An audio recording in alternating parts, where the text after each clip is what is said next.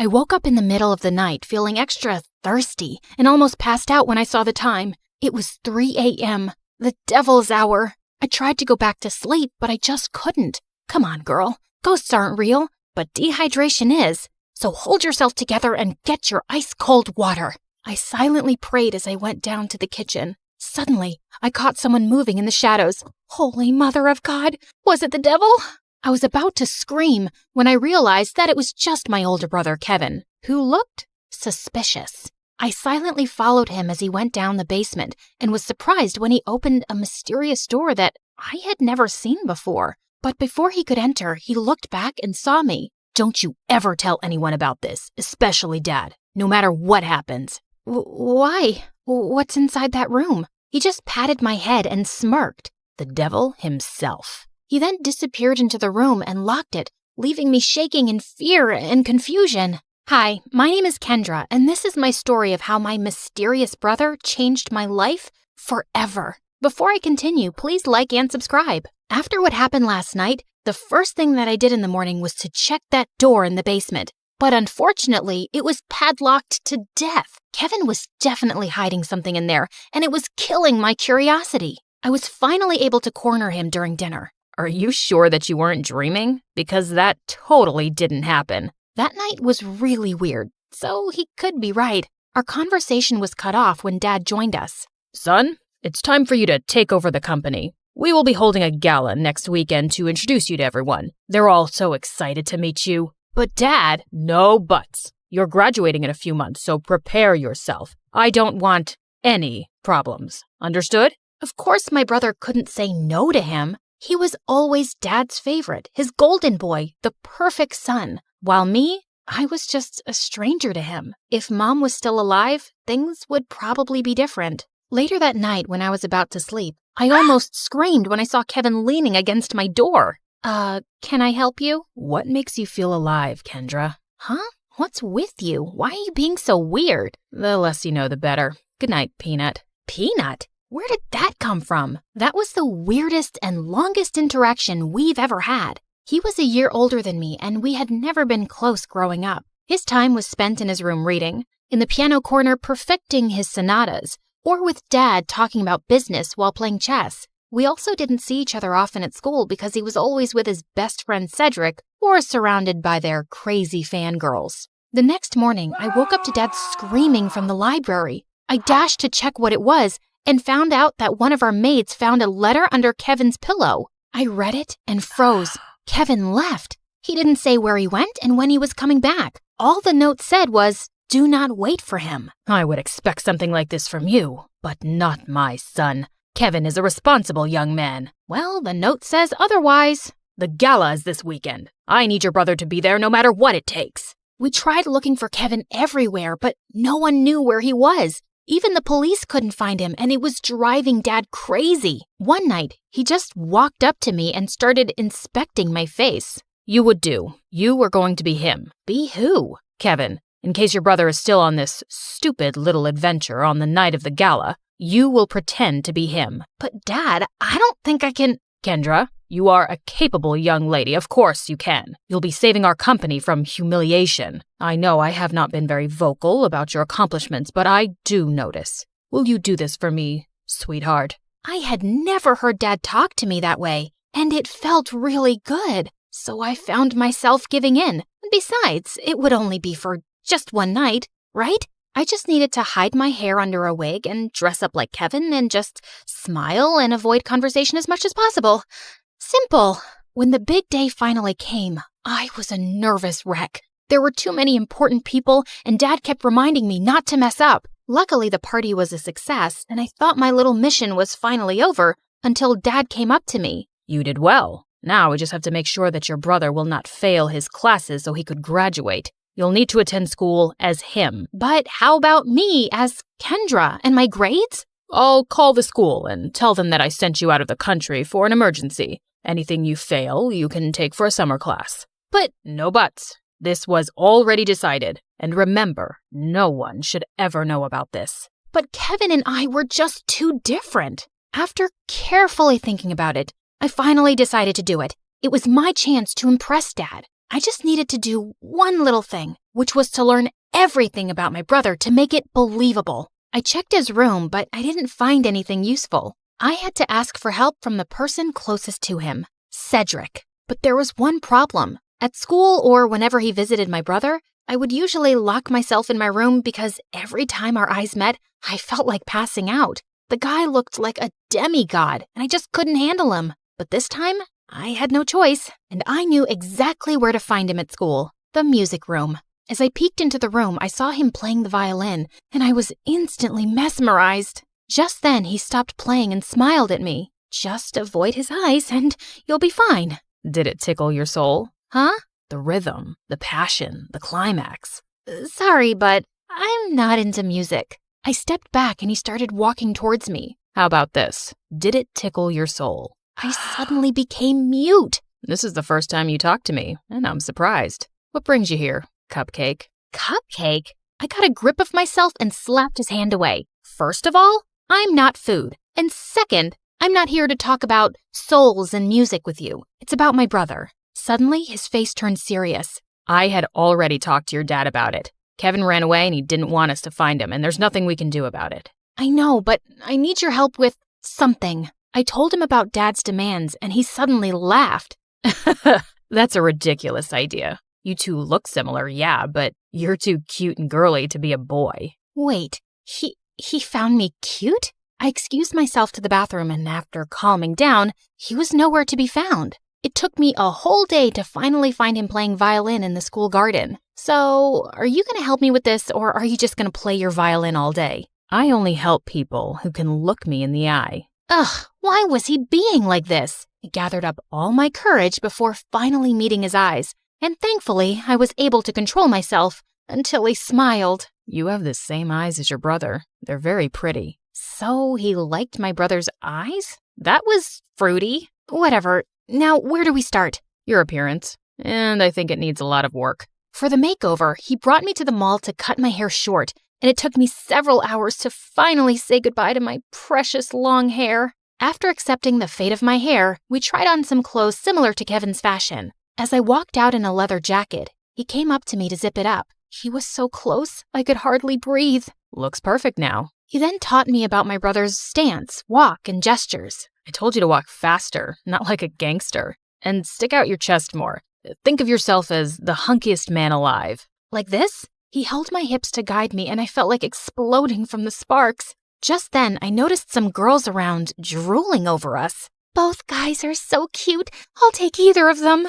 They look so in love. OMG. Love wins. Great. And now we were a gay couple. Cedric coached me about Kevin's interests, and I was surprised. I didn't know my brother was such a dork. He loves SpongeBob so much, he even thought of diving into the ocean just to look for its real-life version. But one revelation made me tear up a bit. And he adores you so much. But he thought you didn't like him, so he always chose to give you space. What? That's not true. He's too protective of you. He even told me not to talk to you because he thought I'm trouble. Oh, yes, you're definitely gonna be trouble. To my heart.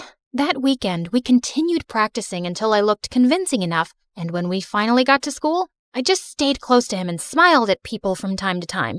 I was doing an excellent job at being my brother until it was lunchtime. We sat at their usual table for lunch when suddenly someone sat on my lap and kissed my cheek. It was Lauren, the prettiest and coolest chick at school. What in the frickin' pregnant duck is happening? What? You hate my kisses now? You look like you've seen a ghost. I turned into the ripest tomato when she giggled into my ear. I could never hate such a goddess like you. Wow. Since when did you become this cheesy? I gave Cedric a panicked look, but the jerk was trying his best not to burst out laughing. I kicked his leg under the table and his wince was satisfying. I then excused myself in the bathroom and dragged him with me. There, he revealed that Kevin had been dating Lauren for a while now, and I had no idea about it. Lauren had been all over me for the next several days. This was totally normal, of course, except for the little detail that I was not her actual boyfriend. And through all of this, Cedric remained an unhelpful idiot who was clearly enjoying my discomfort. We were walking to our last class when someone suddenly grabbed and pushed me against the wall. You're acting weird lately, and I like it. Before she could kiss me, I acted like there was a bug inside my shirt and ran away. I needed to talk to Cedric. As usual, I found him in the music room. We need to tell Lauren. Suddenly, Lauren appeared from behind me. Tell me what? Wait a minute. Don't tell me that you guys are dating? What? Cedric finally stopped playing the violin and grinned at me. I'm straight, but I don't know about your boyfriend. Aw, baby. You know I would accept you however you identify, right? Well, that's good to hear. Lauren looked like she bought it, and I just found myself exploding. I'm not Kevin. I'm not your boyfriend. I'm his sister Kendra pretending to be him. I then explained everything to her. Oh, okay. Explains why you look and act differently. That's it? No violent reaction whatsoever? I'm used to Kevin's quirks. So, anything I can do to help with this mission? Just don't tell anyone about this. Got it, baby. Despite knowing the truth, she still kissed me on the cheek, and it made Cedric laugh. I started hanging out with both of them since then. They would talk fondly about my brother and share things about him that I didn't know. It made me realize that he wasn't as boring as I thought he was. One day, Cedric dragged me to the music room and asked me to listen to his new composition. It was a wrong move to come with him, because the way his fingers moved and his handsome face played with the painfully sweet tune screamed danger to my heart. I calmed myself down and hyped him up when he was done. You really like playing the violin, don't you? I like to touch people's hearts with classical music. How about you? What makes you happy, Kendra? I'm curious. I ended up telling him about my passion, which was fashion designing. I used to draw my designs every day, but when Dad saw it, he burned all of them. He found it lame and useless to his company. I'm sorry to say this, but your dad is the biggest jerk in the world. He treats you and Kevin as assets to his company, and never as a son and daughter. You're right, but it just made me crave for his love and approval. Someday, I hope you'll be able to find the courage to do what you need to do. You have me now, you know. I'll take care of you. He leaned in closer, and I thought he was going to kiss me, but to my surprise, he pulled away and walked back to the platform to play again. What was that all about? After the incident in the music room, I started thinking that maybe Cedric liked me too, until one day I heard him talking to Lauren in an empty classroom. You like Kendra, don't you? What are you talking about? She's off limits. And besides, she's just like the little sister I never had. Those words were enough for me to accept the truth, that Cedric will just be my dream. To distract myself, I invited Lauren for a sleepover, and as she was trying on some of my favorite clothes, I couldn't help but admire how beautiful she was. Just then, I found her smirking at me through the mirror. Are you falling in love with me now? What? No, I wish I was as pretty as you. Oh, honey, you are prettier than me. And not to mention cute. She ended up knocking on my drawers, spilling some things. There was one thing that suddenly caught my attention. A peanut. What was it doing there? Suddenly, I remembered Kevin calling me a peanut before he ran away. Why don't we crack it open? Maybe he left a secret message or something. And he actually did. I'm finally alive. Wait a minute. That night before he left, he asked me what makes me feel alive. Lauren and I then came up with a mission to find the answer to that question. Your brother is too mysterious sometimes. Maybe Cedric knows something. But unfortunately, he was useless. One day, Dad suddenly called me and started asking about Lauren. I learned that she's dating your brother. Her parents and I are talking about a very important business deal. We will have dinner with them tomorrow night. Make sure to be extra attentive to her. I thought it wouldn't be much of a problem until they suddenly decided to marry us off with Dad knowing that I was Kendra. He was crazier than I thought. Do you think Kevin will be home by then?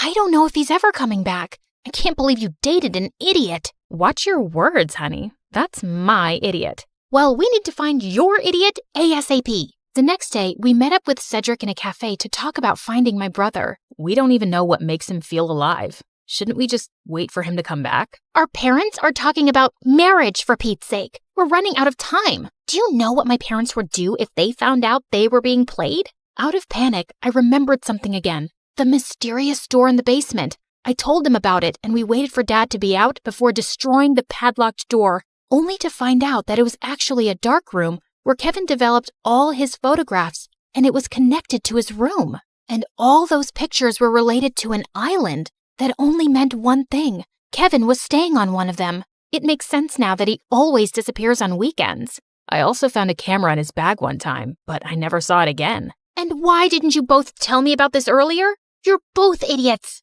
And with that, the three of us were off to an adventure to get my brother back. As we traveled, I kept on flirting with Lauren to avoid Cedric. And for a moment, I thought I saw his deadly glare through the rearview mirror. Was he jealous? I wished. In a span of 2 days, we had already visited 7 islands, but there was no luck. Just when we were about to give up, we suddenly spotted someone resting on a hammock. It was Kevin. He looked shocked to see us. Suddenly, he glared at Cedric. Dude, you told them? Wait, you knew? Let me explain. No, you knew. And you kept silent while I was going crazy trying to find a way to bring back my brother so I could get me back. Kendra was equally furious. Babe, I can explain. Shut it, Kevin. You're not my favorite person right now. Kendra. Later. I need to speak to my brother. I walked away and Kevin followed me. Now start explaining the reason I'm sacrificing my identity. I'm sorry, Peanut. I didn't mean for you to be tangled up in my mess. I felt stuck and suffocated because of Dad's expectations.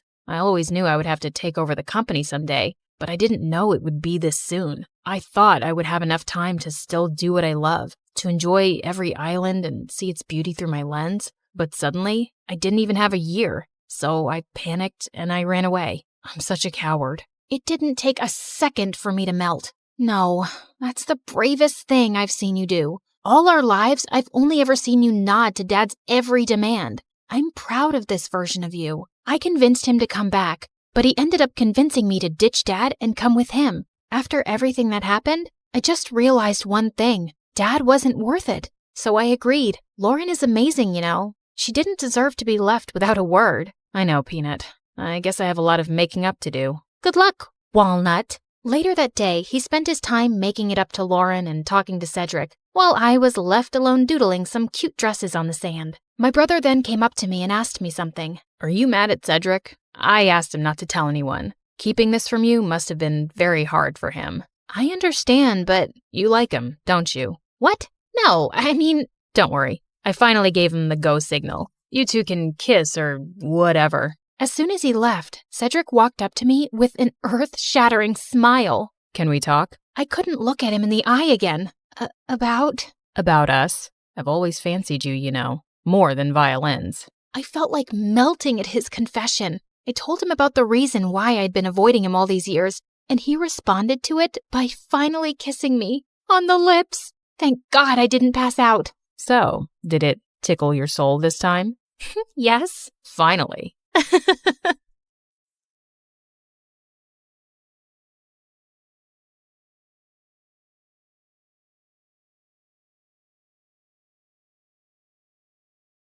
Lots of little kids say they want to be an astronaut when they grow up, but I was one of the only ones who actually did it. Hi everyone, I'm Marisol from Dallas. Please like and subscribe. Okay, so I wasn't technically an astronaut yet, but I was getting close. I've gone to space camp every summer since I was little. While the other kids were doing basic algebra, I was solving complex calculus equations just like the engineers at NASA. My heroes were Valentina Tereshkova and Sally Ride, 2 of the first women to go to space. I wanted to follow in her footsteps and inspire other girls one day. My parents thought I was strange for only eating freeze-dried space food, but I didn't care. Maybe I wasn't an astronaut yet, but no one could say I wasn't living the lifestyle. I had to hide the food, though, because my little brother was always chasing our cat around the house and squirting her with space ketchup. Rodrigo, that only works when there's no gravity. My dad didn't approve of my dream to go to space. He wanted me to aim for somewhere more practical, like a courthouse or a hospital. But being a lawyer or a doctor just wasn't my dream. One day at school, I saw some students gathering around the bulletin board. I pushed through to see what they were looking at. It was a flyer for Space Cadet Tryouts? My heart leapt into my throat. This was exactly the opportunity I'd been searching for. The tryouts were this weekend at the Space Center in Houston. Now I just had to convince my dad to let me go. Absolutely not. It's out of the question. But Dad, an opportunity like this might only come along once in a lifetime. You need to focus on your studies. I have straight A's. You have chores to do. So if I get all my chores done before the weekend, you'll let me go? I could tell my dad was trying to think of another reason to say no, but I didn't give him a chance. Thanks, Dad. I mowed the lawn, trimmed the hedges, and vacuumed and scrubbed the floors faster than I ever had before. The house was spotless. But every time I told Dad I was finished, he just gave me a longer list of chores. Oh, so annoying. If he thought I was going to let a little housework stand in my way, he was sorely mistaken. Finally, I'd finished everything. My dad looked up from his newspaper and handed me another piece of paper. Dad, come on. I've done everything you've asked. This is getting ridiculous. Look at what you're holding. It was a bus ticket to Houston. This doesn't mean I approve, but a deal's a deal. Oh, thank you.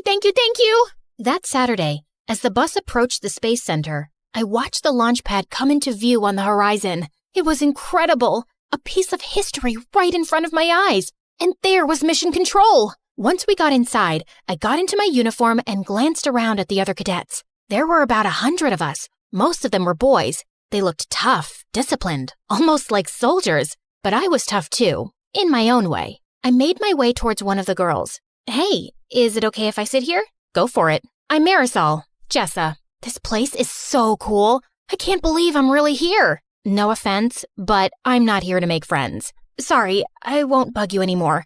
Just then, an intimidating-looking officer approached, and a hushed silence fell on the cadets. My name is Commander McLean. I'll be your training officer. Out of everyone in this room, only 10 will make the cut for Phase 2 of training. If you fail, you'll be leaving at noon. That made me a little nervous. It would be so embarrassing if I came all this way just to leave before lunchtime. Of the 10 who make the cut, only 1 will be chosen for the mission. Here at NASA, we only take the best of the best. And before I knew it, we were completing an obstacle course. A lot of the cadets had an advantage over me because they were taller and stronger. But I was smarter. I noticed on the climbing wall that the ropes were frayed. Most of the cadets grabbed the ropes to scale the wall, but I used the handholds instead. While I climbed, I glanced back to see the ropes break, and a bunch of cadets crashed to the mat below. A boy was climbing right beside me, and he winked at me. Who did he think he was? If he thought that was going to distract me, he was wrong. I hit the ground running. The other cadets were coming up fast. Whoa, Jessa was way ahead of the rest of us. I pushed myself as hard as I could, and I finished right behind her. Congratulations. You just made it to Phase 2. I stopped myself from jumping and cheering loudly, but on the inside, I was throwing a party. I glanced around to check out who else made it to Phase 2. Some really tall and athletic cadets were still here, which wasn't surprising, and the boy who had winked at me. I was so excited and really wanted to chat with Jessa, or someone anyway. Here I was, in a room with 9 other people who shared my passion for space exploration. But maybe Jessa was right. They were my competitors, and I needed to be serious if I was going to be the top performer. Forget about everyone else and just focus on training Marisol. After lunch, the same boy winked at me again. I could feel myself blushing, but I was annoyed. I'm not here to make friends. Okay. Our next training exercises made the obstacle course look like a piece of cake. We had to master all kinds of skills, like working the life support systems, orbital mechanics, and space medicine. Thankfully, all my time practicing calculus equations gave me a huge leg up here. The next exercise was the one I'd been most excited to try. Zero gravity training. We floated around the chamber like it was a sea without water. It was amazing.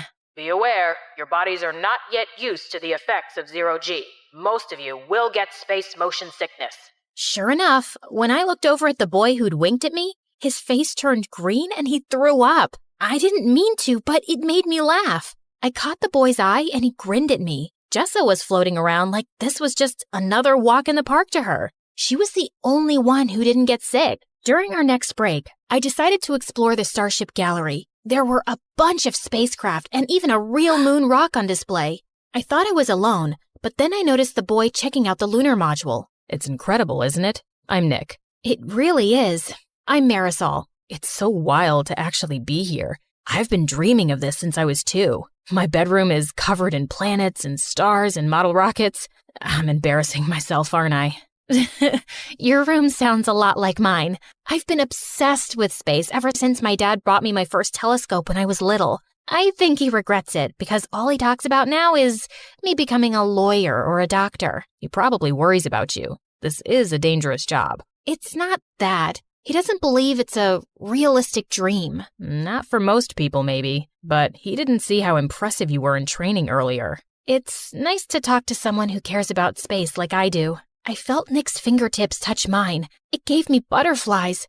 Surrounded by all the spacecraft, in the dark with the little starlights on the wall, it was almost like we were really in space. Nick leaned in to kiss me, but at the last second I turned my head. I'm sorry. I really do want to, but I can't. This is my dream.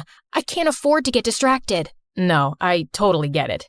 I was glad he took it so well. He really did seem like a great guy. Under different circumstances, I would have kissed him in a heartbeat. But this wasn't the time or place. You know this means I'm gonna do my best to beat you, right? I'd expect nothing less. Our break was over. Now it was time for something super cool. The space flight simulator. It was awesome at first. It was so realistic that it was easy to forget we were on the ground. But then an emergency alarm started to beep. Mission Control, we have a problem. There was an explosion in the service module. It ruptured oxygen tank number 2. I redirected power to our primary oxygen tank, but then a second alarm started beeping. Red lights were flashing everywhere. There's a line ruptured in your primary oxygen tank. You're losing oxygen fast.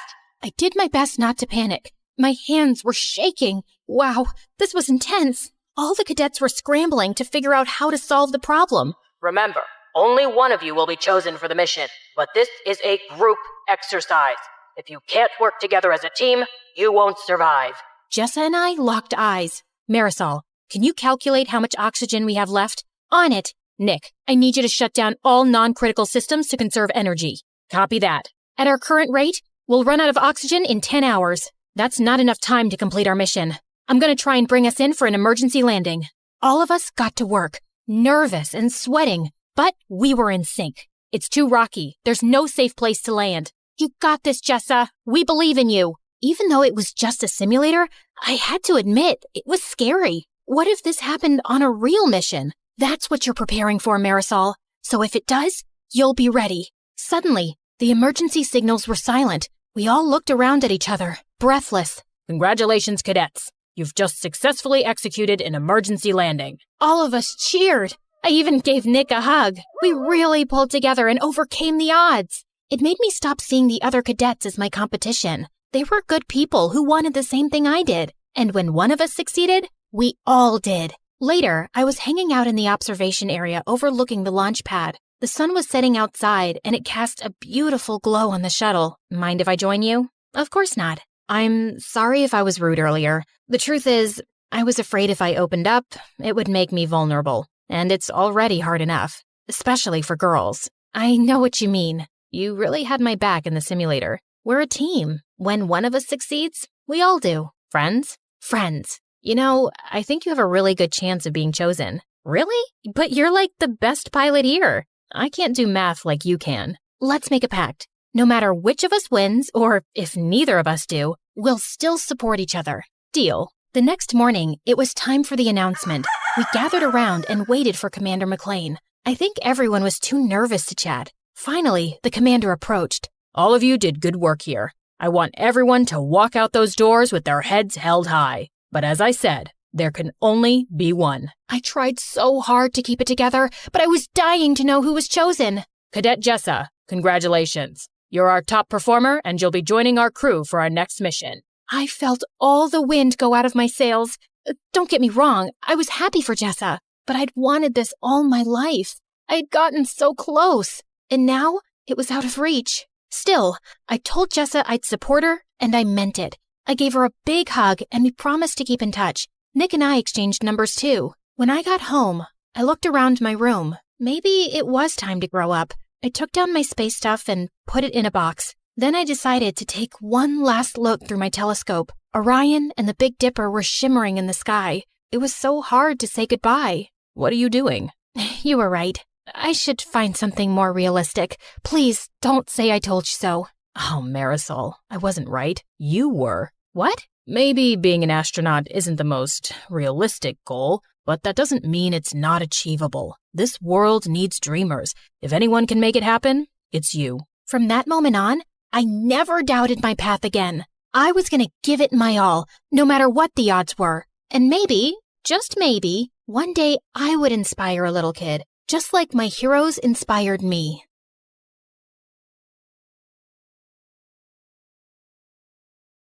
Hi, I'm Clara, and I'm a story hunter. I see a story in everything, and I won't stop until I find it. But before we get into it, please like and subscribe to MSA. My parents thought they'd never have kids, but 10 years after their marriage, they had me. While Mom was over the moon, Dad always seemed annoyed when I tried getting his attention. Daddy, look! I found a ladybug in the park. Isn't she cute? I rescued her from a parade of ants. Could you please take this girl away? I'm on a phone call. Of course, honey. Come on, Clara. Let's read some Nancy Drew. Yay! My favorite! Dad was weird, but at least I had Mom. She was a journalist before she married Dad and had the craziest stories to tell me. And growing up, I wanted to be just like her. When I turned 10, Mom got me my first recording set, and I went crazy interviewing people on the streets. Since how long have you been homeless? That's a cute dog. Did you steal it or buy it? People would pass me weird stares, but I just didn't care. I was following my passion. One evening, I was in a far end of my neighborhood when I missed a turn. The street was empty and it was getting really dark, so I started to walk quickly when a shady black car pulled up next to me. Hey, kid, are you lost? It's freezing out there. Hop in. I'll drop you off. Don't be scared. I won't harm you. See, before he could finish, I punched him hard and ran. I thought I was successful, but seconds later the car stopped again and the guy got out, and I was shocked to see he was the frickin' mayor. He wasn't hurt, but this was so embarrassing. I apologized and he dropped me back home, but someone on the street had made a video of me punching the mayor and it went viral. I was the joke of the town, and Dad was furious. You've crossed all limits. You hit the mayor. It was a reflex, Dad. I was scared, and I've read so much about these kidnappers in a black car. All this investigation and these stupid stories are ruining you. What if he wants to take action and drag us to court? I'm a really private person. I don't want this. Jeez, relax, Dad. He won't. He knows it was just a mistake. Why are you getting so worked up? That's it. You're grounded. And no more story hunting. But why? Mom, say something. But as always, Mom said nothing, and I was done for. Growing up, Dad and I drifted further apart. He stayed cooped up in his office while I got busy with school and perfecting my investigation skills. On my 15th birthday, I begged Mom to get me a professional recording set with a mic, but she simply refused. We just don't have the money for it. I decided to try my luck with Dad and ask him for some money. I wouldn't tell him what it was for exactly, but he wasn't in his office. As I was leaving, suddenly my foot got caught in the carpet and I landed on some boxes full of money. Oh my God, Clara, what are you doing in here? Mom, you said we don't have any money. What is all this? It belongs to your dad, and it's not your concern. But it's a lot of money, Mom. It has to come from somewhere. Is Dad a mafia guy?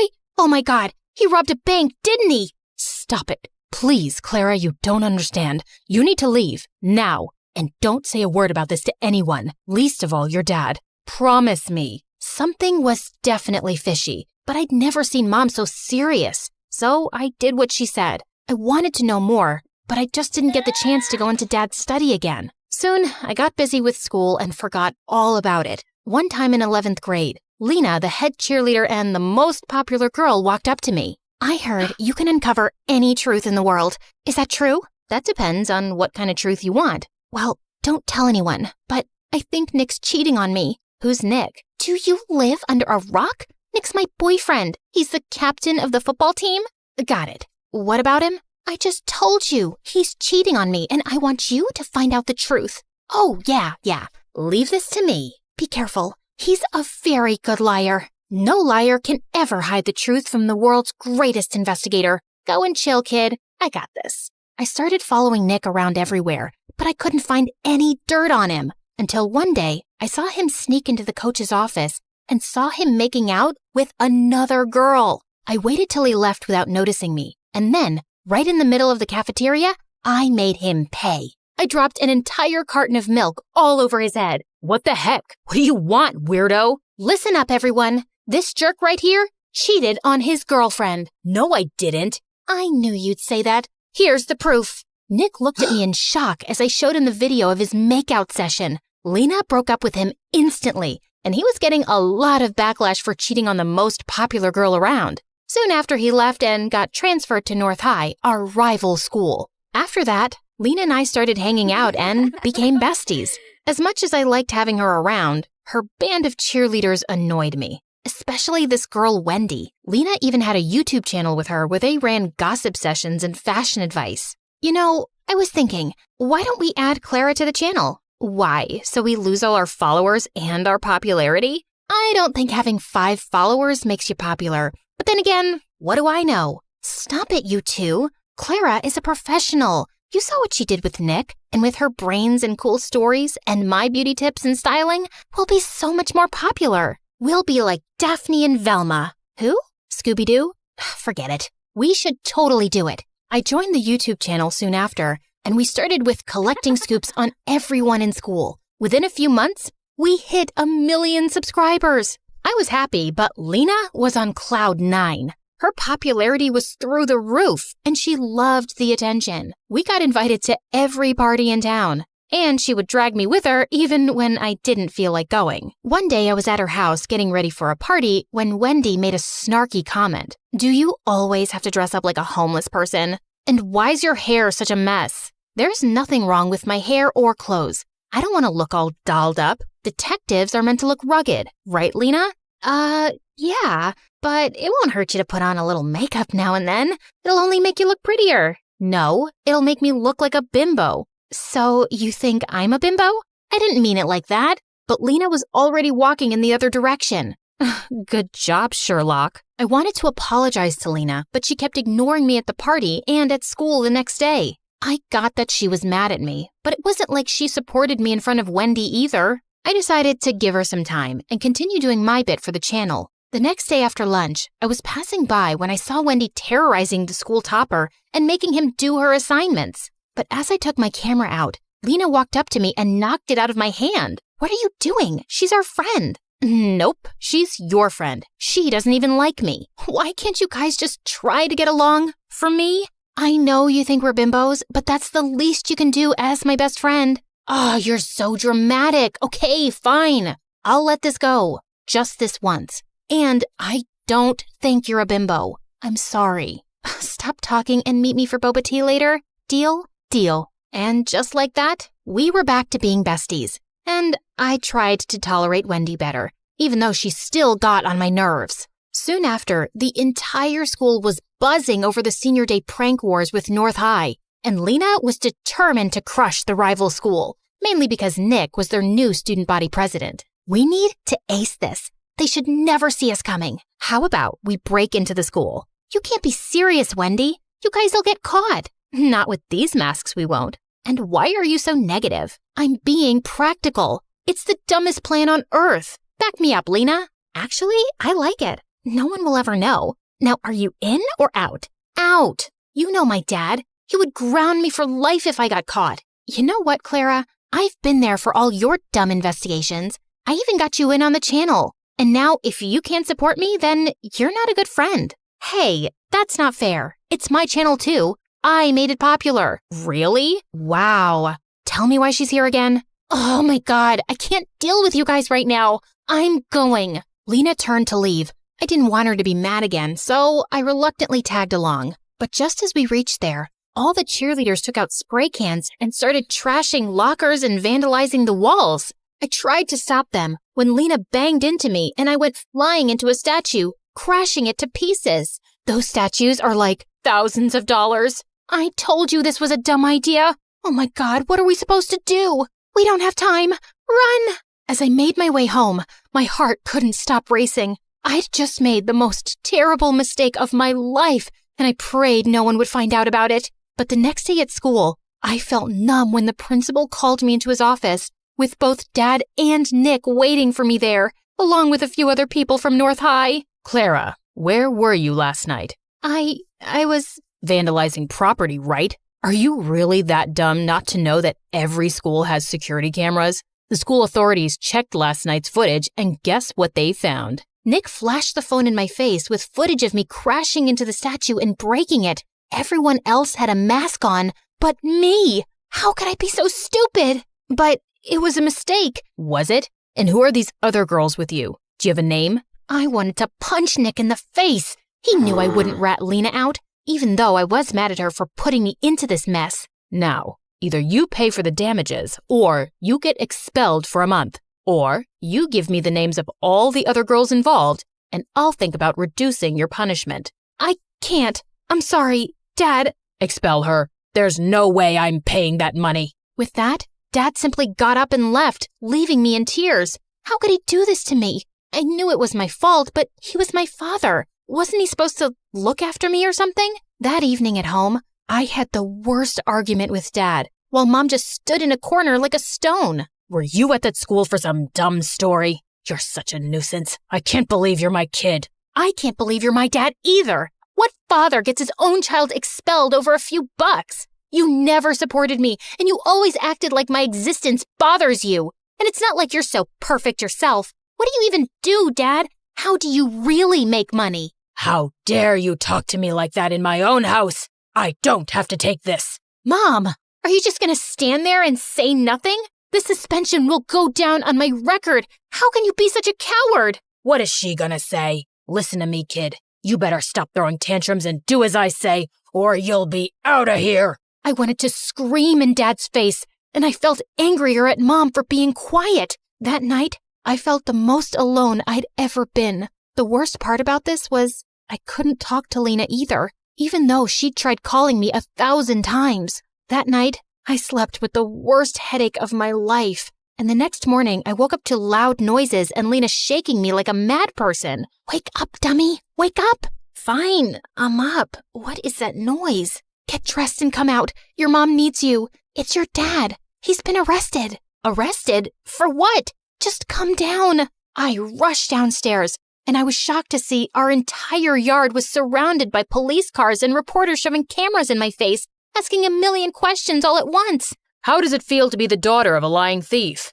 Did you know about your father's crimes this entire time? Oh my God, what was happening? Just then, I spotted Mom talking to one of the reporters. Mom, what's happening? And why is Lena saying that Dad's been arrested? What Mom told me next shook my entire world. Your father is a criminal, Clara. He was laundering money from his company to fake accounts abroad. I just knew it. That's what all the money was for, right? Yes. I didn't say anything because I wanted to protect your dad. But what's the point of saving his sorry butt when he couldn't even stand up and protect his daughter? So I told the police everything. I even gave them evidence. I don't want to live like a coward. Mom, I'm so proud of you. And I'm sorry for calling you that. It's okay. I know it was a lot for you. Now, let's start afresh. Talking about a fresh start, can we be friends again? I miss you, and I'm sorry for dragging you into this mess. Looks like you did me a favor there.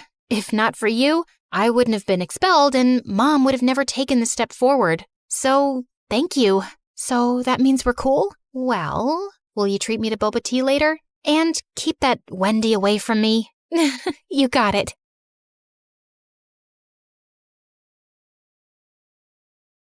Hi everyone, my name is Marina, and I'm from Nevada. Please like and subscribe. I was raised in a small town by my aunt who owned a small bakery and loved me to bits. Aw, honey, today's your first day at school, so I packed muffins for all your classmates so you can make a lot of new friends. You're awesome, Aunt June. She wasn't super rich, but she was the richest person at heart, and that's why everyone loved her so much, including me. I always wanted to be just like her, so I'd help her out at the bakery. Marina, I'm going to go out for a bit. Can you put the pink icing on the cupcakes? Sure thing. Later, when the customer came to pick up her order, it turned out I'd caused a disaster. This was supposed to be for a gender reveal party, but you put yellow icing on the cake. Ugh! That wasn't the first time I mixed up colors. My aunt knew something was wrong with me. Turned out I had color blindness, and I couldn't differentiate between certain colors. Is it going to be like this forever, Aunt June? I'm afraid so, honey. But cheer up, because I've got a brilliant idea. The next day, everything in the house and all the ingredients in the bakery were labeled along with their colors. Aunt June made things so easy for me, and our life was just perfect. Until one day, when I was in second grade, an old man walked into our bakery and offered to buy it. This bakery has been passed down from generations in our family, and there's no way I'm going to sell it. But the man's tone just got more rude. You should have signed these papers while I asked you nicely, but now you're just going to pay for your stupidity. If you don't leave now, I'm going to smash your car and then you'll have to pay for your stupidity, sir. The old man left at my warning, but the next week, another man was back with some papers that claimed that the bakery didn't belong to my aunt because her parents never signed the deal in her name. and now we had to move out. My aunt looked around for help, but the legalities were too complicated and no one was ready to help. So eventually we had to give away our bakery and move to the city. Thankfully, Aunt had enough savings to rent a small place and she started working in a small grocery store. And while I was trying to adjust to this new life, I saw a kid my age in the front yard one day choking on something. I immediately ran to help him, but the moment the food stuck in his throat came out, I was shocked. Why were you eating a doll's head? I wasn't. He pushed me back and ran into his house next to ours. Turns out he was the landlady's kid, Timmy, and he was so weird. Whenever I'd try to go close to him, he'd just run away. Even when I joined school, I saw some kids throwing popcorn at him, but he wouldn't budge. Hey, why won't you say anything? Why do you let those kids bully you? But instead of answering me, he just ran out of there, and I decided I wasn't going to bother with this guy anymore. But later that night, I was in my room when I heard someone crying. I looked out of my window and saw it was Timmy crying in his room. So I climbed onto the tree outside my window and jumped into his room. And he freaked out. What are you doing here? Look, I don't know the deal with you, but if there's some issue, you really need to talk about it.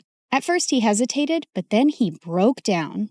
I miss my dad. Ever since Mom and he got divorced, I haven't seen him, and the kids at school always make fun of me because of that. I hate it here. Hey, it's gonna be all right. I told him things were gonna be easy only if he fought back and didn't let those kids get to him. And it seemed like my advice worked. The next day, I saw Timmy was surrounded by a bunch of kids. I heard the cupcakes we gave you last time had Barbie heads in them. We're so sorry for that. Here, take these. They have cockroaches. And to my shock, Timmy pushed the bad guy away. Get away from me. And don't trouble me anymore or I'm going to tell the principal about you.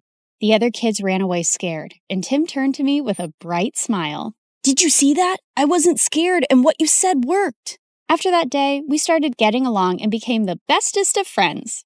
And Tim grew up to be really protective of me. He'd keep me away from all the bad guys and trouble in school. Then on my 16th birthday, I told him I was going to start working to support my aunt. But he had a weird reaction. No, you can't do that. Your aunt wants you to study and make a life for yourself. You shouldn't be waiting tables. And if you need money, you can always tell me. Tim was a genuine friend, and I loved how he always cared for me. But now I really wanted to support my aunt, so I took the job without telling anyone. But the very first week of my shift, something weird happened. I ended up making a mistake because of my color blindness, and the customer went bonkers on me. I want to see the manager right now and get you fired. But I told you it was a genuine mistake. But he kept shouting and started pulling my hand when one of his friends got up and stopped him. Let go of her hand and apologize to her right now. Dude, you want me to apologize to this low-life waitress? As soon as he said that, the guy landed a punch on the bad guy's face and my jaw dropped. Holy jeez! The manager immediately threw all of them out, but after my shift was over, I saw the guy who stood up for me was still sitting in the alleyway and his hands were bruised. I immediately got some ice for him. Excuse me, sir, you can use this. But for some reason, he looked really mad at me. Who do you think you are trying to act all nice, huh? Just leave me alone. I could see his eyes were red, like he'd been crying, and I thought it was best to leave him alone. But to my complete shock, I saw the same guy in my class the next day. The teacher introduced him as a new student, James. While the girls were drooling over his handsome looks, he kept staring at me the entire time, and the moment class was over, he came up to me. I don't want you spreading any rumors about me from last night. Do you get that? Before I could even reply, he just stormed away, and Timmy came running to me. What happened? Was that guy bothering you? I didn't want Timmy knowing about my job or anything about how I knew James, so I brushed it off and went ahead to prepare for my chemistry practicals. But turns out, James was already there. Minutes into the practical, I realized some of the labels on the chemicals were missing, so I asked James to help me differentiate, but he didn't even look at me. That jerk. I continued guessing and mixing the chemicals, but suddenly they caught fire, and I almost got hurt when James jumped in and pushed me out of the way. I quickly got up and put out the fire. What are you, nuts? Did you want to die? Suddenly, my eyes went to the burn on his hand, and I rushed him to the nurse's room and gave him first aid myself. Seems like you're always helping people who are hurt.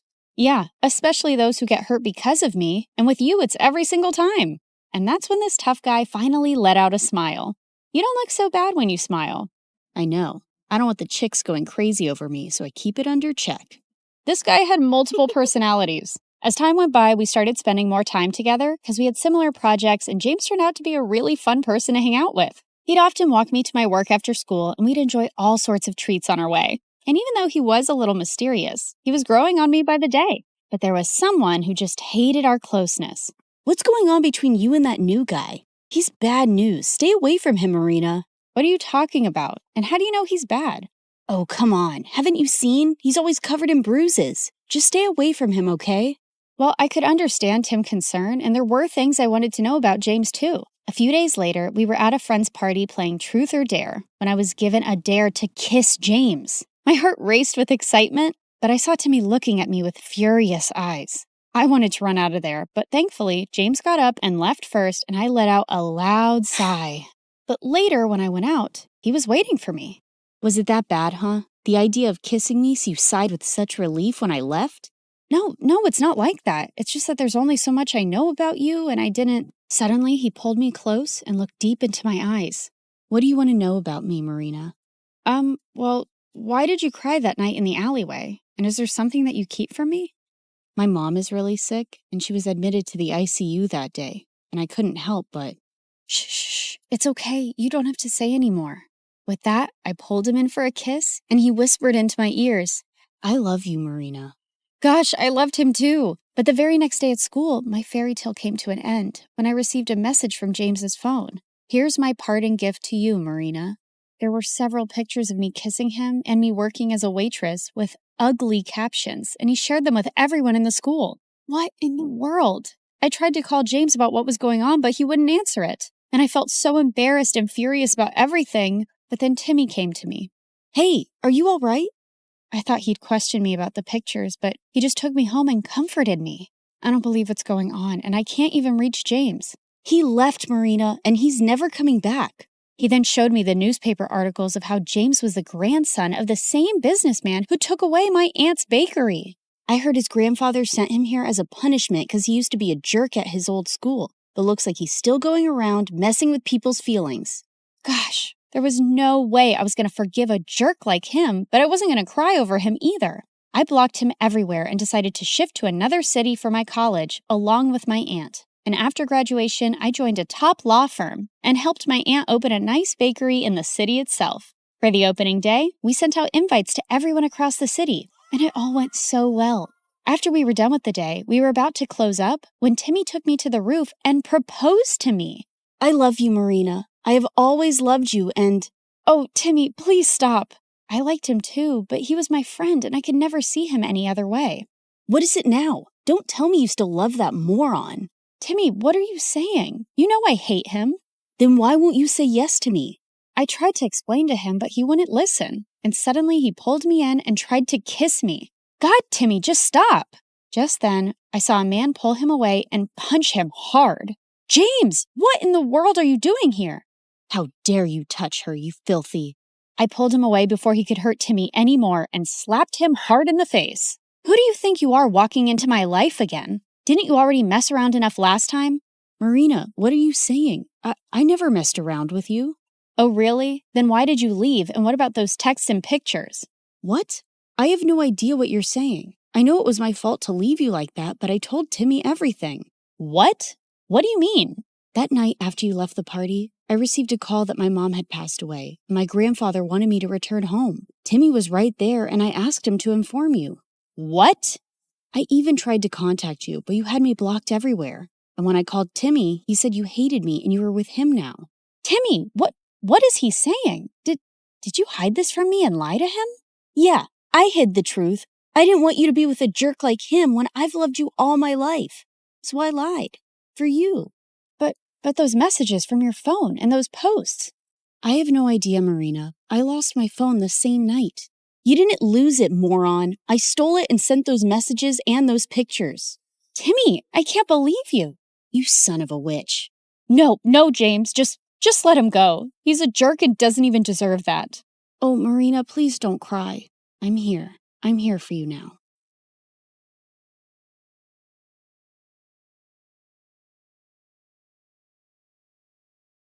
Hi, I'm Allison from a small village in France. Please like and subscribe. I lived in a small cottage with my single mother who worked as an artist. Life was tough since we had little money, so when I turned 5, Mom decided to move back to her home city. And it had a freaking palace. Whoa, is that a real palace, Mommy? I want to see what it looks like from the inside. I want to meet the king. The king doesn't live there, Allie. Only his sister, the Duchess, does. And only those who work in the palace can go there. Soon after, Mom got a job as a royal portrait artist, and I would beg her to take me along someday. But she always said I was too clumsy and the palace was full of delicate things. I'll be careful, I promise. Oh, I forgot to tell you. There's also a ghost who has lived in this palace for decades. Was the ghost there when you were a kid? Yep. Then it must be old by now. I can easily outrun it. Of course, I didn't believe her. If anything, it made me more curious about the palace. When I was 9, Mom was called by the Duchess to make her portrait, and this time, I followed her. Somehow, I managed to sneak inside without getting noticed. And boy, was it pretty! As I wandered around, I slipped into a nearby room full of toys and blingy things. I'd never seen anything like that before, and it was so fascinating that I grabbed a few of them. But when I reached home, I felt guilty and scared. If anyone at the palace found out, Mom could lose her job, and this was stealing. I'll bring you guys back someday when I work at the palace. Till then, you can hide here. My passion for working in the palace grew stronger as time passed. I begged Mom to teach me how to paint so I could become a royal painter just like her. And by the time I was 17, I was better than her. One day while I was painting, Mom came home with some big news. The king is coming to town after 17 years, and they want paintings for the whole palace. We started working day and night, finishing all 20 paintings in under a week. But a day before the delivery, Mom slipped and sprained her ankle. I'll ask someone from the palace to pick them up. No, I can take them. I promise. I won't break a thing. Whoa! Are you sure? We can't lose the job. Yes, Mom. You can count on me. I managed to convince Mom and then left for the palace. I also took the stuff I'd taken all those years back. I could finally put that back. When I entered the palace, it was exactly as I'd remembered. Wow, how dull. This place could really use some color. I was so lost looking around that I tripped over a giant statue's foot and the paintings flew in the air. Just then, I heard someone scream, and when I looked back and saw a girl, I almost passed out. It was like I was looking in a mirror. I touched her to make sure she was real, and she slapped my hand away. Don't you touch me, you peasant. Don't you know who I am? My doppelganger? We look exactly the same. No, we don't. I'm a princess, and you look like a street rat. If I look like a street rat, so do you, because we have the same face. Wait a minute. Is that gold? Oh my God, you're a thief. The girl started screaming again, and I was surrounded by palace security within seconds. Just as they held me, I bit one of the guards and ran till I reached home. When I told Mom what had happened, she looked at me in shock, and minutes later, the king arrived with the Duchess. Oh, my sweet daughter, it is you. You're what? Mom, what's happening? My mind went blank when the king told me how years ago the nanny had taken me out for a walk, but we both never returned. Your mother and I searched everywhere for you, but we failed. She was heartbroken and no longer wanted to be here, so we left the palace. But today, when the security guards told me of an intruder who looks just like the princess, I just had to come and see for myself. Mom, is that true? I'm not your daughter? It's true, Allie. I found you on my doorstep with a note and some money, but I had no idea you were a princess. Why didn't you ever tell me I'm not yours? Because I fell in love with you the moment I saw you. Now you were my daughter. I am so sorry, Allie. It was just all too much to process, and I ran off. I was a princess, and I had a twin sister. I was living a lie for 17 years? I was walking along the road trying to clear my head when a big sports car pulled up next to me, and a handsome guy got out.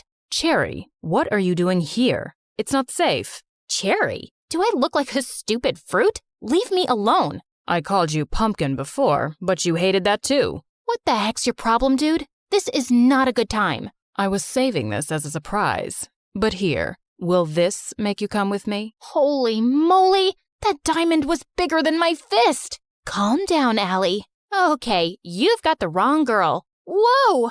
Sorry, I'll have to carry you back home if you don't listen. I punched him in the nose as the guy screamed like a little boy and then ran for my life. This was officially the worst day ever. The next day, the royal staff packed all my stuff and I was moved to the castle. My royal chambers were bigger than my whole house, and everything was beautiful, except it didn't feel like home.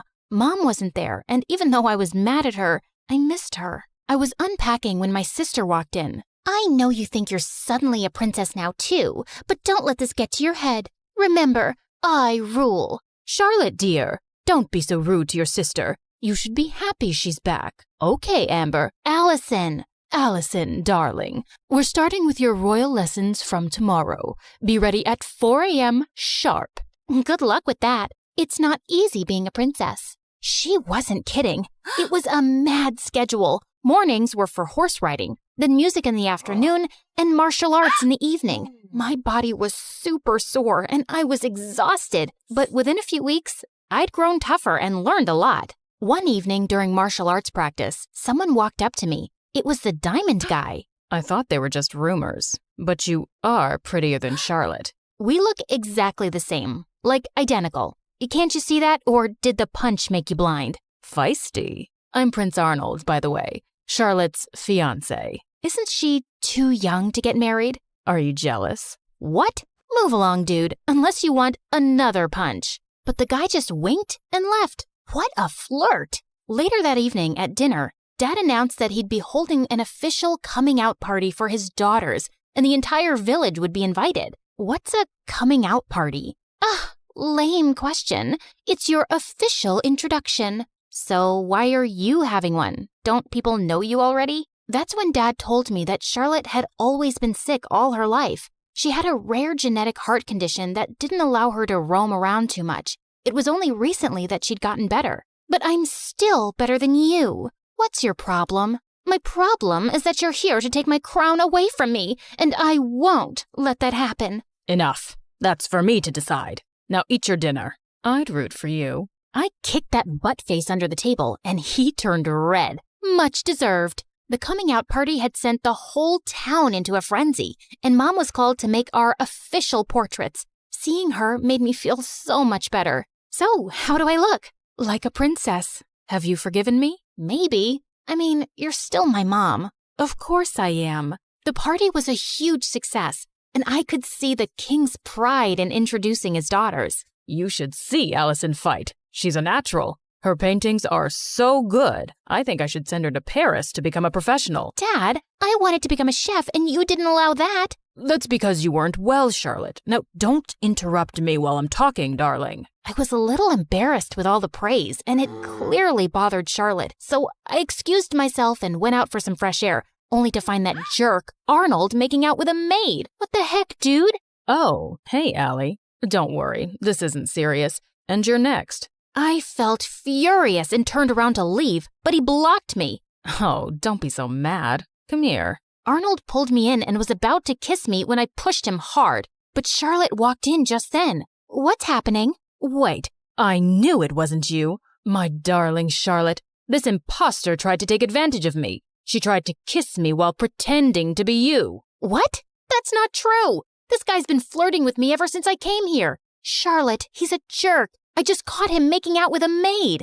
Enough. First, you try to steal my life, then my dad, and now you have your eyes on my fiancé? I won't let you get away with it. With that, Charlotte went inside and got on stage as everyone stared at her in confusion. Attention! My twin sister is a manipulative witch. She's a thief and a liar, and so is her mom, that lady. Tell me, Allison, did she teach you how to be a lowlife? Because you surely weren't born one. Say what you want about me, but keep my mom out of it. I feel sorry for you, Charlotte. How could you be so bitter? It's so... Before I could finish, Charlotte jumped on me and we got into a crazy fight. As the king pulled us apart, Charlotte started shaking and fell to the ground. We rushed her to the hospital, and the doctors informed us that she had fainted because of stress and needed rest. I wanted to visit her, but the Duchess stopped me. I think it's best that you stay away. You've done enough damage. Brother, she's not good for Charlotte's health. We might not get along, but she's my sister. She's right, Allison. I think it's best if you give each other some space. Maybe you can stay with your mom for some time. It will only be temporary, love, and I'll have you back as soon as possible. I think we dumped too much on Charlotte, and she needs to get better. Of course, I understood, but I was actually happy to get away from everything for a while, especially since Charlotte and I were on the front page of every newspaper the next day. People called us the Crazy Royals. We were a joke. I was packing my stuff when the Duchess walked in.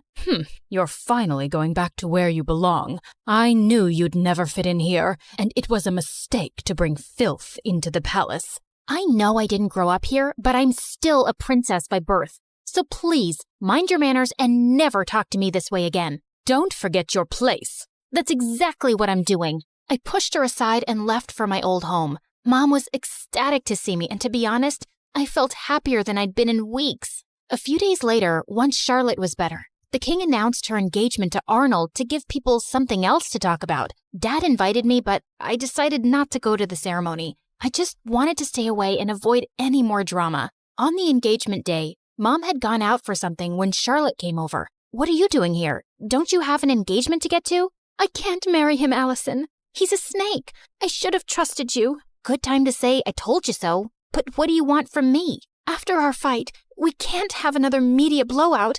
Dad will never allow me to call off the engagement at the last minute. Please, come with me.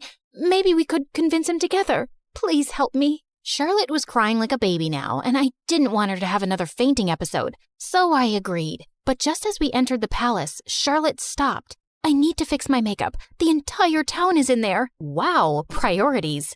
Thanks for doing this. I'll be right back. I started to walk around when I spotted Charlotte. She's here. I've done everything you asked me to do, including the fake fainting. Now do your part and make her leave forever before Dad decides to bring her back here again. Leave it to me now, princess. I have the perfect plan to make sure you get the crown. Oh my God, these people were crazy. I had no idea what her plan was, but it sounded dangerous. So I ran straight to Dad, and seconds later Charlotte followed. Allison, I thought you weren't coming, but I'm so glad you did. Of course she had to come. She had to ruin my engagement. She just can't see me happy. Oh my God, Arnold, hold me, please. Oh, shut up already. Don't you guys get tired of manipulating? King, Dad, whatever, you should see this. I played the video for the entire hall to see, and Charlotte turned pale. Charlotte? Dad, I'm sorry, but you seem to like her more because she's tougher than me.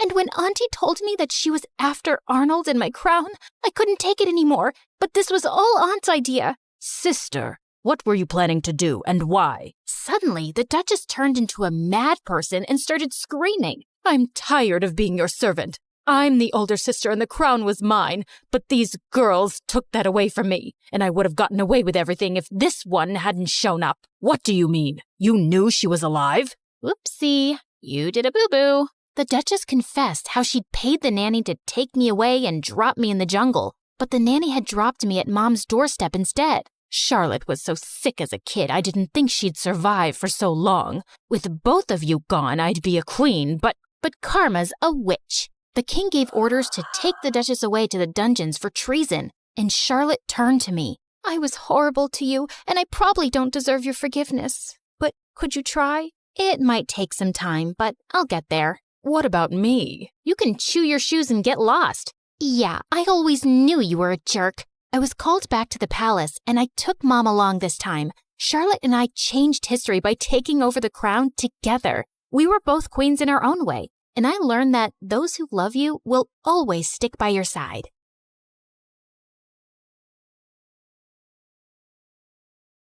I felt a firm push on my back, and before I knew it, I was being dragged into the back of a waiting van. Let me go, please! I pleaded as tears streamed down my face, but my cries fell on deaf ears, and the van roared to life, carrying me away to a fate unknown. Little did I know, social media would save my life. Hey, my name is Carly, and I live in Washington. Don't forget to like and subscribe to MSA. Growing up with a politician as a dad was like living in a reality TV show on steroids. We jetted off to fancy places like nobody's business. Forget Disneyland. Our family vacations were on a whole different level. It was so glamorous. Red carpets? Check. Paparazzi? Double check. Speaking of paparazzi, I remembered the day when a photographer jumped out at me after school and asked me how much I loved my parents. I love them both, but when Mommy comes in for a kiss, it's like I'm being attacked by an octopus. It was a joke, but I was only 4 years old. Little did I know that innocent quip would turn Mom into a hilarious meme overnight. Wow. Mom, you look cute. But when Mom saw them, she felt terrible, and I suddenly realized that this must not be good. I'm so sorry, Mom. I didn't mean for this to happen. I know you didn't, sweetie, but sometimes people can be cruel, especially on social media. It's better to just avoid it overall. Growing up, I realized the challenges that came with my family's position. People were green with envy and jealous as heck. Like, when I noticed an old woman afraid of crossing the street, I rushed to help her, but I ended up getting a lot more than I bargained for. As soon as I handed her purse back to her, someone recorded it and posted it, but they twisted it and made it look like I was stealing her purse. What a bummer. And just then, my dad's political enemies used the video, and all hell broke loose. Suddenly, Dad started losing his supporters faster than a contestant on The Voice. I was chill until I saw Dad walking like a ticking clock. Tick-tock, tick-tock. I felt terrible, so I stayed away from social media. But as I entered high school, Twitter, Instagram, and WhatsApp became big parts of everyone's lives. Even my best friend Sarah was always on her phone, chatting with guys on social media. Who are you talking to? Oh, wow.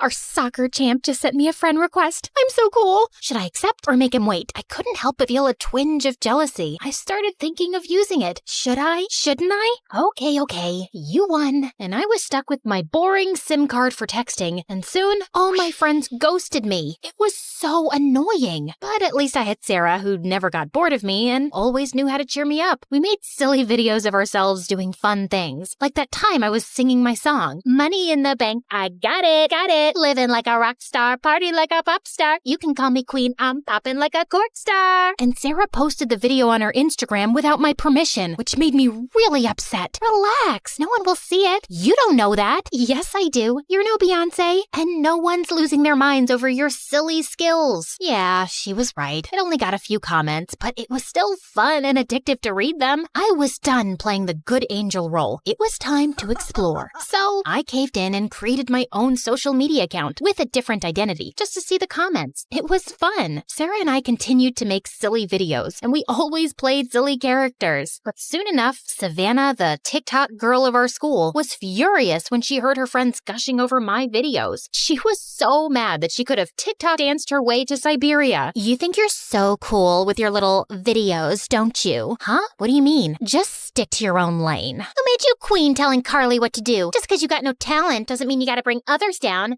Bye, Felicia. Get off your throne. We both laughed, and Savannah just rolled her eyes and walked away, like she was Kim Kardashian and I was just an extra in the Kardashian reality show. But then I quickly put an end to our Instagram or TikTok war when Matthew joined our school. He was Justin Bieber's son. I mean, he looked like him. Actually, he was the son of my dad's faraway friend. And the second he stepped through the door, he had everyone's attention. He was smart, handsome, and had a charm that Savannah was all too eager to bask in. She was practically throwing herself at him. Hey, Matthew, you're looking good today. Mind if I take a quick selfie with you? Actually, I'd prefer if you didn't. Come on, don't be so uptight. It's just a harmless picture. I'm sorry, Savannah. I'm just not interested. I was wondering why Matthew didn't. I mean, everyone has social media, right? So I did what any self-respecting Gen Z would do. I stalked him online. To my surprise, I found absolutely nothing, leaving me to conclude that Matthew must be part of the 1% of people who don't have a presence on the internet. Hashtag, where are you, Matthew? Hashtag, no social life. Is this seat taken? Yes, by me. Just kidding. It's all yours, thanks. Hey, I noticed you haven't been very active on Insta lately, or, oops, why am I always in a rush? Someone's stalking me? Well, I like my privacy. I can't stand social media. What about you? Ugh, I hate it too. I recently deleted my account. I turned red. Why did I just lie? Same. I mean, what's the point of having thousands of followers if you don't even know them in real life? Yeah, totally. I'm sure all my followers were robots anyway. As we chatted, I felt myself opening up to Matthew like a book. Pretty soon, I realized that I was falling for him faster than a ton of bricks. Why are we waiting? Let's go for a class. I'm just waiting for the montage of us running through a meadow hand in hand. You're different from all those other girls. You don't need to seek validation from others. Matthew seemed to feel the same way, and we started spending more time together. And next, I was expecting a romantic dinner, but instead, I got a hiking invitation. At first, I felt let down a little, but it turned out amazing as we spent the entire day there. And when we were making our way down, my foot slipped, and that's when I got my chance. So I pretended to be in real trouble. I stretched out my arms and closed my eyes, expecting Matthew to scoop me up like in the movies. But instead, he ruined the moment by calling the rescue team to help me out. Talk about a buzzkill. And for the next few days, I was tossing and turning until one morning when I finally mustered up the courage to tell him how I felt. As we sat on a hilltop watching the sunset, I looked into his perfect eyes. I need to tell you something. Me too.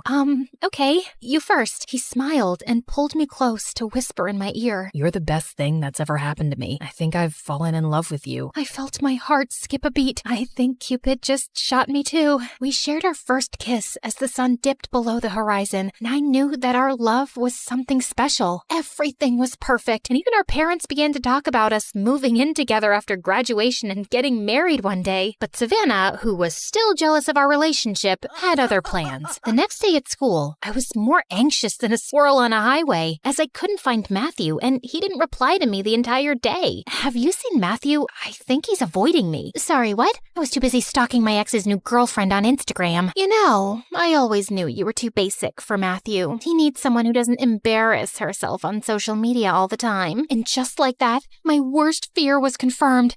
She had shown him my silly videos. The bell rang, and Savannah and I had a face-off. I was ready to go all Jersey Shore on her if I had to, but thankfully Sarah stepped in before I had to break out my hair-pulling skills. After my fight with Savannah, I stormed out of the school, and there he was, standing outside, waiting for me. As we got into his car, Matthew turned to me, and his expression was colder than an iceberg in Antarctica. Why didn't you tell me? I was scared to lose you by telling you the truth. I can't believe you lied to me. I'm sorry. My parents are really upset. They saw the dance video and all the others. My dad is a politician, and I can't have a girlfriend who's a social media sensation. But I only have like 20 followers. I felt a lump in my throat as I realized what was happening. You're breaking up with me because of this? I'm sorry. I don't know if I can go past that lie. And this whole social media thing is not my cup of tea. But we love each other. Can't we work through this together? I need to do what's best for my family. Please, Matthew, don't do this. I'll delete my account. I'm sorry, Carly. I need some time to think about things, but we can still be friends. I got out of the car and watched him drive away. Friends? As I walked home, I noticed a van following me. At first, I didn't think much of it, but then 2 men got out and dragged me into the van. I was terrified and confused, wondering what was happening. As we drove to a secret location,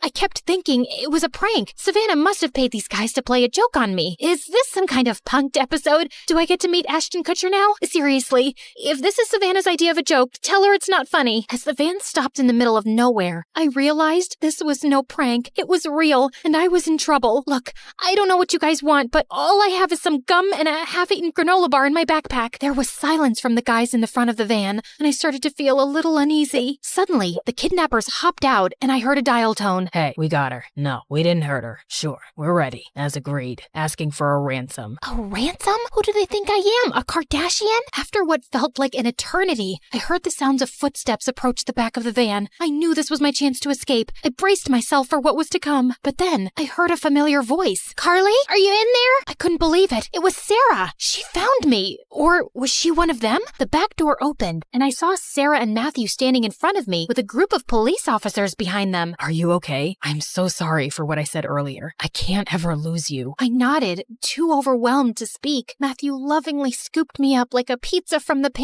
van. Come on, guys, it's a serious situation. Compilation. Stop giggling. What is happening here? How did you find me? Social media. Savannah was acting really weird in school, like wearing sunglasses inside and being afraid of her own shadow. I got suspicious that she was hiding something. I checked her social media and saw that she had posted a vlog of herself walking. And that's when we saw you in the background of her video getting shoved into a van. We got the license plate and gave the information to the police. You saved my life. Carly! My parents arrived by helicopter like their own personal Mission Impossible, and it was hard to tell who was more relieved, me or them. Oh my dear, we were worried sick about you. I can't even imagine what you've been through. Your safety is our top priority, Carly. We were ready to do anything to bring you back. I thought I was never gonna see you guys again, but thanks to Sarah and Matthew, I'm here, and social media. It's funny how something that almost ruined my life ended up saving it. Social media caused so much drama in my life and almost cost me everything, including Matthew. But without it, who knows how long it would have taken to find me. Just then, the police took the kidnappers into custody. You'll pay for this!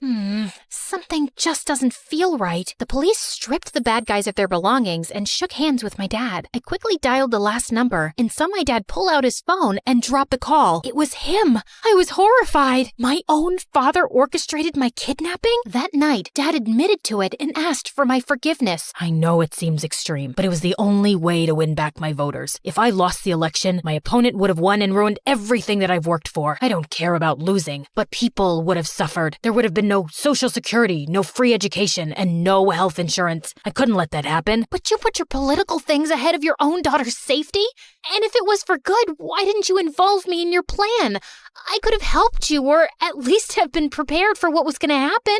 I wish I could have involved you, but the plan involved highly confidential information. Even family members can accidentally leak information, and I couldn't take that risk. I truly believed that what I was doing was for the greater good. I instructed the fake kidnappers not to hurt you, and they didn't. And now that you're home safe, I hope you can understand why I did this. As news of my kidnapping spread, the public's empathy for my father grew. I knew his intentions were good, but his actions were wrong. Still, I forgave him. He was reelected and made sure that everyone got what they deserve. Better wages. I learned the value of honesty and communication. I realized that sometimes people make mistakes, but forgiveness and understanding can bring healing and peace. As for Matthew and I, we were able to continue our relationship, and our love only grew stronger. He even willingly participated in a video for Sarah's TikTok.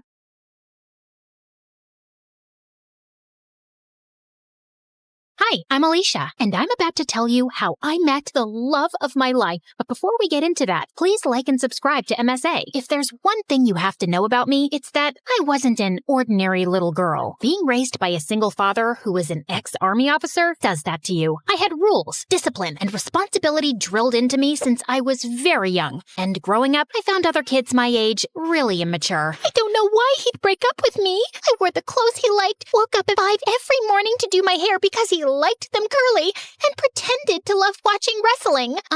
Excuse me, but I need to get that muffin. Can't you see that I'm crying? My boyfriend just broke up with me. Aw, I'm so sorry. You know, it reminds me of the time my dad took me for this obstacle course, and I twisted my ankle so badly, the doctors told me I'd never be able to walk again. But I didn't lose hope, and here I am. How is that the same thing? It's not, because that was an actual problem, but yours is just a bunch of high school nonsense. Now move your butt, please. Needless to say, I didn't have a lot of friends, and I didn't care either. My life was all sorted out. Graduate school, get into a good college, work, and retire. But then I turned 18 and met Arthur. He was a transfer student from Greece, and boy was he dreamy. The first time I met him was in gym class. We were playing catch, and I was so lost in looking at him. I totally missed the ball, and it hit me right in the face. I fell on my butt, and Arthur came running. Are you okay? You're bleeding. It's nothing. I'm used to much worse. On second thoughts, I might need a doctor. Arthur smiled and carried me to the nurse's office. The entire time I was there, he sat next to me, and later he dropped me home. We became friends after that, and slowly I fell for him. He was smart, mature, and sweet. If there was one guy I wanted to date, it was him. So I decided to ask him out, except I didn't know how. so I turned to MSA for help, and it did not disappoint. Rule number 1, never let your crush know you're interested in him. Avoid eye contact and do not speak at all. The next day, when Arthur waved at me in the hallway, I wrinkled my nose and turned away. He sat next to me in class, but I didn't pay any attention. But then in the cafeteria, he caught up with me. Are you avoiding me? Me? Avoiding you?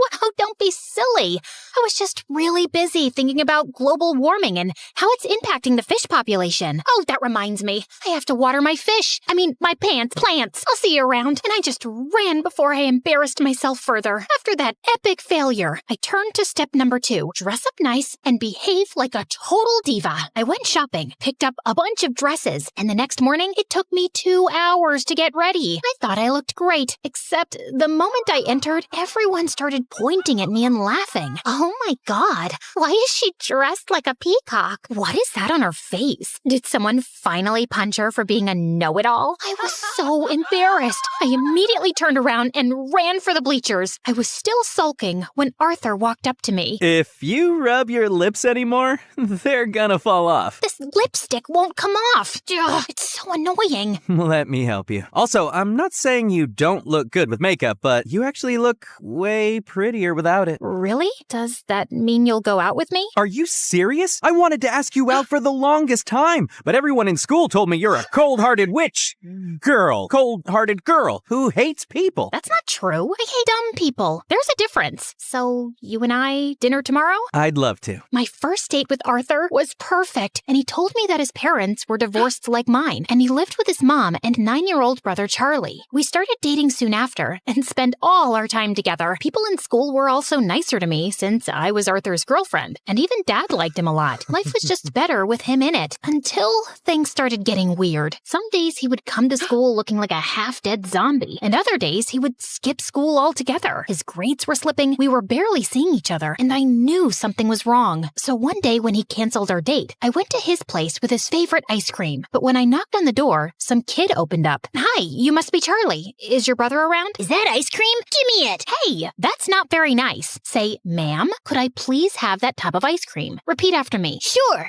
Ma'am, give me the ice cream or I'll kick you. And Charlie kicked me on my shin, snatched the tub, and ran away. As I yelled out in pain, Arthur came running downstairs. Alicia, why didn't you tell me you were coming? When would I tell you? You hardly talk to me these days. I know. I'm sorry.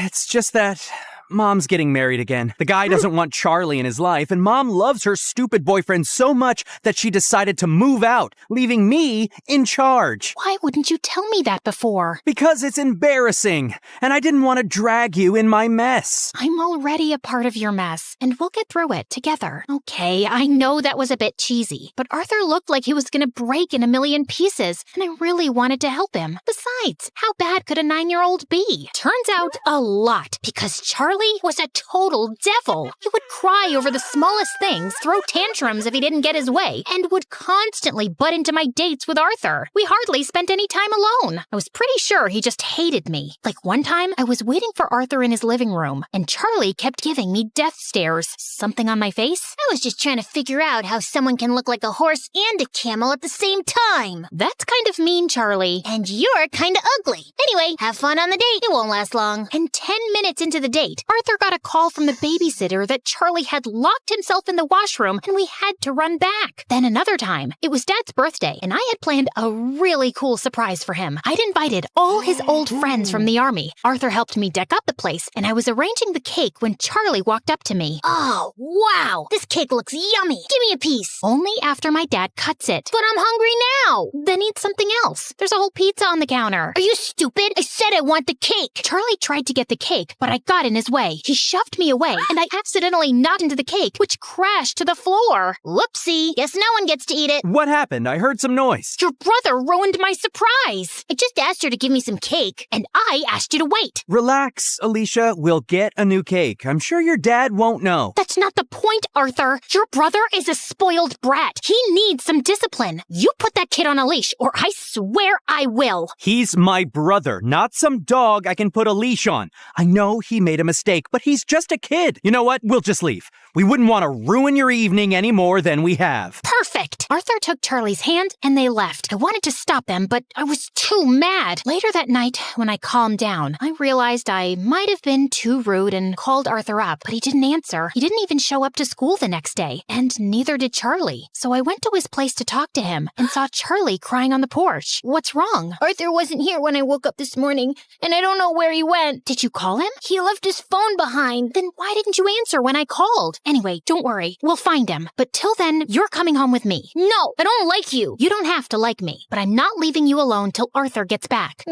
So annoying. We waited the whole day for Arthur to show up or get in touch, but he didn't. By nightfall, I decided to sleep in the lounge and offered Charlie my room. If you need anything. The next morning, Arthur was still a no-show. I couldn't reach his mom either. And then remembered he told me she was out of the country on her honeymoon. Next, I asked his friends and colleagues, but none of them knew where he was. Eventually, I contacted the police. But even a week later, they had no news of him, and I was worried sick. What could have possibly happened to him? Meanwhile, Charlie refused to go to school or shower. He mostly kept himself locked in my room and reacted rudely to any nice gesture I made. I was losing my mind. So I turned to Dad for help, and he promised he'd get a word out to his colleagues in the army to track Arthur down. I still don't know what to do with Charlie. He shuts me down every time I try to talk to him. He's been through a lot, Alicia. What he needs is some distraction to keep his mind off things. After your mom left, you were all over the place. That's why I built such a strict routine for you, so you wouldn't have time to think about her. Maybe you should do something similar. I decided to give Dad's advice a shot, and the next morning, I walked to Charlie's room and woke him up. Get up.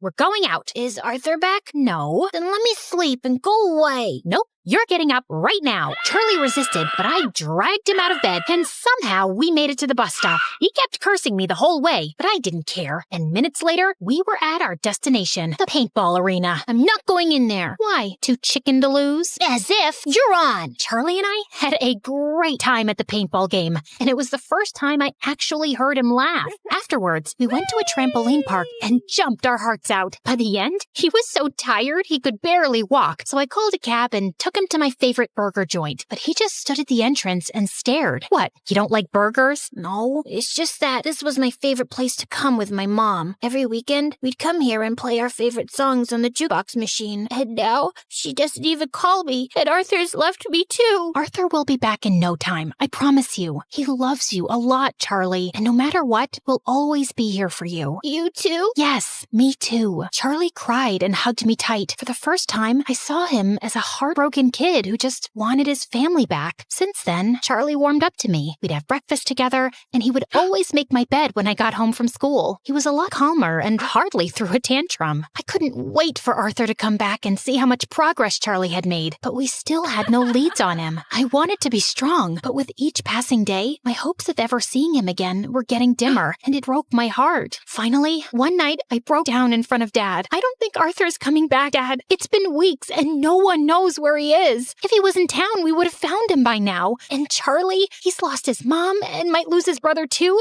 What can I even say to him? What? I turned around and saw Charlie standing at the door. You've been telling me all along the police will find him.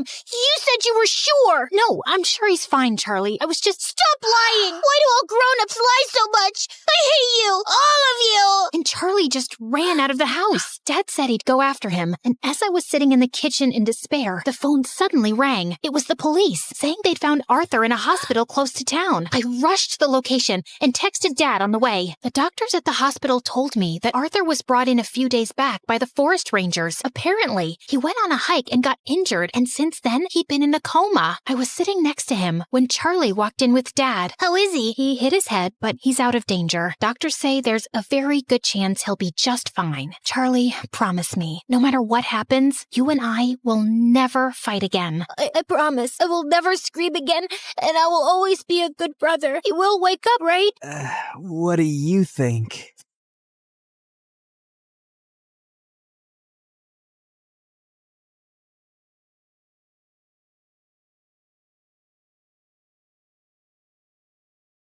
When the music kicked off and everyone started dancing, I escaped to the garden for some fresh air. As I sat down by the fountain and sighed, a soft object hit me squarely in the face. Then someone in black jumped down from the tree above me. Brought your favorite cheeseburger. Meredith, what are you doing here? And why would you hit me with a burger? Wait, are you dressed up like Catwoman? Yeah, it's been my look for weeks now. 1, it shows off my fantastic figure, which is a service to humanity. 2, every vigilante hero needs a costume, and I've always found Catwoman classy. 3, Vigilante hero? You basically rob people.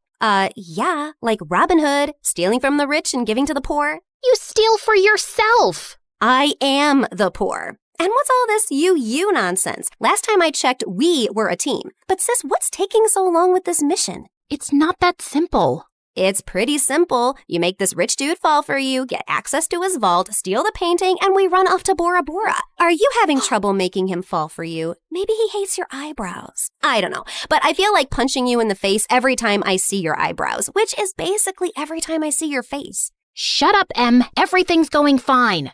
Okay, but hurry up. This catsuit is giving me a butt rash, even though I use baby powder under it. I want to put it away soon and retire on a beach in a bikini. Aren't you looking forward to it? Just take the stupid suit off. You're a con artist, not a cat burglar. And of course I'm looking forward to it. You should go before you blow my cover. And thanks for the burger. It's not a gift. Duh. You're gonna pay me back. I've noted it in my diary. See ya. I couldn't help laughing as I saw her clumsily climb the wall, then fall over to the other side. But as I turned away, I felt troubled. The problem wasn't about making this rich guy I had to rob fall for me. He already had. The problem was, I'd fallen for him too. Let's start from the start, okay? Hi, I'm Claire, originally from Connecticut. And yes, you might have heard some fun words being used for me. Deceitful witch, manipulative liar, and con artist might come up, none of which is an exaggeration. But people change, okay? Before I tell you my crazy story, please like and subscribe. My mother was born into what she always called old money, which basically means her family had been rich for a long time and their wealth was passed down generations. Unfortunately, it skipped our generation. Apparently, my dad was extremely charming and swept Mom off her feet when she was just 20. She married him against her parents' wishes and they cut her off from their wealth. Then, 2 years later, Mom gave birth to twins, Dad met another woman, and he abandoned us. At least he left us the house in a nice neighborhood, but my grandparents refused to help Mom out and said she had to live with her decisions. Mom, how are you feeling now? Like my organs are shutting down one by one. So, same as this morning then? Here's some chicken soup. There's no chicken in it. Well, you asked for chicken soup when there was no chickens in the fridge, so I guess we all have to use our imaginations, don't we? Oh, the soup at my parents' house always had chunks of chicken and big fat prawns. What has life come to now? I was raised as a creature of luxury. I'm like that fairy tale princess who couldn't sleep because of a single pea under her mattress. So you say, but there's a bunch of sharp pebbles under your mattress and you sleep like a log and snore like a bear. What? How could you put pebbles? I do not snore. Leave me to decompose, please. Well, you have to return to your waitressing job, so get well soon, Mom. Shall not. I loved Mom, but she was basically a spoiled, selfish child who just couldn't adapt to her changing fortunes and start acting like a freaking parent. My sister Meredith and I were twins, but we looked nothing alike. With her soft blonde hair and big baby blues, she looked like the kind of sweet soul who saved kittens from trees, helped old people across the road, and sang to birds. She didn't look like she had an ounce of evil in her, which wasn't true, like at all. But we'll come back to that later. From an early age, it was clear to me and Meredith that we had to be resourceful for money. I started doing odd jobs for our rich neighbors in the 8th grade, like raking their gardens, walking their dogs, and babysitting their kids. But Meredith was always finding more creative ways, like taking stupid boys in her class on paid exclusive tours to an alien site she'd discovered in the nearby forest. I'd seen her digging up the crater where the spaceship had landed, or selling youth water to high school girls, claiming she'd traveled far to the Fountain of Youth over summer break and had a limited supply. They actually thought she was telling the truth because it tasted different. Yeah, that's because she was filling up bottles from the neighbor's gross jacuzzi. People eventually caught on and stopped buying from her, and that's when she started stealing from me. But whenever I'd confront her, she'd throw a tantrum and deny it like I'd accused her of killing someone. So the next time, I hid money in my diary and made my latest entry. Dear Diary, guess what? What? When Mom took Meredith to the hospital for her sore throat the other day, the doctors made a shocking discovery. Meredith has a rare, incurable disease. She only only has a few more months with us. We've decided not to tell her so she isn't scared and lives the rest of her short life in peace. Yes, I'm sad, but not that much because my baby sister is going to a better place and leaving me all her stuff. I knew my trick had worked when Meredith came down one morning with swollen eyes. When Mom asked her what was wrong, she burst into tears about her incurable disease. Where would you get an idea like that? Yes, Meredith. Please, tell Mom where you got this idea from. You wrote it in your... Wait, you chubby witch! You made me believe I was dying! Meredith lunged at me and we went rolling all over the kitchen floor. But she ended up getting grounded for a month for stealing and invading my privacy. I soon started missing her at dinner time, though. So late one night, I snuck into her room with ice cream to find her playing darts with my face as the target. I'm sorry you're stuck here, but you did steal from me. I know we don't have a lot right now, but we'll work hard and make money in the future. But the future is in the future. What do I do now when I need money for mascara and gummy bears? Maybe we can think of some business idea. Oh, I thought you'd never ask. She pulled out a box from under her bed full of t-shirts. So you know my friend George, the next-door gardener's nephew? Apparently he volunteers at a mental institution every weekend. The owners got t-shirts made from all the patients, but they refuse to wear them, blah, blah. So now the mental place has hundreds of these lying in storage. George said he can score them for me, and we could have our own t-shirt range with cute things written on them. Look, here's one I made for myself. I want to go to Bora Bora, but I'm Bora Bora. Please help me. Funny. I'm very serious, actually. I'm gonna live in Bora Bora one day. So, are we selling these t-shirts?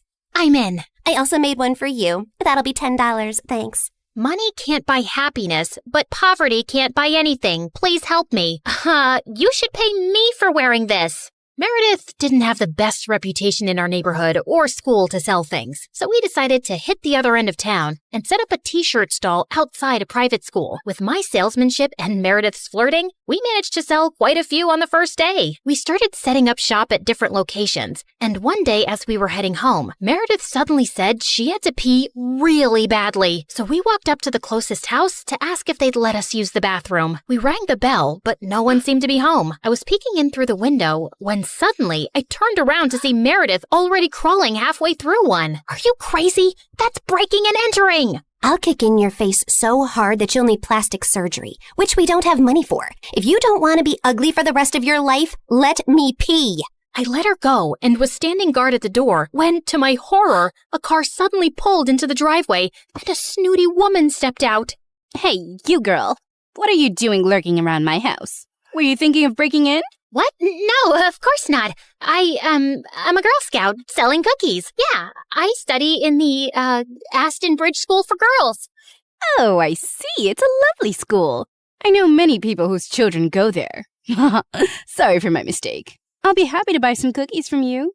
Put me down for 20 boxes. Sure. It's, $5 a box, so that'll be $100. I'm putting your name down on my list, and I'll drop them by tomorrow. That's perfect, sweetie. Here's the money. I'll see you soon. Just then, I saw Meredith slip out the window, and as soon as the lady went in, we ran like crazy down the block and then collapsed on some grass. Look, I took some pastries from her kitchen. Perfect for a spontaneous picnic. That's stealing. Oh, you're one to talk. I heard the whole cookie conversation from inside. You took that lady's money, and you're never going to give her any cookies. I was just trying to distract her before she caught your butt. I didn't think she'd be dumb enough to actually give me the money. I can return it. Look, she didn't do it out of the goodness of her heart. She's a rich snob who was being really rude till she thought you were someone rich, too. You didn't force her to give you money at gunpoint. Oh, Claire, this has just given me the best idea. You're not serious. Yes, I am. Dumb people deserve to be tricked. And what does $100 mean to someone who has a gold toilet seat? I knew it was wrong, but it was also so easy. And before I knew it, Meredith and I were wearing private school uniforms and hitting different neighborhoods, collecting money for Girl Scout cookies that we had no intention to deliver. We made $2,000 in a month. But one day, when we went up to a rich old lady's house, she invited us in and even offered us cake as we signed her up. How many boxes will that be, ma'am? Oh, none, thank you. You see, I don't buy imaginary cookies. What? I'd heard that there were 2 conning Girl Scouts in town, and I was ready for you. I've called the police, and you two will end up in a detention center. Just then, there was a loud bang and the power went out. In the confusion, Meredith kicked the old lady and yelled, "Run!" As we were sprinting down the street, I suddenly noticed a nerdy-looking boy my age running beside us too, grinning and waving at us. Hey, hold on. Who are you? I'm your new neighbor, Freddie. I'm the one who saved you from that old crow. What? I'm so confused right now. New neighbor? You moved into the house next to ours? Why are you here? I was bored and saw you girls leaving your house, so I followed you for fun. Don't worry, I won't tell anyone about your little cookie secret. When I heard that old lady threatening you, I went to the main circuit board and pulled out a wire with my tweezer, which I always keep handy. You could have been electrocuted. You're either incredibly smart or exceptionally dumb. My mom says the exact same thing, except for the incredibly smart part. Listen, you geek, what do you want? If you think you're gonna get a cut of our profits. No, my parents are well off. They're neurosurgeons. I just want to be friends. I swear, I don't have any siblings and I don't know anyone here. What if we say no? I'll keep following you around until you say yes. Okay, fine. Congratulations. You got yourself 2 friends. Oh, I'm so happy. Merry Christmas and a Happy New Year. And from that day on, that goof really did become our best friend, especially mine. He was like the sibling I never had. I mean, the nice sibling who did my nails and watched the channel I wanted to watch on TV without arguing. He was also really generous. I didn't want to take advantage of it, but Meredith and Mom had no problem keeping all the gifts he was always getting us. We decided to lay low with our conning activities in case the old lady had actually told the police about us. But soon after we joined the 11th grade, a new drama unfolded in our lives. A family moved into the huge white house across the street. Apparently, the couple who'd bought the place was loaded, and they had 5 teenage boys. Finally, some eligible bachelors on our street. Thanks. My feelings aren't hurt at all. Oh, I'm sorry I left you out, sweetie. Maybe you'll find someone too. I mean, they have 5 boys. There's a good chance one of them is gay. What? Why would you think? Okay, girls, here's a basket of goodies for you to take over as a welcome present. Now go, throw yourselves at those boys. Meredith and I rolled our eyes, but we decided there wasn't any harm in checking them out, and we were welcomed by the ugliest quadruplets ever. They were really sweet and really excited to see us, but with their orange hair, acne, and buck teeth, they were not a pretty sight. Man, I feel sorry for those parents. Like, Mom got one average-looking kid, but God made it up by giving her me. But those parents, God decided to use copy-paste on that ugly model. They must have done something terrible to deserve this. Huh? You are so rude. Oh, shut up. I know you're thinking the same. I just have the guts to say it out loud. But then a day later, I'd just woken up when the bell rang, and I opened the door to find the most gorgeous boy ever standing outside.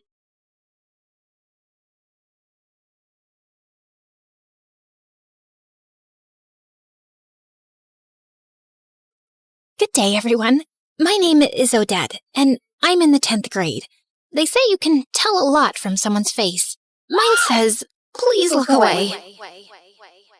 I'm an only child with only child parents, meaning I have no aunts or uncles. My life is boring. My parents are calm and reasonable in that polite, suburban way. I always believed even my face looks boring. You know, Odette, it's time to have some purpose in your life. Well, I'm just waiting for the tragic twist in my life arc, because you guys didn't give me a dramatic backstory to work with. Okay, maybe start with a job? Yeah, Sharon, lead with that next time. Don't make it sound philosophical. You just want another income stream. Whatever. I'm going to my room. Where did we go wrong with our one and only? A few days later, I started babysitting. It was the worst decision of my life. I got an email from a woman saying she had a disabled daughter and needed someone to start immediately. She'd already left for work, but there was a note on the fridge with a list of instructions and $300 on the kitchen table. The daughter was quiet, sweet even. I gave her food, helped her to the bathroom, and for a few hours, everything was fine. Then I started noticing things. Shadows in the hallway, footsteps behind me, classic horror movie nonsense. Long story short, she wasn't disabled. She was just pretending for fun. People are weird. Yeah, I think my purpose in life can wait.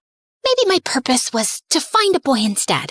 I saw my classmates getting boyfriends and having cute relationships, except me. I have this friend in particular. Her name is Lila, and she genuinely loves boys. God created Adam and noticed he was bored. Imagine being in heaven and still feeling bored. So Eve was made to entertain him. Can't you see it? We girls are men's heaven. All you have to do is just smile and entertain them. But Odette, you're a frowny, boring little creature. Smile so you attract good energy. And by that, I mean boys. But I didn't know how to smile to attract boys. I didn't have it in me. Whenever I saw a boy, I'd just frown and keep my head down and walk away. I once tried with the new boy. He was wearing sunglasses indoors. I don't know if he thought he was famous or had an eye infection. Either way, I decided to smile.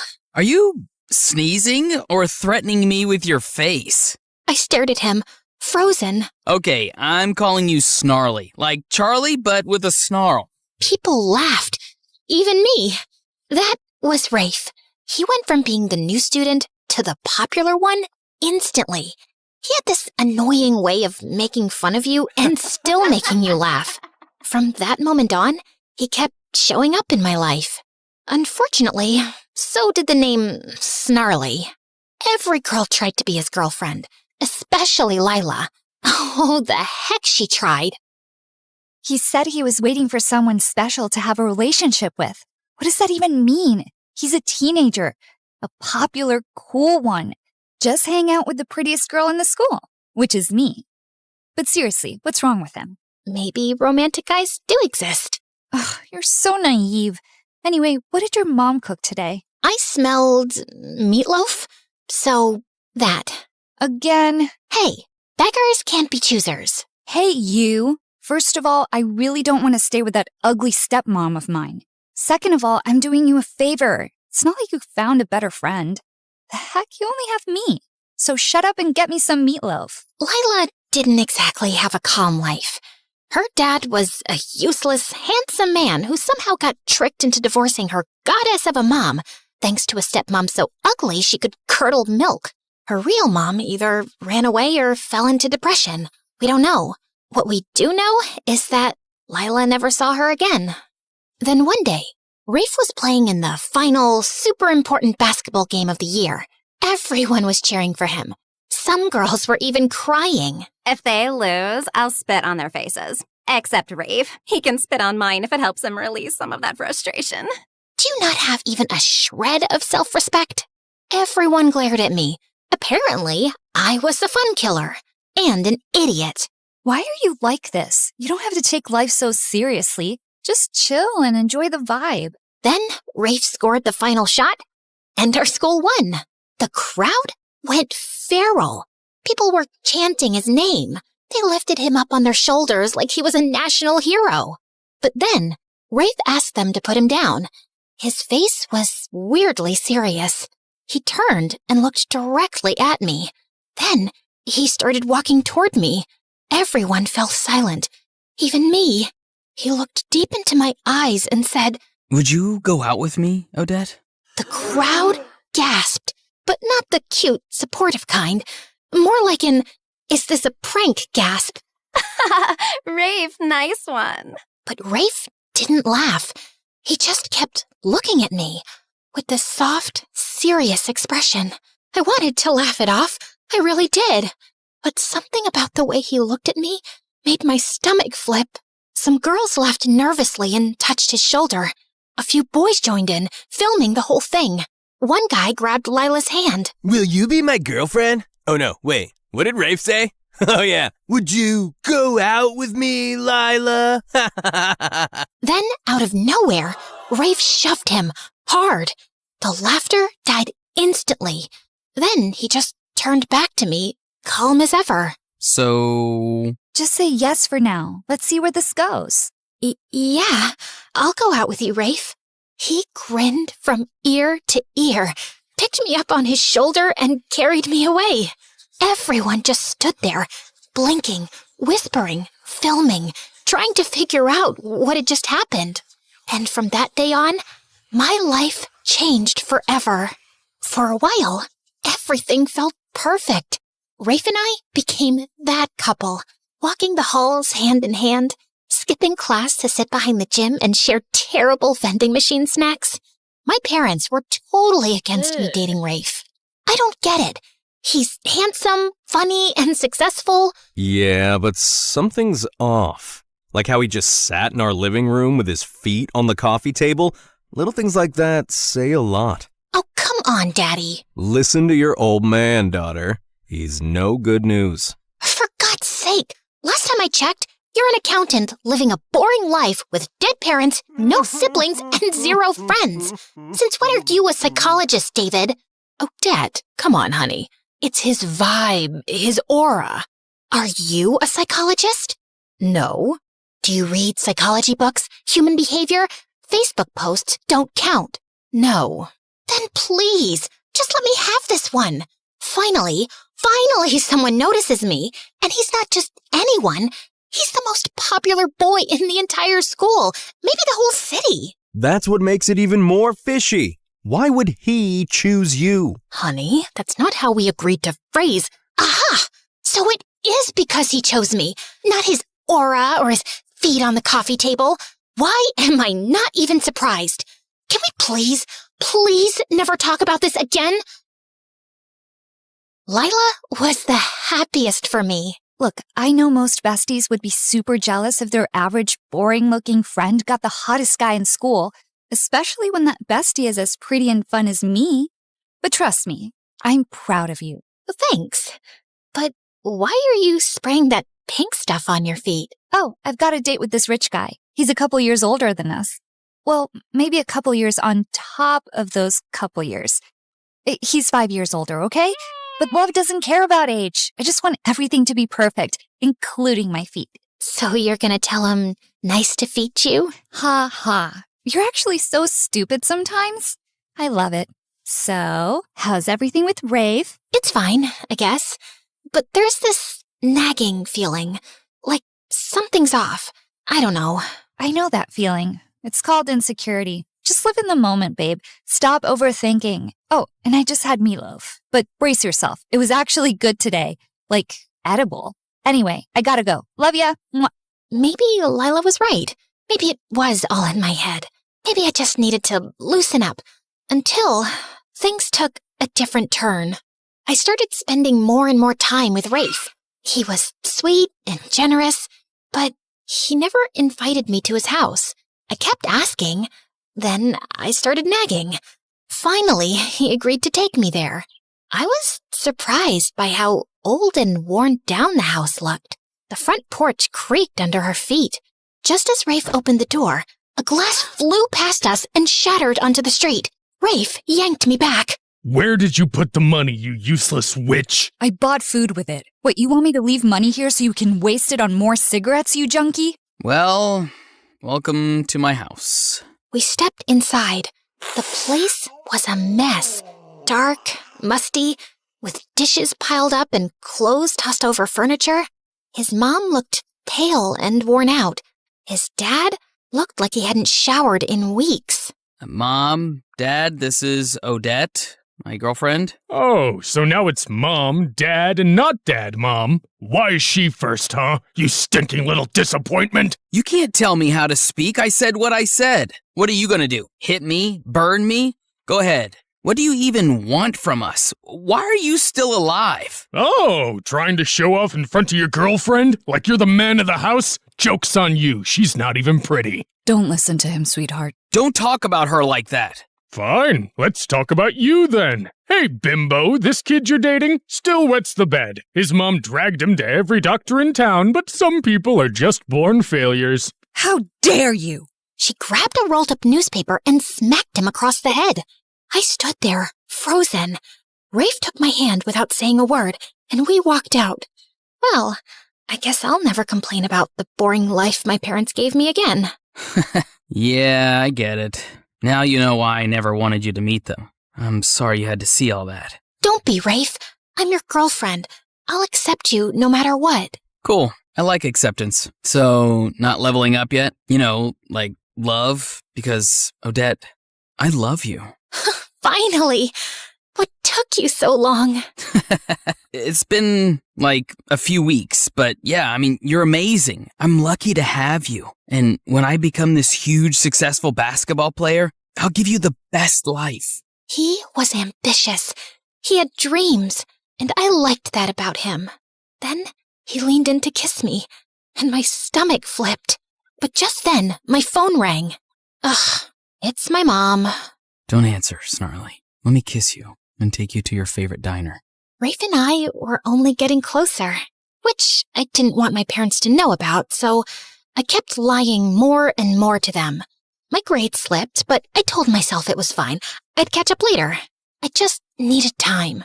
Time to be with Rafe, to support him, to listen to his rants, to calm him down when he got angry for no reason and swore he wasn't actually mad. We had a routine. After school, I'd meet him behind the gas station near the edge of town. We'd sit on the curb, share a soda, and talk about how fake everyone else was. He said I was the only real person he knew. He started asking for little favors, borrowing my phone, asking me to cover for him when he missed something, lying to his mom. I did it all. That's what you do when someone loves you, right? Sometimes he disappeared for a day or two, and when he came back, he acted like nothing happened, and so would I. I stopped hanging out with Lila as much. You've been ditching me like you're in a full-time relationship with a ghost. He's just going through stuff. Right, and you're the emotional support animal. You're the one who told me to follow my heart and live in the moment. Yeah, the moment. Not the weeks, not the months. Odette, your parents call me all the time asking where you are. I lie and say you're with me, or studying in the library. It sucks. I hate lying to them. Then don't.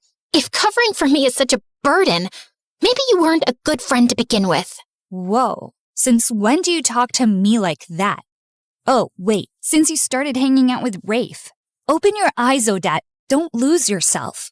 Oh, please. Says the girl dating some guy 5 years older than her just because he's rich? You want to talk about self-respect? You know what? I'm done with this conversation. I'm leaving. No, wait. Stay. You love my parents. They love you. You feel sorry for them, right?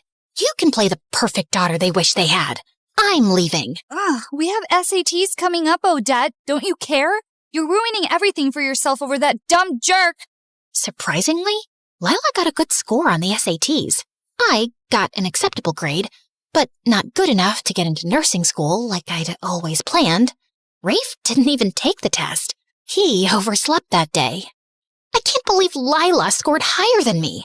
I mean, yeah, she's not dumb, but I've always been the one with the better grades. Now I can't even apply to nursing school. I should have studied more. I told you we didn't need to go to the movies every single night, Rafe. Oh, so now it's my fault, Snarly? Babe, what's done is done, okay? Don't beat yourself up. Come on, I'll get you some pancakes. That always cheers you up. Rafe, where do you even get all this money from? I mean, yeah, I lend you some sometimes, but it's not enough to cover everything we do. Wow, so you think I can't survive without your little charity coins? First of all, they're not little coins. Oh, come on, I'm joking. You know I don't mind helping. I was just asking. No, you weren't. You were judging me, belittling me. Why do you care where the money comes from? I take care of you, don't I? I feed you, I spoil you. Isn't that enough? I'm sorry, babe. You're right. I didn't mean it like that. I'm sorry, okay? Tell me what I can do to make it up to you. You can come with me on a country tour. I got this RV from my uncle. We'll travel, see the world, hit every state. Just you and me. But what about college? And my parents? What about them? I'm sure your parents don't mind you having fun and taking a break from all the stress. And in college, you said yourself, you're not doing nursing anymore. Take an online course, finance or something. That's a good career too, babe. I told my parents I needed time to think about my future. They begged me to stay, but I'd already made up my mind. 2 weeks later, I was packing my bags and climbing into the RV, ready for my freedom. At least, that's what I thought it was. It was amazing. We went to places I'd only seen on TV. Nevada desert, Hollywood, coastal cities with overpriced ice cream, and strangers who looked at us like we didn't match. People stared, sometimes whispered, like they couldn't believe a guy like Rafe would be with someone like me. Once, a pretty girl asked for his number. He smiled and shook his head. Already got the best girl in the world. She scoffed and walked off. He never saw me watching, but for the rest of the day, I couldn't stop smiling. I once posted a picture of us eating instant noodles on the RV steps. The caption said, "Love in the little things." It got a lot of likes. My parents still called. Sometimes I answered, and sometimes they were just yelling, begging me to come back. Eventually, I stopped picking up. Once, in Wyoming, there wasn't much to do. I went to sleep early. When I woke up, Rafe wasn't next to me. I called him many times, and it went straight to voicemail. Evening came, and still nothing. I decided to look around for him. Just as I stepped out of the RV, a police officer, a woman, was walking up, about to knock. Miss Odette, you're under arrest. Anything you say or do can be used against you in court. What the actual heck? She flipped me around and cuffed me. I tried to resist, tried to ask what was happening. She didn't answer, just shoved me in the car. The RV is stolen. I mean, what else do you think we deal with out here? The Wall Street crash? What? It's not even mine. No kidding. That's exactly the problem. The guy who actually owns it just reported it's stolen, and he says you were the one driving it around. Can I make a phone call? I'm allowed one, right? Ugh, these movies. Everyone thinks they get one call. Fine, go ahead. Call the president if you want. I called my parents, and I prayed they come to help me out. What do you mean, arrested? Odette, where are you? Wyoming? Is that in Japan? No, honey, give me the phone. Sweetie, that's like 7 hours away from here. Yeah? And I'm your only daughter. We're coming, honey. Just stay strong. Just then, Rafe showed up. Where the heck were you? I ran to him, hitting his chest with both fists. The officer stepped in and pulled me back into the cell. You don't have to lock her up. I talked to my uncle. He's coming to sort this out. That jerk filed a report because I'm behind on paying him back. Where were you, Rafe? You've disappeared before, but this time I was alone in a strange place, scared. And your uncle reported you? Nothing about this adds up. I'm sorry, but I called my parents. I think I'm gonna stay with them for a while. No, babe, please don't say that. Don't give up on me. You're all I have. Please. I can't be without you. Don't make me beg. You already are begging. Is that part of your dream too? The one where you become a famous basketball player and give me the perfect life? Yeah. How's that going so far? Funny thing, I once had someone beg like that. I didn't give him a chance. Thought I was being smart. And then I lost him. Not saying what you should do, but some things haunt you. I hated how much that got to me. The thought of losing him, of him disappearing forever, made my stomach twist. I wasn't strong enough yet. Fine. I'll call my parents. Then let's go, babe, before they get here. As we walked out, the officer leaned in and whispered in my ear. How'd you land someone that hot? Good for you, girl. You know what might even make him hotter? Liking this video and subscribing to MSA like everyone else? I called my parents, but they had already booked their flight and were heading to the airport. When they landed and kept calling, I let it ring. Then I let it ring again. And then I stopped checking. 2 months went by, and the fun life I'd been living started to feel dull. My parents barely called anymore. I opened Instagram and saw that Lila had gotten into the nursing school I always wanted. She even posted a picture of her engagement to that rich, successful guy. Funny how I used to be the one with the bright future, while she came from a messy home and had this weird obsession with impressing men. That night, someone knocked on our door. Rafe started acting weird, like he didn't want me to see who it was. But I pushed past him and opened the door, and saw a bunch of dangerous-looking guys with tattoos on their faces. Why am I not even surprised at this point? Babe, it's not what it looks like. I just borrowed some money and they're being dramatic. You're saying it like we just met you yesterday. You've been working for us for years. Now, are you paying up, or can I take a closer look at your pretty little girlfriend? Don't touch her! I mean, babe, he thinks you're pretty and not boring. Don't touch her, you idiot. How much do you owe them? Just 25,000. Add a 0 to that. 250,000 US dollars? And just like that, my stomach flipped. I gagged and nearly threw up on the mafia guy's boots. Whoa! She's so shocked she's about to hurl. I'm pregnant, you idiot. Rafe looked shocked, but also happy. His eyes lit up. Then he turned to the mafia guy and said, So, no baby discount? Are you seriously negotiating right now? I started hitting him, and one of the mafia guys actually pulled me away. Relax, miss. It's not good for the baby. For the next few days, Rafe was acting super nice.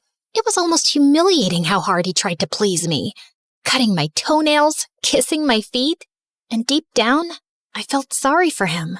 With that dysfunctional family and the belittling jerk dad he had, I was sure it all made him the way he is. But I also believed I had lost so many years with him. I knew what was happening was wrong. It was just too hard to let go.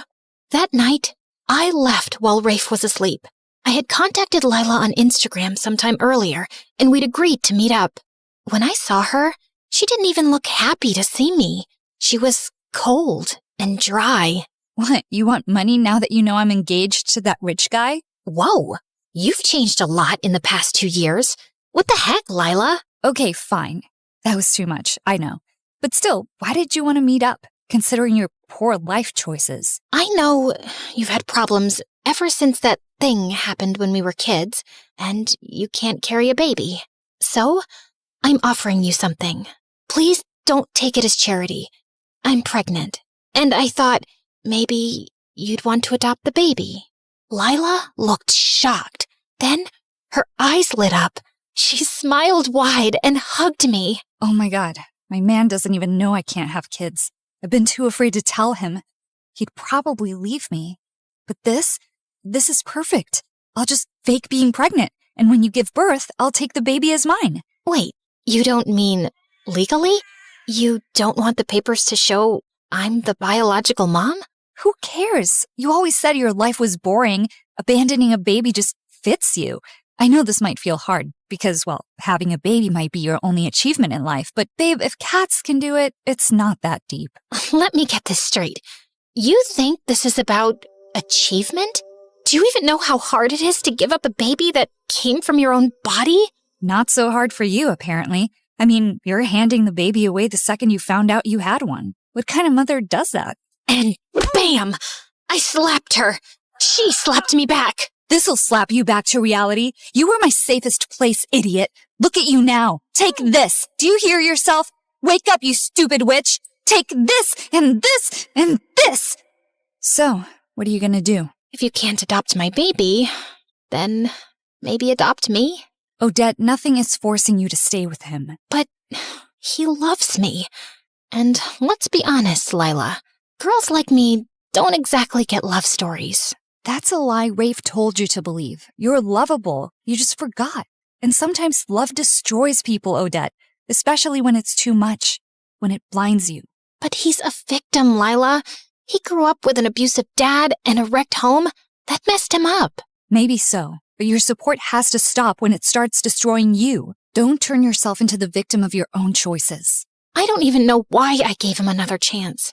Maybe I didn't have the strength to leave, or maybe I was afraid of being pregnant and alone. Maybe I believed him when the tears came and he promised he'd change.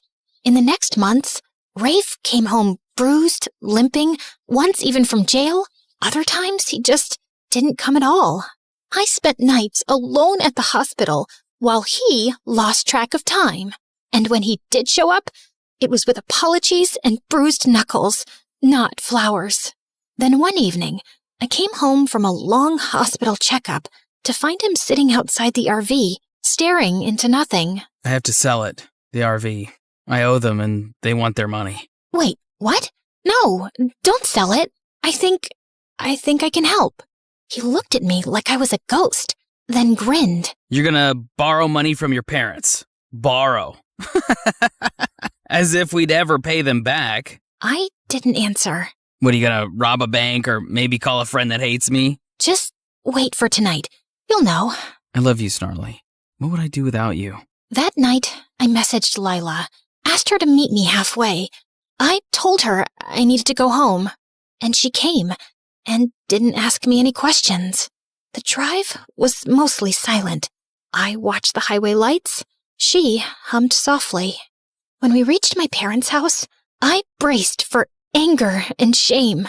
Instead, Mom opened the door, saw my swollen face and belly, and pulled me into an embrace so tight it cracked everything I'd been holding in. Oh, sweetie, welcome home.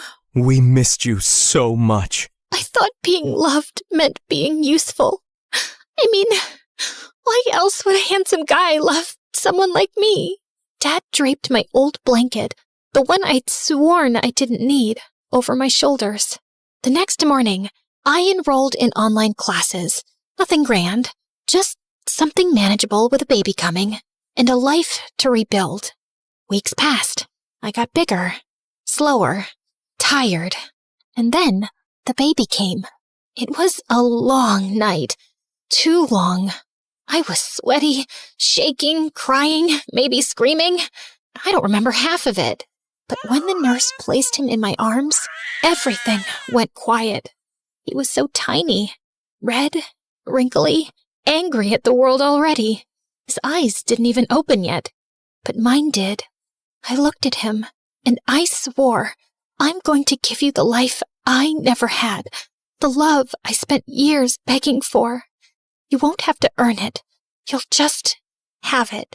I found out sometime later that Rafe had been arrested for attempting some robbery. I guess he'd gotten desperate to pay off his debts. I almost felt relieved. He was better off in jail than being killed by some criminal on the streets. And he was no longer my problem, because some people just can't be helped. But my mom was by my side, holding my hand. My dad brought me soup, and Lila sent a message that just said, I'm proud of you, idiot. And for the first time in years, I didn't feel like running. I was exactly where I was meant to be. Sometimes, the bravest kind of love is the one you give yourself.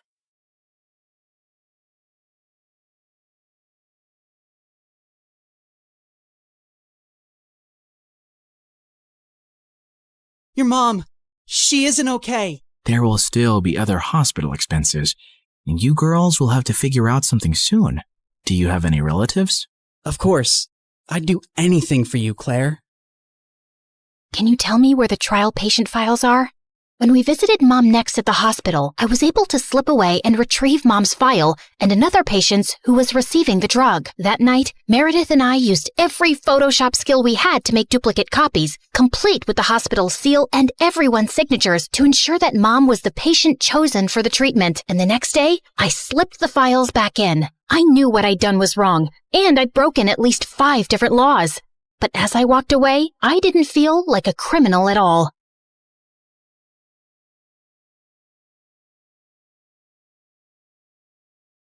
I was walking down the hospital corridor with Freddie when Meredith came running towards us. Where have you been? Mom's awake. She's finally awake. Oh my God, seriously? This better not be a joke, Meredith. I swear on my beautiful face, it's the truth. The doctors are just checking her vitals. Can you girls stop making so much noise? It's a hospital. Oh, shut it, nurse. We're in the coma ward. Who are we disturbing here? Don't you want these people to wake up? How dare you talk to me like that? This is preposterous. That's not even a real word. Remind me to buy you a dictionary. How did you become a nurse? Jeez. We ran down to Mom's room to find her fighting off the doctors. She jumped onto her bed like an animal and started screaming at them. Where am I? Are you doing a science experiment on me? You will not touch the daughter of Vladimir. I learned how to catch fish with my bare hands when I was 3 and tackled a bear when I was 5. You think you are any match for me? Ma'am, we mean no harm. We're your doctors. How are you old enough to be a doctor? You have pimples like a teenager. I'm fully qualified. Shut up, little boy. Tell me where I am before I take your eyeballs out and play bubbles with them. Mom? Mom turned and stared at me with wild eyes. Let's get out of here before she attacks us. For once, I agree with Meredith. Who are you? And what did you just call me?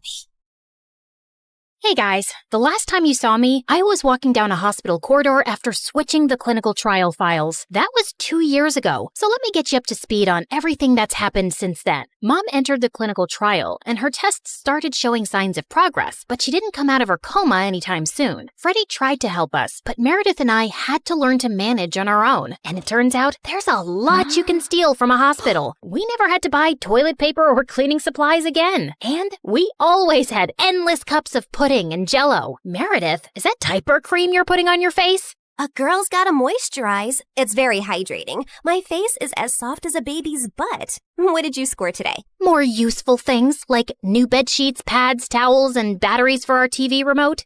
Time for our show and more Jell-O. Woohoo! But we still needed money, and after high school, we went back to our conning ways. I always pushed away the guilt and justified it to myself with things like, we needed the money, we had no other choice. But I have to admit, I also felt a thrill every time we outwitted someone and got away with it. It started out small, like hitting venues of concerts and games in different cities and selling fake tickets to desperate fans, hoping to get in at the last minute for twice the regular price. By the time they figured the tickets were bogus, we were gone. Or going to the American Idol audition venues and convincing hopeful contestants that we were part of the TV show crew, and we'd get them through to the next round if they paid us a little money. Then, we set up an Instagram matchmaking business account with tons of fake success stories. We were getting booked for our services by loads of women. We'd always meet at the client's house in disguise. What is this exquisite dessert? It's like a cloud melting in my mouth. It's a Japanese cheesecake, delivered fresh every day from Japan.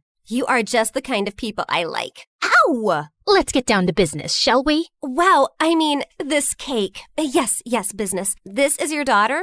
Oof. We know she's a bit plain. And she's 6 feet tall? With that face? Is her case hopeless? Oh no, we've dealt with a lot of uggos before. Believe me. Ow! What my partner means is there's someone for everyone out there, and we're experts at making those two people meet. We'll need a small advance, and we'll bring you a portfolio of suitable bachelors in a week. You'll be the mother of the bride soon, watching your little giraffe walk down the aisle. Sounds good, right? Make that check to cash, please. Can you also pack the rest of this cake? We'd take the advance, keep in touch for a few weeks saying we were gathering options, and then disappear. Of course, people soon started commenting on our page, calling us frauds and reporting our account, but we made a good amount while it lasted. We tried out a wedding planner service next. That's a gorgeous cake, but it's so expensive. But it goes so perfectly with your pink and white theme. Also, we're planning to order 2,000 pink and white roses. And an ice sculpture for the reception area. How much will all this cost? You can't put a price tag on happiness. Daddy will have a heart attack. He's gonna have one anyway. I just saw him eating a block of cheese. Why should that stop you from having the wedding of your dreams? Really, you deserve the best on your big day. Okay, I'm sold. Let me write you a check. When that went bust, we became travel bloggers and influencers. With our huge number of fake followers, we managed to get into the best hotels for free as long as we wrote a review. When I'm rich, I will buy a hotel and live there. They have the best beds. Room service? Yes, we'll have 2 lobsters, 4 sushi platters, 2 beef burgers with fries, the prawn tempura, the fish tempura. Okay, anything with the word tempura. And why don't you bring up the entire dessert menu? Thanks. Of course, none of these businesses lasted too long, and we were always on our toes, traveling from place to place, changing disguises, trying not to get caught. The only person who had any idea of our activities was Freddie. But whenever we went back home, he was always happy to see us and never asked questions. 2 years had gone by like this, and Mom was finally awake, except she didn't remember being our mom. Now, we had no chance to ask her about the fake IDs and laptop we'd found, because all she seemed to remember was her childhood in freaking Russia. We showed her pictures of us together, and the doctors explained that she'd lost most of her memory, and they were unsure if she'd regain it. Oh, my girls, I am so sorry I don't remember anything about you, but I feel a connection to you. as strong as the frost on my toes, walking barefoot in snow, and as sweet as the smell of my grandmother's honey cakes, and as deep as the violet skies of Siberia, and— Yeah, we get it, Mom. We love you too. As the three of us sat in a cafe later, I was still trying to process everything when I saw Meredith had a faraway look on her face. I know that face, Em. What are you planning? Oh, nothing. Just thinking how excited Arthur will be when he finds out Mom is awake. You're talking about our neighbor, Arthur? Yeah, he's been visiting Mom every week for 2 years. He's always been in love with her. He'll be happy, but she won't even remember him. That actually works in his favor. Mom always found him irritating. What are you saying exactly? What if we convinced Mom that she was deeply in love with Arthur before she went into a coma? I'm sure he won't have any problem playing along. Maybe we even say that they were engaged before she got sick. If we set them up, Mom will be taken care of for life. Arthur is rich with a capital $sign. Wow, Meredith, you're a frickin' genius. Jeez, why are you girls always scheming? Because our parents are not neurosurgeons. You can't use that excuse forever.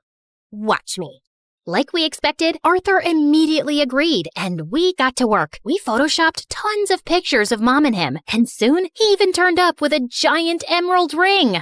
You chose this Russian emerald ring from an antique shop where I proposed to you. Oh, it is so beautiful. I wish I remembered all of these moments. But I do feel a connection to you, as strong as the smell of lavender on a Russian summer breeze, and as warm as Papa's fur coat, and as comforting as a bowl of kidney pickle soup, and— Kiss her, now! As Arthur and Mom kissed, Meredith and I walked out of the room and burst out laughing. We laughed till we almost peed our pants. Oh God, my tummy hurts. Are we doing the right thing? Fooling Mom?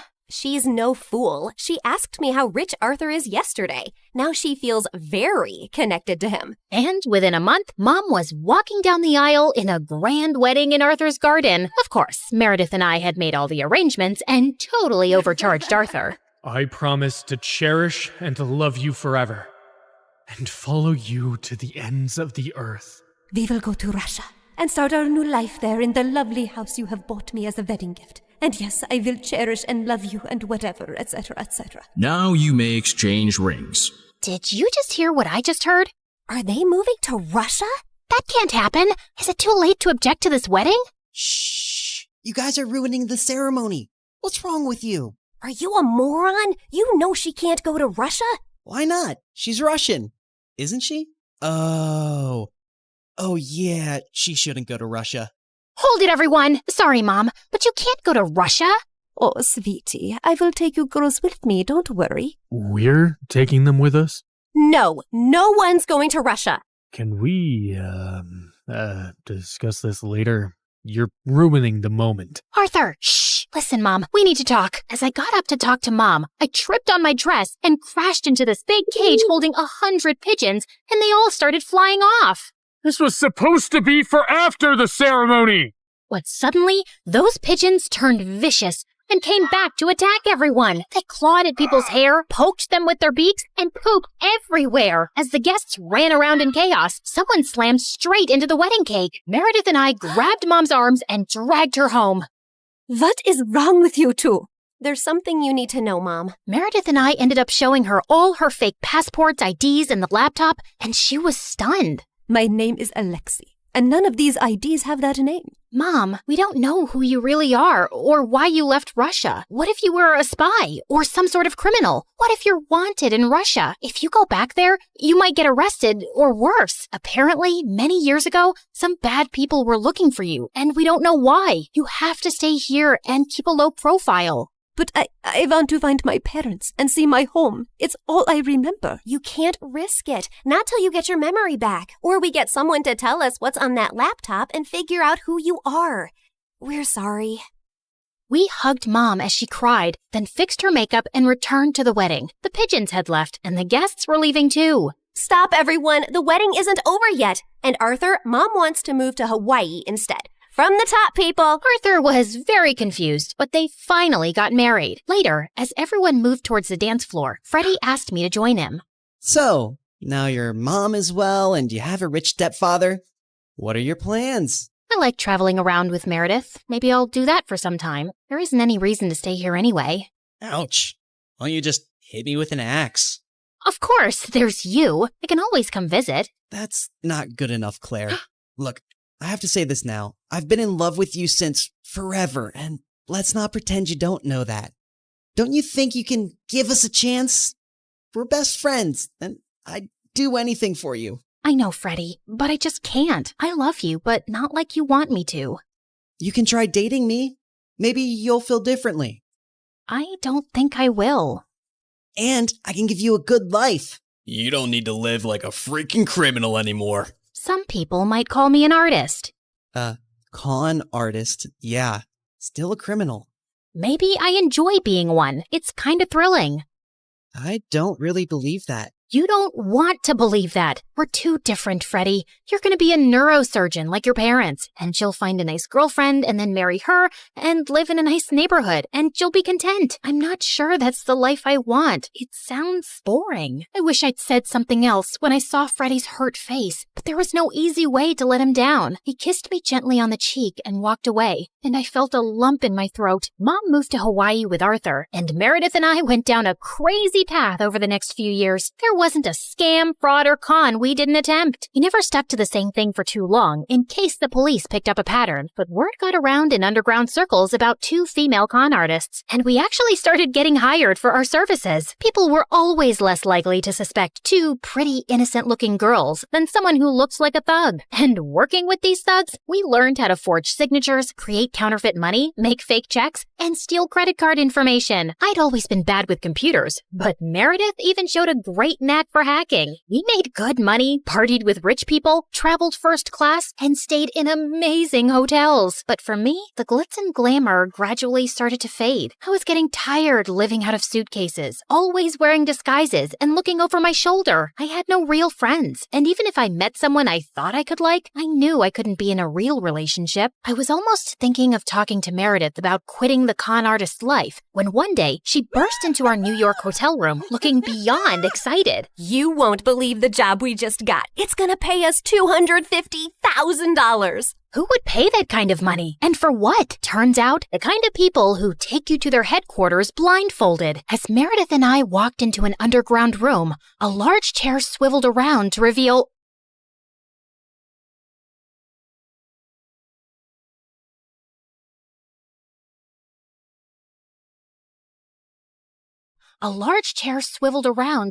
a tiny, skinny guy. What? You think all mafia bosses are tall, fat, bald, and wear gold rings? Sorry to disappoint you with my looks, but trust me, I am every bit as ruthless. Something about his steely gray eyes sent a shiver down my spine. I believed him. His name was Pierre Soufflé, which was obviously a lie, and the job he had for us was to steal a priceless painting from a museum and replace it with a fake. That's the painting? It's, tiny. What's your problem with tiny things and people? It's also kinda stupid. What is that? A raccoon eating a cheeseburger? It's worth $10 million, so the joke's on you, dummy. Now, the owner of the painting has allowed the museum to borrow it for only 3 days, so we don't have a lot of time. Wouldn't it be easier to steal it from the owner's house? Everyone, look at Lady Einstein coming up with brilliant ideas. Why didn't we think of that ourselves? Happy to help. Of course we thought of that ourselves. Trust me, the museum is easier. Why choose us? It's a very stupid security measure, but the museum's floors are activated by pressure sensors at night. Anything above 55 kilograms and they go off. I haven't been able to find a boy who weighs less than that. Harry, get the weighing scale. Meredith weighed 52 kgs, while I weighed 55.1. How is this possible? You eat so much more than I do. What can I say? I got all the good genes. Okay, you're out, fatty. Meredith, you're my leading lady. The plan was to enter the museum through its large air ducts, carrying the fake painting with us. We first had to make a stop in the security room and disable all the cameras and alarms. Then we'd crawl back through the ducts till we reached the exhibit area, and I'd lower Meredith down along with the painting so she could switch them out. As Meredith made it to the bottom, I dropped the painting to her, and she missed it. and we heard a loud crack. Oh my God, did you break the frame? Me? It's your fault. Who told you to throw it like that? I was expecting you to catch it. But what was I thinking? You made us lose the Frisbee tournament in 8th grade because you're so bad at catching things. Unless it's someone's boyfriend. Seriously? You were so distracted by that hot boy on the bleachers, your throwing skills were completely off. FYI, that boy was totally into me. Why are we even talking about Frisbees and boys right now? You started it. No, I didn't. Okay, shut up. Let me think how to fix this. Are you trying to glue it together with your saliva? You got a better idea? Any idea would be a better idea than that. Look, it's a museum. They must fix broken, ancient things here all the time, right? I'm looking at the floor map, and there are some offices in the left wing. I'll go get some glue. It took me an hour to find glue and return to our spot. And I found Meredith eating a bowl of ramen. Where did you get that? I brought a packet of instant ramen with me, and you were taking forever, so I went to make it in the staff kitchen. There was someone's chicken sandwich in the fridge, so I used the meat from that. And there was also some tofu, and I added a dash of oyster sauce. I'm so happy you chose this moment in your life to become a gourmet chef. Just send the painting back up so I can fix it. I tried to fill in the crack as best I could, then sent it back down to Meredith, who took the real one off and put the fake one on the wall. But just as she started walking back, the whole floor lit up suddenly, and a blaring sound went off. Oh my God, what's happening? I don't know. Is the painting heavier than the fake one? Just hurry up. We gotta get out now. They pulled up Meredith and the real painting and closed the opening in the ceiling seconds before security burst in. We crawled down the ducts and out of the building as fast as we could. We ran a few blocks down where Pierre's van was waiting for us, and we sped away. Oh, I would have preferred if you hadn't alerted all of New York about the break-in. Now I'll have to move this painting around with cops crawling all over the city. Never mind. Here's your check, and Claire, try to lose some weight. Au revoir. And without warning, we were dumped on a dark street. We scrambled to our feet, headed for the subway, and made it home. It was all over the news the next morning that someone had broken into the museum and switched off all the security systems. But apparently, nothing had been stolen, except a chicken sandwich and a block of tofu from the staff kitchen. You ate the entire block? Hey, I'm not the one who needs to watch her weight. I do not need to... whatever. Listen, I've been meaning to talk to you about something. It'll have to wait. I got a hair appointment. We'll talk over dinner? Yeah, sure. I was gonna tell Meredith that I wanted a break from this life, and I wasn't sure how she'd react. As I sat in a cafe later, I suddenly found a cute guy next to my table. Mind if I sit here? There are no other empty seats. I won't disturb you. I promise. We actually ended up talking for over an hour, and I found him sweet and charming. I'd love to meet you again if you're free. I don't live in New York, but I come every weekend. You come here for work? No, actually, I came to visit my mom, who's admitted in the hospital here for a medical trial. She has some rare brain issue that sent her into a coma. Oh, I'm sorry to hear that. How long has she been in a coma? 6 years now. It's been the toughest thing I've ever dealt with. Actually, she was part of this other really promising clinical trial before, but that didn't work for her. He was in a hospital in Connecticut. As he kept talking, I suddenly felt like I was spinning around very fast, and I could hear my heartbeat in my ears. My chest felt heavy, and I could barely breathe. I don't know what I said to the boy, but I just ran out of there and didn't stop till I got to our hotel room. Hey, I was about to call you. What's wrong? Claire, are we in trouble? I am a terrible person. Hey, you're not that terrible, just a bit ugly. You don't have cops after you, do you? Meredith, I met someone. It's not a cop, is it? No, I met a random guy in a cafe, and his mom was in a clinical trial. I hope this gets interesting at some point. In a hospital in Connecticut. Oh my God, the same hospital Mom was in? And the same trial?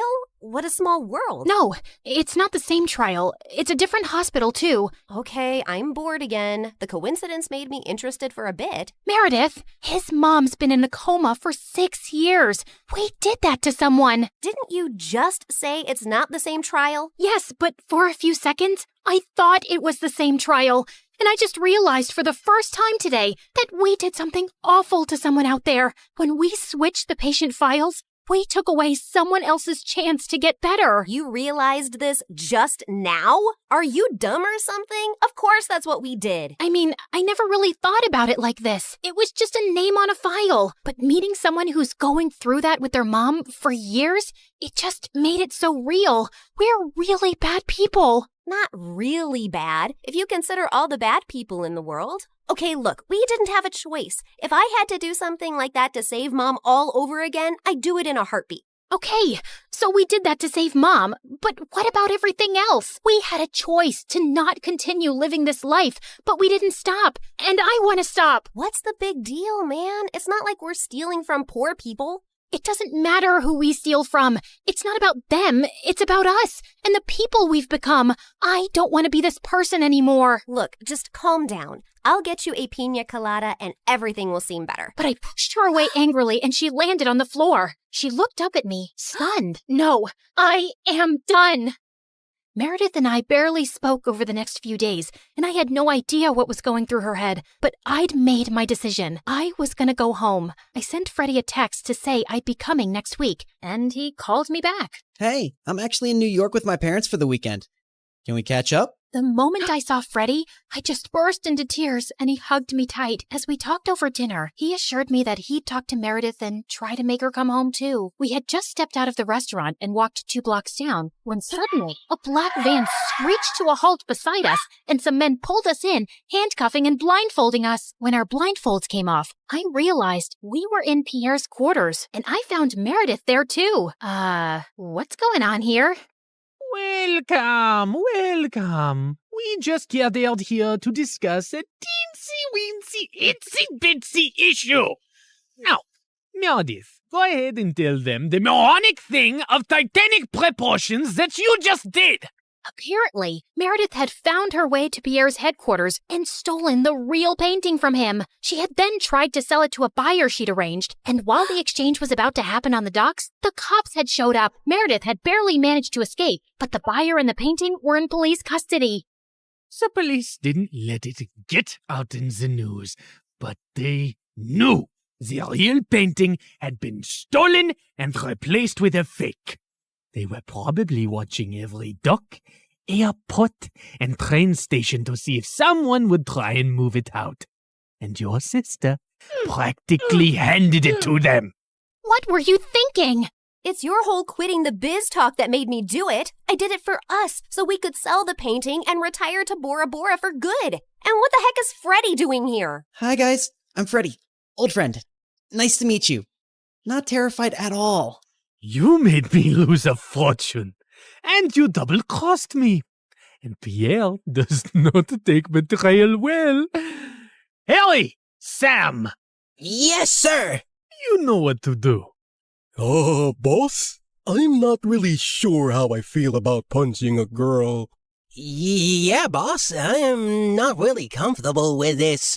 Maybe we can just punch the boy. I'm not really a boy. I used to be a girl. Ask Claire and Meredith, we practically grew up like sisters. Please don't hurt him.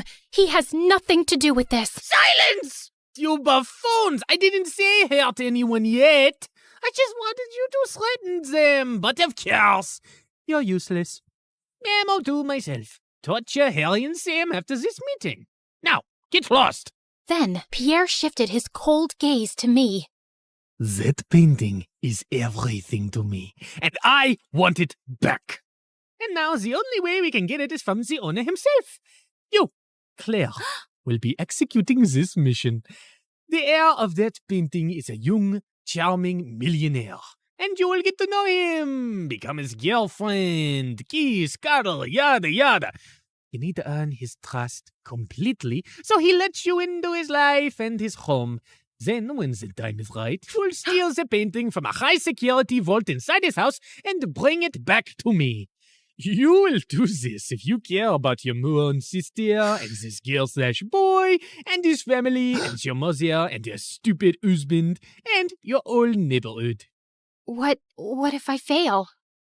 I don't think you want the answer to that. But once you succeed, I'll give you 2 enough to go to Bora Bora and never return. I'd be ecstatic to never set eyes on you annoying girls again. I had my eyes on the target from across the street. As soon as I saw him walk towards the cafe, I headed for the entrance. Just as he opened the door, I bumped straight into him, spilling coffee all over his shirt. Oh, God, I'm so sorry. I wasn't looking. I'll pay for the dry cleaning. His arm rested gently on mine. Hey, it's okay. It was an accident. I looked up into his bright green eyes. In fact, you're the one who's without a coffee now.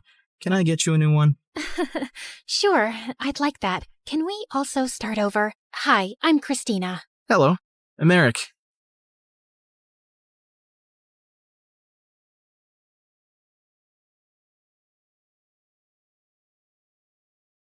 The heir of that painting is a young, charming millionaire, and you will get to know him.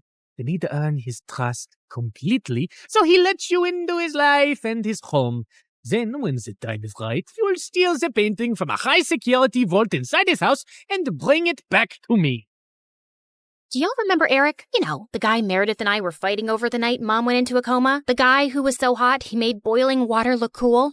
The guy whose smile shone brighter than the sun and whose eyes were deeper than the Amazon rainforest? The guy who... He looks familiar. Oh my god, I've kissed this guy once. Yeah, the guy who stole my heart the minute I saw him. And then Meredith kissed him. Do you girls know him? Not super well, but I'd rate him number 8 on my list of good kissers. And I've kissed tons of people, so that's pretty high. Oh, Pierre, you really gotta see his brothers. They look like... Ugly old girls, I know. I know everything about him, but how well does he know you? He and his family lived in our neighborhood only for a month, and that was years ago. I don't think he'd recognize me now. Yeah, she's not that memorable. You're all still going in disguise. We have to convince him that you're just a stranger who has randomly bumped into him with no agenda. Also, he must believe you're very rich, so he doesn't seek your gold digger. From Pierre, we learned that Eric's mom had passed away at his birth, and his dad had remarried a woman years later who already had children of her own, the quadruplets. The world makes sense again. Thank you. Eric's maternal grandmother recently left the painting to him in her will. His father is a big business tycoon, so they always have security at the mansion. But the painting is even harder to access. The only way you'll make it in and out of there is if you're welcomed into their home. I couldn't believe that of all the millionaires in the world, I had to pretend to like Eric, make him fall for me, and then rob him blind. And how was he even better looking now? Over the next few days, I took on the identity of Christina Delafour, a wealthy socialite with a law degree who lived in a beautiful apartment in a posh area and wore only designer brands. Wow, this Givenchy coat is stunning. It's Givenchy, you moron!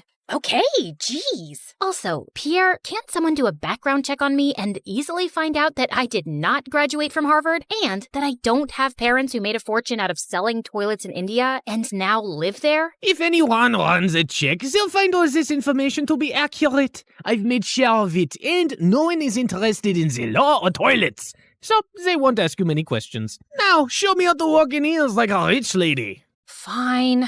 Meredith, pass me the Jackie Chim Chews. Oh my god, they'll know you're fake in a second. I was joking. Relax. I've hung out with enough rich people to pick up a few things. I got this. And then, a week later, I was inserted into Eric's life. We talked over coffee for an hour, and I thought it was going really well. But when it was time to part ways, he didn't ask for my number and just left. Ugh, I'd failed to capture his interest. I'd have to plan another encounter without seeming suspicious. As I was walking away distracted, I ran straight into a garbage can and stuffed my toe hard. Son of a biscuit! Holy mother of fudge! I was still hopping around when I crashed into a woman pushing a stroller, and a doll went flying out of her hand onto the road. Just then, a car ran over the doll and turned it into a pancake. You destroyed my child's precious doll! I'm so sorry. It was an accident. I'll get your little girl a... Wait, your child is a cat? Yes.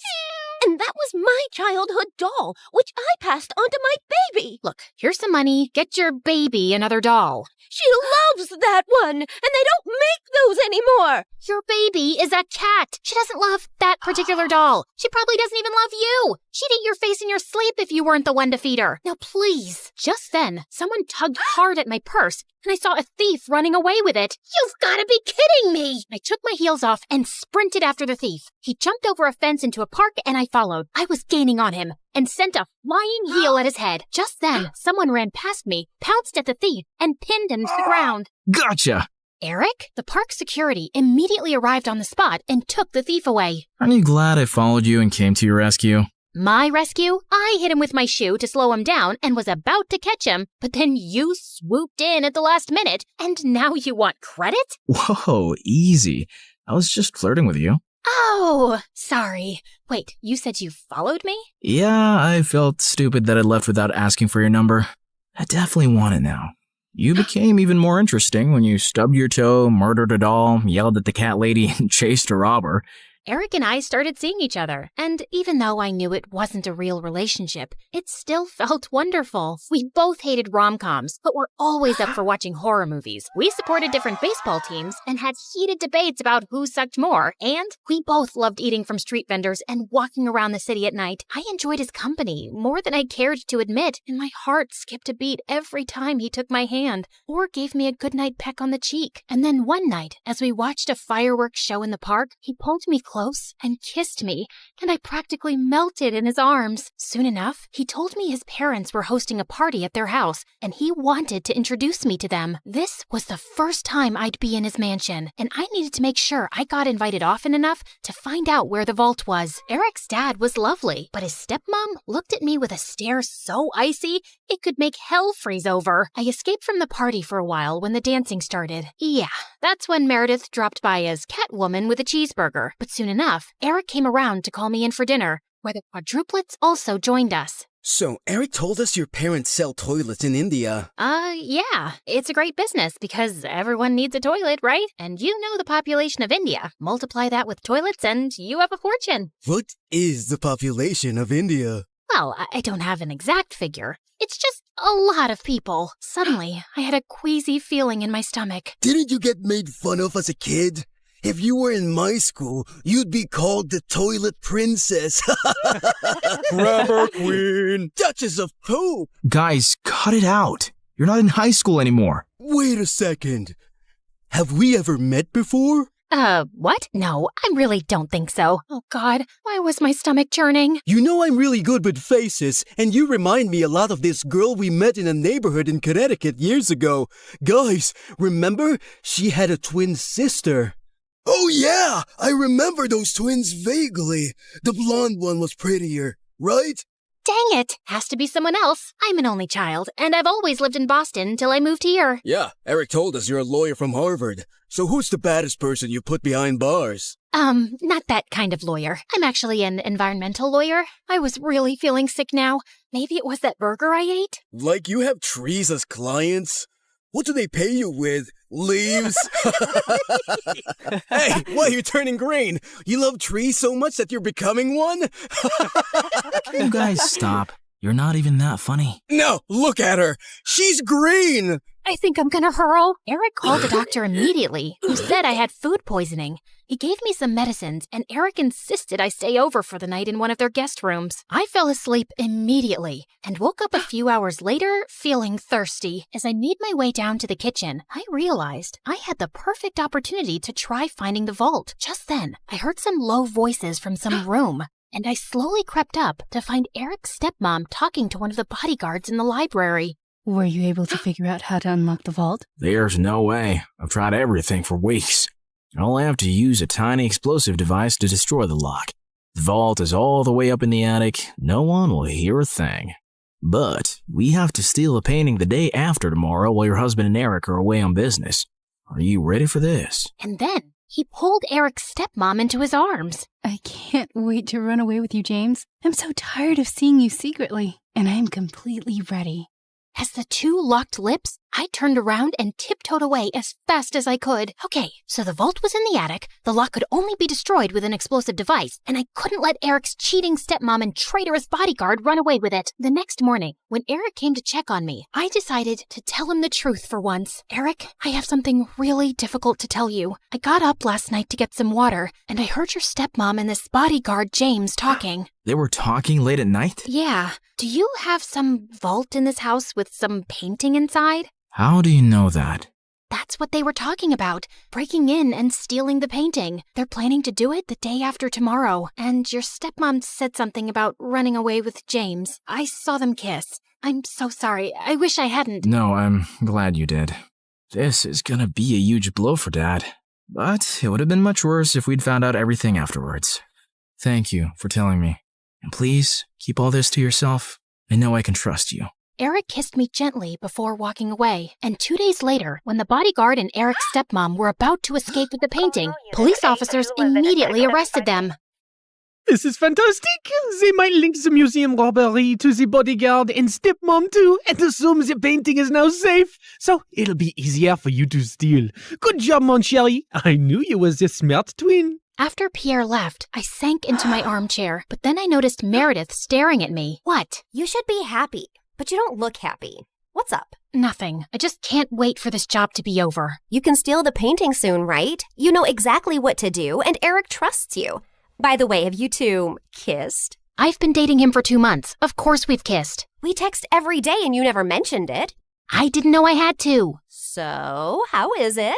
It's fine. It's whatever. It's like kissing anyone. My memory's a bit fuzzy, but you know I've kissed him. You never let me forget. And I definitely wouldn't call it a whatever kind of kiss. Yeah, okay. It's nice. It's good. Nice? Good? Oh, wow. Don't make me jealous with all the passion. Okay, you want to know what kissing Eric is like? It's like flying through space, like a meteor that explodes into 1,000 stars, and then jumping into really cold water that makes you feel alive all over, and then feeling warm and tingly down to your toes, like having hot chocolate next to a fireplace on a snowy winter night. So, I'm guessing it's better than kissing the pillow you used to practice on? I did not! Shut up! You're in love with him, aren't you? I was about to snap at her again, but then I just sighed. Yes, I am. The night of the heist arrived, and I felt sick to my stomach, but I just wanted to get it over with. Eric's dad was away, and Eric was holding an important shareholders' dinner, with which most of the household staff was busy. I'd volunteered to host the dinner with him, and got ready to leave before their meeting started. Thanks for your help tonight. You're the best. Oh, it was nothing. Don't thank me. So, I'll see you tomorrow at our coffee shop? It's a date. As Eric walked away, my heart felt like it was breaking into a million pieces. This was the last time I'd ever see him again. I gulped down my tears, and instead of leaving, I sneaked up unnoticed to the attic. Inside, I found a heavy metal door to a vault. I took out the tiny explosive device Pierre had given me, placed it on the lock, and activated it. In a few seconds, there was a tiny pop and a sizzling sound. Then, I heard the lock click open. I walked into a tiny, dark vault and found the painting under a glass case. Praying to every god that no alarms would go off, I lifted the case carefully, put the painting in my bag, and started sprinting down the stairs. But just as I'd reached the second-floor landing, one of the Ninja Turtles blocked my way. What are you doing? Hey, bro!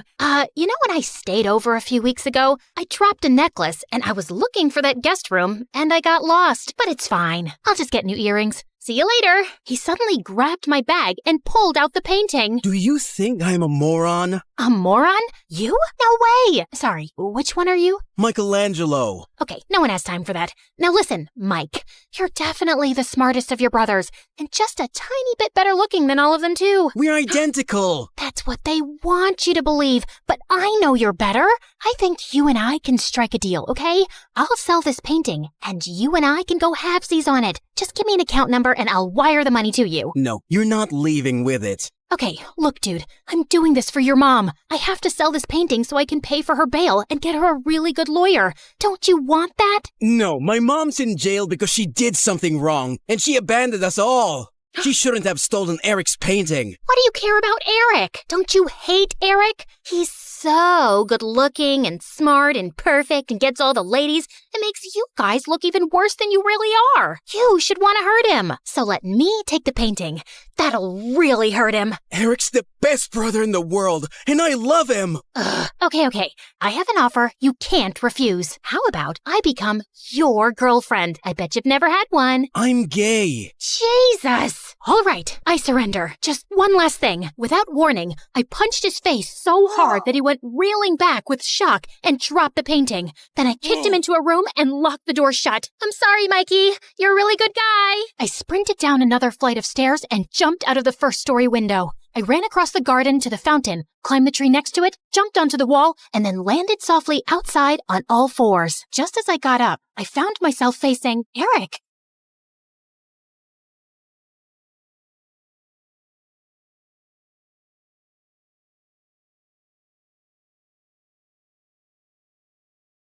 Hi, I'm Leah from Indiana. Before I continue, please hit like and subscribe. Since I was a baby, I was meant to be a dancer. I could dance before I could even walk. I would do the cha-cha while cleaning my room and bust a move while brushing my teeth. And of course, I was shaking it all the way to and from school. People smiled and laughed when they saw me, but I never cared. When I was 10, I would watch my friends head off to dance class after school. It would tear me up inside to see them living my dream. I came home one day as my mom was finishing her makeup. Mom, can I please go to dance class? All my friends are going. You're not going. You have no idea how much that class costs. There was no other parent to ask at that time. Just me and Mom and whoever she was dating that week. But Mommy, please. I swear, I'll do your laundry and chores, and when I make money from ballet, you'll get makeup from Sephora. I'll take you shopping, whatever you want. Pretty please. This means everything in the world to me.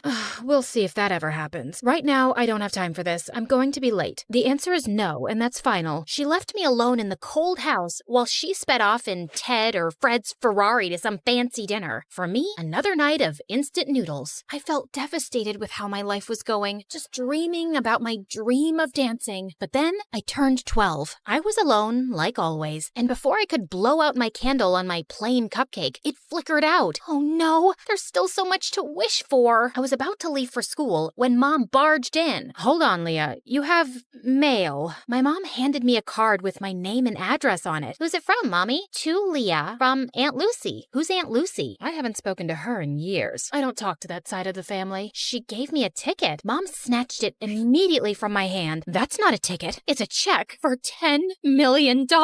My mom went crazy. It was like she stepped into a Louis Vuitton fever dream. I didn't even know she was that loaded. I could do so much with this. I could buy a Gucci dress, an MK bag, and a diamond set. And I can't wait to see the look on Mary's face. She'll be fuming. And oh, that Tony who dumped me, he'll come crawling back like a puppy, begging me to take him back. I didn't remember the last time my mom looked so happy. She showered me with hugs and kisses, even making me twirl around like a ballerina. I had so much to ask Aunt Lucy, but Mom said she didn't have her number or anything. And when I turned 14, Mom decided to move. So we packed up everything and headed to New York City. That's right, the Big Apple, the city that never sleeps. We were ready to start a new life. I finally signed up for dance lessons at an art school. Me, the girl who used to have holes in her shoes, had ballet slippers. I practiced every day until my legs cramped, but I was ecstatic. My mom also had new friends, like Tiffany, Chanel, and Fendi. I had always wanted to be close to Mom, so I joined her shopping sprees, and it worked out great. I guess that's what I was always missing. We would spend our time stalking the malls for the best clothes, handbags, and of course, shoes. Oh, Leah, we have to get these too. I was covered with shopping bags and balancing shoe boxes while scooting through the aisles. I could barely see in front of me through Mom's haul. Hurry up! We don't want to miss the first drop of Balenciaga's new collection. I'm right behind you. But honestly, when we were in these very posh stores, I felt like a princess. I was offered fancy drinks, tried on expensive dresses, and best of all, I felt so close to my mom. I walked out of the dressing room in a sparkling dress. Now spin around. Oh, beautiful, so beautiful. We'll take it. I looked at myself in the mirror. I could barely recognize myself, but maybe this is who I was supposed to be. I carefully teetered in the heels my mom had picked out for me, but crashed into the mirror. Do you think we could look at some flats? While I spent so much time with my mom, I might have been distracted from my dancing. My dance teacher seemed to be losing patience with me. Okay, Leah, you're up next. Saute. I smiled nervously at my dance teacher, attempting to jump, but fumbled the landing. The other students giggled at me. Have you been practicing? Yes, of course. I lied. What time did I have to practice? School was out at 3. I told my mom I would be at Bloomingdale's by 4. I mean, it was so unreasonable. Besides, I never looked more like a ballerina. The clothes, the hair, the shoes, the makeup. I was the definition of what a ballerina looked like. It wasn't my problem if my teachers couldn't see it. By the time I was 16, me and my mom had our routine down. Shopping, dining, and dining. Mom had friends she'd visit while I was in school, and we'd chat about them over dinner. And you wouldn't believe her hair. It's turned this terrible orange color. And her roots? Oh, her roots could be seen from outer space. Honestly, Leah, I'm beginning to think you're my only real friend. She loved me. My mom loved me. Just then, 2 men walked into the restaurant and surrounded us with serious faces. Jeannie Roberts? Yes? What is your problem? They flashed their badges at us. It was the police. You have to come with us. Excuse me? me. I am not done with my dinner. I want to speak to your manager. Jeannie Roberts, we need to talk to you about your tax evasion. This is ridiculous. You don't have the right person. You're gonna ruin my blouse. Mom, what's going on? Leah, I will call you as soon as I can. Can you let up a little? This is silk. The police dragged my mom out of the restaurant. I didn't know what else to do, so I ran back to our apartment. I paced and cried, staring at my phone. My mom was arrested. What on earth could I do? Finally, at midnight, the doorbell rang, and it was Mom. Mom, what's going on? Listen, I have to be quick. You need to get help. Otherwise, they'll put me away for good. They said tax evasion, but you haven't done anything. We have the money. Tell the police we have millions of dollars. We don't, Leah. It's gone. My stomach dropped. I need you to get me out of this trouble. I need you to go see Aunt Lucy and ask for the money. They have people watching me. They'll pounce on me if I try to leave the city. But you said you didn't know anything about her. Yeah, I just remembered her address. Go to her and get the money so I can get out of here. I had no other choice. It was just me alone, and I had to save my mom. I hopped on the first train I could find. There were 1 million people on the subway, and I squeezed my way through the crowd. The train car jerked, and the guy's soda splashed all over my face. He glared at me. Hey, watch it. But he splashed me. Finally, I arrived at my aunt's house and knocked on the door. Her house towered over me with dozens of closed shutters and fading awnings. I'm not interested in buying anything. I'm not selling anything. I'm Leah. Are you Lucy? I'm looking for my great Aunt Lucy. Leah? I ran to her and opened my arms for a much-needed hug, but I was taken aback when Aunt Lucy sidestepped me like she was avoiding a bug. Do you know you look very sticky? I know. I took the subway here. My mom asked for your help. You helped us before, and we appreciate it, so I didn't help you. Well, with the money you graciously gave us, you helped us a ton. That was your father's last investment. I was instructed to cash it out and send it to his next of kin. That's you. My dad? I can only recall bits and pieces of him. I know. You're not missing out. So, Jeannie's in trouble. You want something from me? Why should I bother? We're family, aren't we? I always disliked your mother. Spoiled, selfish, and vain. Does the apple fall far from the tree? You look just like her. But I didn't look like myself. She wanted me to leave, but I couldn't. She was my only hope. I kept pestering and pleading with her for days, buzzing around her like a pesky fly. Finally, after what felt like forever, she talked to me. This used to be a hotel, you know. I took care of everything, and I was great at it. But it's hard for a person my age to manage everything around here. There's too much space and too many stairs. I have a few guests coming over, but I don't have much staff. I would like to see how useful you can be. Whatever you need, I can do it. I needed to win her over to save my mom, so I got to work by cleaning out the fireplace. Large chunks of ash rained down on me, covering the floor in a thick blanket of gray. Oh my God, what a mess. Leave this and go wash your face. And when I scrubbed the windows, one of the panes cracked and a large piece of glass fell. I caught the glass right before it hit the floor. Oh no. I heard some guests coming, so I quickly shoved the glass under the bedspread. A large older man entered the room and plopped down on the bed. The glass made a large crunching noise and the man screamed. New sheets. You must need new bed sheets. I scampered out of the room and caught Aunt Lucy giving me the death stare. On the way to get new bed sheets, I bumped into a flower vase and knocked water everywhere. I sprinted off into the hall and grabbed the mop to clean, and then thud, the rest of the guests slipped and fell. Oops, I think I forgot the wet floor sign. Ugh, it's gonna be one of those days. I totally screwed up, and I knew there was no way she'd forgive me. So I hid from her, and when she finally found me, I started bawling like a baby. She couldn't be mad at a sobbing girl, right? I could see her face soften, and I figured I had a chance to get on her good side. I tried to make up for all the mistakes I had made. I gave my aunt a foot massage, made her fresh juices and warm soup, and in my final efforts, I polished her dresser and found a music box. Don't break it. Oh, I wouldn't. I love it. I'm a ballerina too. Well, maybe. I used to be. You're a little young for used to be anything. For me, this ballet feels like Aunt Lucy and I were finally talking, and it felt like the ice was melting. She told me how she used to be a dancer. When I was a baby, my dad would tell her all about how much I loved dancing. I finally got through to my aunt, but I still needed her help. I brought up how desperate I was to save my mom. I was wrong. You're not like your mother at all. Okay, enough of all this. Let's go. We took a car downtown and met my mom. What on earth happened, Jeannie? You are still as disappointing as ever. Ugh, here we go. Why did you even bother to come here? You could have sent the money with Leah, but I guess belittling an innocent woman is more your speed. Aunt Lucy asked Mom for her tax forms, but all she got was silence. Mom, just give her the paperwork. She'll help us. What's wrong with you? Okay, fine. I'll just leave. And then Mom spilled the beans. She had conned us. The cops were fake. The tax problem was fake. All a scheme to get money from Aunt Lucy. I can't believe this, Mom. How could you do this? I had to. The bank was going to take the apartment, so I had no choice. I was in debt and knew only you could convince your aunt. I'm sorry.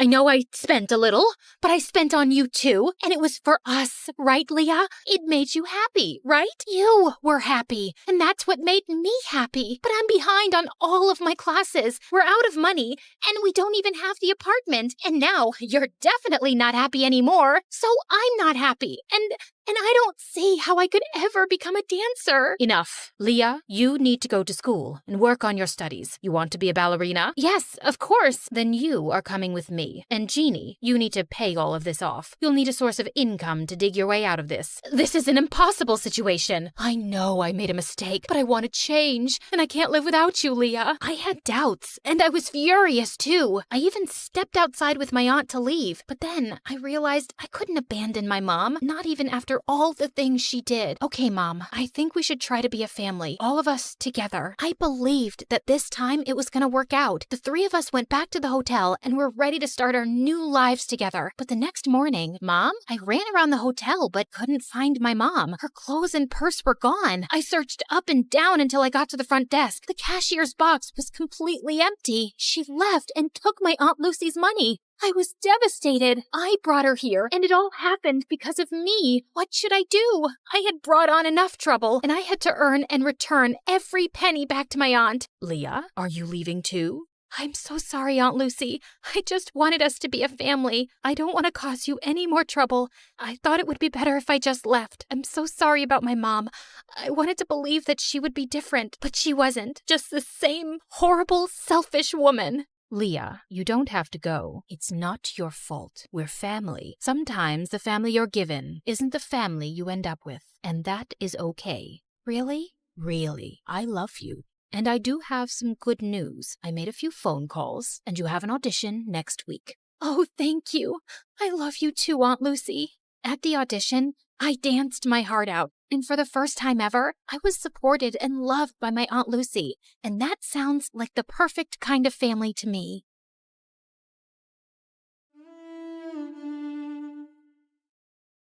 Hi, my name is Alice, and I'm from Rochester, New York. Please like and subscribe. You know how people say that when you meet the love of your life, time stands still and your heart skips a beat? Well, my dad had his own version of it. Love feels like a bunch of fireworks exploding inside your heart. That sounds dangerous. Oh, honey, it's the most beautiful feeling in the world. Dad always tells me about when he met Mom. He was playing on the subway, and when she stepped in, he felt fireworks go off inside of him. And that was it. My life changed forever. Our life changed forever. My mom was a big shot lawyer, and my dad worked as a music teacher at my own school. I inherited my dad's love for music, but wasn't into singing, so I used Mom's lawyer skills on them and convinced them to buy me a drum kit. My life was simply wonderful, but everything changed when I was 12. Mom got stuck on one big case and was working crazy hours, so there was no time for anything else. Not even for me. For months, I kept bugging her to notice me, but the answer was always the same. Not now. I can't, Alice. Of course, this also led to fights between my parents. They used to argue in the kitchen at night when they thought I was asleep. Finally, one night, she just left. There were no explanations, no clues, no goodbye letter. Nothing. It was a rough time, but my dad and I always stayed together. As time went by, we both started feeling a little bit better. Despite everything, I never stopped believing in true love, and I eagerly awaited the sensation my father had described so many times. When I turned 16, I witnessed the fireworks of love up close. I was at home cooking an egg when these bratty kids kept ringing our doorbell and running away. My blood was boiling, so I decided to teach them a lesson at the next bell. I flung open the door and spattered the egg right onto them. To my surprise, it was Luke, one of my dad's guitar students. He was one of the most popular, truly dreamy, funny, and kind guy in our school. Oh no.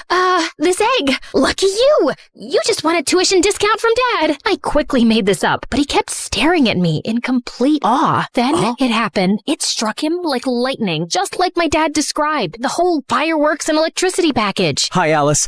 I love you. But here's the twist. I didn't feel the same way. However, from that moment on, Luke embarked on a mission to win my heart, while I tried to refuse his advances without hurting him. Flowers for you, beaut. Bees. It has bees. I baked brownies for you.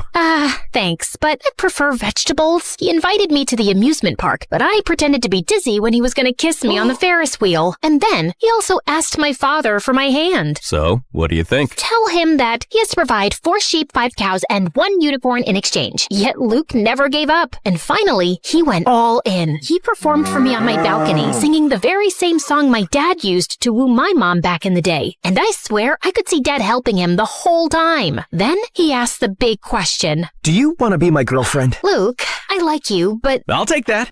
It's a love story, baby. Just say yes. I know what you might be thinking. How could you not love Luke back? He sounds like the perfect guy. And you'd be right. He was everything I could have wished for, and more. He even quoted Taylor Swift for me. I decided I should give him a chance. Maybe the fireworks would appear slowly for me. Okay, let's do it. After a few months, things were going great. He was a great boyfriend, and I cared for him. One day, as we hiked up a hill, my foot clumsily met a cluster of rocks. I was about to fall when Luke grabbed my hand and held me. Are you all right? I nodded. The sunlight hit him just right, and he looked just beautiful. He leaned in, and he rewarded my safety with a kiss. It was a scene right out of a movie. Come on, guys. You see? I tried, but I just couldn't help feeling nothing. By the time we reached the top of the hill, I decided to end things. Luke deserved someone who could truly love him. After a brief pause, I managed to muster the strength to share my feelings. However, as I looked at him, tears were welling up in his eyes. Alice, there's something I have to tell you. Yes, Luke? I'm thrilled that we're together. I've been looking for the perfect partner for what feels like forever. Tears began to fall down his cheeks, and I hugged Luke tightly. How could I break his heart after that? I just couldn't. I needed a new plan, a way to end things without hurting him. Just then, I got an idea. I needed to find my boyfriend a new girlfriend. Yet, it was easier said than done. Finding the perfect girl for Luke was certainly a tough mission. I introduced him to Sarah in a bowling alley, but it turned out she was only interested in using Luke to make her ex-boyfriend jealous. On trivia night, Claire and Luke had a heated argument about the best pizza toppings. They didn't get along after that. Lastly, how can I forget about Julie? When I introduced her to Luke at a party, it was pretty clear that she was more interested in me than in him, much to Luke's amusement. Of course, he knew nothing of my plan. I introduced so many girls to him, pretending they were my friends, but none of them sparked even the slightest explosion. Luke only seemed to have eyes for me. Darn him! After a few weeks of failures, I was about to give up hope. But then, right in my dad's class, the solution seemed to fall from the sky, almost literally. Boys and girls, we have a new exchange student from South Korea. This is Moon. That new girl seemed quiet, but she was a total stunner. We have a little welcome tradition here. You've got to sing us your favorite song while standing upside down. What? You could actually see Moon's soul leaving her body. Kidding. But come on, it'll be a blast. So, which song are we going with? For a brief moment, Moon seemed to be torn between making a mad dash for the exit, pretending to faint, or fighting my dad to ignore his request. Love Story by Taylor Swift. Bingo! That was the girl who was gonna sweep my boyfriend off his feet. I couldn't have been more thrilled. Above all, she had a beautiful voice. She was perfect for Luke. As soon as the class ended, I walked up to Moon. Hi, I'm Alice. That was amazing. Thank you. I just hope I don't have to do that to introduce myself in math class. Don't worry about it. The gym teacher might make you do some push-ups in front of the whole school, but apart from that, well, that's it. I'm going back to South Korea. She even had a great sense of humor. By the way, the music teacher who just made you sing in front of everyone is my dad.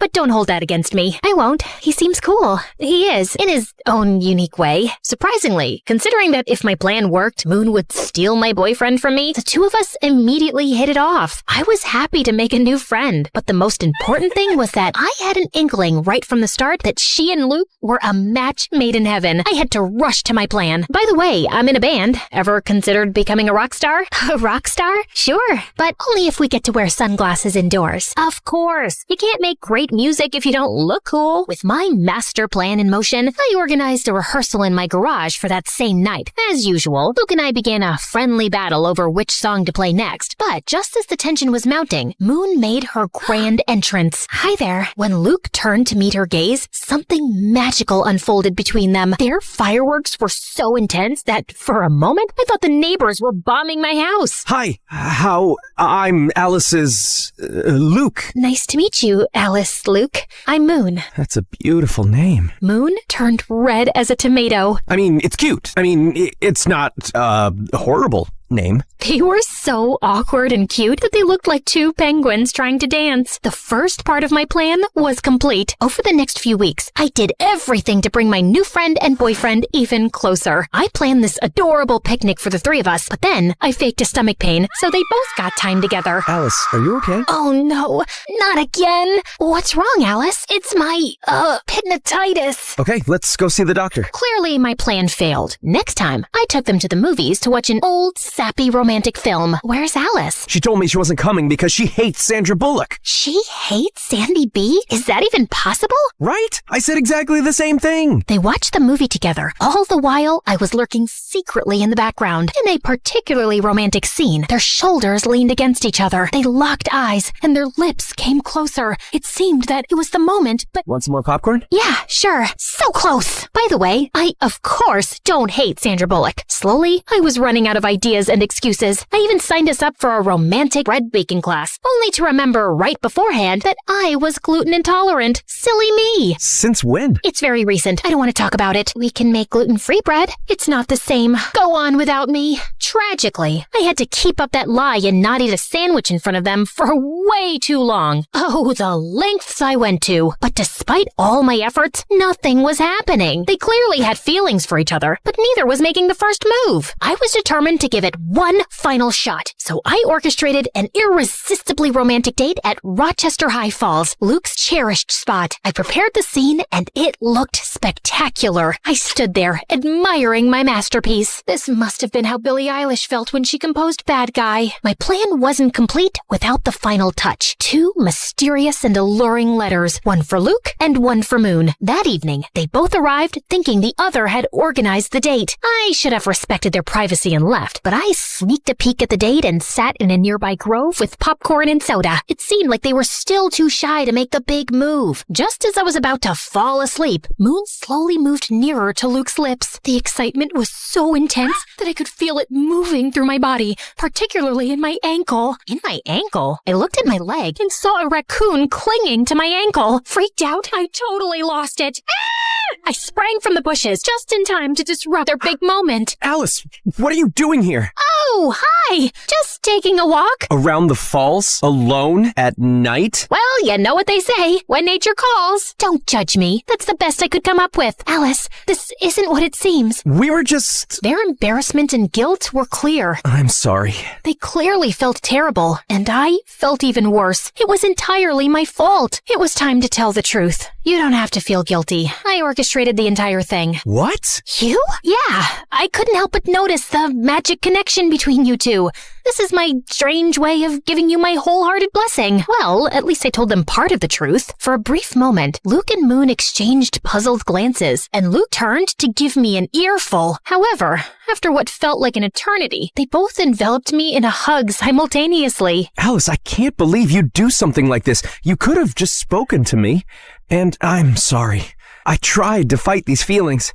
No need to apologize. The heart wants what the heart wants. Are you sure you're okay with this? Absolutely. You two are meant for each other. I'll step aside and let you enjoy the rest of your date. I walked away swiftly, but before I got too far, I turned back to see them finally sharing their first kiss. Well, you could have at least waited for me to leave. Just kidding. Carry on. This may appear like the happily ever after ending, doesn't it? But believe me, there are still some more fireworks to discover. My grand plan had succeeded. Moon was perfect for Luke, and they were really happy. However, sometime later, I started to feel increasingly sad. While I was genuinely thrilled for them, a feeling of loneliness began to take over me. Eventually, I decided to share with my dad my deepest fear. Dad, what if I never experienced those fireworks? Alice, just like music, love has its own tempo. It won't come if you're expecting it. But trust me, sooner or later, your moment will come. But what if I end up with a broken heart, like you when Mom left us? That can happen. Love is not perfect. But believe me, it's still worth it. After that, I decided to give the whole love thing a rest. I just focused on school, my friends, and of course, music. For several months, everything went smoothly. Surprisingly, my dad was right about love. My moment was bound to come just when I least expected it. Boys and girls, we have a new exchange student, this time from Italy. This is Camillo. And that was it. Boom, boom, boom! Just like my dad had predicted, my moment to feel the fireworks had arrived, and it came on strong when Camillo strolled into the classroom. I couldn't take my eyes off of him. And to be fair, no one else in the class could either. He was so irresistible, incredibly handsome, cool, stylishly dressed, and smart. My dad tried to get him to sing a song to introduce himself, but Camillo instead recited a poem in Italian. I didn't understand anything. I was too captivated by him. Ah, right. It's a very lovely and romantic poem. Not really. It's about what hell is like. Marry me. I knew I had to beat out tons of other girls to win his heart, but if there was one thing I was truly confident about, it was my matchmaking skills. Game on. During lunch, I went up to him. He was sitting by himself, with all the girls gazing at him from afar, too mesmerized to strike up a conversation. But I wasn't like the other girls. Hi there. What's cooking, good looking? Not my best pickup line, I know. Hi, you. Alice. Oh, right, Alicia. Already? My name, or a variation of it, coming out of his mouth made me shiver. What are you reading? Robert Frost. Oh, he's the one who invented frosting? Because if so, I want to congratulate him. No, he was one of America's most renowned poets. I felt like my confidence had crumbled like a house of cards. I guess I'm more of a takeout menu reader. Camilo shot me this weird smile and went back to his book. I left feeling defeated and humiliated, all while the surrounding girls erupted into laughter. Still, I wasn't going to give up so easily. You guys know I can be very stubborn. Over the next few days, I did everything I could to get Camilo's attention and interest. So, you're a photographer? Yeah. Me too. I love selfies. And when I thought I couldn't get any lower, Camilo, I wrote you a poem. Oh, okay. Twinkle, twinkle in your eyes, like the stars in moonlit skies. In your arms, I feel so right, like a star that's shining bright. He rested his hand on my shoulder with second-hand embarrassment. That was very sweet. What was I thinking? Are we going or not? The most stunning gothic girl was walking towards Camilo. Sure thing, Bella. They just walked away while my hope lay shattered on the floor. After the humiliation of a lifetime, I crawled home and locked myself in my own room for days. Is this karma for not loving Luke back? Unwelcome love is horrible. Why didn't anyone tell me? I decided to never leave my room again. But Luke and Moon swooped in to save the day. Alice, what are you doing? We were worried about you. You haven't been to school for days. And I'm not going back. I'm officially a hermit now. Come on, Alice. You can't give up so easily. What else can I do? He's too cool and smart for me. And he clearly has a thing for goth girls. Well, maybe that can be arranged. Moon showed me the flyer for a costume party happening the next day at school. Maybe this wasn't quite over yet. The following day, I visited Moon's house for the first time for a unique makeover session. She was determined to transform me. And after an intense half hour of makeup and dressing, I emerged as a whole new person. Camilo will be head over heels for you. After a while, I headed downstairs to her kitchen to grab a glass of water. Moon's house was massive and a bit eerie, with dim lighting and an unsettling silence. As I turned the corner, I bumped into a tall, mysterious guy. I let out a scream of surprise. Who are you? I'm Alice, Moon's friend. I glared at him. He was wearing a suit, like a gangster from a lousy movie. I'm Quan, Moon's big brother. Oh, right. Why are you dressed like that? We're going to a costume party. A costume party? So childish. You're like just a year older than us. Besides, you look like you're dressed up too. Whatever, just watch where you're going, kid. Kid? Oh, just then, Moon showed up, probably after hearing my screams. When I turned to face him, Quan had already disappeared down the dark hall. What? Why are you smiling? You know, your brother is a real piece of work. Aha. Moon acted weird. I think that runs in their family. Shortly after, we left for their party. Luke, dressed as a mad scientist welcomed us. Alice, you look like you just stepped right out of a dark and mysterious fairy tale. Great job, baby. Thanks, baby. Alice, Camillo's there. Go do your thing, girl. Thank you, guys. I took a deep breath and walked towards Camillo, who was dancing with his friend. Of course, he was too cool to wear a costume. With a boost of confidence from my outfit, I saluted them. Hello, my fellow creatures of the night. Alice, what are you wearing? Tonight, I embrace the shadows. I'm a goth. Being a goth is not a costume, you phony. It's a lifestyle. I'm sorry, I didn't mean, of course you didn't. You are just a little suburban princess who gets whatever she wants, playing dress up, and the way Camillo looked at me, that hurt more than any malicious comment. Once again, I was humiliated. For the rest of the party, I hid in the halls of the school. How could I be so stupid? Should I respond? I looked up and saw Quan. What are you even doing here? I thought you were too fierce for a costume party. I am. I'm just here to pick up Moon. I just got her text. She already left with Luke. Oh, okay. Quan leaned his back against the lockers. Rough night? That's an understatement. So, do you want me to take you home, or would you rather stay here crying? What? These are not tears. Don't try to tell me you got something in your eye. Come on, let's go. I was shocked. He was rude, definitely, but not that bad. Quan held out his hand for me to stand up. As I was getting up, our eyes met. Time stood still. Electricity. And yeah, it happened again. Boom, boom, boom. What? Did you hit your head or something? No, it's just that, I don't know.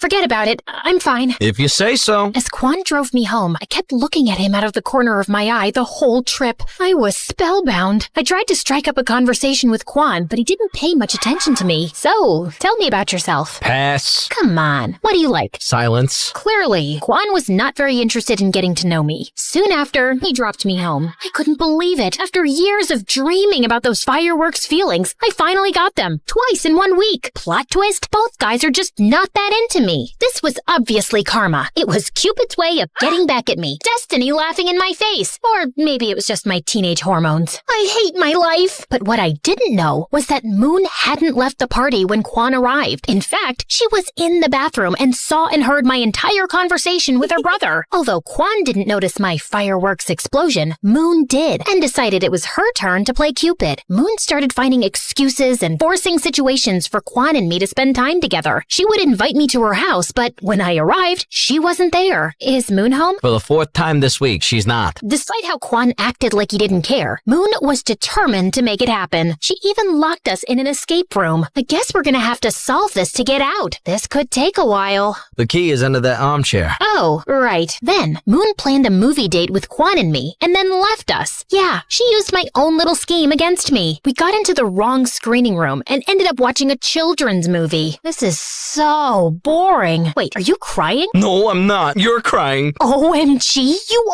are! Shut up. It's just a beautiful tale of friendship between a duck and a shark. After that, he started talking to me, and slowly, I understood that his whole bad boy facade was simply a shield Quan put up when he moved here to cope with this unknown and new place. He actually could be really kind and sweet. One day, Moon set up a sort of double date with me and Luke and dragged Quan quite literally into a bowling alley. The evening turned out to be an absolute blast. We enjoyed some good food, sent those bowling pins flying, and shared laughs like there was no tomorrow. Quan even dropped his tough guy persona and had an amazing time. I felt that slowly, we two were growing closer. Great strike, Alice. Thanks. I learned from the best. I didn't know I was the best. Who says I was talking about you? The only problem was that Luke found out what Moon was doing, and he wasn't too happy about it and cornered me. Alice, Quan's not right for you. He once told me, if you hurt my sister, I'll turn your hair pink. And he walks around in sunglasses indoors, too. And don't even get me started on his weird spoons collection. Did you see the massive plastic to fancy spoons display in his room? I'm just worried you'll end up hurt. But I wasn't very convinced. And then the next day, as we were preparing for our band rehearsal, Luke arrived with a surprise visitor. Camillo came to rehearsal, if you girls don't mind. If looks could kill, Luke would be dead now. Oh, that's why you said not to bring Quan. We'll talk later, baby. I tell you, man, we have the best drummer in town. So, he has decided to play matchmaker too. Go on then. During our practice, I was super nervous, way more than usual. But then Camilo did some really nice things that made me feel a lot better. I think I did pretty good in the end. That was great, Alice. I didn't know you were so talented. Thanks. That made me melt, literally, right there on the spot. For the next few weeks, I was caught in a love triangle with Quan and Camilo, and tangled in a dispute between friends. I felt bad, but chose to go with the flow, hoping to solve the puzzle of my heart. But things turned into some kind of competition between them, and in order to win, they went big. Luke orchestrated a fantastic carnival date for Camilo and me. Amidst the chaos, we laughed, won games, and feasted on cotton candy. I even won him a huge stuffed animal. Thanks! Elephants are my favorite animal. I'm more of a grizzly bear girl, but elephants are pretty cool. Then, Camilo and I rode on an intense roller coaster in an odd moment of calm. Before the car sped off again, Camilo pulled out his camera and took a picture of me. What are you doing? I want to capture this moment forever. That was one of the most magical and romantic nights of my life. For her part, Moon convinced Quan to take me to his favorite spot, a haven he had never taken anyone to before. It was a dark and murky place. Quan led the way, nodding to some guys. All eyes were on me, so I tried my hardest to copy his attitude. Needless to say, I failed. Quan, we are too young to be here. Relax. What is life without a little risk? Right, but maybe this is a little too dangerous. Okay, I admit it. I was scared. But you would be too if you saw those people there. It looked like the whole cast of Pirates of the Caribbean. Don't worry, Alice. I know the owner and most of the guys. They are cool. Quan took my hand, and not only did I feel safer, but I was also ecstatic. The rest of the night turned out to be surprisingly amazing. Everybody was fun and welcoming. Quan revealed his secret technique to cheat in poker, and an energetic punk band put on a spectacular show. Hours later, we watched the sunrise on the hood of his car at the highest point of the city. Hey, okay, I hear you all yelling, pick a lane, girl. But come on, deciding between Camilo and Quan is like choosing between chocolate and vanilla when you love both. It's driving me nuts too. It was impossible. Like Camilo wrote and recited to me in an open reading the most beautiful poem I had ever heard. But then Quan got us the chance to play our first gig in the same place he took me. Clueless of what to do, I turned to the greatest source of wisdom I knew, my dad. Okay, yes, I was truly desperate. Dad, is it possible to be in love with two people at the same time? My dad took a deep breath before answering. Alice, time has taught me not to put any limits on love. Love can be many different things. It constantly mutates, so maybe it is possible. And what should I do? I can't date two people at the same time. No, you have to be mature and thoughtful. Take care of your feelings, but also those of others. But I don't know how to decide this. If you are stuck in this situation, you might not be ready for love. Maybe the best thing to do now is to focus on yourself. And it wasn't very helpful. Maybe my dad wasn't the fountain of wisdom I thought he was. Before you guys go off in the comments, I know this is like the best kind of problem any girl my age could have. For days, I ignored both Camilo and Quan, but finally, the day of the concert arrived. Surprisingly, I was pretty calm. Well, that was until I saw both Quan and Camilo in the audience.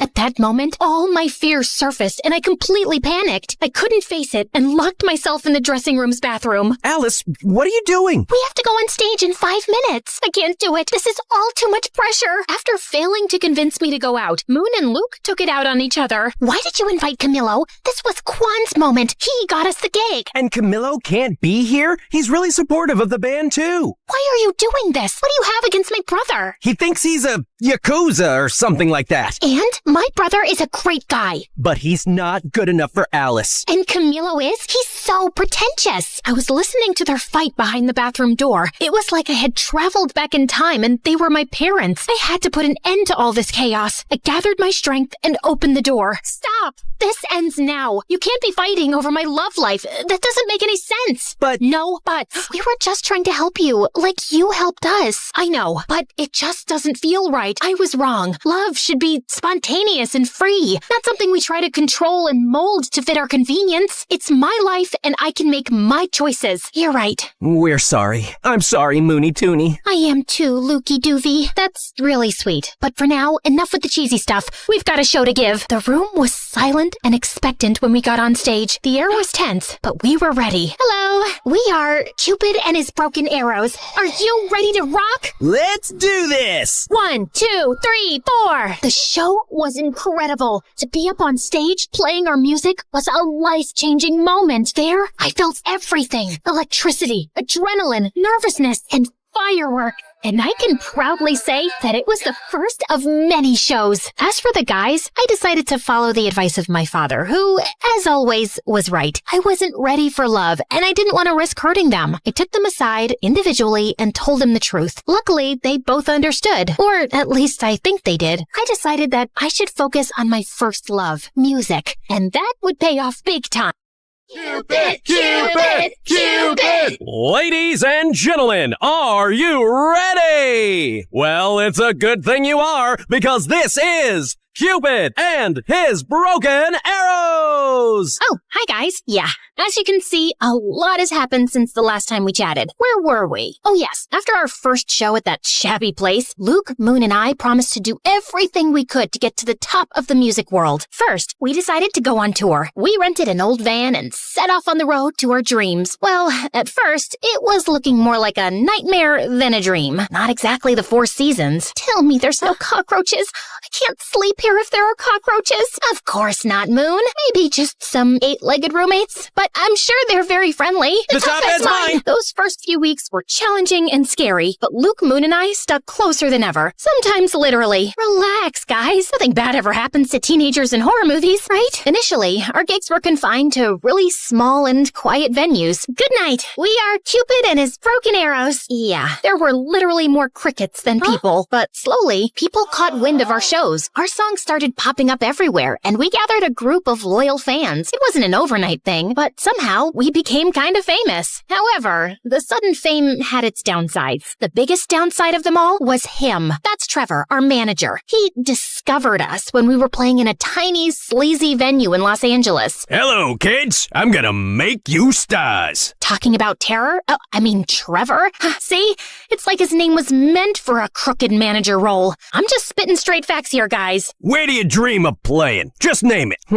In the forum? That's a little too ambitious. I'll make it happen. Sky's the limit for us. Despite Moon and Luke's excitement, something didn't smell right to me, so I decided to keep an eye on Trevor. Follow that car! I always wanted to say that. I tailed him to the forum offices. Oh, tailed is what spies say when they follow someone. Too many spy novels, I guess. So, Trevor got out of his car, but returned as if he'd forgotten something. What could it be, you might ask? His briefcase? His parking permit? Maybe his wallet? Well, not exactly. A gun? Who brings a gun to a business meeting? It's like bringing a gun to a business meeting. I figured he was a little shady, but he was actually dangerous. After a while, he walked out of the meeting with a big smile and put his gun back in his suit. Oh my God! That night, after Trevor gave us the news that he got us a slot at the forum, I revealed what my fierce investigation had unmasked. It's over, Trevor. I saw your gun and how you used it to get us this concert. We can't be involved in something as dark as that. Oh, you mean this? Trevor pulled out his gun and pointed it directly at me. My life flashed before my eyes. Moon, Luke, and I screamed in terror as he pulled the trigger. To find out what happened next, join part 4 of this story.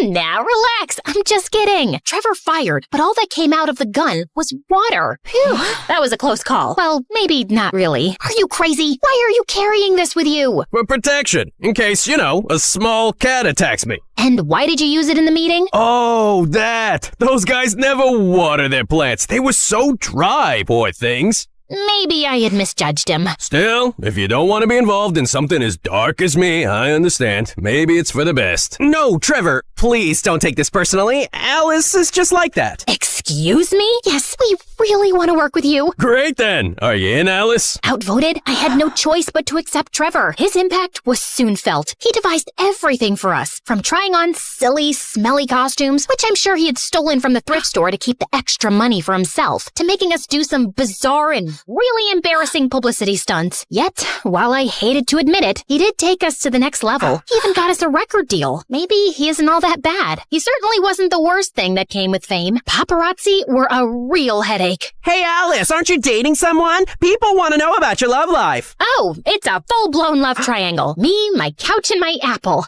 I mean, iPhone. Seriously? Can it get any cringier? Well, I know what you must be thinking. What about Quan and Camillo? You guys are so predictable. Okay, after I told him I was not ready for love, our paths simply parted. Camillo moved to the big city to try his luck as a poet, and Juan went back to South Korea. I had accepted that love wasn't my thing, and I was fine with that. Really, I was. But it seems that not everybody was. Alice, people are interested in you and your love life. We must give them something. And before I could say anything, Trevor launched his enormous Find Alice a Boyfriend operation. When he was choosing from the pictures, from his looks, you'd think he was attempting to assemble an atomic bomb. I wish you people would stop meddling in my love life. You're one to talk. Fair point. Must I suffer all my life for that one time I played Cupid? Besides, you two are practically soulmates. I only intervened in the name of true love. Maybe Trevor will find you your soulmate. If he does, he deserves a Nobel Prize in matchmaking. Haha, very funny. Bingo! We found our man. Get ready, Alice. Trevor orchestrated a date with one of the buzziest actors in town. Naturally, he gave the paparazzi a heads up, turning the dinner into a spectacle that rivaled the Super Bowl coverage. I won't deny that he was good looking. The man could make any Greek god jealous, but he seemed to be already in a committed and very toxic relationship with his phone. It was like they were stuck in a never-ending staring contest. If a UFO landed on the table, he'd probably just assume it was dessert. So, tell me something about yourself. I have 5 million followers. Wow, I'd be concerned if that many people were following me. That's next level stalking. Huh? Alice, when's the wedding? This was beyond ridiculous. I needed a bulletproof escape plan. Something as sophisticated and brilliant as my mastermind can scheme. Hey, isn't that one of the Kardashians? A Kardashian? Where? I took advantage of the commotion to sneak out, but just as I was about to fulfill my genius escape, I bumped into a waiter sending his tray flying in the air. It landed on the head of my date. Oh my god, I'm so... Camillo? Is that you? Alicia, hi. What are you doing here? I was super surprised to see Camillo, but I had to move fast. I'm actually in the midst of an escape. Care to help me? Absolutely. Camillo wheeled over a waiter's cart covered with a tablecloth. Your chariot awaits, Your Majesty. I hopped in the cart, and Camillo carried me unnoticed out of the restaurant. After we were in the clear, we two went for a walk. By the way, I must confess, I'm a massive fan. Oh, thank you so much. People don't believe me when I tell them we used to date. Do you tell people that? Well, I know we didn't exactly date, but I don't know. Maybe I'm just expressing my wishes out loud. Are you flirting with me right now? I am. Who knows when I'll cross paths again with another star, especially with one as strikingly beautiful as you. He was going all in. I tried to play it cool. That's smooth, but I'm not gonna fall for it that easily. I did. I'm not the same girl I was a couple of years ago. I was. Besides, I know you have a way with words. He did. You know what they say, nothing worthy is ever easy. Of course. My inner fireworks were about to start a pyrotechnic show that could rival New Year's Eve. I know, guys, I'm too weak. The rest of the night, we walked around the city just talking. It was pretty magical. The next day, Trevor woke me up. Alice, who the hell is this? Trevor pointed out a couple of pictures of Camillo and me walking through the city last night. Damn paparazzi. They got me again. Just an old friend. TV and social media are going nuts over these photos. Just read these headlines. Drummer ditches movie star for poet waiter. This is genius. I am a genius. I was about to remind him that it wasn't his idea when he went off on a long rant about how Camillo and I needed to start dating for the sake of the band. Well, I hated Trevor butting into my life like that. Dating Camillo didn't seem like a bad idea at all. For the sake of the band, of course. Over the next few weeks, Camillo and I became a thing, and Trevor's scheme worked like a charm. Strangely, every little thing we did became big news that the whole country should know. Look where we are now. Camillo's really turned things around for us. Yeah, but Camillo's writing is taking off too. It's a whole thing, though it felt strange to me. But we were too caught up in enjoying all the attention to bother about it. Guys, you guys are breaking the internet right now. Any advice for your followers? Just be great. Be as incredible as we are. We know that's a pretty high bar. Yeah, I know. I wanted to pinch myself too. But dealing with fame was hard. Everyone wanted a piece of you. And soon, all this glitz and glamour also got between Moon, Luke, and me. You're late again. Sorry, loves. We play in Rochester in a few days. We need to rehearse. I'm here, aren't I? Try to relax a little bit, kid. Kid? We've done hundreds of shows. It's a walk in the park. It isn't just another show. It's our first home show since we left. Quan is even coming back from Korea with his new girlfriend for this. It has to be perfect. The mention of Quan and a girlfriend struck a chord with me. He had a girlfriend now? Who was she? Why didn't Moon tell me this earlier? Why wasn't he thinking of me? I was beyond angry. What the hell, Moon? Why are you throwing Quan and his girlfriend in my face? She was not throwing This is clearly not about the show. Of course it is. What else would it be about? This is about you two being jealous of me and Camillo. This is about you not bearing to be under my shadow. Oh my God, you're completely delusional. Oh yeah? You two are completely... I couldn't think of a good enough adjective, so I simply stormed out. What I didn't realize was that Trevor was standing on the side, just watching the drama unfold. Don't stress. You don't need anyone. I think you could even go solo. What? I mean, everybody knows you're the heart of the band. You're gonna do great things by yourself. I just know it. Oh, shut up. I knew Trevor was trying to manipulate me, but he wasn't all wrong. The band thing was not working. We were always fighting, and I had Camillo. What was the point of continuing? Okay, let's do it. We decided it was best to keep it a secret until after the show in Rochester, which would be our last. I had fears, doubts, and a lot of anxiety, but Camillo managed to calm me down. I'll be right there at your side. Finally, the day of the show had arrived. My relationship with Luke and Moon was more strained than ever. To avoid them, I went to the side of the stage. The arena was packed. Everybody we knew was there. Luke's family, Moon's dad, even the goth girl was present. Wait, where's Dad? I tried to locate my father in the VIP and the crowd, but it was like finding Waldo. When even Camillo, who was supposed to bring Dad, didn't answer my calls, I started freaking out. Something felt really off. Soon after, Camillo called me from the hospital and told me there had been an accident. What? How? I was late. Then I saw your dad's accident on the way, so I followed him to the hospital. But your dad is fine. He's resting now. Why did nobody call me? They said they called his emergency contact. I'm on my way. I ran to the dressing room to grab my things. Guys, I have to go. My dad is in the hospital. Your dad? What happened? I explained everything, and despite our fight, Moon and Luke hugged me tightly. Alice, I'll drive you. Due to my shock, I hadn't noticed that Quan was there. He looked even more attractive than before. Quan,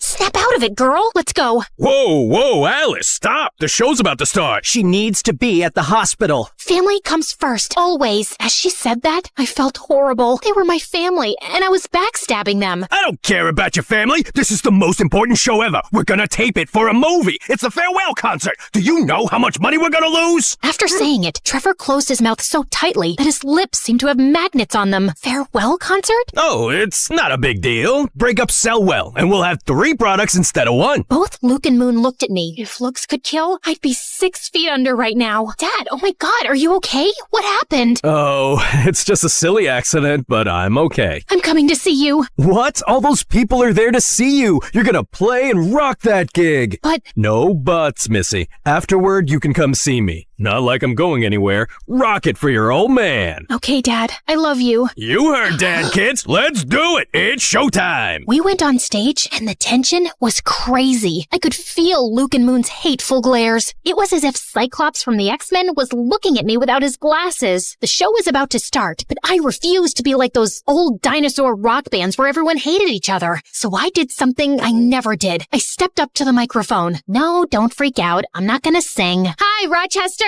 I want to dedicate this show to my family. To my dad, who needs to stop riding his bike at night, and to my siblings, Luke and Moon. No one has taught me as much about love and friendship as you two have. I love you, and I'm sorry, guys. Luke and Moon smiled at me. Now that we got that out of the way, it's time to rock. Then the show finally started, and it was simply incredible.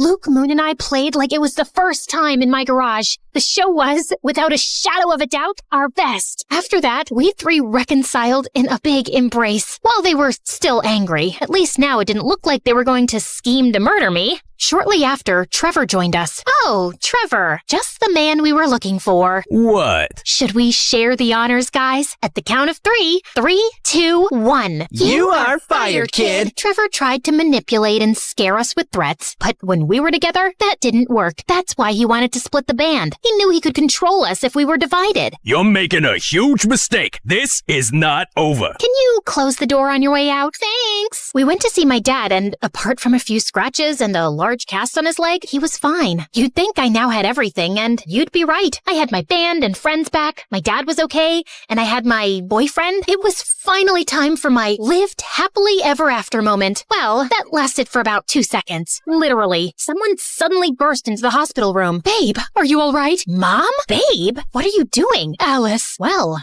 I guess now I know who his emergency contact was. My mom looked at me smiling, but when she saw Camillo, her face completely transformed. jealous. Get away from him. I was beyond confused. I looked at Camillo. His face revealed that he had something to confess. I imagine your faces right now are exactly like mine at that moment. Once again, fate had a curveball for me. But this is running too long. I know no one likes cliffhangers, but you know what they say? Nothing worthy is ever easy.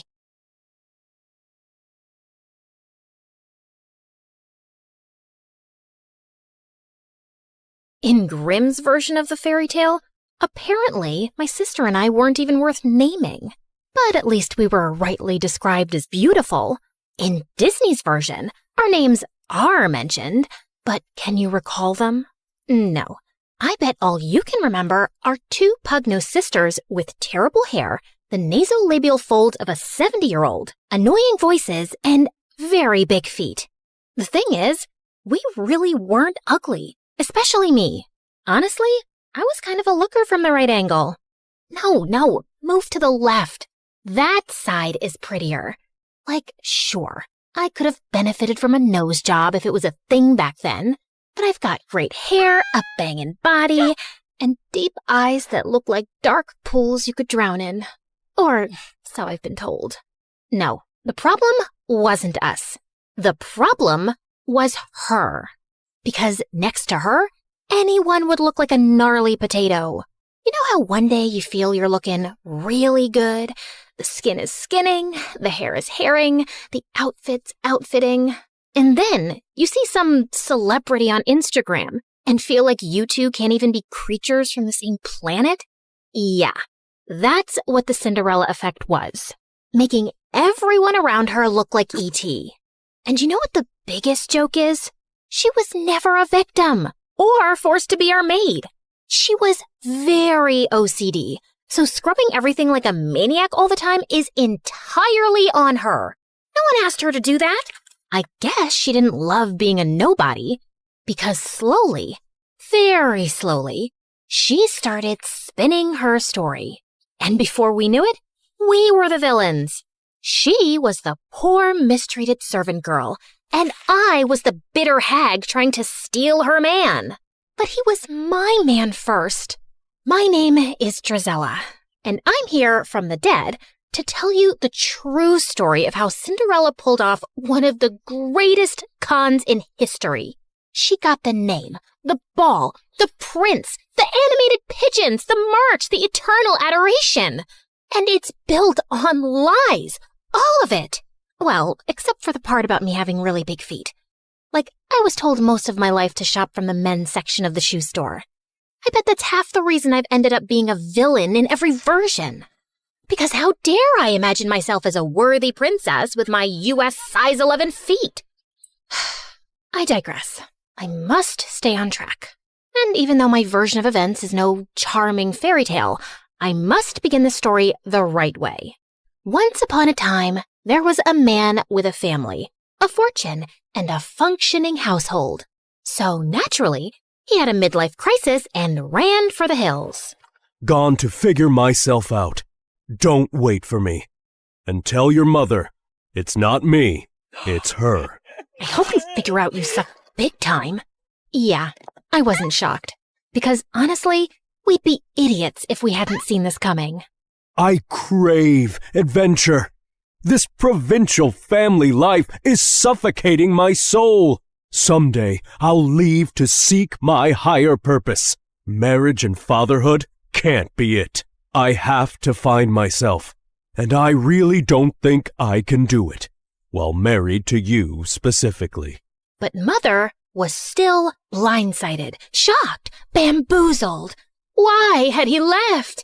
Was it because she wasn't pretty enough, or young enough, or hadn't plucked her eyebrows properly since 1823?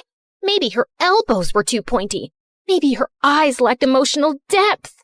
I tried to explain that it was more about him being a spineless lizard running away from adult responsibility, but she just kept sinking in the depths of her despair, and the couch. And without a husband around, she went into full damsel in distress mode. Oh, how I crave pickles. If only I had a man with strong arms to open this jar for me. Never mind that she had servants to open all the jars in the world and two perfectly decent daughters. Okay, fine. She had one decent daughter, because the other one was Anastasia. Let's just say that we didn't know back then that excessive glue sniffing causes brain damage. And that kid always had her head stuck in a pot of glue. Anastasia, focus! With father gone and mother officially losing her mind, you and I have to run this household. Mother has plenty of money, but we need to start budgeting. Why? Mother is always telling me to stop budgeting when I'm around horses because it makes them nervous. Like, hello, lady. I'm the nervous one here. I'm the one who got kicked by a horse in the head. No, she's telling you to stop fidgeting. Those are two completely unrelated things. Are you sure? They sound a little related. They're not. Look, budgeting just means that we need to keep track of our expenses. For instance, how much do we spend on candles per week? Oh, candles? At least 11. 11 what? Candles. I meant money. What about it? How much money do we spend on candles? We spend money on them? No, Anastasia. They just grow on trees and we pluck them like fruit. Yeah, that's what I'm saying. Candles are free. What's the next item on your fidgeting list? Yep. This was my partner in responsibility. Her loyalty was unwavering, as was her misunderstanding of absolutely everything. She had a heart of gold and the usefulness of a fork in a soup bowl. Okay. I'll stop roasting my poor sister now. Despite all her flaws, she was my rock. Heavy, useless, and mostly in the way. Bazinga. But we soon had a much bigger problem at hand. Mother was dying for attention from men, and word of her wealth and desperation spread fast, sending every gold-digging bachelor within 100 miles our way. And I figured out how to get rid of them fast. Of course, my sister slowed me down. Okay, Anastasia, are we ready for afternoon tea? Absolutely. I ordered those fancy pastries Mother loves, fresh lilacs, lemon curd. No, Anastasia, not the actual tea. The plan. Are we ready for the plan? Oh, the plan. Right. Let me just quickly cancel the musicians. You ordered musicians? This isn't an actual date. It's an ambush. Do you remember the strategy or not? Not really, but I'll think of something on the spot. You know I'm very quick on my. Did you just forget the word feet? Quick on my feet? No, that doesn't make sense. You know I run slower than a duck. I have yet to beat a duck in a race. Oh my God. Focus on the tea. Fine. I'll spill tea on his thighs. No, that's not what we... Actually, you know what? You do that. Leave the rest to me. Great. And afterwards, we can eat the pastries? Yes, we can eat the pastries. And the lemon curd? Yes, fine. The lemon curd, too. I had discovered that the fastest method to drive off unwanted suitors was to casually mention Dad, and then watch Mother spiral into all 5 stages of grief. Well, 4. Acceptance was off the table. Mother, you look lovely today. Isn't this the dress you were wearing the day Father left? No, that was the lavender one. Oh, yes. The one Father said made you look washed out. He said what? Madam, you look absolutely radiant today. I cannot understand why any man would leave you. Of course he didn't leave me. He just relocated temporarily. I'm sure at this very moment he's thinking about how much he misses me, and he's making his way back home. Oh, I didn't think this was something temporary. You're right. I'm such a fool. Because honestly, what is there to miss? Just the woman who gave him the best years of her life. I held this family together. I cooked. I cleaned. When? You ironed a napkin. Once. And I'm the one who holds anything together. But if he'd just communicated properly, I could have changed. I could have sent my daughters to finishing school and gone with him to find himself and slept under the stars. I could have been free-spirited and spontaneous.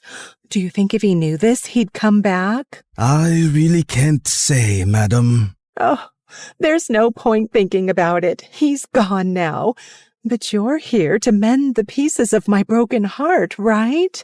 You have good, strong shoulders to cry on.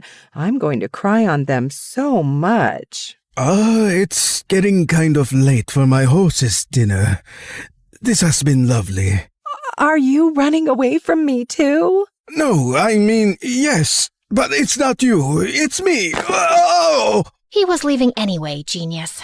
Tea is expensive. You're all crazy. As he ran off and Mother sobbed into the tablecloth, we high-fived. I thought I was so smart, chasing off Mom's suitors and taking charge of the household. But then I made the biggest mistake of my life. Yeah, bigger than letting Anastasia give me a haircut once. I hired a gardener. Ma'am, thank you for the position. If it pleases you, my daughter Ella will also be staying with me in the servants' quarters. I'm sure she can make herself useful to you. A girl my age emerged from behind him, and I will never forget the first time I saw her. Her hair was like honey catching sunlight, her skin like porcelain, and her patched-up linen dress looked better than any silk I owned. Her eyes were the kind of blue that would make painters cry into their palettes trying to replicate it. Every feature on her face was in perfect harmony. And then she smiled. We didn't know it yet, but the entire trajectory of our lives was rewritten at that moment. Oh my, just look at you, child, like something out of a dream.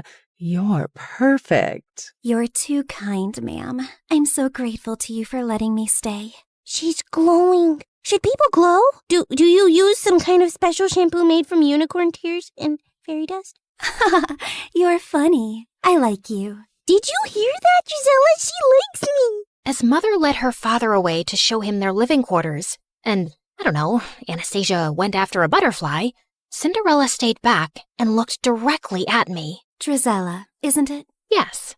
And you're Ella? Yes, but my late mother nicknamed me Cinderella because I'd always sleep by the fireplace and get covered in ashes. You know how nicknames stick. You don't have one? No, but you can call me Miss. You hired my father, Miss. That means you changed my life, and I'll be sure to return the favor. I felt a chill down my spine that had nothing to do with the weather.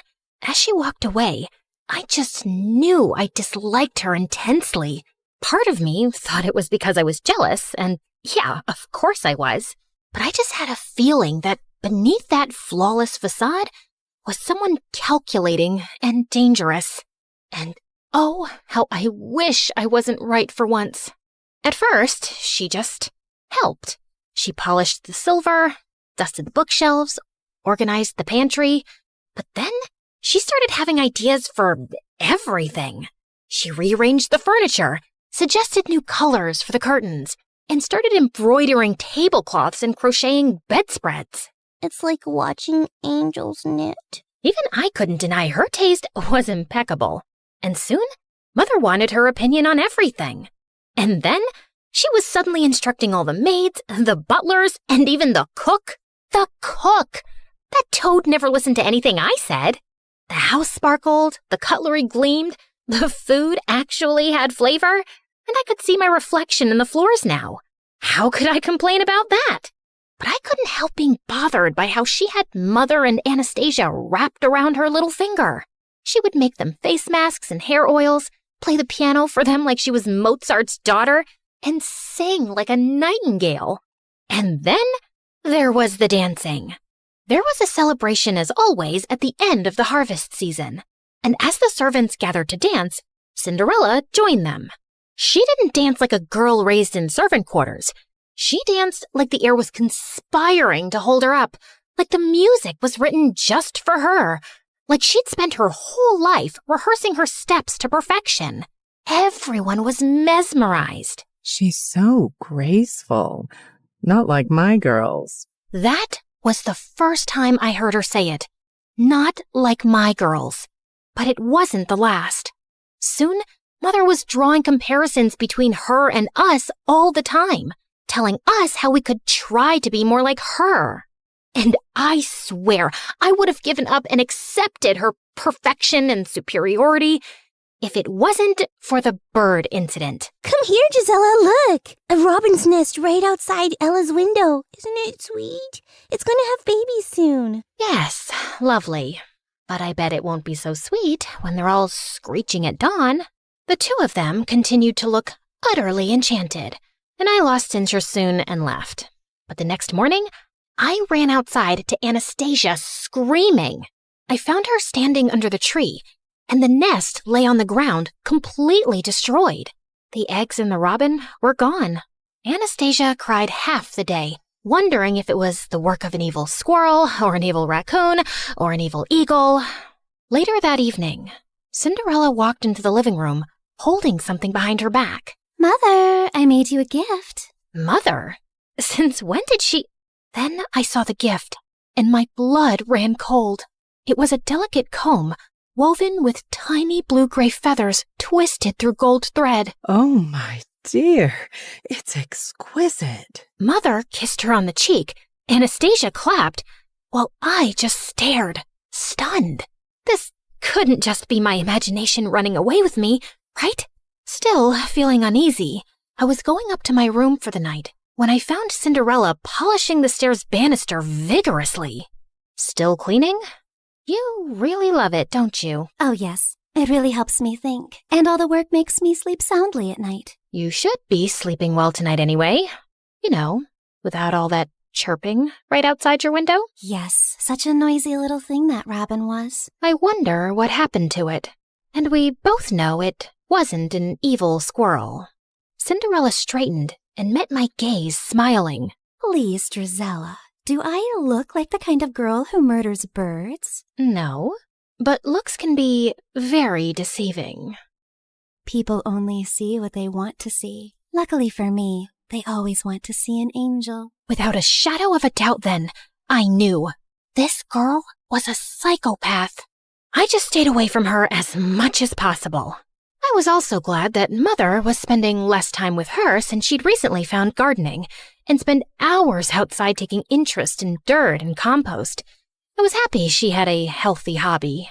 Until I walked into the living room one afternoon to find her and Cinderella's father sipping tea and holding hands. What's going on here? What does it look like? I'm hoping he's about to flip your palm over and read your future because no other explanation will make much sense. Drizella, I know it's been hard on you since your father left and you miss him. Nope, not even a little, not even at all. Speak for yourself. Honey, a woman needs a man in her life. His companionship, his strong hands, his opinions. What I'm trying to say is, Mr. Rivers and I, we're... No.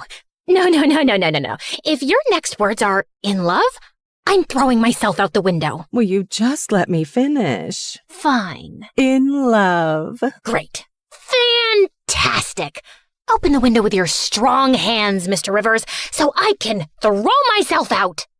Why would you be so upset, Drizella? And then, to always make things worse, Cinderella walked in. It's a beautiful thing for two lonely widowers to find love again. My father isn't dead. We don't know that. Oh my God.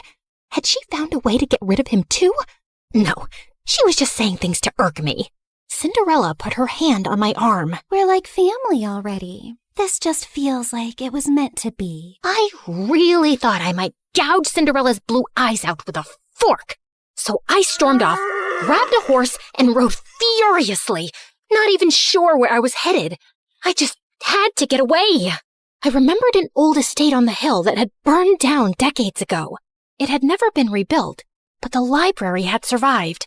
I'd sneaked in there a few times before, and I definitely needed abandoned ruins to rage in right now.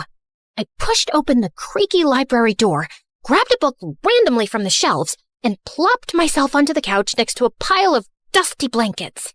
But then, the pile moved. I turned around, terrified, to see a boy emerge from under the blankets. Oh, wow, it's just one girl.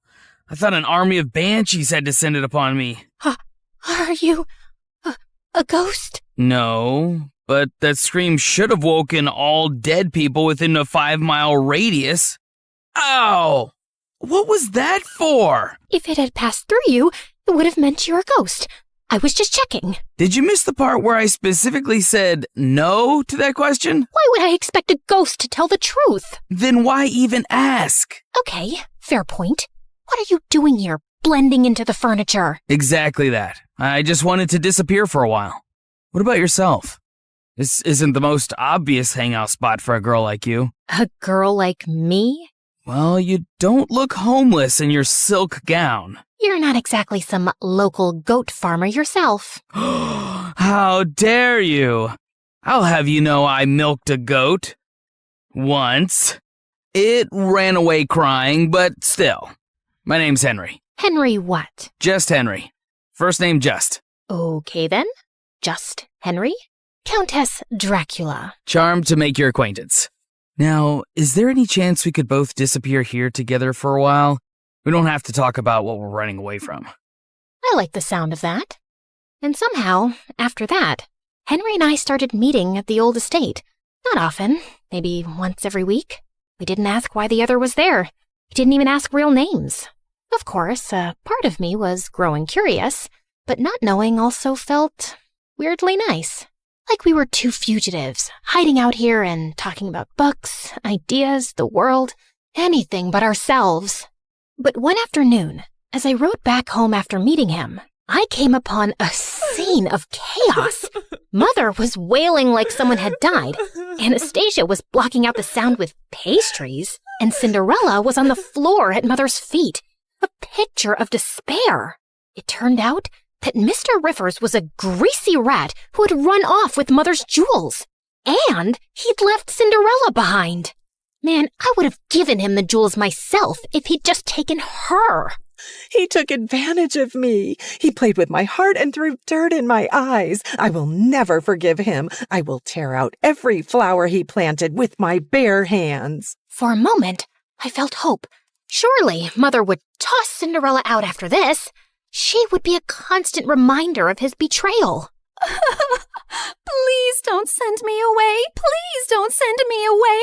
This is the only place I've ever felt safe. I will do whatever you ask of me. Please, I love you. I love our home, Mother. Ugh. Oh, my poor, precious child. How could I hate you? You're betrayed and abandoned just like me. Of course you will stay here, and we will heal together. Anastasia and I were abandoned too, and Mother never paid attention to our healing. As Cinderella sobbed into Mother's lap, she shot me a sideways glance that clearly said, checkmate. Mr. Rivers' betrayal just cemented Cinderella's place in our home more firmly. Now she wasn't just beautiful, she was tragic too. She needed love and care, and everyone from the servants to the house cat wanted to give it to her. Mother now referred to her as my precious girl, while Anastasia and I were quietly downgraded to the other two. And I just found being around Cinderella unbearable. It's not like I was even needed around the house anymore. So I started slipping away more often to Henry. One afternoon, we decided to explore the woods near the estate. And barely 20 minutes in, there was a loud snap, a startled yelp, and I turned around to see Henry dangling upside down from a tree in a hunter's trap. I couldn't help laughing as he flailed around, trying to reach up and unhook himself. A little help before I pass out, maybe? I was just waiting for you to ask. I started tugging at the trap rope, but Henry kept giving me instructions nonstop. You're doing it wrong. Step to your left. Pull tighter. Then twist. No, not like that. Oh, you'll break it. Do you think I'm a helpless little girl who can't possibly figure out a rope trap for herself? Have you ever seen a rope trap before in your life? Of course not, because all I do is embroider cushions and sigh dramatically. I bet you don't even know how to embroider. You're right. I hate it. My threads get so tangled up that I want to poke someone in the eye with my needle. Violent and unladylike. You're a real catch. I yanked hard at the rope, and his face swung towards mine. Suddenly, we were too close, And his lashes were longer than any boy's had a right to be. Ooh, your eyes are really pretty. Flattery isn't gonna make me help you faster. No, really. They're dark and deep, like pools one could drown in. That's just the blood rushing to your head. I quickly moved to brace the rope again, when suddenly I noticed his shirt had slipped to reveal his belt, which had a silver crest. The royal crest.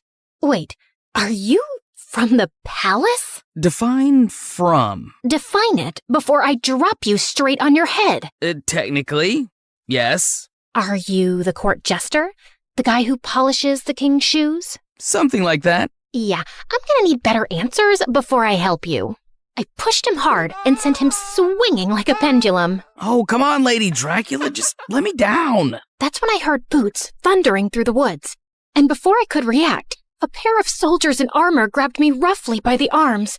Another two swooped in, expertly cutting Henry down and catching him before he face-planted into the dirt.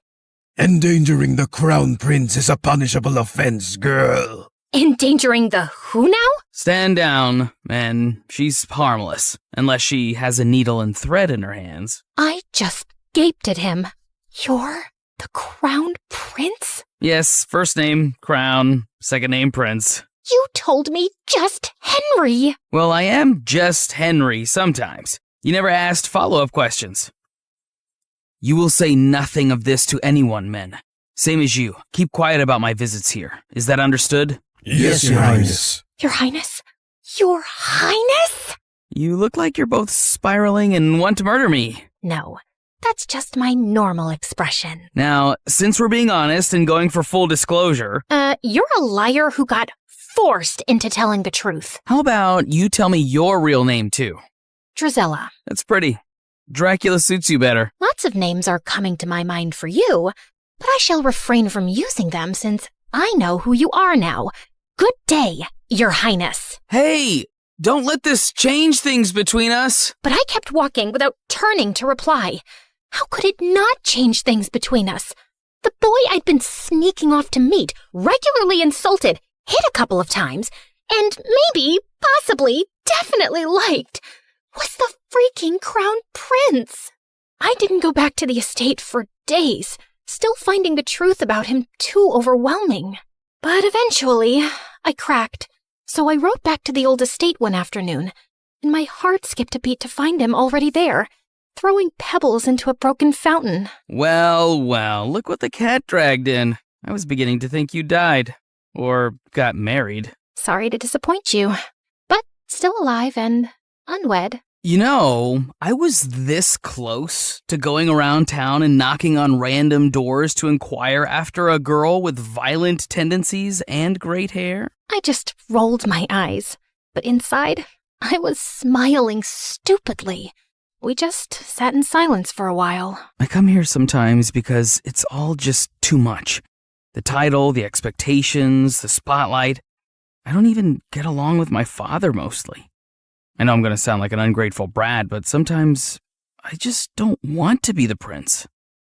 I come here for quite the opposite reason, I suppose. I feel invisible in my own house, completely replaced by my stepsister. My pride wouldn't let me say the gardener's daughter. She's perfect. Everyone admires and adores her. It's not hard to see why. Come on, no one's perfect. Oh no, she really is. I'm sure this sounds like some petty sister jealousy, and it doesn't compare to your royal problems. But honestly, they don't sound so bad. No one expects anything from me. Well, except maybe being more ladylike so I can marry some stuffy lord one day. But you could do so much with your life, Henry. And people expect things from you because you're important, because you matter. Henry reached across the space between us and slipped his fingers through mine. You matter to me. As my heart tripped over itself, he leaned in and kissed me.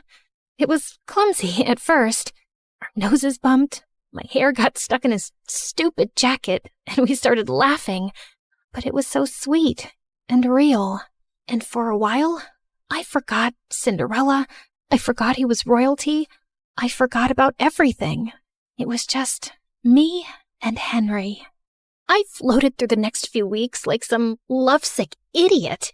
Of course, like any self-respecting lady, I didn't show it. You're grinning like you've got a clothes hanger stuck in your mouth. What is so funny about my art? I wasn't grinning.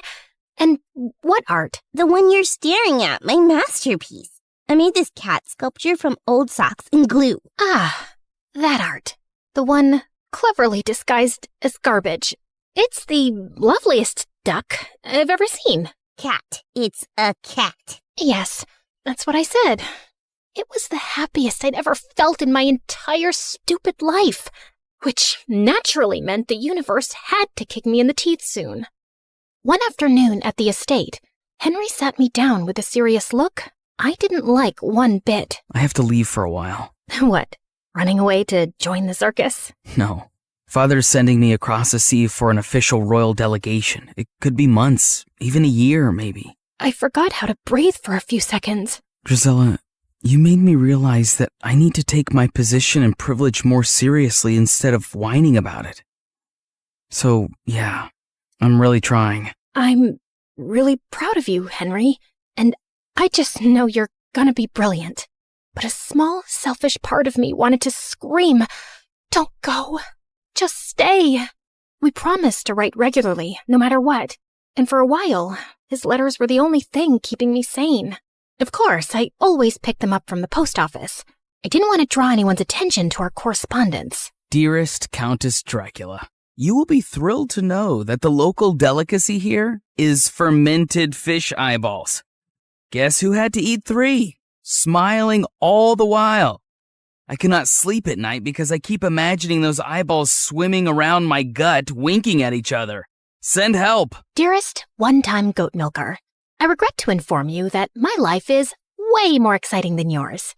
Just today, Cinderella invented chamomile soap and taught our cat to fetch her ribbons. Anastasia lost an intense staring match to a goat. Mother tried flirting with the milkman, and he fled on the aforementioned goat. I am so close to faking my own death. P.S. I miss your face and your insults. Mostly your insults. Fine, also your face. P.S. I miss insulting you too. I'm forced to practice my skills on vendors at the market, but it's not the same. They cry too easily. Of course, it wasn't ideal, but every letter kept him close, and for now, it was enough. But then, the letters stopped coming. At first, I told myself it was all fine. There could be a million reasons for delays. But when 2 months passed by with no word, I started to feel a bit crazy. Still nothing for you, same as earlier this afternoon. You want me to save you a trip and scream no at you from across the street every morning? You might consider picking up a hobby. How about embroidery? I wasn't getting any letters, but I didn't stop sending them. Pages filled with jokes, questions, news, bad drawings. But weeks and weeks went by, and still there was no reply. By now, my heart was filled with dread. What if something had happened to him? But if that was the case, the news would be everywhere. And then finally, a letter arrived one morning. My hands were trembling so much, I almost ripped the letter trying to open the envelope. Dear Drizella,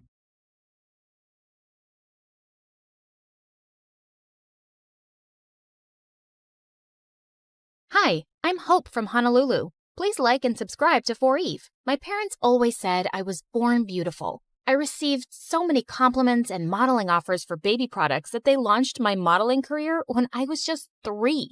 But I never really knew my parents. When I was 6, they started a clothing line named after me and got really busy with it. So they mostly left my older sister Leilani in charge, and she hated me. You promised we'd play with the dolls. You can't always be the center of the universe. I have to take this call. Fashion Kids magazine wants you again. She'd always lie and say we'd do one thing, but we'd do another thing instead, and I'd suffer. You said after my fashion show, we'd go home. I'm tired. Just sign a few more autographs and don't be so ungrateful. Sometimes I wondered if she was so mean to me because she was jealous of my fame. Once when I was 12, I was at a signing event and I escaped from the crowd. I stumbled into an alley where a girl my age was looking through the trash with her mom. I offered them some snacks from my bag, and their reaction was so wonderful. Just then, Leilani found me and dragged me away. And later, when we were on a video call with our parents, she told them what had happened. Hope, it's not okay to sneak off like that.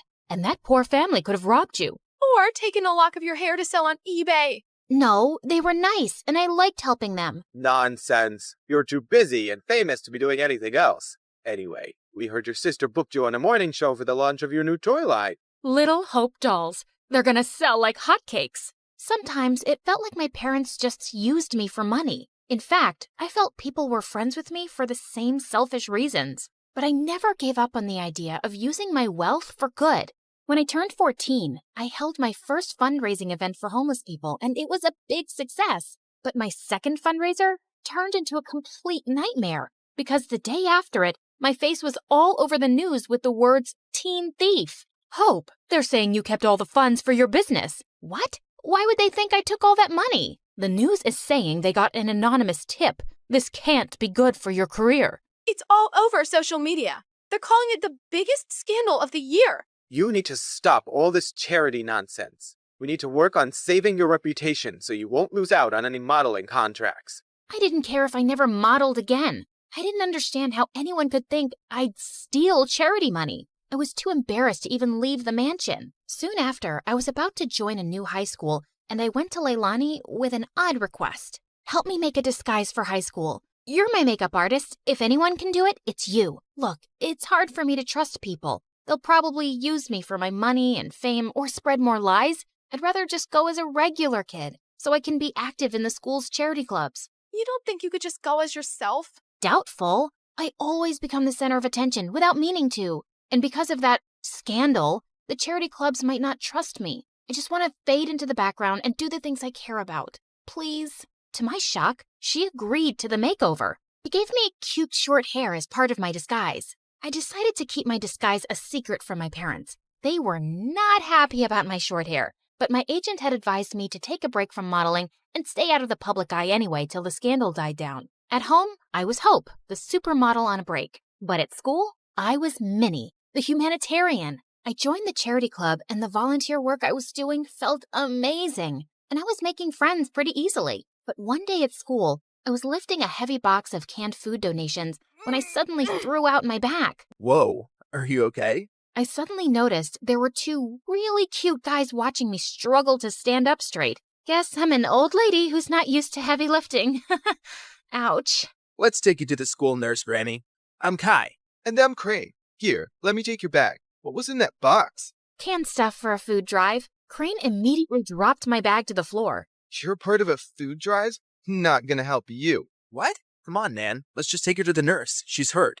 Whatever. Not my problem. And then he just left. What was that about? Are you seriously doing a stupid food drive, Granny? My name is Minnie, and what's wrong with food drives?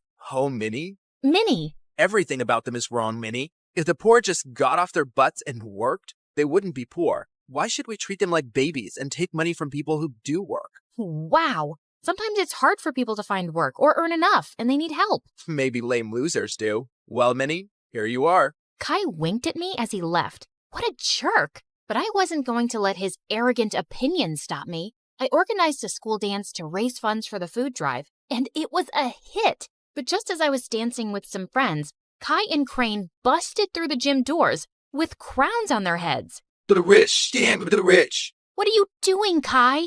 We're here to tell everyone the poor are pathetic and charities are scams. Don't be fooled. Just then, Crane started kicking down the display of food donations like a maniac. Luckily, the teachers there kicked both out before they could do more damage. What planet were these jerks from? But I forgot all about them when I got home that afternoon and saw Dad running out to me. Didn't you check your phone, Hope? I think the battery died. What's wrong? Your mom and sister got into a car accident, but the doctor said they'll be okay. They both had some broken bones and will need bed rest. I started to cry, and Dad hugged me. I couldn't remember the last time he'd done that, and I decided I'd stay home for the next few weeks to take care of Mom and Leilani. The next evening, my bodyguard drove me down to the food bank to drop off the school's donations. To my shock, I saw Kai step out of his car in front of us, and he was dropping off bags of donations. What the hot fudge? I snapped a picture of him, and I confronted Kai in the school hallway the next day. Saw you at the shelter last night. What are you talking about? This? How did you... Okay, please, listen. Crane is against charity work, not me. He convinced me to think that way a long time ago, but I don't agree with him anymore. Years ago, Crane's family fell into a big scam by some fake charity, and they lost a huge fortune. Oh no. Yeah, his dad had to work so hard just to get them back on their feet. Now, he talks trash about all charities, and he doesn't trust the poor. He actually enjoys shutting charity work down in public. He bullied me into crashing that dance. And well, I'm sorry I did, really. He looked really sincere. If that's the truth, I understand. But you gotta stand up to Crane sometime. You can't keep pretending to be someone you're not. Kai offered to walk me to class, but I explained I was just there to collect my books as I was homeschooling for a while. He asked for my number, and I kinda left with butterflies in my stomach. Kai and I texted every day for weeks, and he even started coming over. I kept saying it was best to give my mom and sister space to recover, so we'd always hang out in my backyard. Keeping Minnie away from my parents and Hope away from Kai was getting exhausting. I was also developing the biggest crush on the real Kai. He was nothing like the jerk I'd first met. Once I found him waiting for me in my backyard with the most amazing picnic laid out. Hey, what's all this? Just a little surprise for your big day. Happy birthday, Minnie. Kai, my birthday isn't for another 5 months. What? Really? I looked for you over social media, but I couldn't find you because you're apparently the world's most private person. Then I went to go check the school records, and I guess I got the wrong Minnie. I guess so. But thanks anyway. It's the nicest thing anyone's ever done for me. Just as I sat down, Kai opened a bottle of soda, and the cork went flying straight into my eye. Oh my god. I am so sorry, Minnie. Wait, stop rubbing your eye and let me see. He lifted my chin gently as he looked deep into my eyes. Your eyes. They're... Yes? They're what? They're not the same color. What? Suddenly I realized that my contact lens had fallen out. Oh, my lens must have popped out when I rubbed my eye. I wear them for my eyesight because I'm as blind as a bat. I see. But why would you wear those green lenses and hide your lovely blue eyes? His face was so close, and I didn't have an answer to his question, so I just kissed him. He looked really surprised, but then he kissed me back, and it felt wonderful. Soon after, Kai and I hosted a fundraising car wash for a soup kitchen, but suddenly a car honked at us angrily. Well, what do we have here? Crane, listen, buddy. I know how you feel about this stuff, but I'm asking you to back off.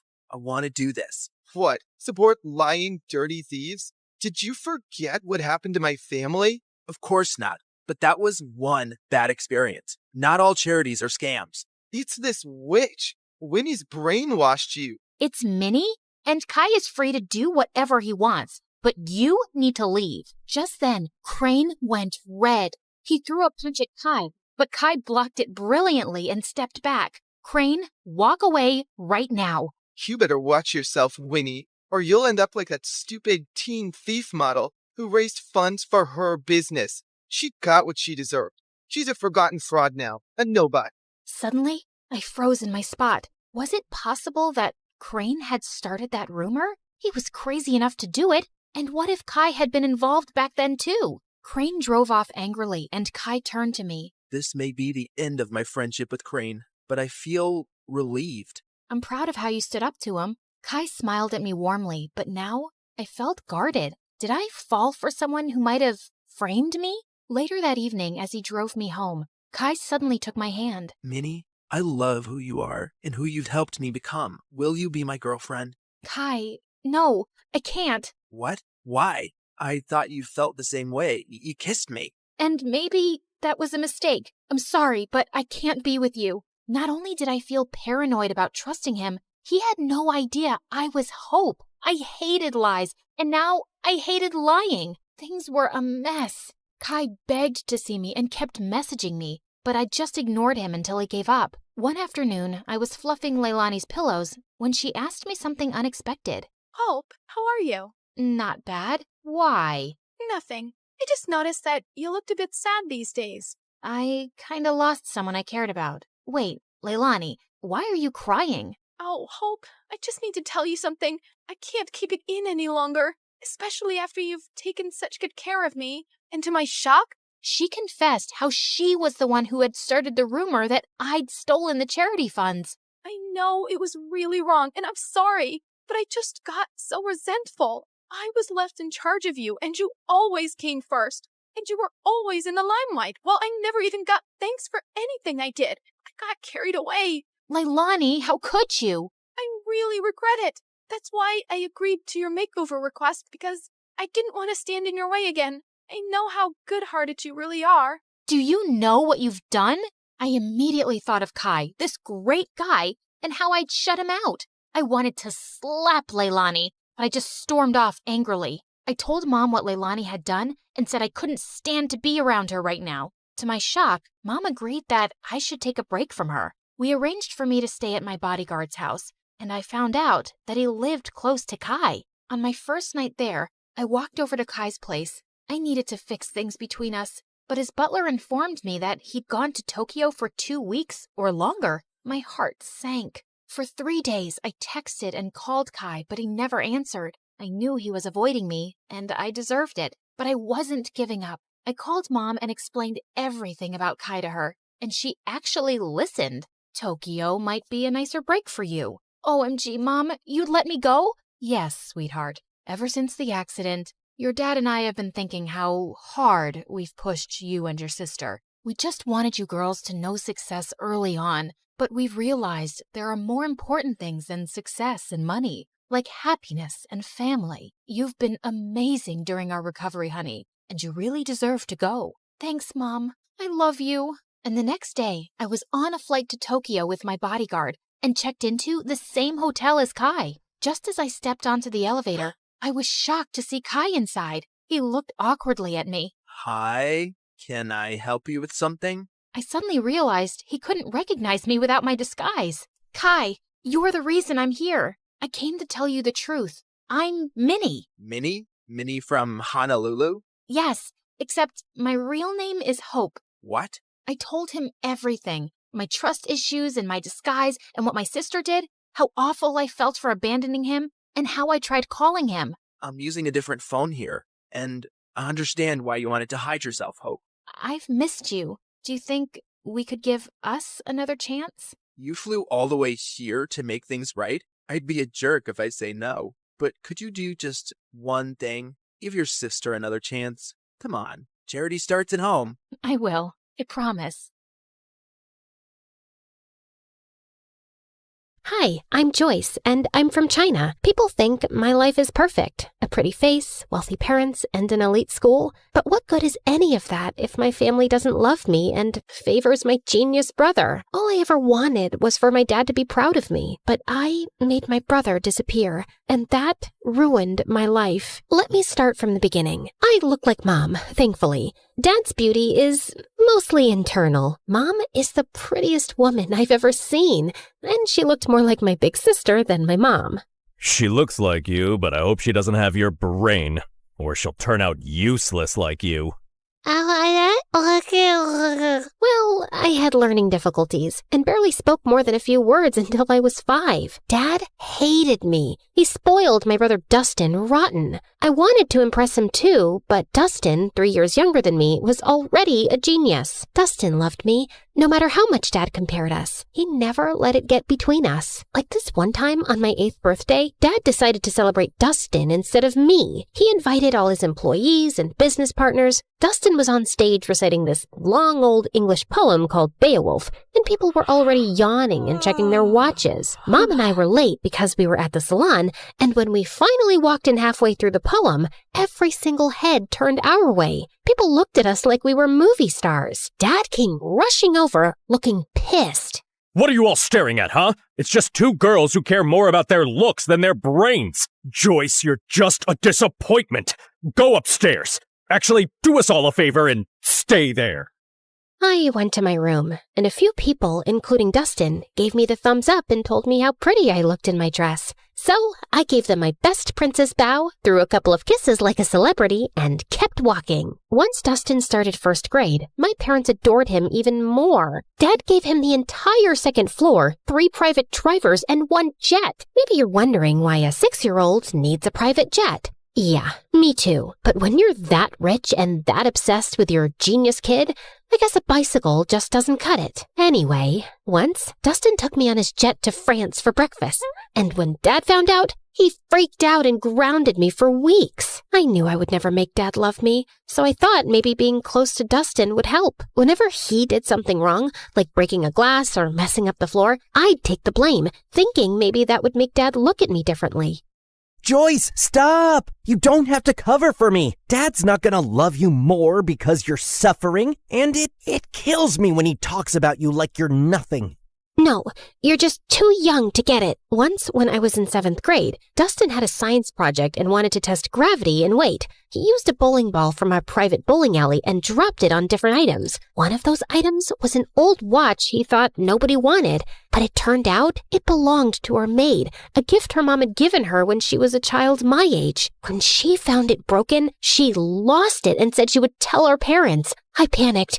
I couldn't let them think their perfect kid could be this careless. So I did something I'm not proud of. I knew our maid had a sick mother, so I called her. This is Joyce. I'm sure you know who I am. Your daughter is threatening me and my brother, and I don't like that. I know you're sick and you need monthly medications, and your husband is useless and your son steals from you. And your only provider is our maid. So I advise you to talk to your daughter and tell her to back off, or I'll talk Daddy into firing her. Do it before it's too late. Then I hung up with a tight feeling in my chest. The maid didn't say anything after that. She just kept working quietly for days, and I felt terrible. I kept giving her money from my pocket anonymously for years. Then 9th grade arrived, and something completely unexpected happened. One afternoon, I was humming in the school bathroom when the music teacher happened to be hiding in one of the stalls trying to catch girls who were vaping. She heard me, asked me to sing, and ended up loving my voice. She even said I could be the lead singer for the Christmas choir.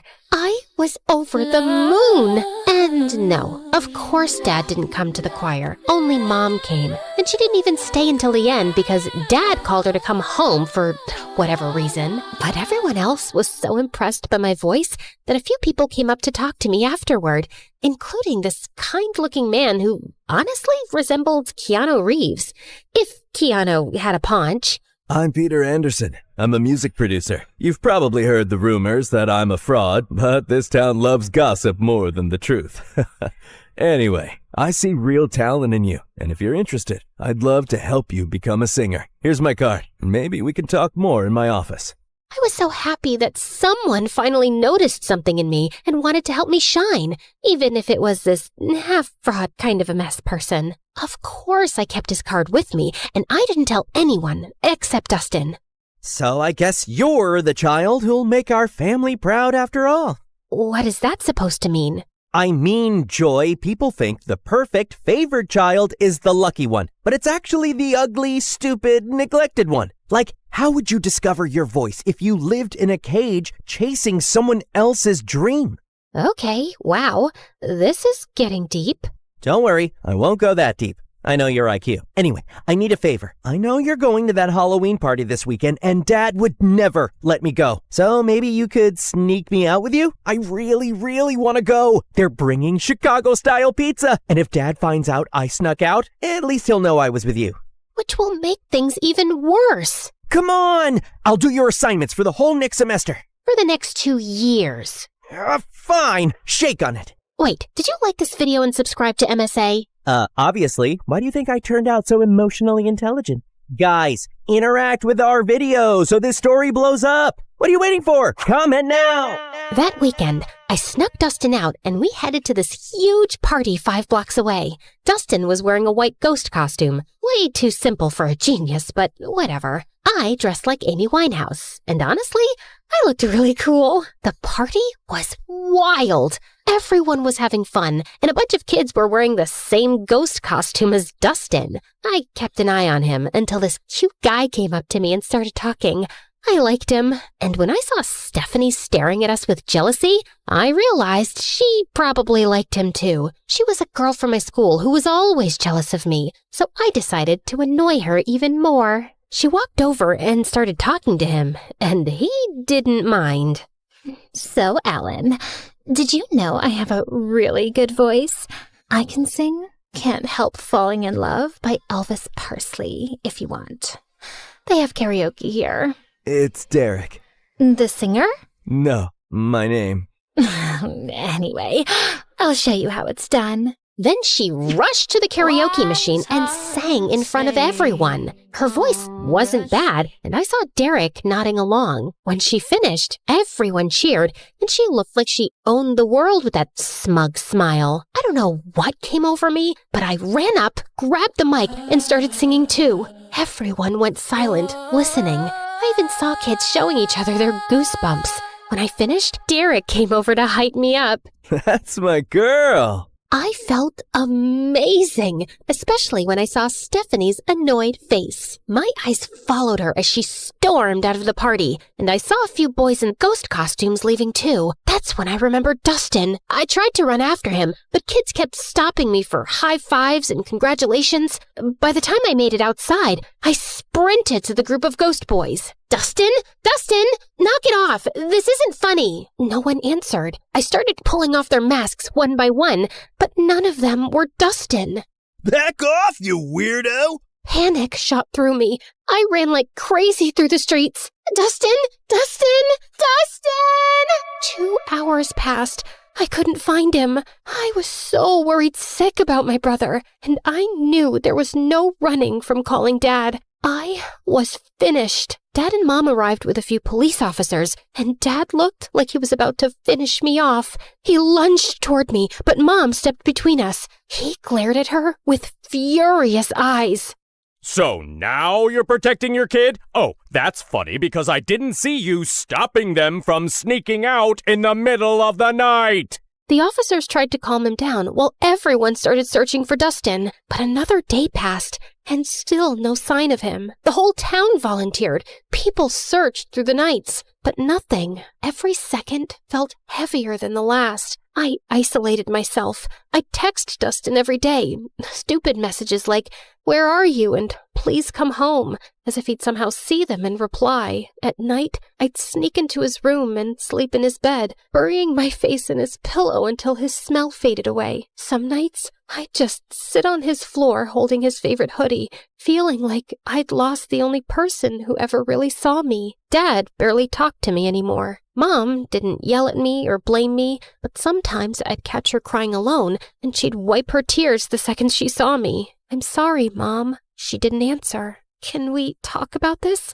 I want to hear your voice. I know what happened is my fault, but I just want you to pat my shoulder, let me cry in your lap, tell me it'll be all right. Just say something, anything." But she didn't. She just gave me a sad little smile, nodded, and walked away. And then I completely shut down. A year of guilt and silence later, I couldn't take it anymore. I needed something, anything to distract myself, even if just for a little while. I remembered the card the producer gave me, and I figured, why not call him? It's not like I had much to do being alone all the time.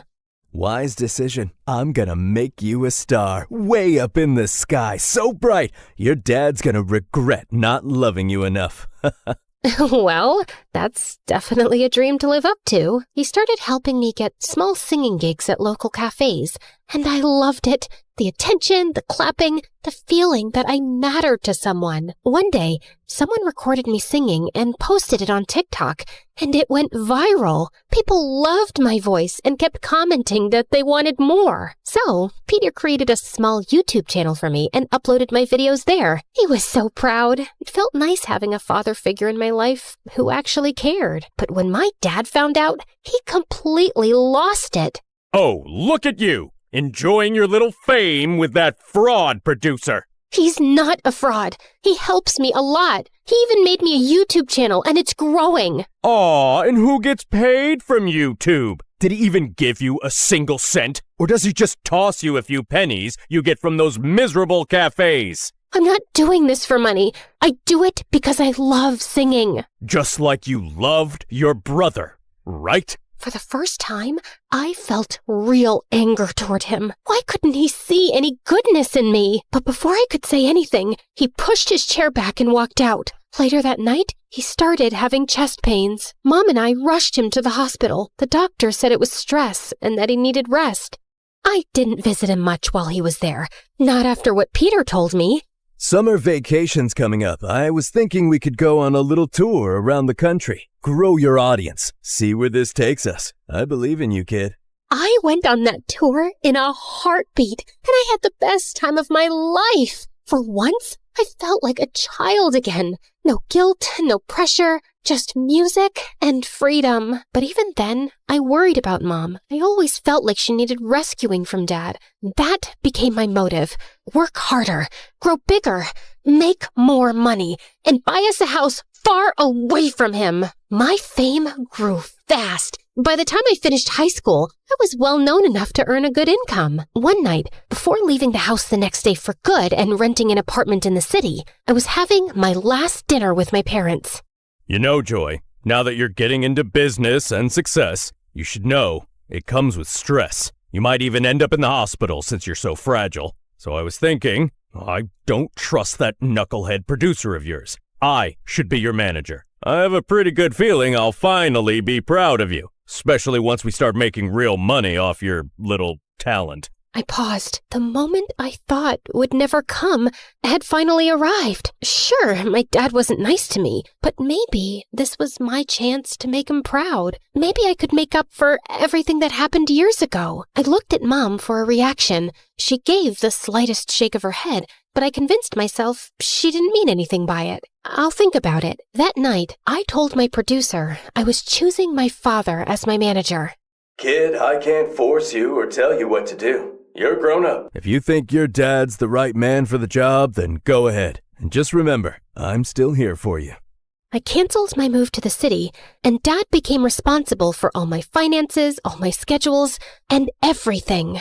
Everything was fine for the first few months, but then I started noticing that my finances didn't make sense. I was earning more back when Peter managed me, and I was working twice as hard now. Still, I gave my dad the benefit of the doubt until one day I checked my bank account and it was at zero, completely empty. I freaked out and went to confront him in his office, but he wasn't there. That's when Mom walked in, pale and shaking. She turned on the TV. William Clark, the billionaire owner of Clark Investment Companies, has been exposed as the center of a massive Ponzi scheme. Authorities estimate he conned thousands of people out of nearly $300 million.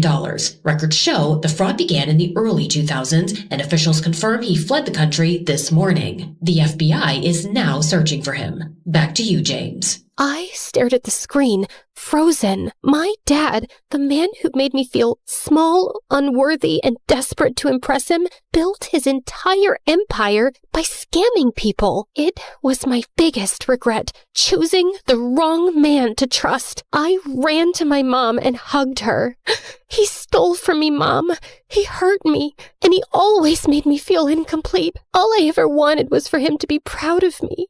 Where did I go wrong? Mom wrapped her arms around me. You were focused on the wrong parent, honey. Every time I tried to hold you, I could feel myself breaking. And I didn't want you to see that. I didn't want you to carry my pain on top of your own. Words were never my thing, but I always loved having you around. After Dustin, everything fell apart. You shut yourself away, and I didn't know how to reach you. But your father's gone now. Good riddance. It's just us. I've saved some money. Let's start over. I hugged her tighter. Her words came late, and in the hardest moment of my life, but somehow I felt happy. I never knew you could feel so happy and so sad at the same time. After that, everything happened in a blur. The FBI seized our mansion, our cars, and everything inside. Mom and I moved into a tiny apartment and hardly left it. Then one day, someone knocked on the door. It was Peter.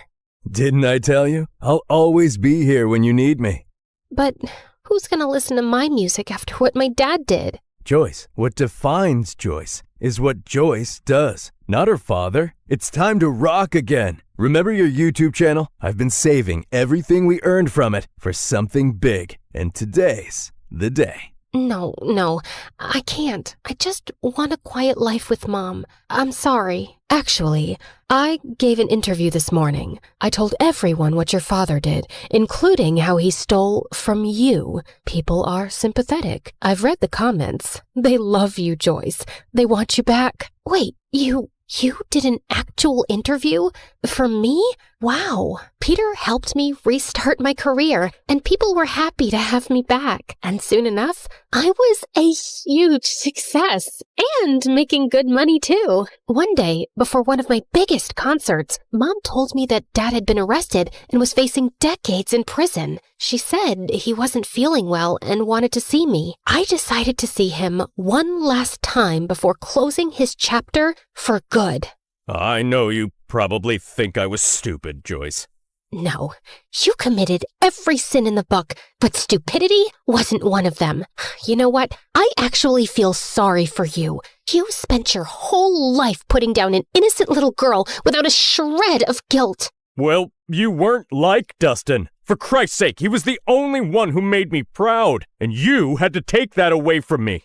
I guess it was for his own good. Otherwise, he would have grown up to be a miserable little fraud like his father. I finally get it. You were never capable of being proud of me. Not because of who I am, but because of who you are. A fraud, in business and as a father. Now, if you'll excuse me, I have a crowd of 200,000 proud people waiting for me. And with that, I spit on him and left. The moment I stepped on stage, the entire arena erupted. I looked out at all those excited faces, at Mom's proud smile, at Peter beaming at me like his daughter had made it. And then I closed my eyes, and I saw him, Dustin, with that same cute, confident little smile he always had when he believed in me more than anyone else. I keep running, running, running, like I'm trying to outrun time. I can't stop, I can't slow down, with these ghosts still in my mind. And it hits me when it's quiet, nowhere left for me to hide. So I keep on moving, moving, moving, just to feel alive. But as I sang, the crowd grew louder, louder than I'd ever heard. I opened my eyes. There was a guy being lifted by the crowd, riding toward the stage, and for a second, I stepped back in fear. But then, my heart stopped. Dustin? I signaled for my security to let him through. He climbed onto the stage, and I swear the world went silent around us. I looked at him like I had just seen a ghost. The hostess rushed forward, tears in her eyes. After your mother's interview about your missing brother, the internet made it their mission to find him. He's been missing for 10 years. We interviewed him and confirmed with your mom. He is your long-lost brother. My knees almost buckled. I couldn't breathe. But Dustin spoke first. I was taken by some shady people. They asked Dad for ransom, but he ignored them. They took me to Mexico. We got into a car accident. I lost my memory. A kind Mexican couple adopted me. I didn't know who I was, but I always felt like someone out there loved me. I just didn't know it was you. My heart shattered and healed all at once. I dreamt about this moment every day, always imagining myself as the stupid, reckless sister who failed you. I never pictured meeting you like this, as a woman with a life and strength and dreams of her own. Welcome home, brother. I threw my arms around him, and he broke too. And when I looked up, the whole arena was crying with us. I turned back to the microphone, wiping my tears. Thank you, everyone. I learned something I wish someone told me sooner. You can't buy love. You can't chase approval. Not even from the people you want it from the most. The greatest person you can learn to love is yourself. And once you do that, everything else falls into place. Thank you again. And now, if you'll excuse me, my brother and I have a lot to catch up on. And with that, we walked off the stage together. For the first time in years, and the first time all over again. Because sometimes the people who make you feel the smallest are just trying to make themselves feel big.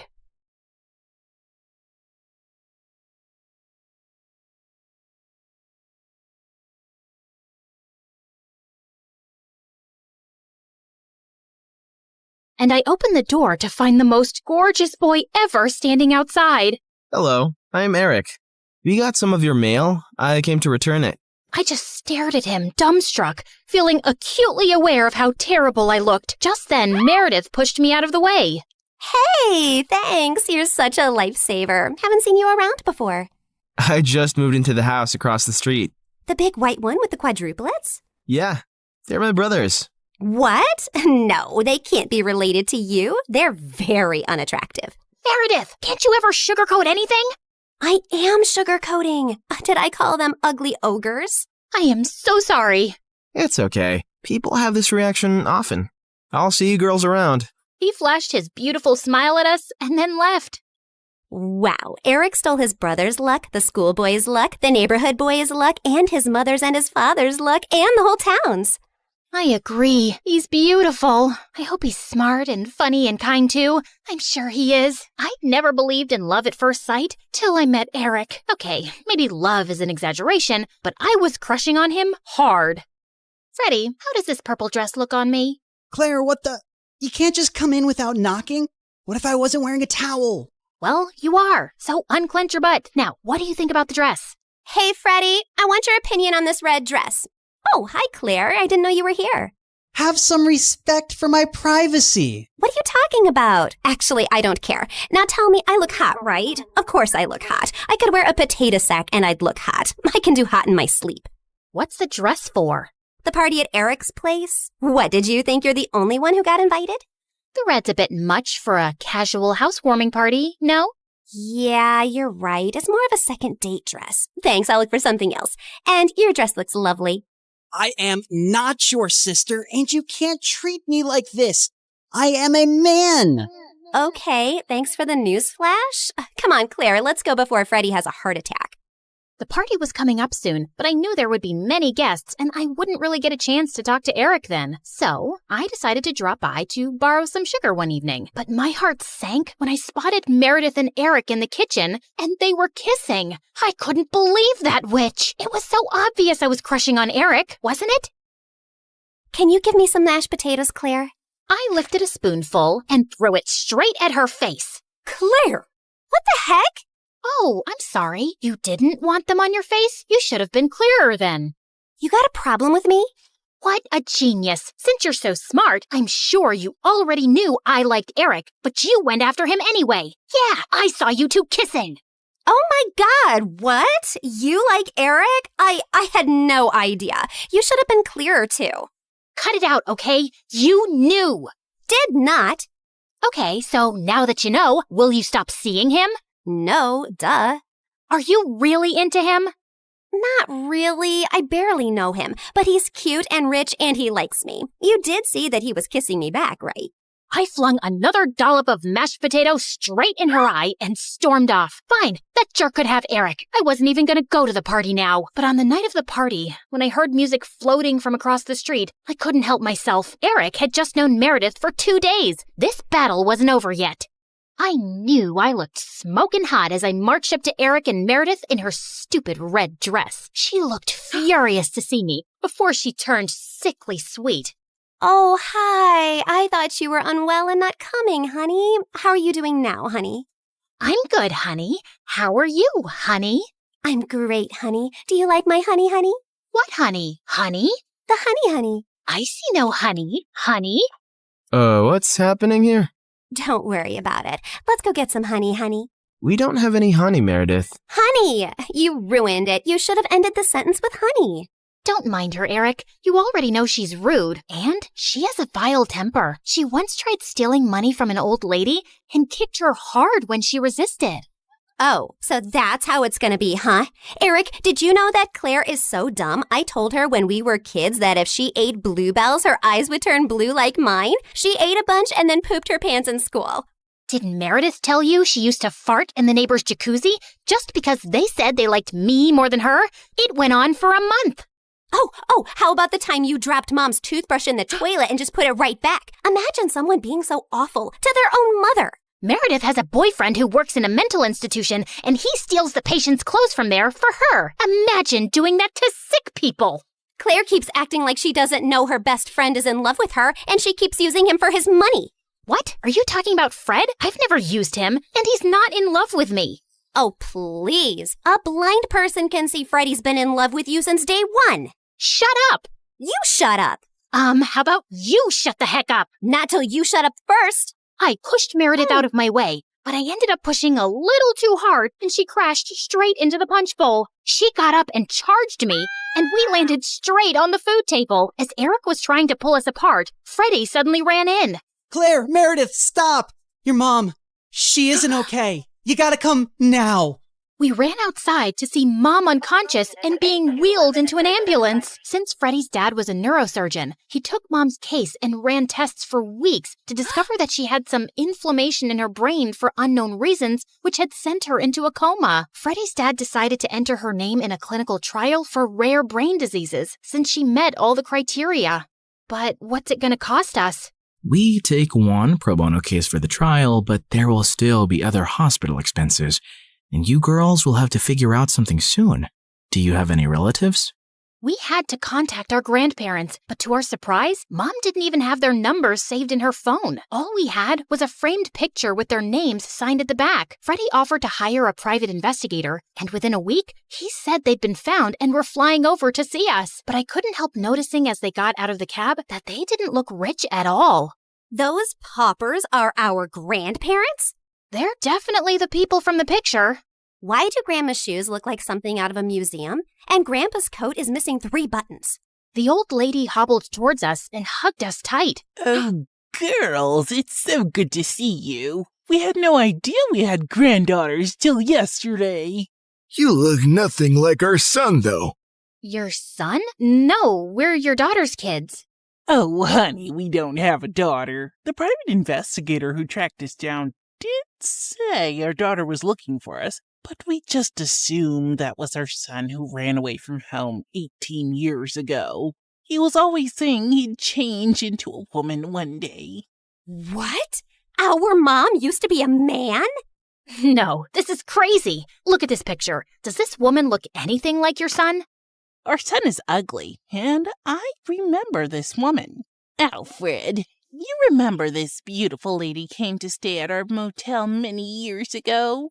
She disappeared suddenly one night, and the next day some mafia men turned up looking for her. Ah, yes. Those men kept turning up for weeks. They seemed like bad news. I'm happy to hear the lady is okay. So, you're not her parents? Then why does she have this picture of you guys?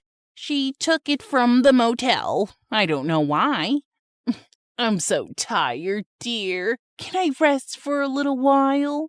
No, if you're not our rich grandparents, you gotta go. Taxi! Meredith sent them packing immediately, and we just stood staring at each other. When was Mom in a motel? And why were there bad men after her? She told us all our lives these random people are our grandparents. What else has she been lying about?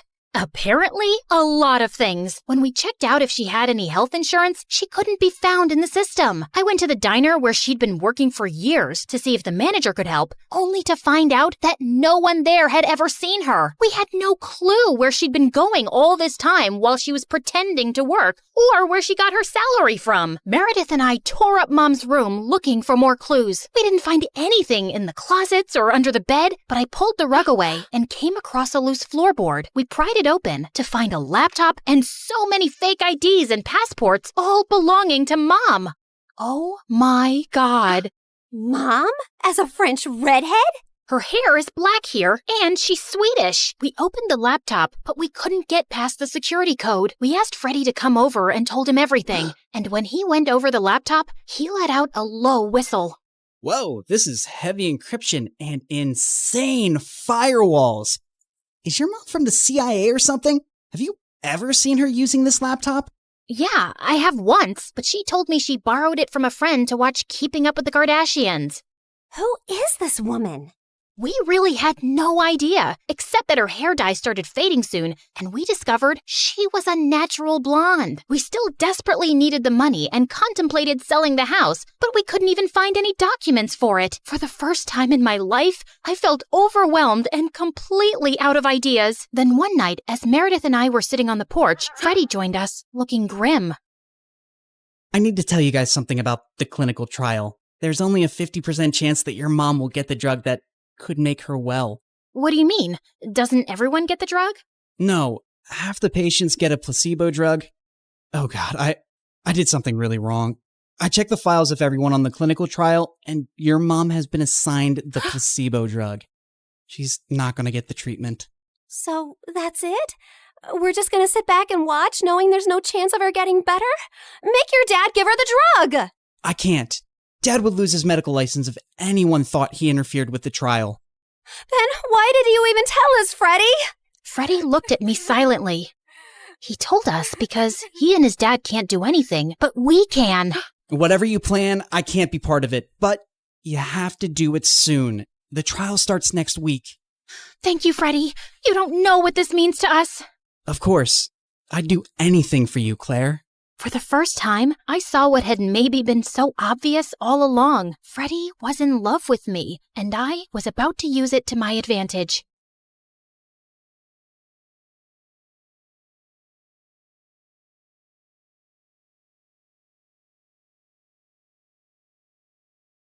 Hi, my name is Ashley, and I live next to the worst family on earth. They're the biggest snobs ever. They drive around in the fanciest cars and clothes and look down on everyone else. And they have a son named Jack, who's an absolute troll. But before I continue, please like and subscribe. If you do, you might see a shooting star tonight. When I was 6, I was playing with my favorite doll, and Jack ran up to me, snatched it out of my hands, and threw it into the street. A car ran over it and smashed it into pieces. Another day at school, Jack stole a bunch of cookies out of the cookie jar and blamed it on me. Ashley took the cookies. No, I didn't. She hid them in her desk. The teacher opened my desk and found a cookie inside. I got in huge trouble, and after school, I saw Jack on the playground stuffing his face with the stolen cookies. When Jack wasn't terrorizing me, his parents were trying to get my family kicked out of the neighborhood. Our house was the smallest on the block, and even I had to admit, it was a really ugly green. And my parents were a little weird sometimes. My dad loved to sunbathe on the front lawn, and every morning, my mom made this strange sound to call all the stray cats in the neighborhood to feed them. She'd also sing to the birds and make birdhouses all day. Our house looked like a zoo, and the neighbors hated it. Their yard is unacceptable. It looks like an overgrown swamp. Their house gives me a migraine every time I look at it. Mommy, my eyes hurt. You have to do something, officer. And can someone please tell that man to put a shirt on? Jack's parents threw fancy parties every week, but me and my family were never invited. We only lived in the neighborhood because we inherited the house from my grandfather, who used to be a famous investigative reporter. I wanted to grow up and be just like my grandfather. When I was 12, I joined the school newspaper, and when my teacher's cat, Mr. Whiskers, went missing, it took me less than 2 days to find him on the roof of the school auditorium. Though I suspected Jack had something to do with it. In high school, Jack was the richest and most popular kid.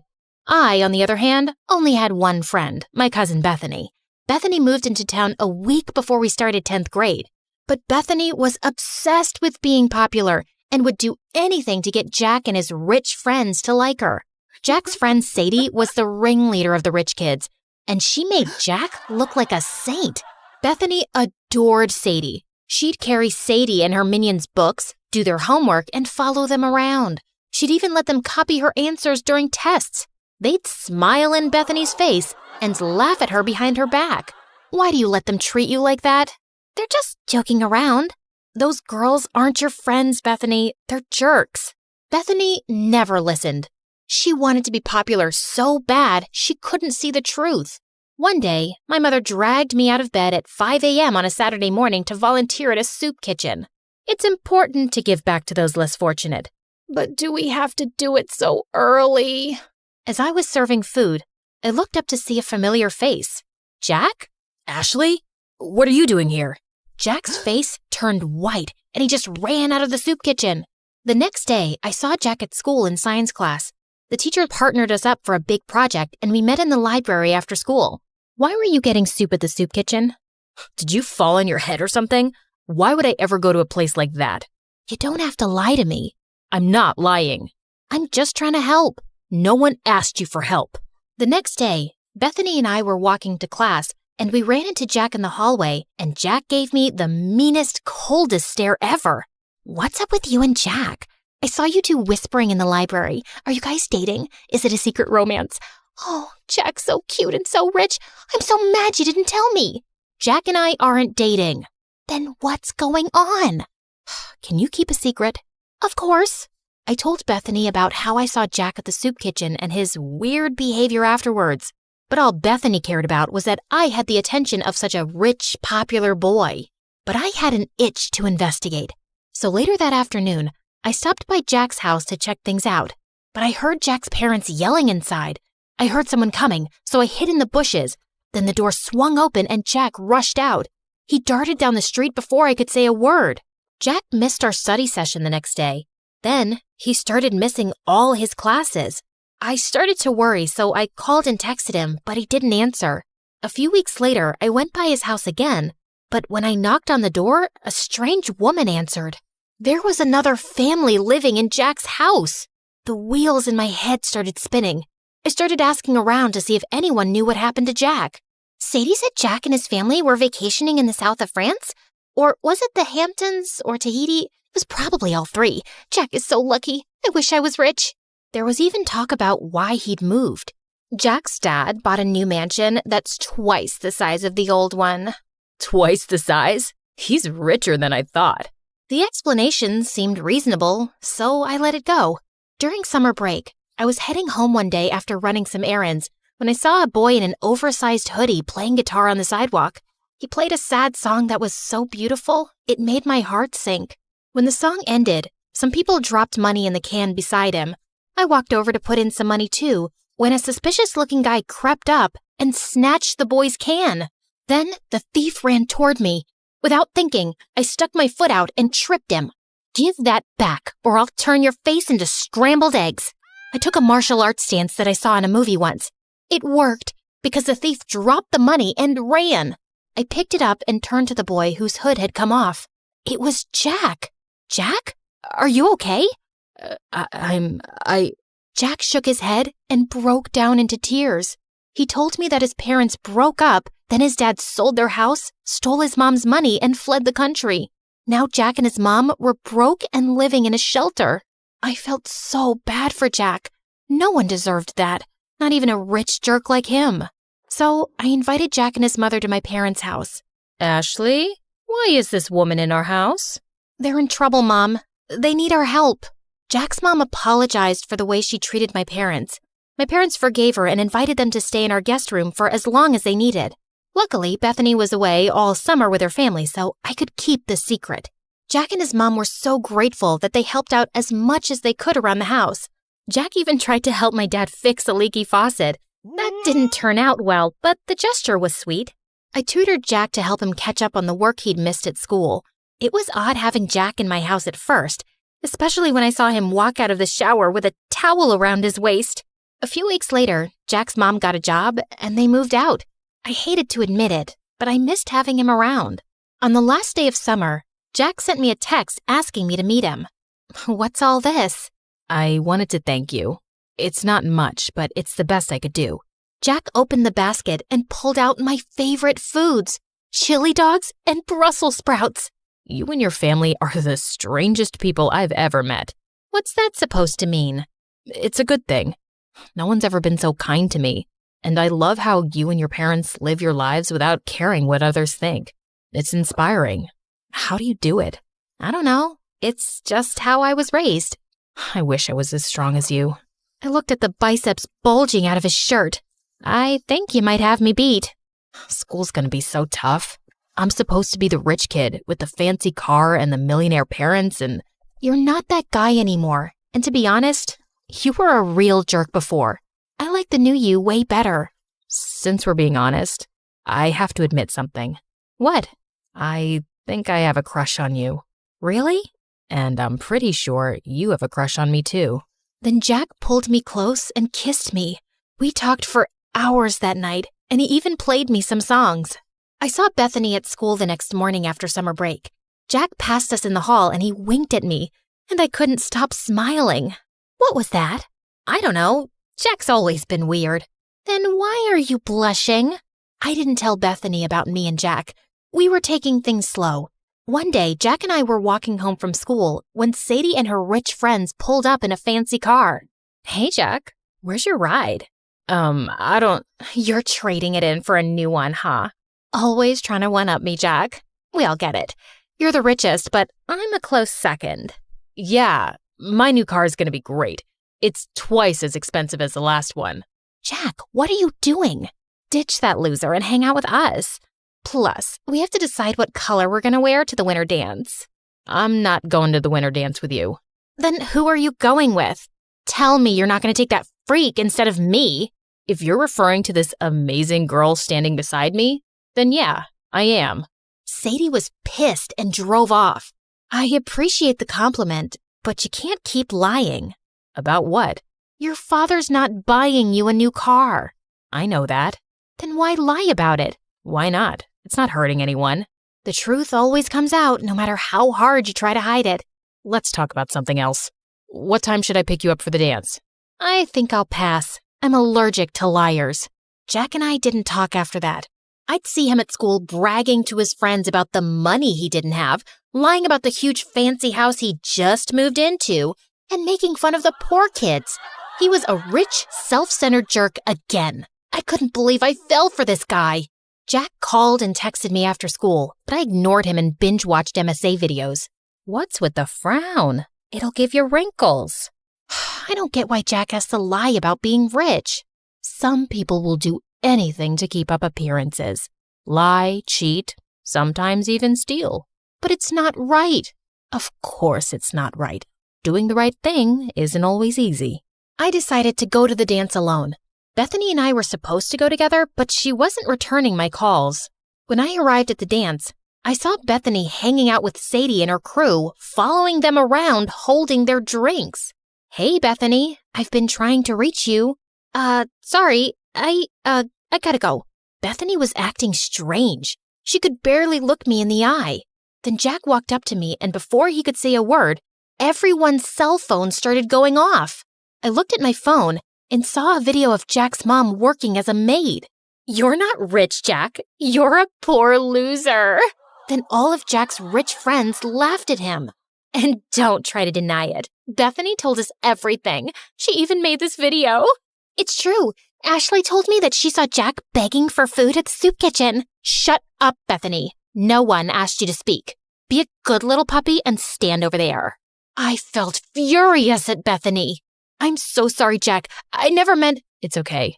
It's not your fault. I should have stopped pretending a long time ago. Sadie, you're right. I'm poor, but I don't care what you or anyone else thinks of me. You've never been my real friends anyway. All you've ever cared about is my money. Well, now it's gone and it sucks. But I found something way more valuable. Then Jack took my hand. Oh, geez. If you say you've fallen in love with that freak, I'm gonna throw up. I'd had enough. I walked over to her and accidentally spilled my drink all over her dress. Oh, sorry about that. But you know, the punch does bring out your eyes. You want to get out of here? Yes, please. As Jack and I walked out the door, Bethany ran up to us. Ashley, it wasn't personal. We're still friends, right? Maybe I can fix things with you and Sadie. If you did her homework for a week, then you're pathetic, Bethany. And you deserve someone like Sadie. Jack and I left the party and went to the beach. We ate chili dogs and Brussels sprouts and danced the night away. This is nice. You know what the best part is? What? It doesn't cost a thing. Then Jack gave me the most romantic kiss ever.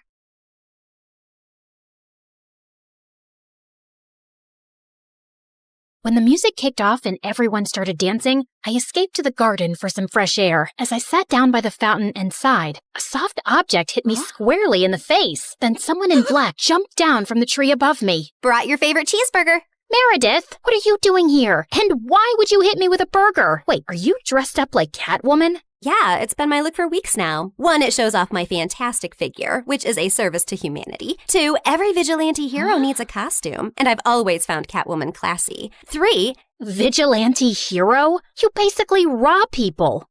Yeah, like Robin Hood, stealing from the rich and giving to the poor. You steal for yourself. I am the poor. And what's all this you nonsense? Last time I checked, we were a team. But sis, what's taking so long with this mission? It's not that simple. It's pretty simple. You make this rich dude fall for you, get access to his vault, steal the painting, and we run off to Bora Bora. Are you having trouble making him fall for you? Maybe he hates your eyebrows. I don't know, but I feel like punching you in the face every time I see your eyebrows, which is basically every time I see your face. Shut up, Em. Everything's going fine. Okay, but hurry up. This catsuit is giving me a butt rash, even though I use baby powder under it. I want to put it away soon and retire on a beach in a bikini. Aren't you looking forward to it? Just take the stupid suit off. You're a con artist, not a cat burglar. And of course, I'm looking forward to it. You should go before you blow my cover. And thanks for the burger. It's not a gift. Duh. You're gonna pay me back. I've noted it in my diary. See ya. I couldn't help laughing as I saw her clumsily climb the wall, then fall over to the other side. But as I turned away, I felt troubled. The problem wasn't about making this rich guy I had to rob fall for me. He already had. The problem was, I'd fallen for him too. Let's start from the start, okay? Hi, I'm Claire, originally from Connecticut. And yes, you might have heard some fun words being used for me. Deceitful witch, manipulative liar, and con artist might come up, none of which is an exaggeration. But people change, okay? Before I tell you my crazy story, please like and subscribe.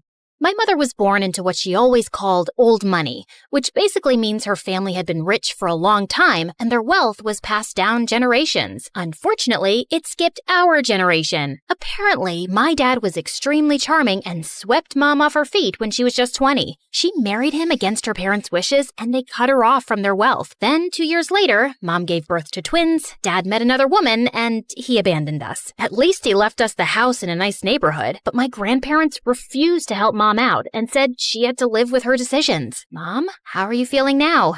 Like my organs are shutting down one by one. So, same as this morning then. Here's some chicken soup. There's no chicken in it. Well, you asked for chicken soup when there was no chickens in the fridge, so I guess we all have to use our imaginations, don't we? Oh, the soup at my parents' house always had chunks of chicken and big fat prawns. What has life come to now? I was raised as a creature of luxury. I'm like that fairy tale princess who couldn't sleep because of a single pea under her mattress. So you say, but there's a bunch of sharp pebbles under your mattress and you sleep like a log and snore like a bear. What? How could you put pebbles? I do not snore. Leave me to decompose, please. Well, you have to return to your waitressing job, so get well soon, Mom. Shall not. I loved Mom, but she was basically a spoiled, selfish child who just couldn't adapt to her changing fortunes and start acting like a freaking parent. My sister Meredith and I were twins, but we looked nothing alike. With her soft blonde hair and big baby blues, she looked like the kind of sweet soul who saved kittens from trees, helped old people across the road, and sang to birds. She didn't look like she had an ounce of evil in her, which wasn't true, like at all. But we'll come back to that later. From an early age, it was clear to me and Meredith that we had to be resourceful for money. I started doing odd jobs for our rich neighbors in the 8th grade, like raking their gardens, walking their dogs, and babysitting their kids. But Meredith was always finding more creative ways, like taking stupid boys in her class on paid exclusive tours to an alien site she'd discovered in the nearby forest. I'd seen her digging up the crater where the spaceship had landed, or selling youth water to high school girls, claiming she'd traveled far to the Fountain of Youth over summer break and had a limited supply. They actually thought she was telling the truth because it tasted different. Yeah, that's because she was filling up bottles from the neighbor's gross jacuzzi. People eventually caught on and stopped buying from her, and that's when she started stealing from me. But whenever I'd confront her, she'd throw a tantrum and deny it like I'd accused her of killing someone. So the next time, I hid money in my diary and made my latest entry. Dear Diary, guess what? What? When Mom took Meredith to the hospital for her sore throat the other day, the doctors made a shocking discovery. Meredith has a rare, incurable disease. She only has a few more months with us. We've decided not to tell her so she isn't scared and lives the rest of her short life in peace. Yes, I'm sad, but not that much because my baby sister is going to a better place and leaving me all her stuff. I knew my trick had worked when Meredith came down one morning with swollen eyes. When Mom asked her what was wrong, she burst into tears about her incurable disease. Where would you get an idea like that? Yes, Meredith. Please, tell Mom where you got this idea from. You wrote it in your... Wait, you chubby witch! You made me believe I was dying! Meredith lunged at me and we went rolling all over the kitchen floor. But she ended up getting grounded for a month for stealing and invading my privacy. I soon started missing her at dinner time, though. So late one night, I snuck into her room with ice cream to find her playing darts with my face as the target. I'm sorry you're stuck here, but you did steal from me. I know we don't have a lot right now, but we'll work hard and make money in the future. But the future is in the future. What do I do now when I need money for mascara and gummy bears? Maybe we can think of some business idea. Oh, I thought you'd never ask. She pulled out a box from under her bed full of t-shirts. So you know my friend George, the next-door gardener's nephew? Apparently he volunteers at a mental institution every weekend. The owners got t-shirts made from all the patients, but they refuse to wear them, blah, blah. So now the mental place has hundreds of these lying in storage. George said he can score them for me, and we could have our own t-shirt range with cute things written on them. Look, here's one I made for myself. I want to go to Bora Bora, but I'm Bora Bora. Please help me. Funny. I'm very serious, actually. I'm gonna live in Bora Bora one day. So, are we selling these t-shirts? I'm in. I also made one for you. That'll be $10, thanks. Money can't buy happiness, but poverty can't buy anything. Please help me. You should pay me for wearing this. Meredith didn't have the best reputation in our neighborhood or school to sell things, so we decided to hit the other end of town and set up a t-shirt stall outside a private school. With my salesmanship and Meredith's flirting, we managed to sell quite a few on the first day. We started setting up shop at different locations, and one day as we were heading home, Meredith suddenly said she had to pee really badly. So we walked up to the closest house to ask if they'd let us use the bathroom. We rang the bell, but no one seemed to be home. I was peeking in through the window when suddenly I turned around to see Meredith already crawling halfway through one. Are you crazy? That's breaking and entering! I'll kick in your face so hard that you'll need plastic surgery, which we don't have money for. If you don't want to be ugly for the rest of your life, let me pee. I let her go and was standing guard at the door when, to my horror, a car suddenly pulled into the driveway and a snooty woman stepped out. Hey, you girl. What are you doing lurking around my house? Were you thinking of breaking in? What? No, of course not. I'm a Girl Scout selling cookies. Yeah, I study in the, Aston Bridge School for Girls. Oh, I see. It's a lovely school. I know many people whose children go there. Sorry for my mistake. I'll be happy to buy some cookies from you. Put me down for 20 boxes. Sure. It's, $5 a box, so that'll be $100. I'm putting your name down on my list, and I'll drop them by tomorrow. That's perfect, sweetie. Here's the money. I'll see you soon. Just then, I saw Meredith slip out the window, and as soon as the lady went in, we ran like crazy down the block and then collapsed on some grass. Look, I took some pastries from her kitchen. Perfect for a spontaneous picnic. That's stealing. Oh, you're one to talk. I heard the whole cookie conversation from inside. You took that lady's money, and you're never going to give her any cookies.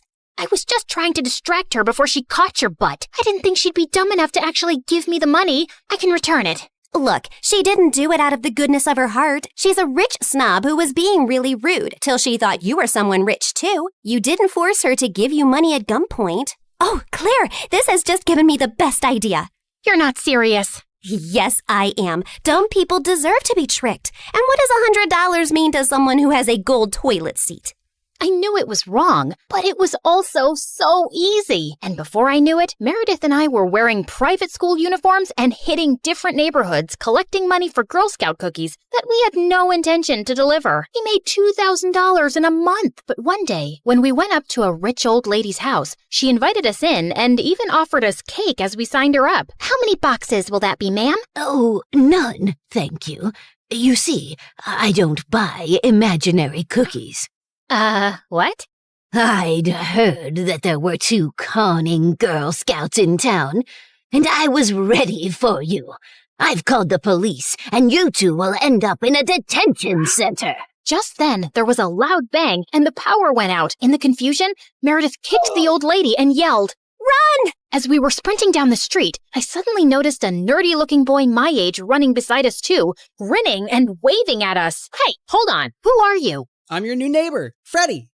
I'm the one who saved you from that old crow. What? I'm so confused right now. New neighbor? You moved into the house next to ours? Why are you here? I was bored and saw you girls leaving your house, so I followed you for fun. Don't worry, I won't tell anyone about your little cookie secret.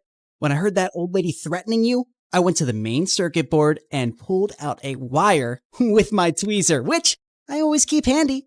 You could have been electrocuted. You're either incredibly smart or exceptionally dumb. My mom says the exact same thing, except for the incredibly smart part. Listen, you geek, what do you want? If you think you're gonna get a cut of our profits. No, my parents are well off. They're neurosurgeons. I just want to be friends. I swear, I don't have any siblings and I don't know anyone here. What if we say no? I'll keep following you around until you say yes. Okay, fine. Congratulations. You got yourself 2 friends. Oh, I'm so happy. Merry Christmas and a Happy New Year. And from that day on, that goof really did become our best friend, especially mine. He was like the sibling I never had. I mean, the nice sibling who did my nails and watched the channel I wanted to watch on TV without arguing. He was also really generous. I didn't want to take advantage of it, but Meredith and Mom had no problem keeping all the gifts he was always getting us. We decided to lay low with our conning activities in case the old lady had actually told the police about us. But soon after we joined the 11th grade, a new drama unfolded in our lives. A family moved into the huge white house across the street. Apparently, the couple who'd bought the place was loaded, and they had 5 teenage boys. Finally, some eligible bachelors on our street. Thanks. My feelings aren't hurt at all. Oh, I'm sorry I left you out, sweetie. Maybe you'll find someone too. I mean, they have 5 boys. There's a good chance one of them is gay. What? Why would you think? Okay, girls, here's a basket of goodies for you to take over as a welcome present. Now go, throw yourselves at those boys. Meredith and I rolled our eyes, but we decided there wasn't any harm in checking them out, and we were welcomed by the ugliest quadruplets ever. They were really sweet and really excited to see us, but with their orange hair, acne, and buck teeth, they were not a pretty sight. Man, I feel sorry for those parents. Like, Mom got one average-looking kid, but God made it up by giving her me. But those parents, God decided to use copy-paste on that ugly model. They must have done something terrible to deserve this. Huh? You are so rude. Oh, shut up. I know you're thinking the same. I just have the guts to say it out loud.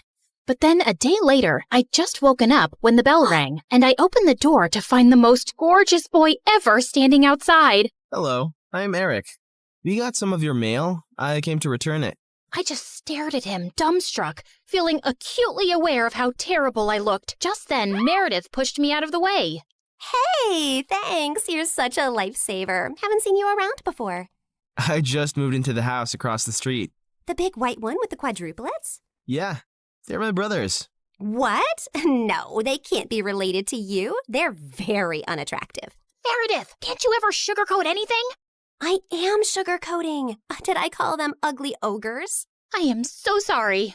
It's okay. People have this reaction often. I'll see you girls around. He flashed his beautiful smile at us and then left. Wow, Eric stole his brother's luck, the schoolboy's luck, the neighborhood boy's luck, and his mother's and his father's luck, and the whole town's. I agree. He's beautiful. I hope he's smart and funny and kind too. I'm sure he is. I never believed in love at first sight till I met Eric. Okay, maybe love is an exaggeration, but I was crushing on him hard. Freddie, how does this purple dress look on me? Claire, what the? You can't just come in without knocking. What if I wasn't wearing a towel? Well, you are. So unclench your butt. Now, what do you think about the dress? Hey, Freddie, I want your opinion on this red dress. Oh, hi, Claire. I didn't know you were here.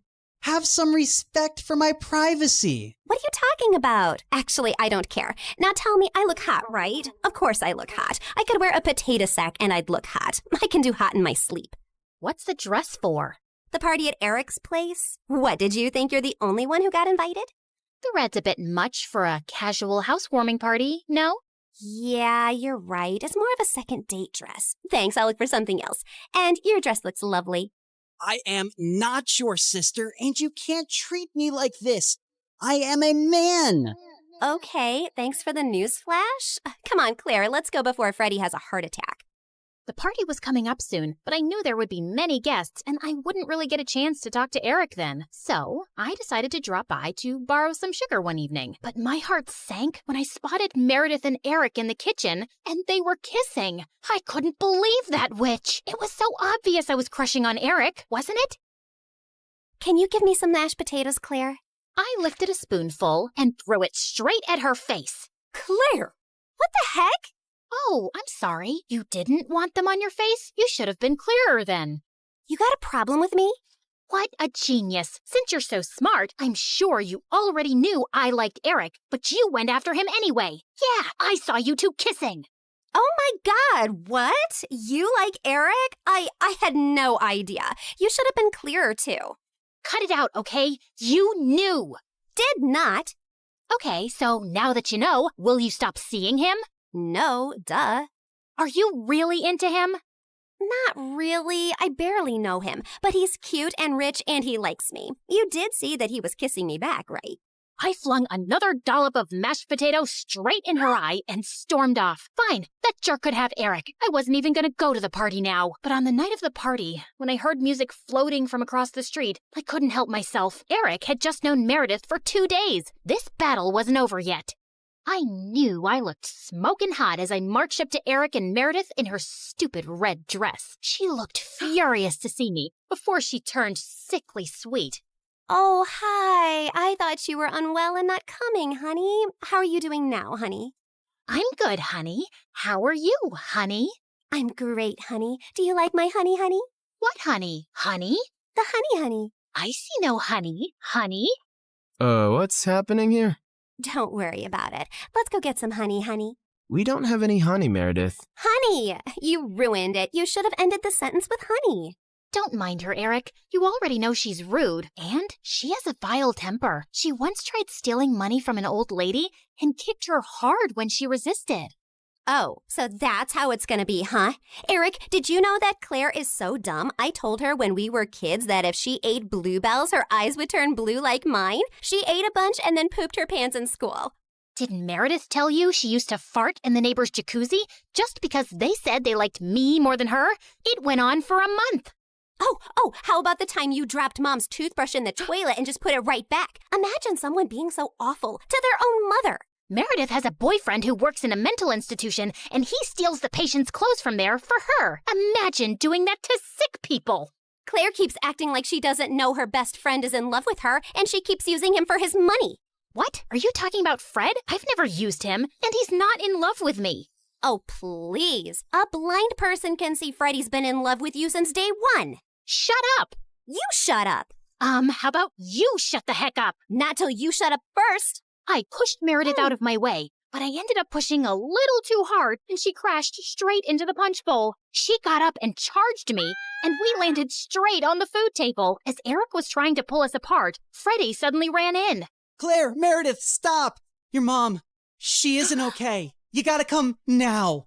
We ran outside to see Mom unconscious and being wheeled into an ambulance. Since Freddie's dad was a neurosurgeon, he took Mom's case and ran tests for weeks to discover that she had some inflammation in her brain for unknown reasons, which had sent her into a coma. Freddie's dad decided to enter her name in a clinical trial for rare brain diseases since she met all the criteria. But what's it going to cost us? We take one pro bono case for the trial, but there will still be other hospital expenses. And you girls will have to figure out something soon. Do you have any relatives? We had to contact our grandparents, but to our surprise, Mom didn't even have their numbers saved in her phone. All we had was a framed picture with their names signed at the back. Freddie offered to hire a private investigator, and within a week, he said they'd been found and were flying over to see us. But I couldn't help noticing as they got out of the cab that they didn't look rich at all. Those paupers are our grandparents? They're definitely the people from the picture. Why do Grandma's shoes look like something out of a museum? And Grandpa's coat is missing 3 buttons. The old lady hobbled towards us and hugged us tight. Oh, girls, it's so good to see you. We had no idea we had granddaughters till yesterday. You look nothing like our son, though. Your son? No, we're your daughter's kids. Oh, honey, we don't have a daughter. The private investigator who tracked us down did say our daughter was looking for us, but we just assumed that was our son who ran away from home 18 years ago. He was always saying he'd change into a woman one day. What? Our mom used to be a man? No, this is crazy. Look at this picture. Does this woman look anything like your son? Our son is ugly, and I remember this woman. Alfred, you remember this beautiful lady came to stay at our motel many years ago? She disappeared suddenly one night, and the next day some mafia men turned up looking for her. Ah, yes. Those men kept turning up for weeks. They seemed like bad news. I'm happy to hear the lady is okay. So, you're not her parents? Then why does she have this picture of you guys? She took it from the motel. I don't know why. I'm so tired, dear. Can I rest for a little while? No, if you're not our rich grandparents, you gotta go. Taxi! Meredith sent them packing immediately, and we just stood staring at each other. When was Mom in a motel? And why were there bad men after her? She told us all our lives these random people are our grandparents. What else has she been lying about? Apparently, a lot of things. When we checked out if she had any health insurance, she couldn't be found in the system. I went to the diner where she'd been working for years to see if the manager could help, only to find out that no one there had ever seen her. We had no clue where she'd been going all this time while she was pretending to work, or where she got her salary from. Meredith and I tore up Mom's room looking for more clues. We didn't find anything in the closets or under the bed, but I pulled the rug away and came across a loose floorboard. We pried it open to find a laptop and so many fake IDs and passports, all belonging to Mom. Oh my God. Mom? As a French redhead? Her hair is black here, and she's Swedish. We opened the laptop, but we couldn't get past the security code. We asked Freddie to come over and told him everything. And when he went over the laptop, he let out a low whistle. Whoa, this is heavy encryption and insane firewalls. Is your mom from the CIA or something? Have you ever seen her using this laptop? Yeah, I have once, but she told me she borrowed it from a friend to watch Keeping Up with the Kardashians. Who is this woman? We really had no idea, except that her hair dye started fading soon, and we discovered she was a natural blonde. We still desperately needed the money and contemplated selling the house, but we couldn't even find any documents for it. For the first time in my life, I felt overwhelmed and completely out of ideas. Then one night, as Meredith and I were sitting on the porch, Freddie joined us, looking grim. I need to tell you guys something about the clinical trial. There's only a 50% chance that your mom will get the drug that could make her well. What do you mean? Doesn't everyone get the drug? No, half the patients get a placebo drug. Oh God, I did something really wrong. I checked the files of everyone on the clinical trial, and your mom has been assigned the placebo drug. She's not gonna get the treatment. So that's it? We're just gonna sit back and watch, knowing there's no chance of her getting better? Make your dad give her the drug! I can't. Dad would lose his medical license if anyone thought he interfered with the trial. Then why did you even tell us, Freddie? Freddie looked at me silently. He told us because he and his dad can't do anything, but we can. Whatever you plan, I can't be part of it, but you have to do it soon. The trial starts next week. Thank you, Freddie. You don't know what this means to us. Of course. I'd do anything for you, Claire. For the first time, I saw what had maybe been so obvious all along. Freddie was in love with me, and I was about to use it to my advantage. Can you tell me where the trial patient files are? When we visited Mom next at the hospital, I was able to slip away and retrieve Mom's file and another patient's who was receiving the drug. That night, Meredith and I used every Photoshop skill we had to make duplicate copies, complete with the hospital seal and everyone's signatures to ensure that Mom was the patient chosen for the treatment. And the next day, I slipped the files back in. I knew what I'd done was wrong, and I'd broken at least 5 different laws. But as I walked away, I didn't feel like a criminal at all.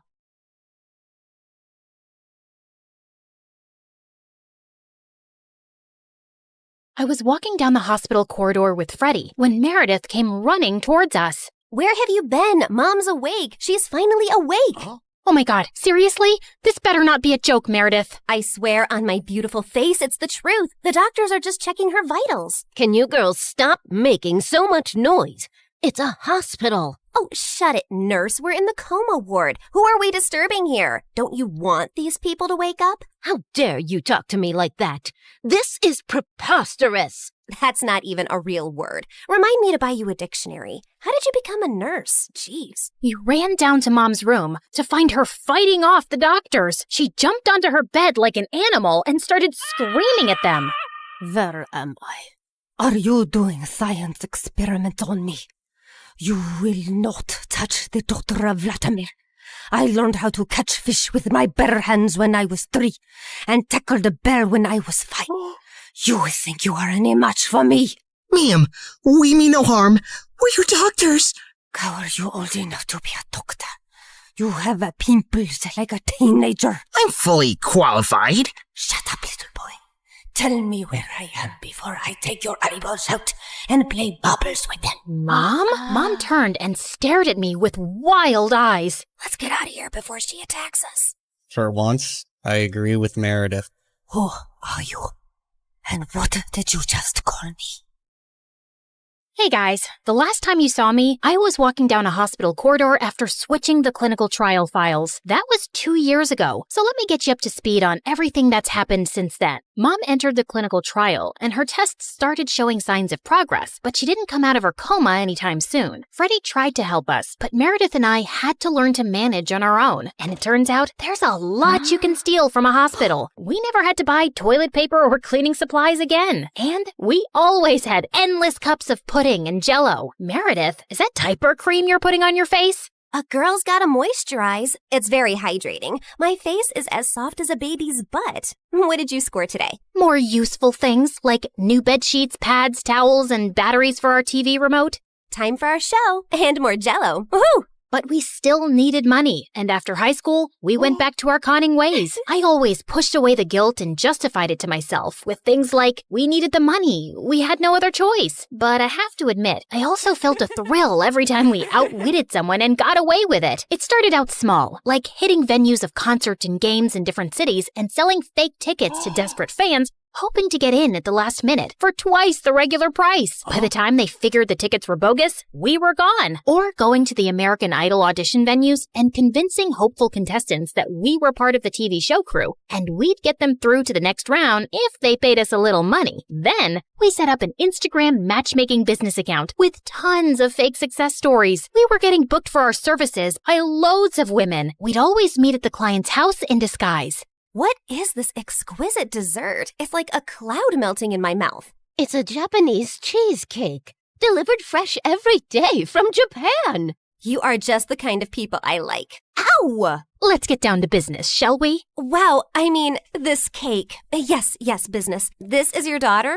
Oof. We know she's a bit plain. And she's 6 feet tall? With that face? Is her case hopeless? Oh no, we've dealt with a lot of uggos before. Believe me. Ow! What my partner means is there's someone for everyone out there, and we're experts at making those two people meet. We'll need a small advance, and we'll bring you a portfolio of suitable bachelors in a week. You'll be the mother of the bride soon, watching your little giraffe walk down the aisle. Sounds good, right? Make that check to cash, please. Can you also pack the rest of this cake? We'd take the advance, keep in touch for a few weeks saying we were gathering options, and then disappear. Of course, people soon started commenting on our page, calling us frauds and reporting our account, but we made a good amount while it lasted. We tried out a wedding planner service next. That's a gorgeous cake, but it's so expensive.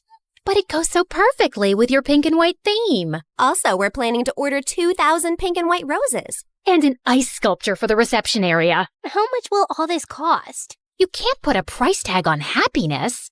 Daddy will have a heart attack. He's gonna have one anyway. I just saw him eating a block of cheese. Why should that stop you from having the wedding of your dreams? Really, you deserve the best on your big day. Okay, I'm sold. Let me write you a check. When that went bust, we became travel bloggers and influencers. With our huge number of fake followers, we managed to get into the best hotels for free as long as we wrote a review. When I'm rich, I will buy a hotel and live there. They have the best beds. Room service? Yes, we'll have 2 lobsters, 4 sushi platters, 2 beef burgers with fries, the prawn tempura, the fish tempura. Okay, anything with the word tempura. And why don't you bring up the entire dessert menu? Thanks. Of course, none of these businesses lasted too long, and we were always on our toes, traveling from place to place, changing disguises, trying not to get caught. The only person who had any idea of our activities was Freddie. But whenever we went back home, he was always happy to see us and never asked questions. 2 years had gone by like this, and Mom was finally awake, except she didn't remember being our mom. Now, we had no chance to ask her about the fake IDs and laptop we'd found, because all she seemed to remember was her childhood in freaking frickin' Russia. We showed her pictures of us together, and the doctors explained that she'd lost most of her memory, and they were unsure if she'd regain it. Oh, my girls.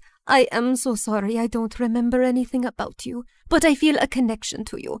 As strong as the frost on my toes, walking barefoot in snow, and as sweet as the smell of my grandmother's honey cakes, and as deep as the violet skies of Siberia, and— Yeah, we get it, Mom. We love you too. As the three of us sat in a cafe later, I was still trying to process everything when I saw Meredith had a faraway look on her face. I know that face, Em. What are you planning? Oh, nothing. Just thinking how excited Arthur will be when he finds out Mom is awake. You're talking about our neighbor, Arthur? Yeah, he's been visiting Mom every week for 2 years. He's always been in love with her. He'll be happy, but she won't even remember him. That actually works in his favor. Mom always found him irritating. What are you saying exactly? What if we convinced Mom that she was deeply in love with Arthur before she went into a coma? I'm sure he won't have any problem playing along. Maybe we even say that they were engaged before she got sick. If we set them up, Mom will be taken care of for life. Arthur is rich with a capital $sign. Wow, Meredith, you're a frickin' genius. Jeez, why are you girls always scheming? Because our parents are not neurosurgeons. You can't use that excuse forever. Watch me. Like we expected, Arthur immediately agreed, and we got to work. We photoshopped tons of pictures of Mom and him, and soon he even turned up with a giant emerald ring. You chose this Russian emerald ring from an antique shop where I proposed to you. Oh, it is so beautiful.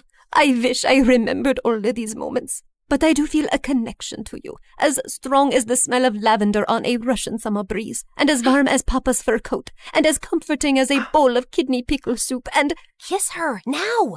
As Arthur and Mom kissed, Meredith and I walked out of the room and burst out laughing. We laughed till we almost peed our pants. Oh God, my tummy hurts. Are we doing the right thing? Fooling Mom? She's no fool. She asked me how rich Arthur is yesterday. Now she feels very connected to him. And within a month, Mom was walking down the aisle in a grand wedding in Arthur's garden. Of course, Meredith and I had made all the arrangements and totally overcharged Arthur. I promise to cherish and to love you forever, and follow you to the ends of the earth. We will go to Russia and start our new life there in the lovely house you have bought me as a wedding gift. And yes, I will cherish and love you and whatever, etc., etc. Now you may exchange rings. Did you just hear what I just heard? Are they moving to Russia? That can't happen. Is it too late to object to this wedding? Shh! You guys are ruining the ceremony. What's wrong with you? Are you a moron? You know she can't go to Russia? Why not? She's Russian. Isn't she? Oh, yeah, she shouldn't go to Russia. Hold it, everyone. Sorry, Mom, but you can't go to Russia. Oh, sweetie, I will take you girls with me, don't worry. We're taking them with us? No one's going to Russia. Can we, discuss this later? You're ruining the moment. Arthur, shh. Listen, Mom, we need to talk. As I got up to talk to Mom, I tripped on my dress and crashed into this big cage holding 100 pigeons, and they all started flying off. This was supposed to be for after the ceremony! But suddenly, those pigeons turned vicious and came back to attack everyone. They clawed at people's hair, poked them with their beaks, and pooped everywhere. As the guests ran around in chaos, someone slammed straight into the wedding cake. Meredith and I grabbed Mom's arms and dragged her home. What is wrong with you two? There's something you need to know, Mom. Meredith and I ended up showing her all her fake passports, IDs, and the laptop, and she was stunned. My name is Alexei, and none of these IDs have that name. Mom, we don't know who you really are or why you left Russia. What if you were a spy or some sort of criminal? What if you're wanted in Russia? If you go back there, you might get arrested or worse. Apparently, many years ago, some bad people were looking for you, and we don't know why. You have to stay here and keep a low profile. But I want to find my parents and see my home. It's all I remember. You can't risk it. Not till you get your memory back. Or we get someone to tell us what's on that laptop and figure out who you are. We're sorry. We hugged Mom as she cried, then fixed her makeup and returned to the wedding. The pigeons had left, and the guests were leaving too. Stop, everyone. The wedding isn't over yet. And Arthur, Mom wants to move to Hawaii instead. From the top, people. Arthur was very confused, but they finally got married. Later, as everyone moved towards the dance floor, Freddie asked me to join him. So, now your mom is well and you have a rich stepfather. What are your plans? I like traveling around with Meredith. Maybe I'll do that for some time. There isn't any reason to stay here anyway. Ouch. Why don't you just hit me with an axe? Of course, there's you. I can always come visit. That's not good enough, Claire. Look, I have to say this now. I've been in love with you since forever, and let's not pretend you don't know that. Don't you think you can give us a chance? We're best friends, and I'd do anything for you. I know, Freddie, but I just can't. I love you, but not like you want me to. You can try dating me. Maybe you'll feel differently. I don't think I will. And I can give you a good life. You don't need to live like a freaking criminal anymore. Some people might call me an artist. Con artist, yeah. Still a criminal. Maybe I enjoy being one. It's kind of thrilling.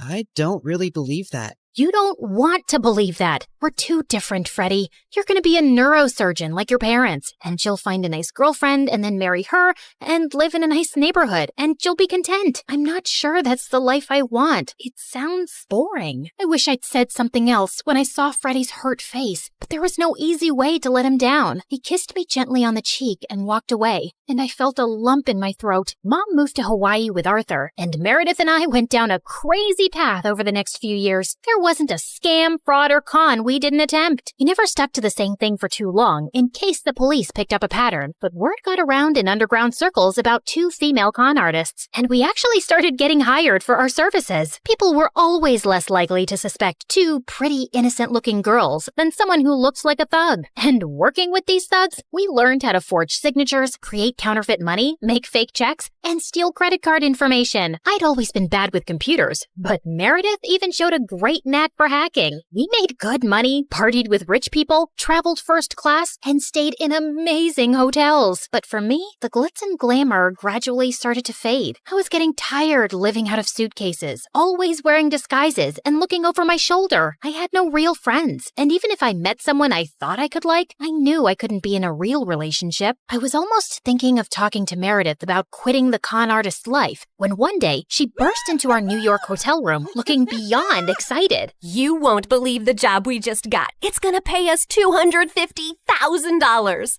Who would pay that kind of money? And for what? Turns out, the kind of people who take you to their headquarters blindfolded. As Meredith and I walked into an underground room, a large chair swiveled around to reveal a tiny, skinny guy. What? You think all mafia bosses are tall, fat, bald, and wear gold rings? Sorry to disappoint you with my looks, but trust me, I am every bit as ruthless. Something about his steely gray eyes sent a shiver down my spine. I believed him. His name was Pierre Soufflé, which was obviously a lie, and the job he had for us was to steal a priceless painting from a museum and replace it with a fake. That's the painting? It's, tiny. What's your problem with tiny things and people? It's also kinda stupid. What is that? A raccoon eating a cheeseburger? It's worth $10 million, so the joke's on you, dummy. Now, the owner of the painting has allowed the museum to borrow it for only 3 days, so we don't have a lot of time. Wouldn't it be easier to steal it from the owner's house? Everyone, look at Lady Einstein coming up with brilliant ideas. Why didn't we think of that ourselves? Happy to help. Of course we thought of that ourselves. Trust me, the museum is easier. Why choose us? It's a very stupid security measure, but the museum's floors are activated by pressure sensors at night. Anything above 55 kilograms and they go off. I haven't been able to find a boy who weighs less than that. Ellie, get the weighing scale. Meredith weighed 52 kgs, while I weighed 55.1. How is this possible? You eat so much more than I do. What can I say? I got all the good genes. Okay. You're out, fatty. Meredith, you're my leading lady. The plan was to enter the museum through its large air ducts, carrying the fake painting with us. We first had to make a stop in the security room and disable all the cameras and alarms. Then we'd crawl back through the ducts till we reached the exhibit area, and I'd lower Meredith down along with the painting so she could switch them out. As Meredith made it to the bottom, I dropped the painting to her, and she missed it. And we heard a loud crack. Oh my God, did you break the frame?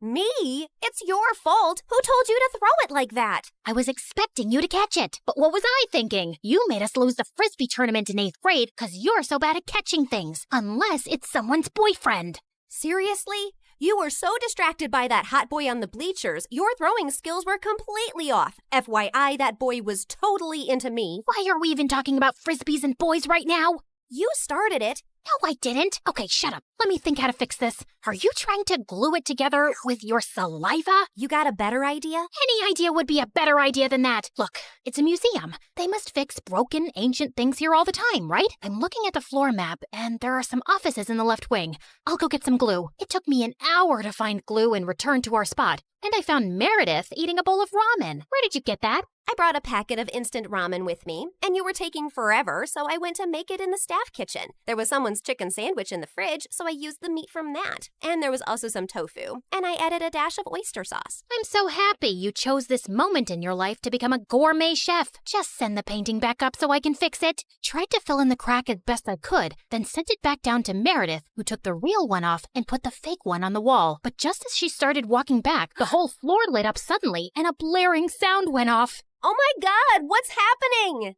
I don't know. Is the painting heavier than the fake one? Just hurry up. We gotta get out now. They pulled up Meredith and the real painting and closed the opening in the ceiling seconds before security burst in. We crawled down the ducts and out of the building as fast as we could. We ran a few blocks down where Pierre's van was waiting for us, and we sped away. Oh, I would have preferred if you hadn't alerted all of New York about the break-in. Now I'll have to move this painting around with cops crawling all over the city. Never mind. Here's your check, and Claire, try to lose some weight. Au revoir. And without warning, we were dumped on a dark street. We scrambled to our feet, headed for the subway, and made it home. It was all over the news the next morning that someone had broken into the museum and switched off all the security systems. But apparently, nothing had been stolen, except a chicken sandwich and a block of tofu from the staff kitchen. You ate the entire block? Hey, I'm not the one who needs to watch her weight. I do not need to... whatever. Listen, I've been meaning to talk to you about something. It'll have to wait. I got a hair appointment. We'll talk over dinner?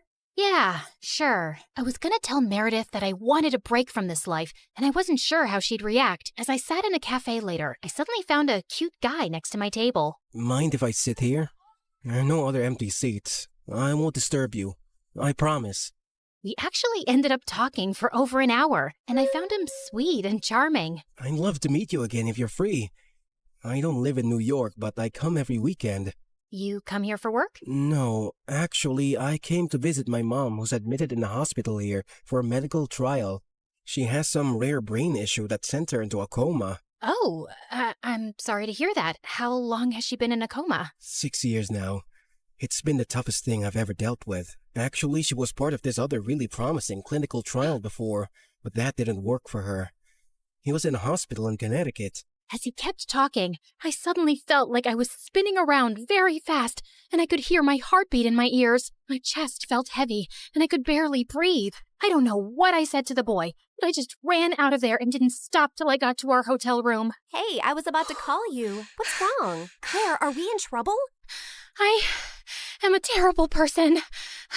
Hey, you're not that terrible, just a bit ugly. You don't have cops after you, do you? Meredith, I met someone. It's not a cop, is it? No, I met a random guy in a cafe, and his mom was in a clinical trial. I hope this gets interesting at some point. In a hospital in Connecticut. Oh my God, the same hospital Mom was in? And the same trial? What a small world. No, it's not the same trial. It's a different hospital, too. Okay, I'm bored again. The coincidence made me interested for a bit. Meredith, his mom's been in a coma for 6 years. We did that to someone. Didn't you just say it's not the same trial? Yes, but for a few seconds, I thought it was the same trial. And I just realized for the first time today that we did something awful to someone out there. When we switched the patient files, We took away someone else's chance to get better. You realized this just now? Are you dumb or something? Of course that's what we did. I mean, I never really thought about it like this. It was just a name on a file. But meeting someone who's going through that with their mom for years, it just made it so real.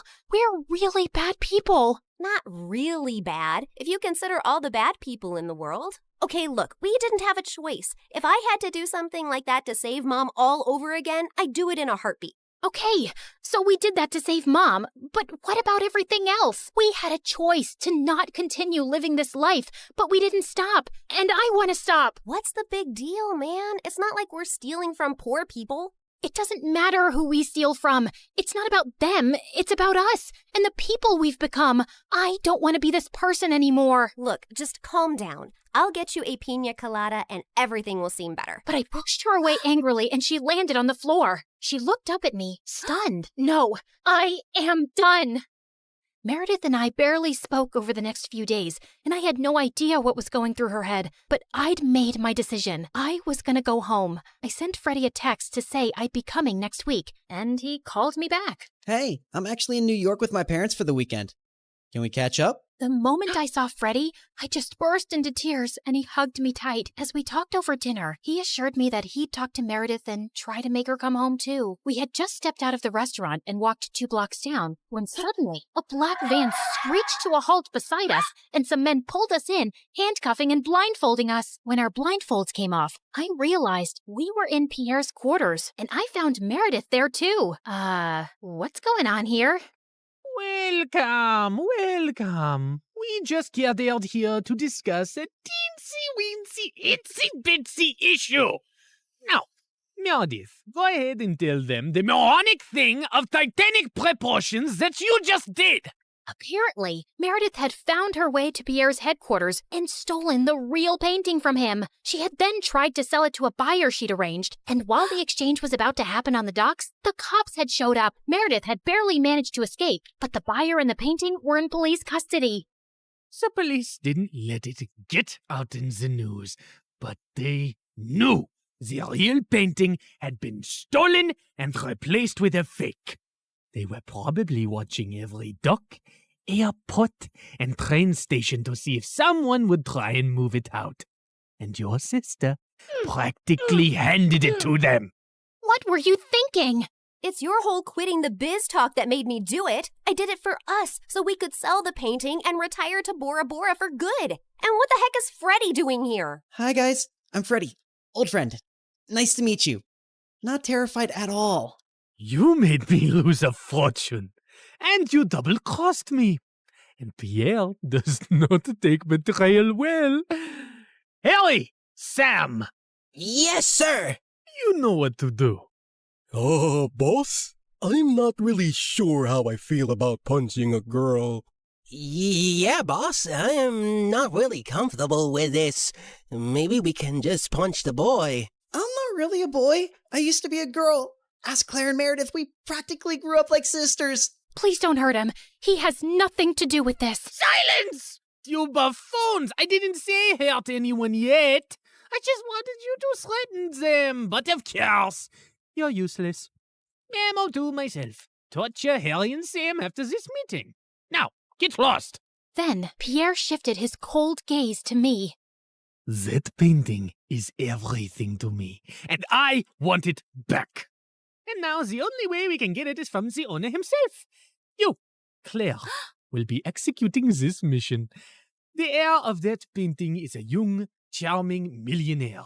And you will get to know him, become his girlfriend, kiss, cuddle, yada yada. You need to earn his trust completely, so he lets you into his life and his home. Then, when the time is right, you'll steal the painting from a high-security vault inside his house and bring it back to me.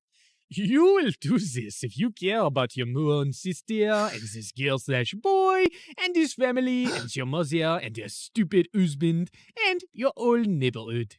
What if I fail? I don't think you want the answer to that. But once you succeed, I'll give you two enough to go to Bora Bora and never return. I'd be ecstatic to never set eyes on you annoying girls again.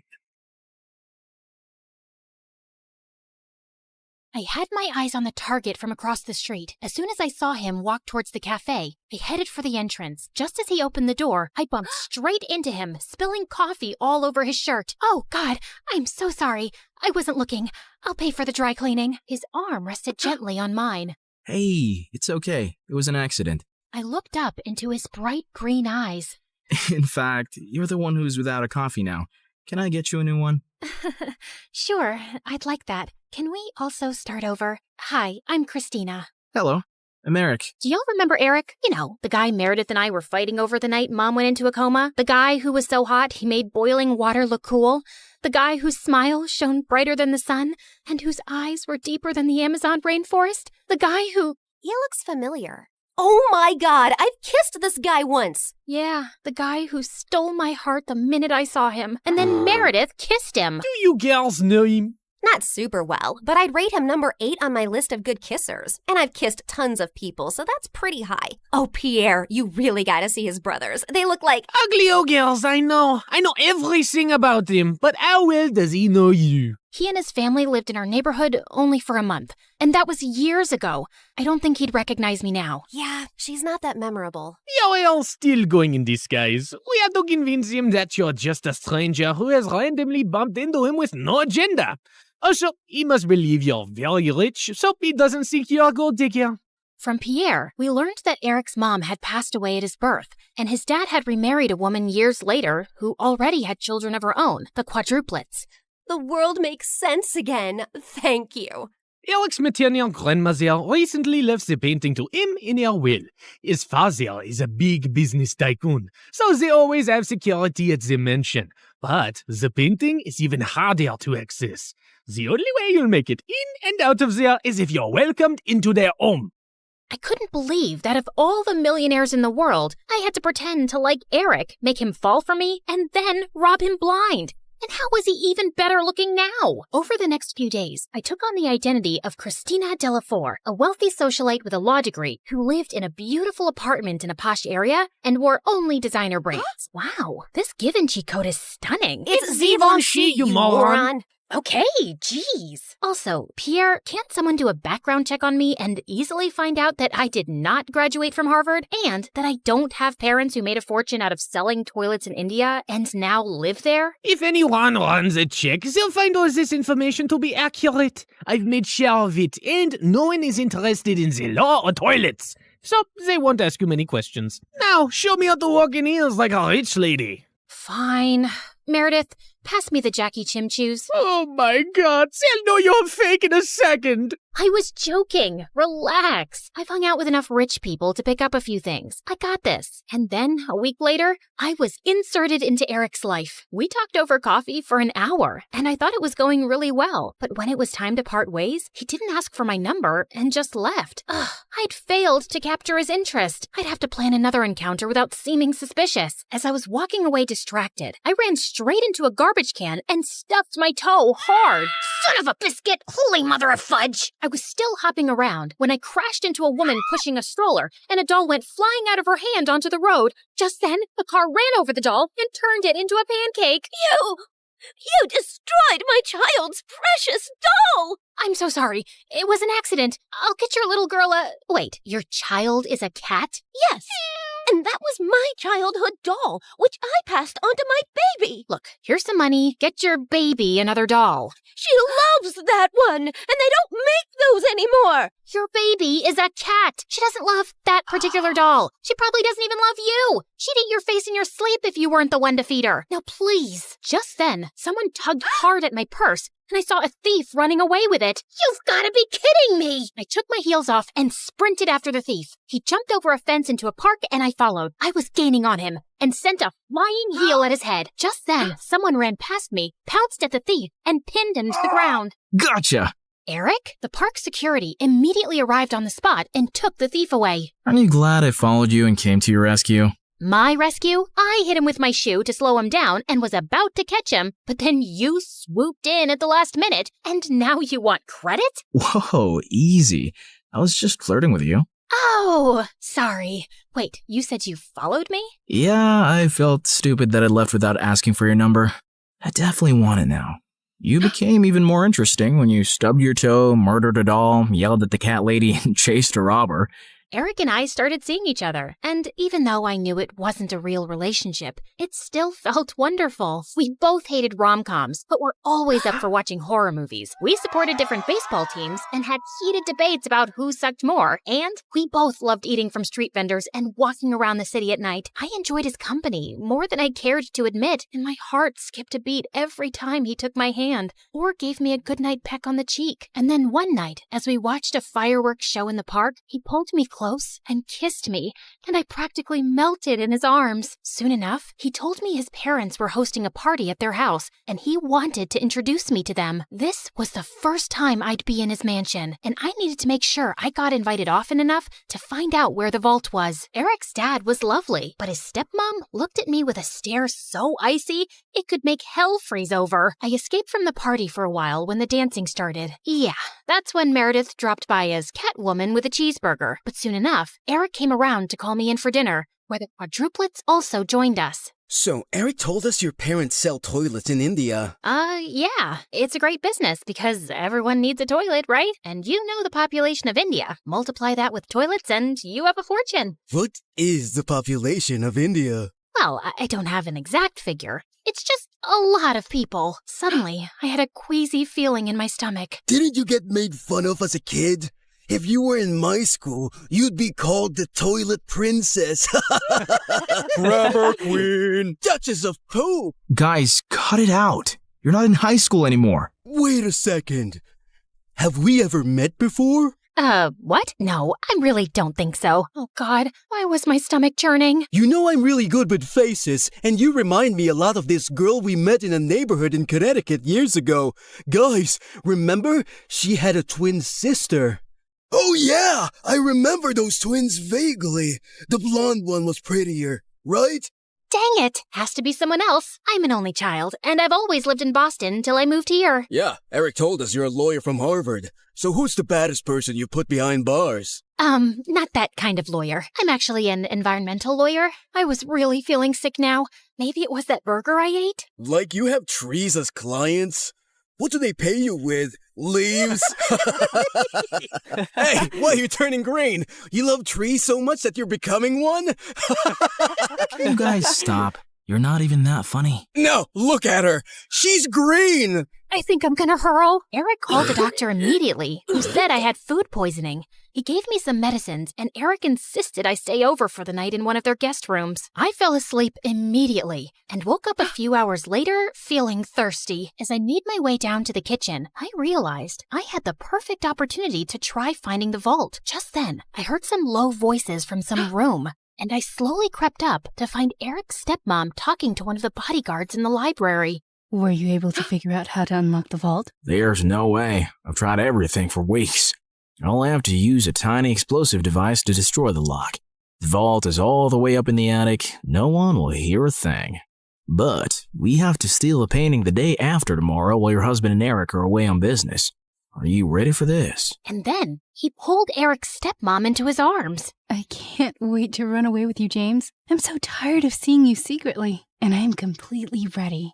As the two locked lips, I turned around and tiptoed away as fast as I could. Okay, so the vault was in the attic, the lock could only be destroyed with an explosive device, and I couldn't let Eric's cheating stepmom and traitorous bodyguard run away with it. The next morning, when Eric came to check on me, I decided to tell him the truth for once. Eric, I have something really difficult to tell you. I got up last night to get some water, and I heard your stepmom and this bodyguard James talking. They were talking late at night? Yeah. Do you have some vault in this house with some painting inside? How do you know that?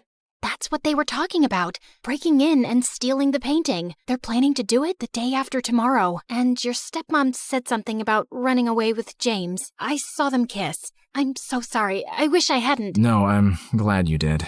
This is gonna be a huge blow for Dad. But it would have been much worse if we'd found out everything afterwards. Thank you for telling me. And please, keep all this to yourself. I know I can trust you. Eric kissed me gently before walking away, and 2 days later, when the bodyguard and Eric's stepmom were about to escape with the painting, police officers immediately arrested them. This is fantastic. They might link the museum robbery to the bodyguard and stepmom too, and assume the painting is now safe. So it'll be easier for you to steal.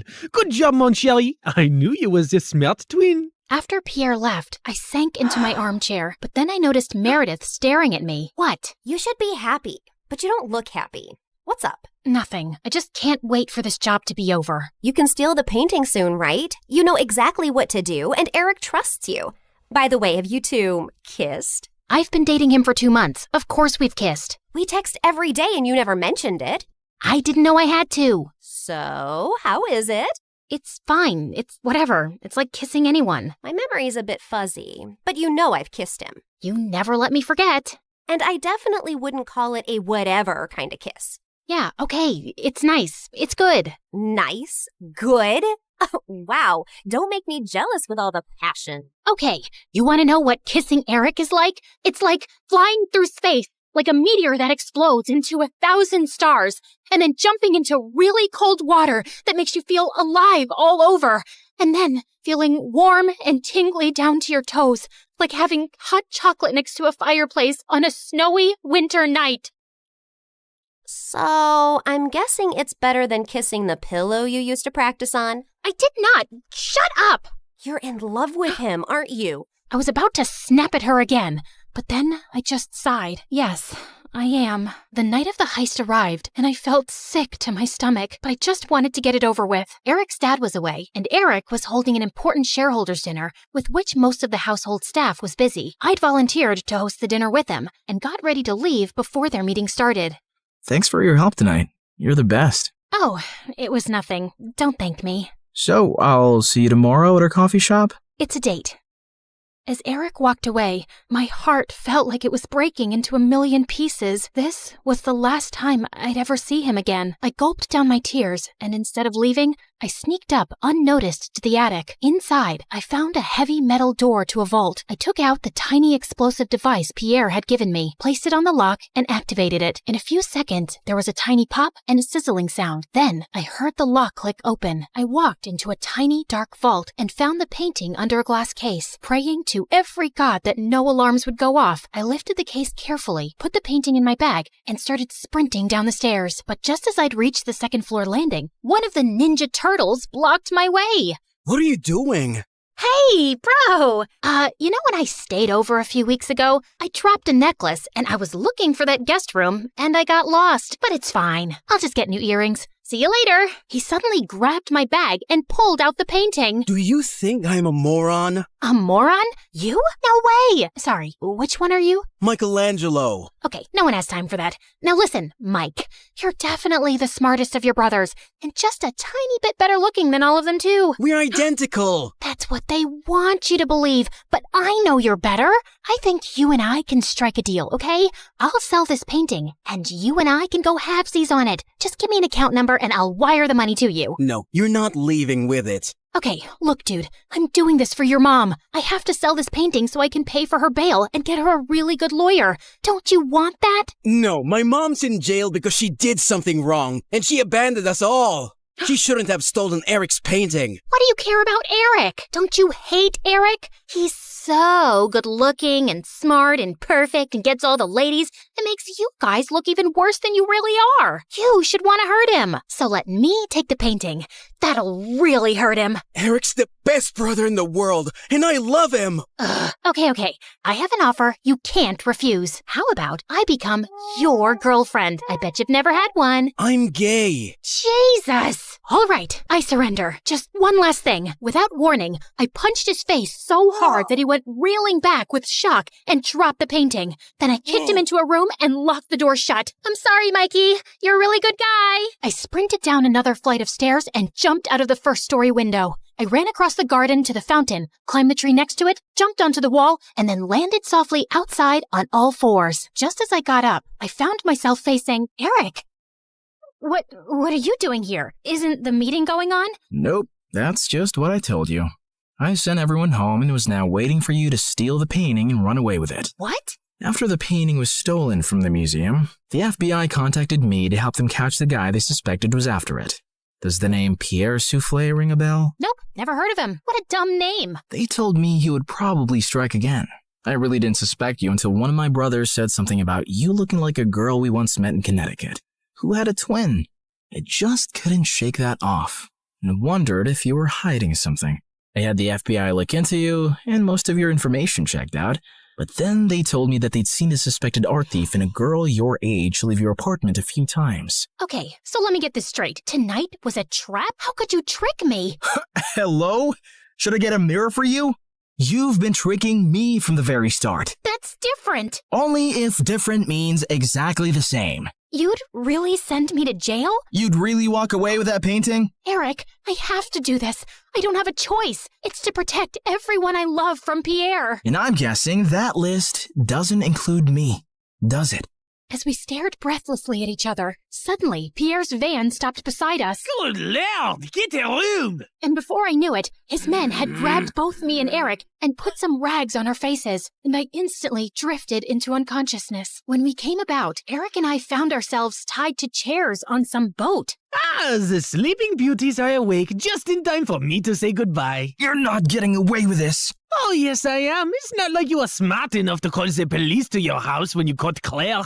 Yeah, that's her real name. You didn't call the police? What was your plan then? My guess is he was just going to take the painting from you and give you a chance to run away. I think he even gave his own security men the night off.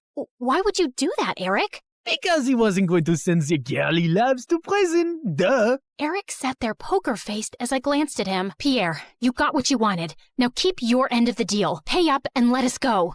Your sister double-crossed me first, which landed you in this mess, remember?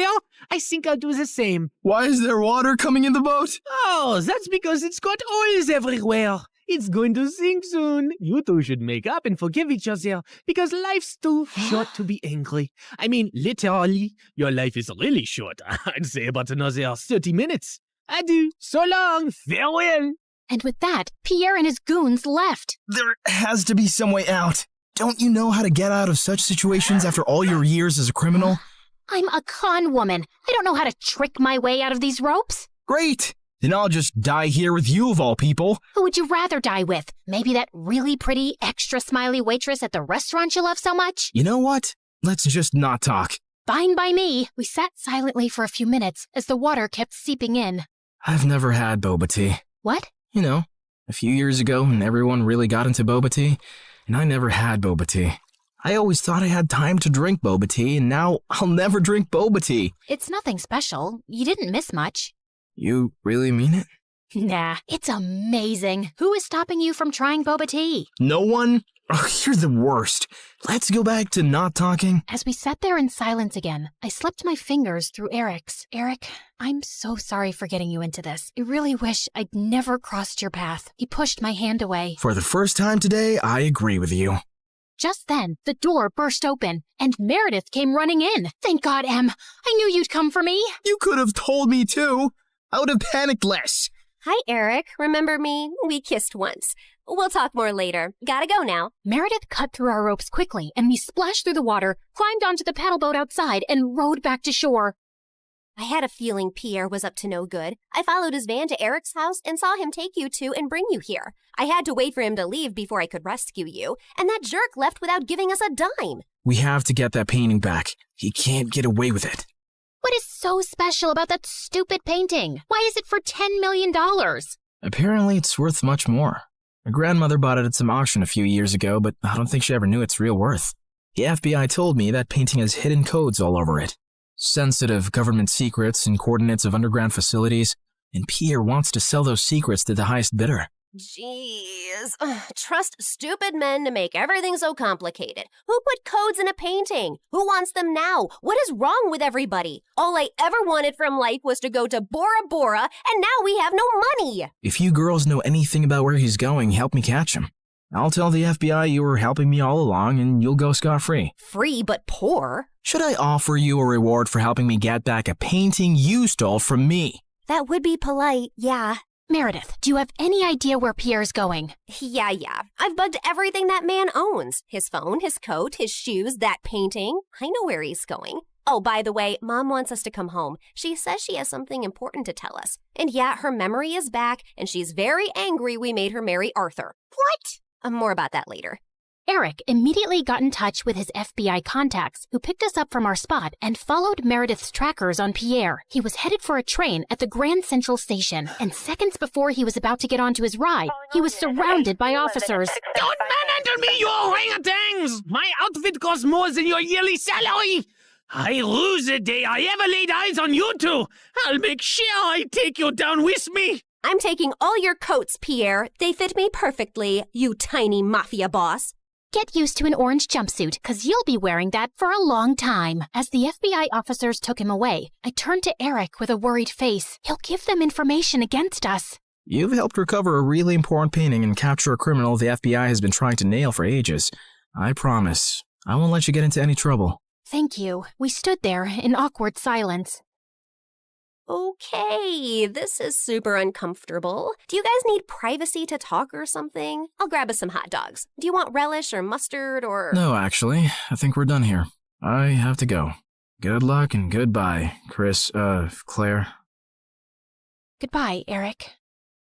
Meredith and I took the next flight to Connecticut to see Mom back at her old house, and I was really happy to see her with her memory back. And then, Mom shocked us with her whole story. Many years ago, I was a government scientist in Russia, working on top-secret technology, and our team later wanted to sell it to an enemy country. I refused to do that, and destroyed the technology, and after that I had to go on the run, because I knew those traitors would come after me. I had a boyfriend, and he recently found out I was pregnant, so I never told him about you girls and just escaped. I settled in America, and took on the identity of a helpless mom living in the suburbs. Before I left Russia, I set up this laptop as a way to communicate with my father, who sent me a little money every few months to get by. I was even afraid of working in any place for too long, as being part of any system by which I could be tracked down. Whoa! Mom, that's insane and so cool! I'm sorry we never had much, but I was glad you grew up independent and resourceful. When I finally recovered my memory a week ago, I was able to access the laptop and get in touch with my father. He hadn't heard from me in so long, he thought I wasn't even alive anymore. He told me that the traitors working on the project are all behind bars now. It's safe for me to go home. So we're going to Russia? Man, it's so cold there. I always wanted to go to... Bora Bora, I know. That's all you said growing up. We'll visit Russia to see my family, and then we'll go anywhere you girls want. Mom, we're kinda poor, especially since you've left Arthur too. Oh, but my family isn't poor at all. I come from old money. We've been rich forever. There is a God out there. Thank you. Claire, we're finally going to Bora Bora. Yeah, it's everything we ever wanted. I tried to be as excited about the trip as Mom and Meredith, but my heart felt heavy. I wish things had ended with Eric on a better note. On the bright side, I got to meet Freddie, and I was so pleased when he introduced me to his lovely girlfriend. I'm so happy for you, Freddie, and I don't know if I can ever thank you for everything. You're amazing. I know. Just don't forget about me and come to visit, okay? On the day of our flight to Russia, we just reached the airport when Mom and Meredith turned to me with strange smiles on their faces. What's going on? Here's your ticket. That's a ticket for New York. Why, are we going there? No, Mom and I are going to Russia, then Bora Bora. You're going to New York. What? Why would I do that? Come on, Claire. You've been so mopey lately. I can't stand your face anymore. Just go talk to Eric, okay? You're in love with him. And even though he's way out of your league, he loves you too. And that's something you shouldn't give up on so easily. Pretty sure he hates me now. Claire, go meet him once. You'll regret not trying. And in case it doesn't work out, you know where to find us, love. Go get him, loser. Mom and Meredith hugged me, and I felt tears flowing down my face fast as I turned away. Suddenly, I got the wind knocked out of me as Meredith gave me a bear hug. I can't say this with you looking at me directly, so don't turn around, okay? I love you more than anyone in the world, sis. You're my BFF and my soulmate and my better half, so you better not stay away too long because of some stupid boy. No one's ever coming between us, Em. I love you too, and I'll see you soon. As I walked out onto the New York airport, I was feeling so nervous about visiting Eric that I accidentally bumped into a man's luggage cart and went down with the suitcases. Are you blind? You blind idiot? It was an accident, sir. You don't have to be so rude. You don't have to be so blind, you blind idiot. You're so obnoxious. I grabbed the bagel the man was holding, threw it on the floor, and started jumping on it. As I continued jumping and he kept yelling, I suddenly found Eric by my side. I'm sorry, sir. She hasn't taken her meds today. So sorry. Jeez, what's with your temper? He started it, and what are you doing here? You texted me that you were coming and wanted me to pick you up. You said it was an emergency? Oh, I'm guessing that was Meredith. Yep, but I did come to New York just to see you, Eric. So I might as well say my piece now, which I've been rehearsing on the plane, and I've forgotten every single word. Dang it. Okay, I'll just spit it out. Look, I'm really sorry about the tricking and the lying and stealing and hitting your brother and endangering your life. The one thing that wasn't part of this assignment was falling for you, but I just couldn't help it right from the start. In fact, you made me fall for you years ago, and I often wondered what had happened to you. I really wish we'd met again under different circumstances, and I know I don't deserve another chance, but here I am, asking for one anyway. Well, they say third time's the charm. They do say that, whoever they are. Just as Eric pulled me closer, we suddenly found ourselves surrounded by federal agents. Did you set me up? I swear I didn't. Ma'am, there's no need to panic. We got notified about your arrival in New York when you checked in for your flight. We've also apprehended your sister before she could leave for Russia. We've been looking for you girls for a long time, actually, but you always managed to get away. Now we have a deal for you. Come work for us and help us nail some con artists, and you'll have a clean slate. Are you offering me a job? Yes, and a really well-paying one. The only catch is that you two will have to serve 6 months jail time first. We have to do that as a formality. No, officer, there has to be another way. Eric, wait, it's okay. I think I need to do this actually. Maybe we got away for too long without any consequences. If this gives me a chance to start over fresh, I'm willing to do it. What about Meredith? Oh, she's gonna be pissed, but she'll do it for me. So, will you come see me in prison? It's a date. How many weeks has it been here already? It's just been 2 days. Oh, God. I was so close to Bora Bora. And you're so ugly and orange. How am I supposed to look at you for 6 months? I think you're actually happy we're getting to spend more time together. You know, since I'm your BFF and soulmate and better half. That was so cheesy. Ow!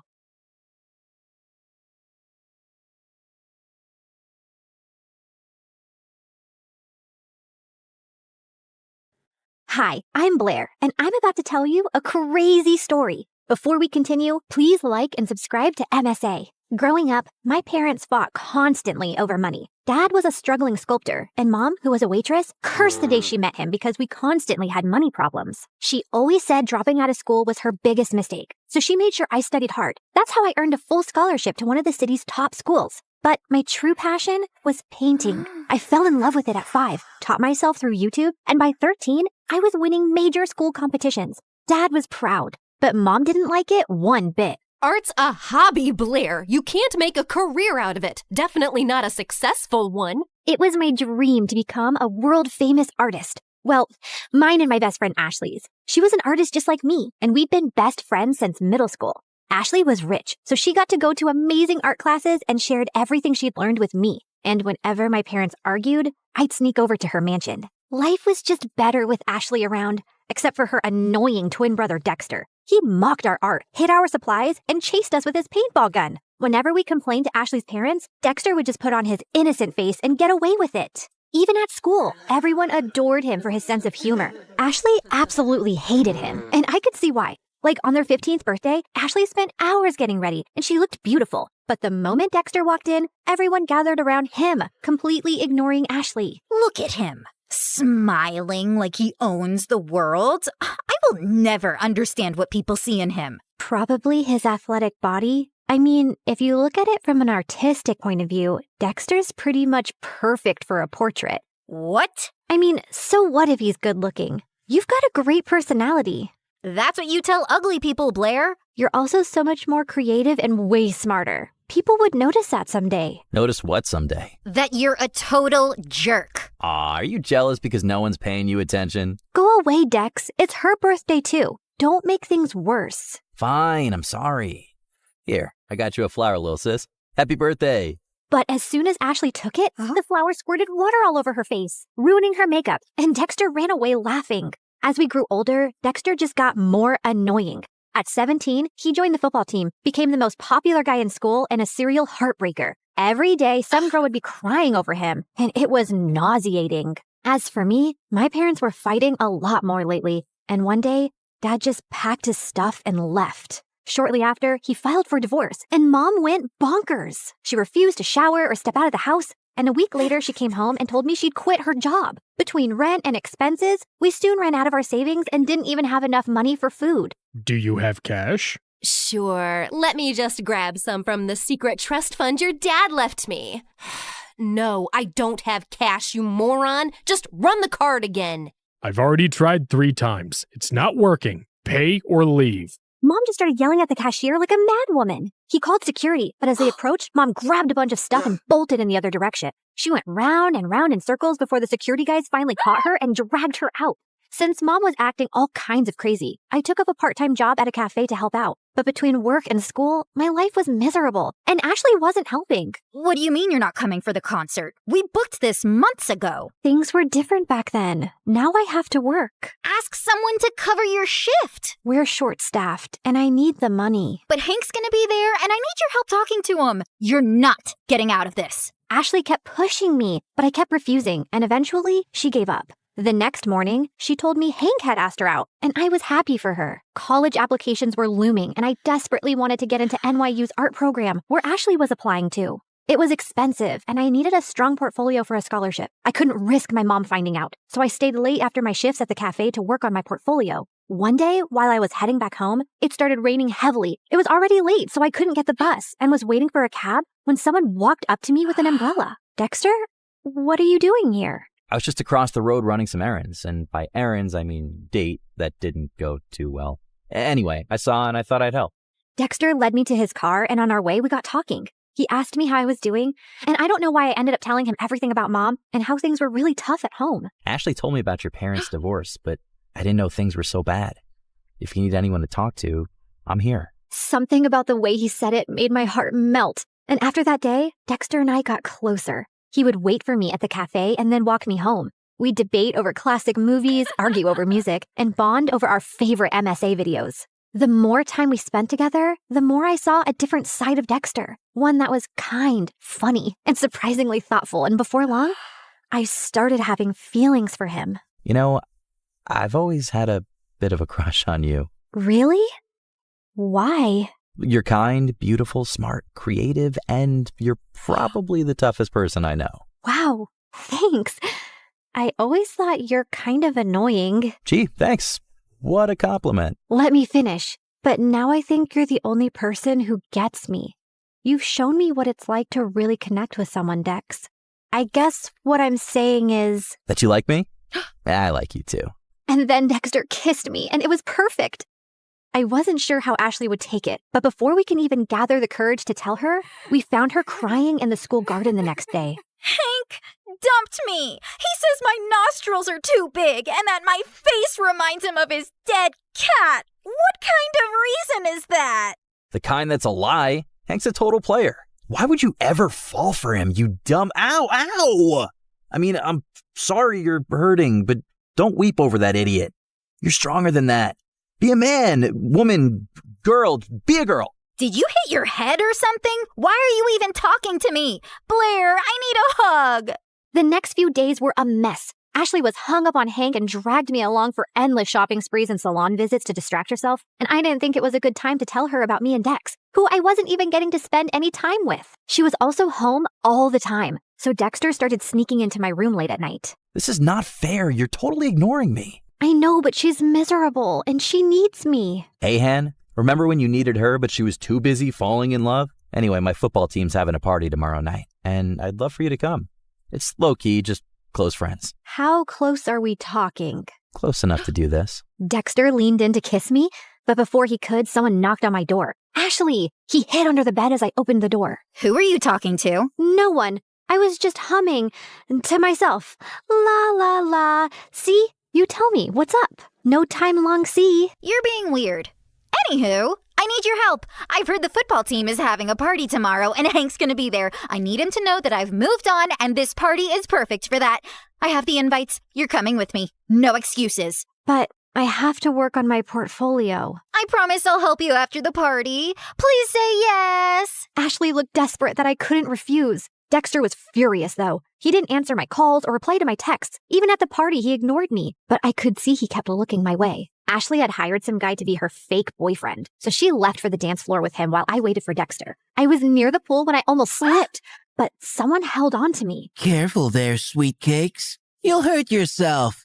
Blair, right? I'm Hank. I know. Great. Then let's skip the introductions and dance. I don't want to. Come on. She said no. I turned around and saw Dexter looking furious. And who are you? Her boyfriend? Yes, now back off. Or what? You'll hit me, pretty boy? You bet I will. Dexter punched Hank right in his face and he stumbled backward. Hank charged at Dexter and the two got into a fight.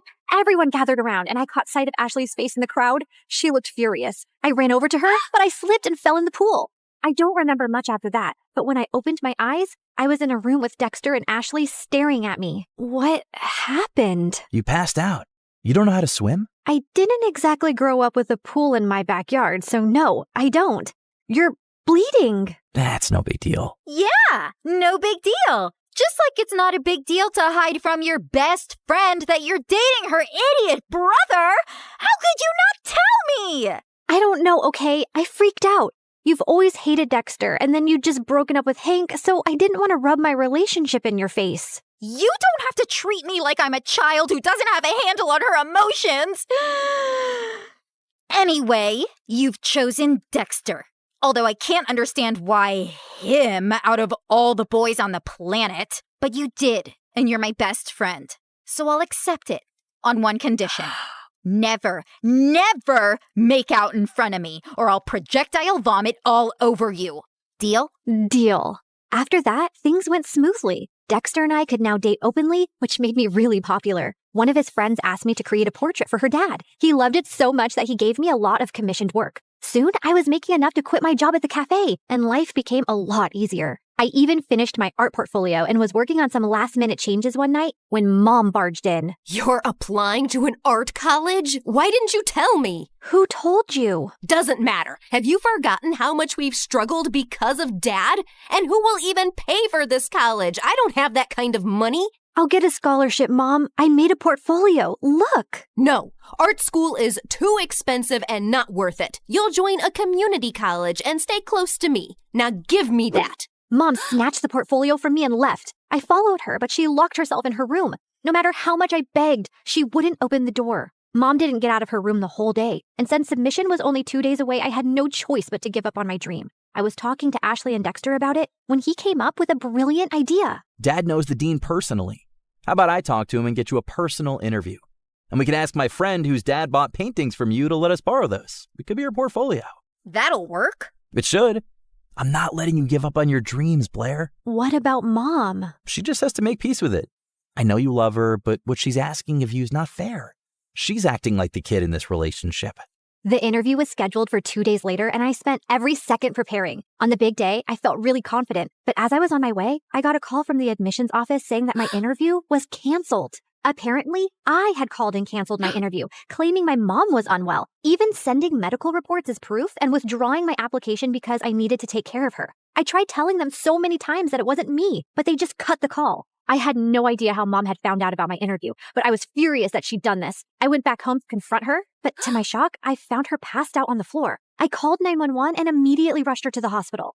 On my way, I messaged Dad, and by the time we reached, he was already there. And what he told me next shocked me. A month ago, your mom fainted at work and was diagnosed with a rare heart disease. She needs a transplant, but since she couldn't afford it, she turned to me for help. But why didn't you tell me? We're trying to arrange money, and we wanted to wait till then to tell you. She didn't want to worry you. And here I thought she was lying when she submitted those documents. What documents? I explained about NYU in my interview with the dean. I don't think your mom's behind this. She was skeptical, but after seeing your portfolio, she was impressed. She told me she was changing her mind about you pursuing an art degree. I thought she threw my portfolio away. No, sweetie. She was proud of you. But Dad, if Mom didn't call them, then who did? Does anyone else know that she's sick? Yeah, Ashley's dad knows. We needed money for tests, so I asked him for a loan and sent pictures of your mom's report to prove it. I told him to keep it a secret so you wouldn't find out. I immediately understood who might have done this. But just to be sure, I called the admissions office and asked them for the number they received the call and reports from. And when I saw who it was, my mind exploded with anger. I took a cab, reached Ashley's place, and barged into her house. You called the admission office and told them that my mom was sick and I won't be attending the interview? Don't even try to lie to me. I have proof. My mom was sick, Ashley. You could have told me that at least. Instead, you used that against me. Hold on, I think there's some confusion. Why would Ashley do that? Ask her. And suddenly, Ashley's face twisted into rage. Yes, ask me. Ask me why I'd go out of my way to make your life miserable, Blair. It's 'cause I hate you. There, I said it. I hate you. First, you were my best friend, and you chose to date the person I hate most, my doofus brother. It was bad enough my parents always chose him over me, but even you? Also, I couldn't stand how perfect your life was. You have a football jock boyfriend. Everybody loves your art. Everybody loves everything about you. Heck, even the boy I likes you more. I didn't want to go to college and be second to you again. So I told your mom about your art school plans, hoping she'd stop you. And when she failed, I used the pictures and did what I had to. I can't believe I trusted you. I thought you were my best friend. How can you do this to me? You've shattered everything we had. I never want to see you again. We're done. Don't think I'll cry over it. I'm going to NYU, Blair. I'll make new friends. You disgust me. Whatever. I never saw Ashley's face again, and Dexter told me that his parents heard her entire confession and ended up grounding her big time. She didn't even get through NYU, but I did, thanks to Dexter's dad who got me a second interview. Mom stayed in the hospital for a few more weeks before coming home. A month later, we found a donor. It was tough to get the money for the surgery, but we managed, and Mom made a full recovery. Today is my first day in college, and I couldn't be happier.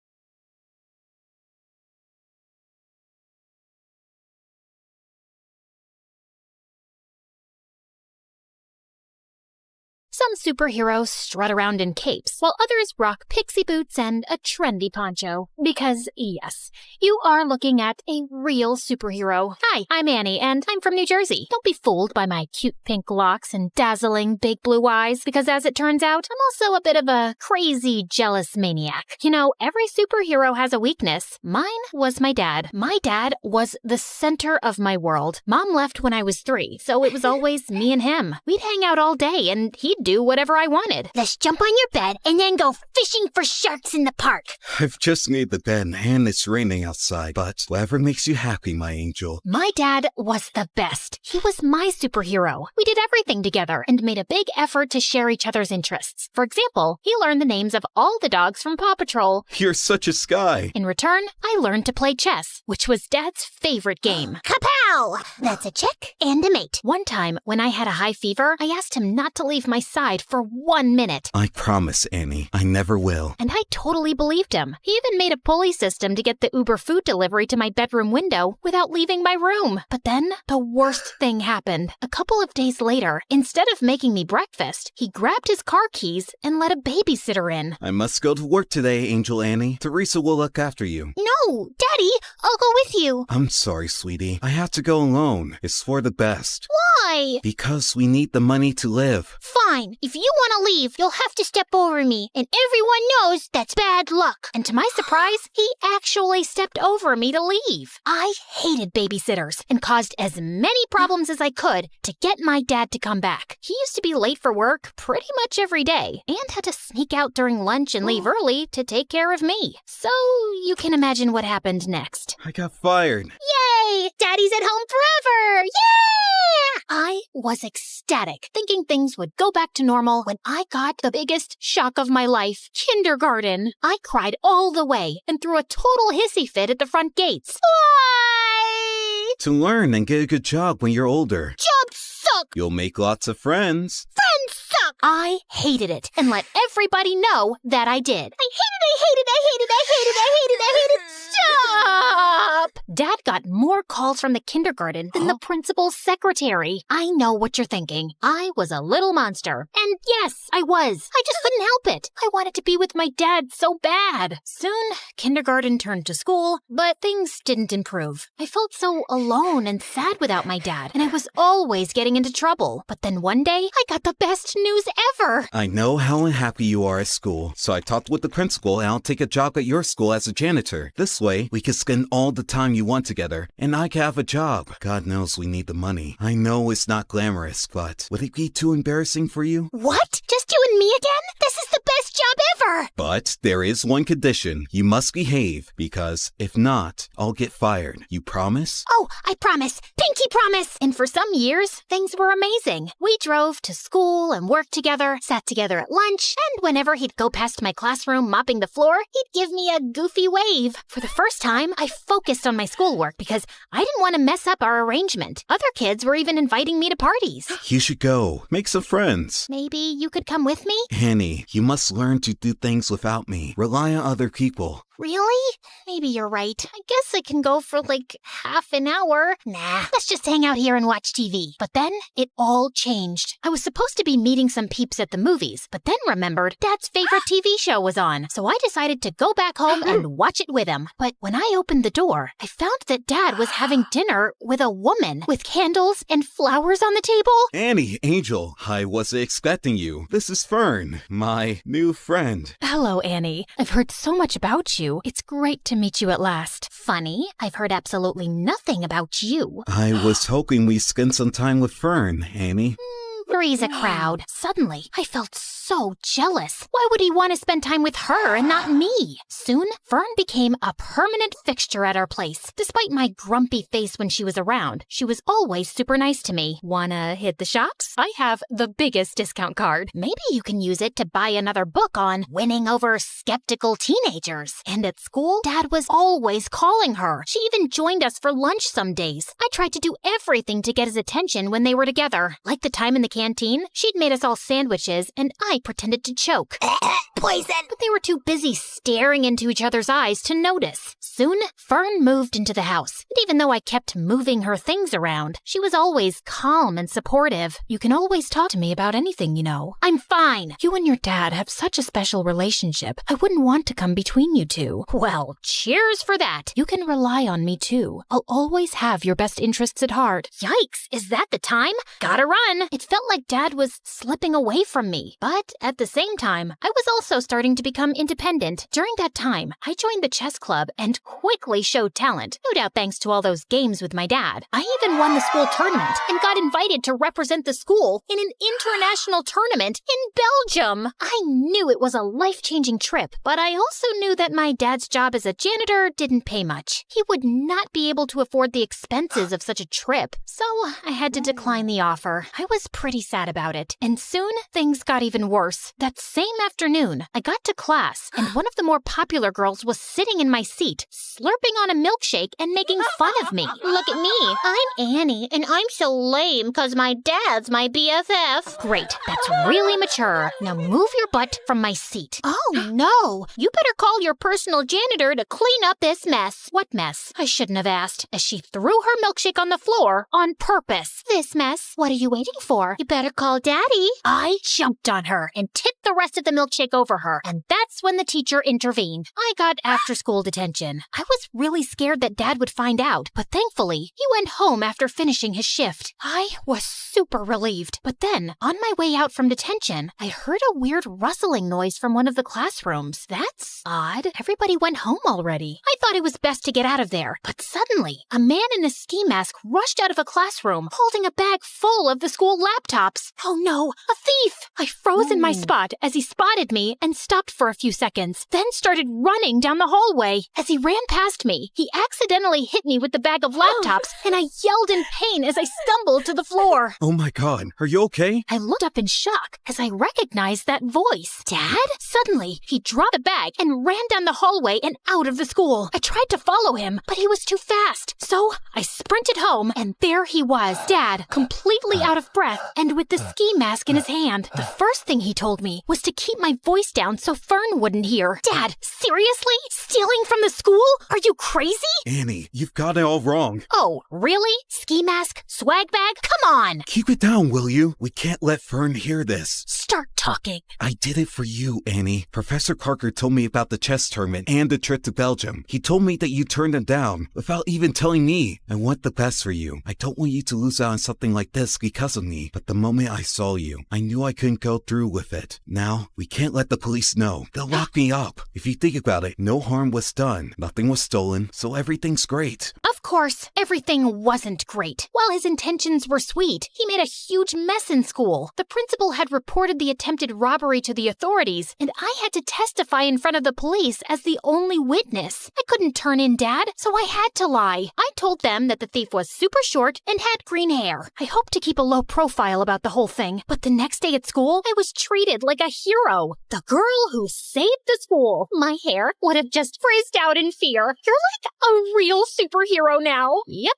I guess that's me. Want to hang out with us and tell us all about it? And oh, let's snap a selfie. I need to boost my feed with some genuine hero vibes. But the worst thing was, since I caught Dad red-handed, he'd become increasingly clingy and hardly left my side. I guess he was scared I'd confess the truth, but it was really annoying. Like when this really cute boy Warren, who I liked but I didn't think had ever noticed me, talked to me. Hey, Annie. I'd love to take you out for a burger. Sorry, she's busy. Dad! Come on, hun. It's lunchtime. The first one to our seat wins the pudding. Sorry, Warren. I'll just have to go now. A burger soon, though. Sure. But soon, I started hanging out with Warren and his new friends all the time, while Dad's excuses to drop by became increasingly awkward and downright embarrassing. I came by to check if you seen my lost, mop. Thought I might have wandered into your classroom. And he'd always pick the worst times to barge in. I think I'm falling for you in a big way. I think we need to clear the air here.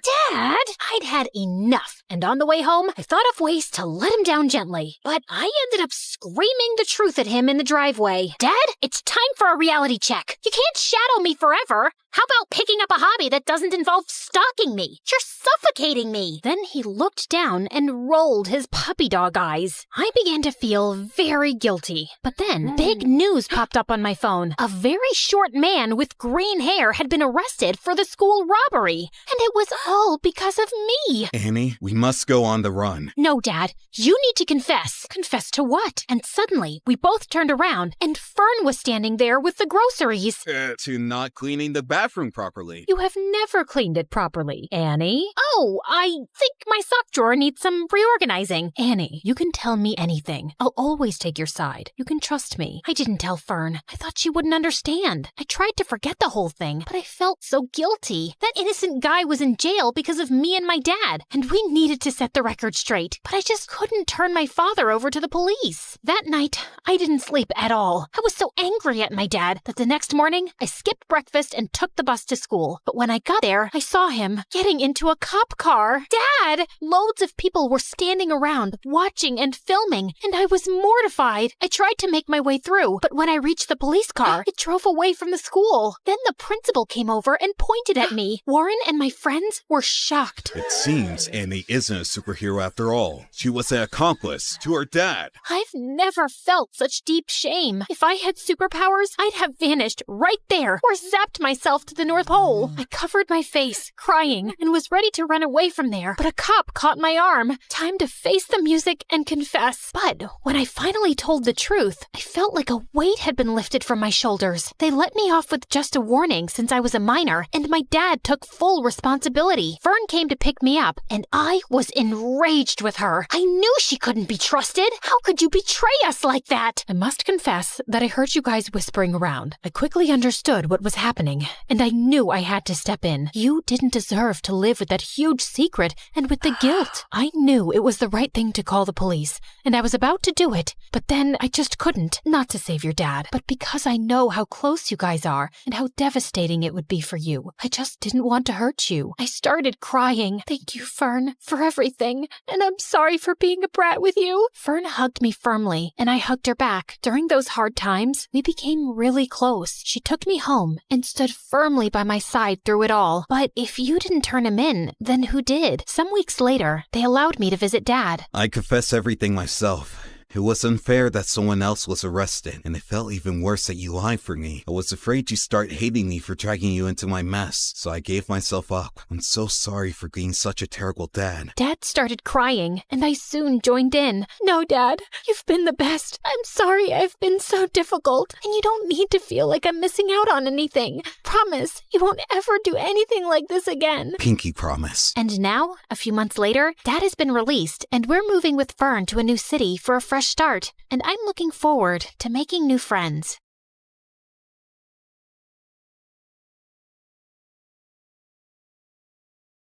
Hi, I'm Lucy. Get some popcorn and settle down because my story is bonkers. Don't forget to like and subscribe to MSA. My childhood was crazy. Mom was super strict and was always breathing down my neck to make sure I followed all her dumb house rules. Lucy, this placemat is 0.5 inches to the left. I'm so disappointed in you. Seriously? I got no dessert because of freaking placemats. And Dad was a complete weirdo. He stayed in his study all day long and only left at night with a suspicious-looking briefcase. But whenever I asked him what was in it, he would always tell me to mind my own business. So rude. One day, I was playing football by myself in the park when two mean-looking men grabbed my ball and squished all the air out of it. Hey, are you stupid? You're supposed to kick the ball, not squish it. She's a little firecracker. Where's your dad, little girl? He owes us an apology. Why? Who are you? And what did my dad do to you? You ask too many questions.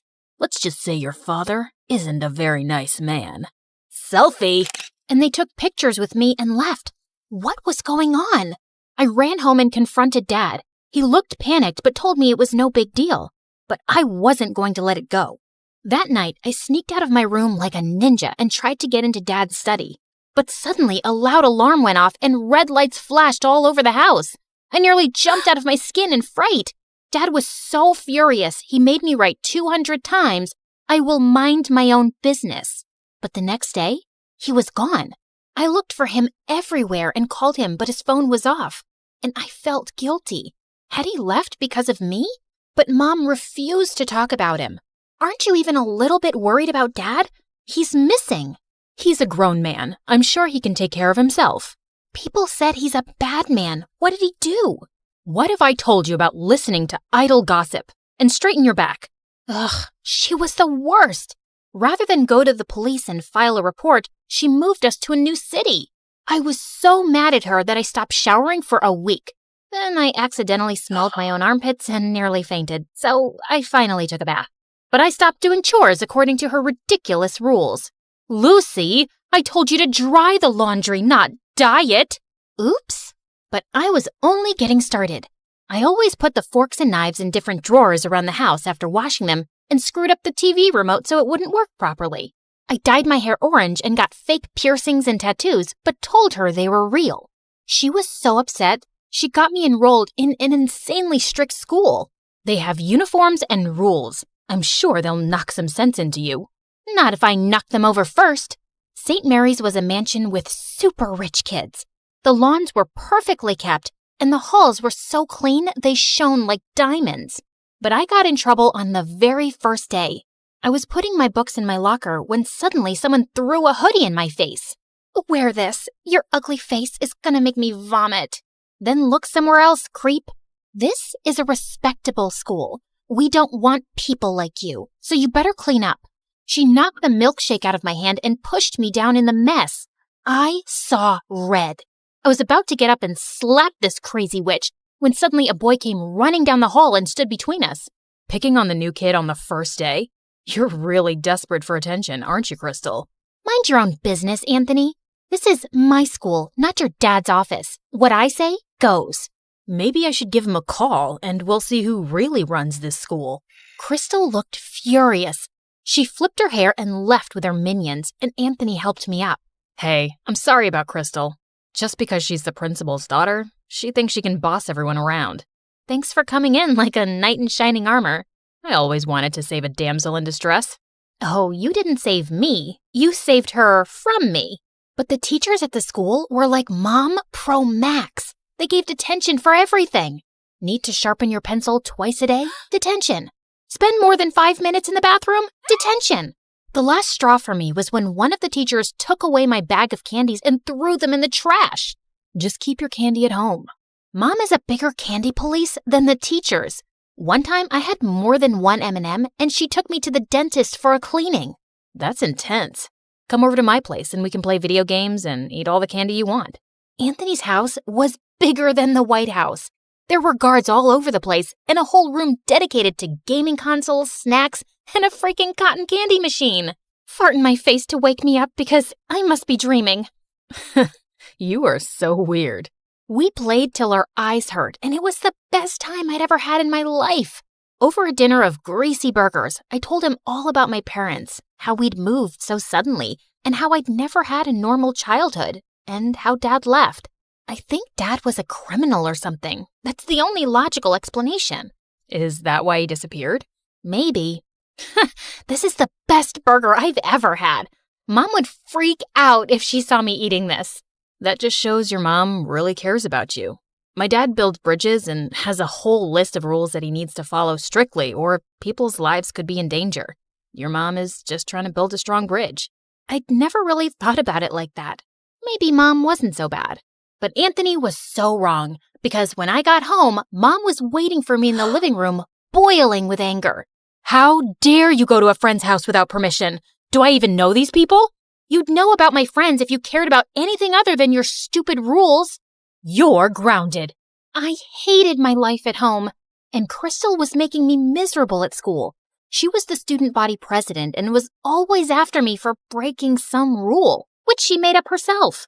Ugh, I know you can't fix your ugly face, but at least have the decency not to smile. Your crooked teeth really make everyone cringe. Detention. For smiling? That isn't against the rules. No, but it should be for you. Well, if I'm gonna do the time, I might as well do the crime. I was getting detention so often that kids in school had started calling it getting a Lucy. It was ridiculous. So I decided to get even in the most Lucy way possible. I came in super early one day, did a little dance for the security camera, and drew poop emojis all over Crystal's locker. But why stop there? The whole school was a blank canvas. So I drew the little brown swirls on every whiteboard and bathroom stall. The school went nuts. One of the teachers fainted. The principal called me into her office, and soon after, Mom showed up with Dad's briefcase. She told me angrily to go outside for a few minutes. You're definitely going to get expelled, Lucy. That's what happens when you don't follow the rules. But just then, the principal came out looking pale and sweaty. Well, Lucy, I've decided not to expel you. I can see you don't do well with rules, so maybe we can relax a few and make learning easy for you. What? I was shocked, but Crystal had a full-blown meltdown. This loser drew poop all over my locker. She can't get away with this. I want her out, Mommy. Kick her out. The principal had to drag Crystal into her office because she was kicking and screaming like a 5-year-old. And Mom grabbed my hand and took me home for the day. What just happened? What did you say to the principal? Did you threaten her? What's in that briefcase? That's none of your business. Just keep your head down at school. I saved your butt this time, but it won't always work. No, maybe you're a criminal just like Dad. I don't trust you at all. I won't do anything you ask until I know the truth. I ran out the door and went to stay with Anthony. It was the only place I felt safe. Mom kept calling, but I ignored her calls. The next day, people in school were looking at me like I was some kind of hero. One of Crystal's minions actually dusted my locker and opened it for me, while another girl brought me coffee and offered to carry my books. What's going on here? Why are you guys doing this? Because someone finally put Crystal in her place. She's no longer the student body president thanks to you. We were all so tired of her being mean to us. Aw, shucks. But I didn't really do anything. Thanks for the coffee, but you don't have to do this anymore, okay? Life was pretty sweet after that. The teachers left me alone, and Crystal's day of ruling the school halls was over. She was always glaring at me like she was planning something evil in that petty brain of hers. And a few weeks later, I found out what. Someone had spray-painted poop emojis on every teacher's car and left a giant cat turd on the principal's windshield. Don't look at me. I didn't do it. Then who did? You're such a witch, Lucy. Everyone tried their best to make you straighten your ways, but you're a lost cause. Once a criminal, always a criminal. You take that back. You're a criminal. I slapped Crystal so hard that her contacts fell out. I was expelled on the spot, and the teachers reported me to the police for destroying their cars. My case was being investigated, and I was probably going to end up in juvie. But I wasn't a criminal like Dad, and I had to prove my innocence. So that night, I sneaked into the school's security room and got all the camera footage on a USB, and then ran to Anthony's place. Lucy, what happened? Why did you do that to all the teachers' cars? I didn't. Someone's framing me, and I'm going to find out who. We used his laptop to look through the videos, but there were hours and hours of it, and I was getting sleepy. I went to the bathroom to change into my pajamas when I saw something that made the hair on the back of my head stand up. Hey, Lucy, I think I found the footage, but it's no good. The person's wearing a hoodie and a mask. I don't think you'll be able to prove it wasn't you. And that's exactly what you wanted, didn't you?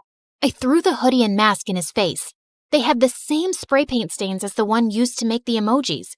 He looked shocked at first, but then an evil grin spread on his face. No one is going to believe a nobody like you. They shouldn't have believed your dad either. What are you talking about? What does my dad have to do with any of this? He has everything to do with this. When you joined the school and I read your name, I knew you had to be that nosy journalist's daughter. Journalist? Stupid, naive Lucy. Doesn't even know anything about her own parents. Yes, he found some stupid evidence against my dad for fraud and ruined his reputation. He sent him to prison. And now I'm going to send his precious daughter to jail. Just then the door slammed open and the police rushed into the room. Anthony, you're under arrest for property damage. What? It was her. You have no proof it was me. Actually, you slipped up. I have a dashboard camera in my car, and that caught your face when you were ruining it. Lucy, are you okay? Suddenly, Mom came into the room, and I was so glad to see her. I gave her a bear hug. I was so scared, Mom. Anthony told me some weird stuff about Dad. He's a journalist? Yes, sweetie. He is a very brave man who exposes criminals and bad men in the government. People are always trying to harm him, so he had to leave the country. And that's why we moved, to keep you safe. But how did you know I was here? I know I'm going to sound like a psycho stalker, but I got your phone tracked. You weren't picking up, and I was worried about you. The minute I saw Anthony's last name, I realized who he was, and I knew you were in danger. I am so glad you stalked me. I didn't realize you were living with so much stress. And tell me now, Mom, what's up with the briefcase, and how'd you scare the principal? It has your father's research and proof that he's used to expose people. I told your principal I had dirt on her. Do you? Nah, but it scared her enough to let you stay on in school. But you don't have to go back there. We can find you a better school. That's okay. The kids aren't half bad there. But when can we see Dad? I was thinking we could visit him in the summer. Would you like that? I would love it, Mom.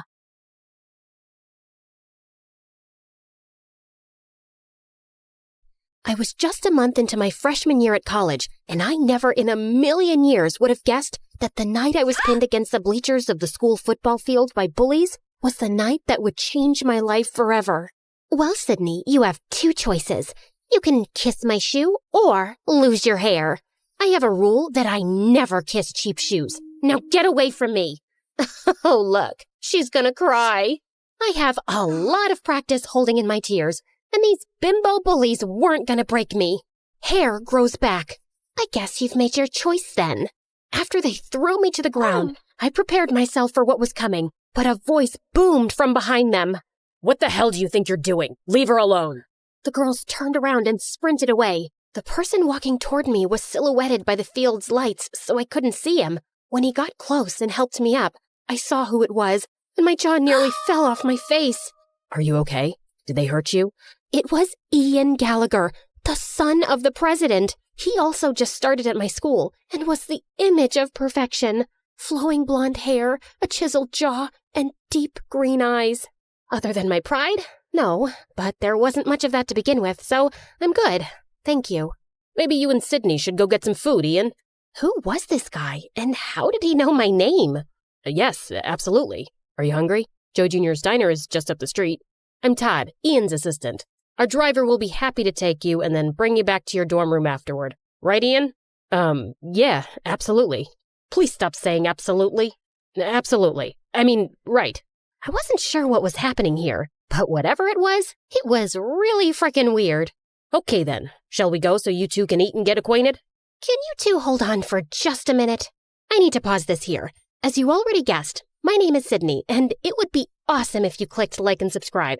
And while you do that, I'm going to fill you in on some quick backstory. I grew up in a huge house with everything a girl could want. Giant stuffed animals, so much chocolate that Willy Wonka would be envious, and an arcade packed with every video game that ever existed. There was only one thing missing. My parents. Sure, I had an amazing nanny who hated children and would lock me in my room when she wanted to be left alone. But all I wanted was to spend time with my mom and dad. They ran an international hotel business and traveled the world visiting their properties. Even when they were home, all they would do was criticize me and compare me to others, like my spoiled brat of a cousin who screamed whenever she didn't get what she wanted, or their friend's daughter who was forced to perform at the most ridiculous beauty pageants, or even the little girl on the cereal commercial who ate the cereal, acting like it was the best thing ever. That little girl appreciates her life. I've never seen you enjoy your cereal that much, Sydney. I felt so bad about myself that I developed this nervous facial tic where I would squeeze my eyes shut and then open them really wide. Yeah, weird facial tics are like catnip for bullies at school, and when you're the smartest kid in class, it just adds to their joy when they stuff you in the garbage can. So I kept to myself and didn't care about my appearance because there was no point. No makeup, big glasses, and my hair in a bun. I looked like a mini version of the school librarian. Okay, I did have one friend, Monty. We were friends since kindergarten because he was as awkward as me. He was also really smart and had asthma, so he was always walking around sucking on his inhaler. Also catnip for bullies. Okay, that's enough backstory. I think you get it. I thought college would be better, but clearly I was mistaken. Once an outcast, always an outcast, it seems. Now, back to the night I met Ian, because it just gets weirder from here. He took me to the diner, but our table was guarded by his two big, serious-looking Secret Service agents. His tiny assistant, Todd, sat in the booth across from us, just staring.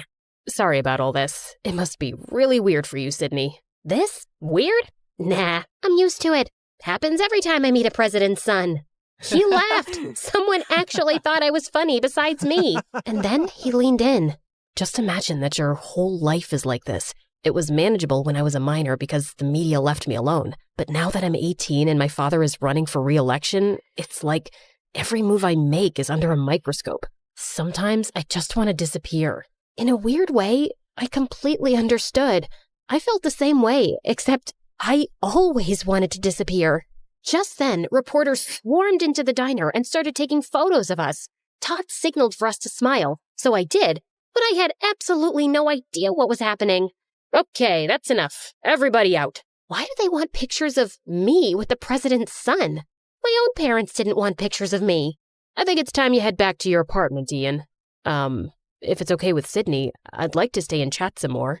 Considering all the insanity of the last couple of hours, the one thing that didn't feel completely nuts was the connection I had with Ian.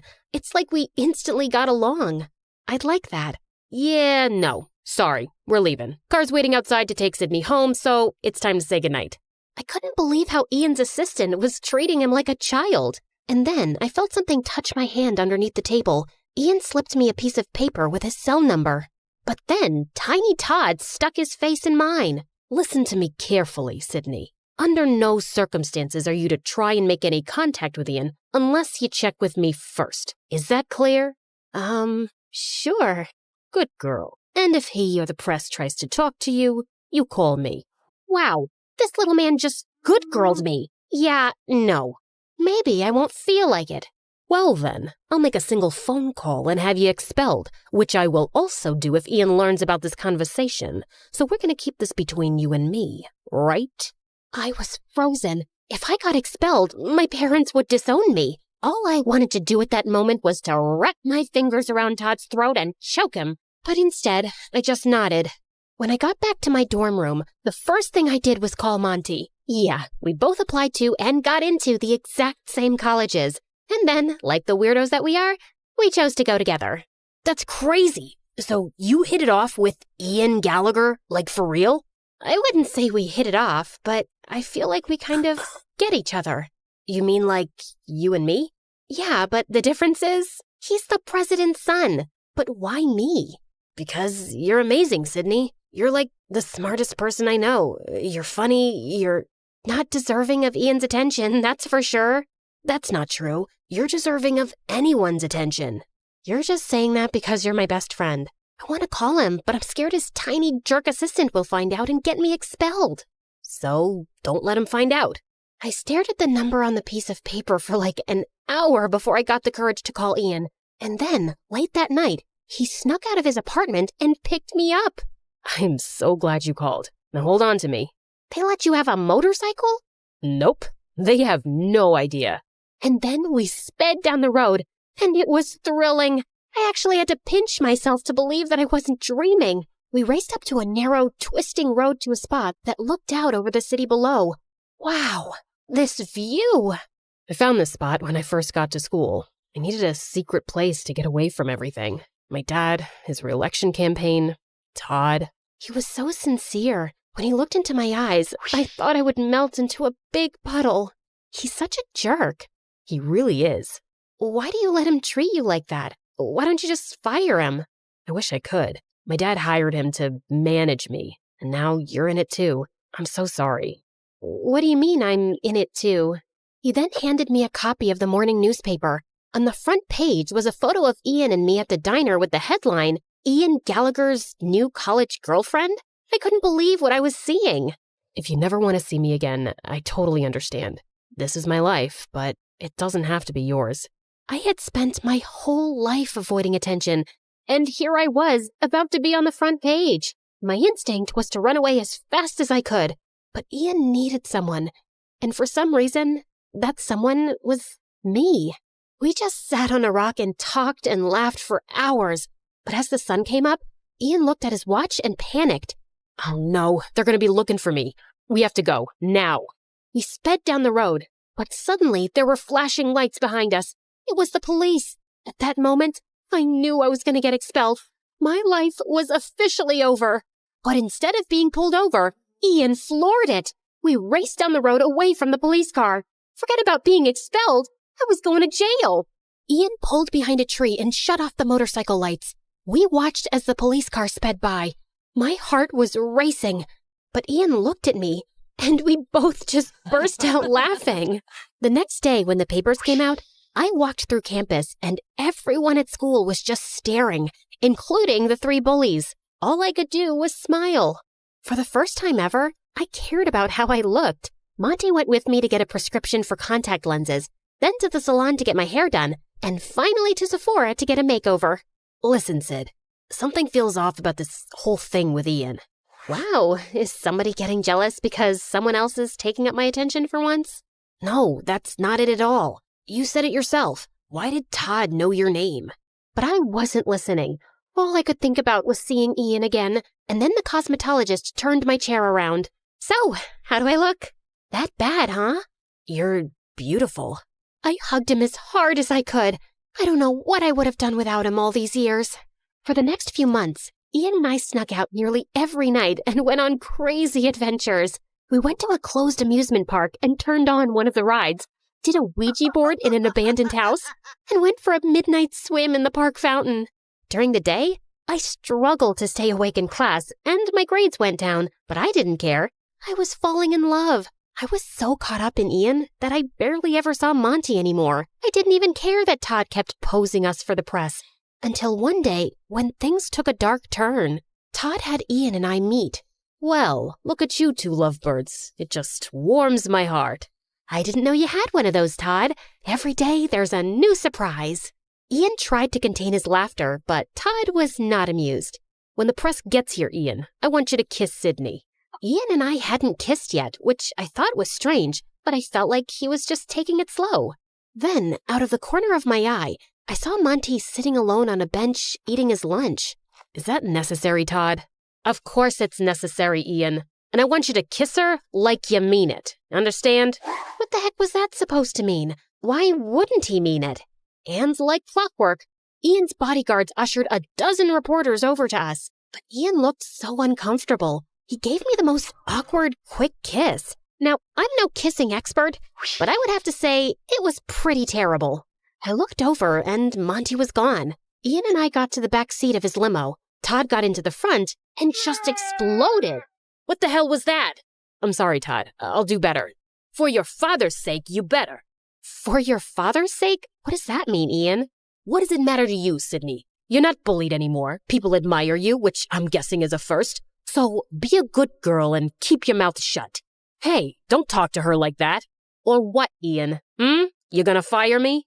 I was waiting for Ian to defend me, but he just went quiet. When I opened the door to my dorm room, Monty was waiting.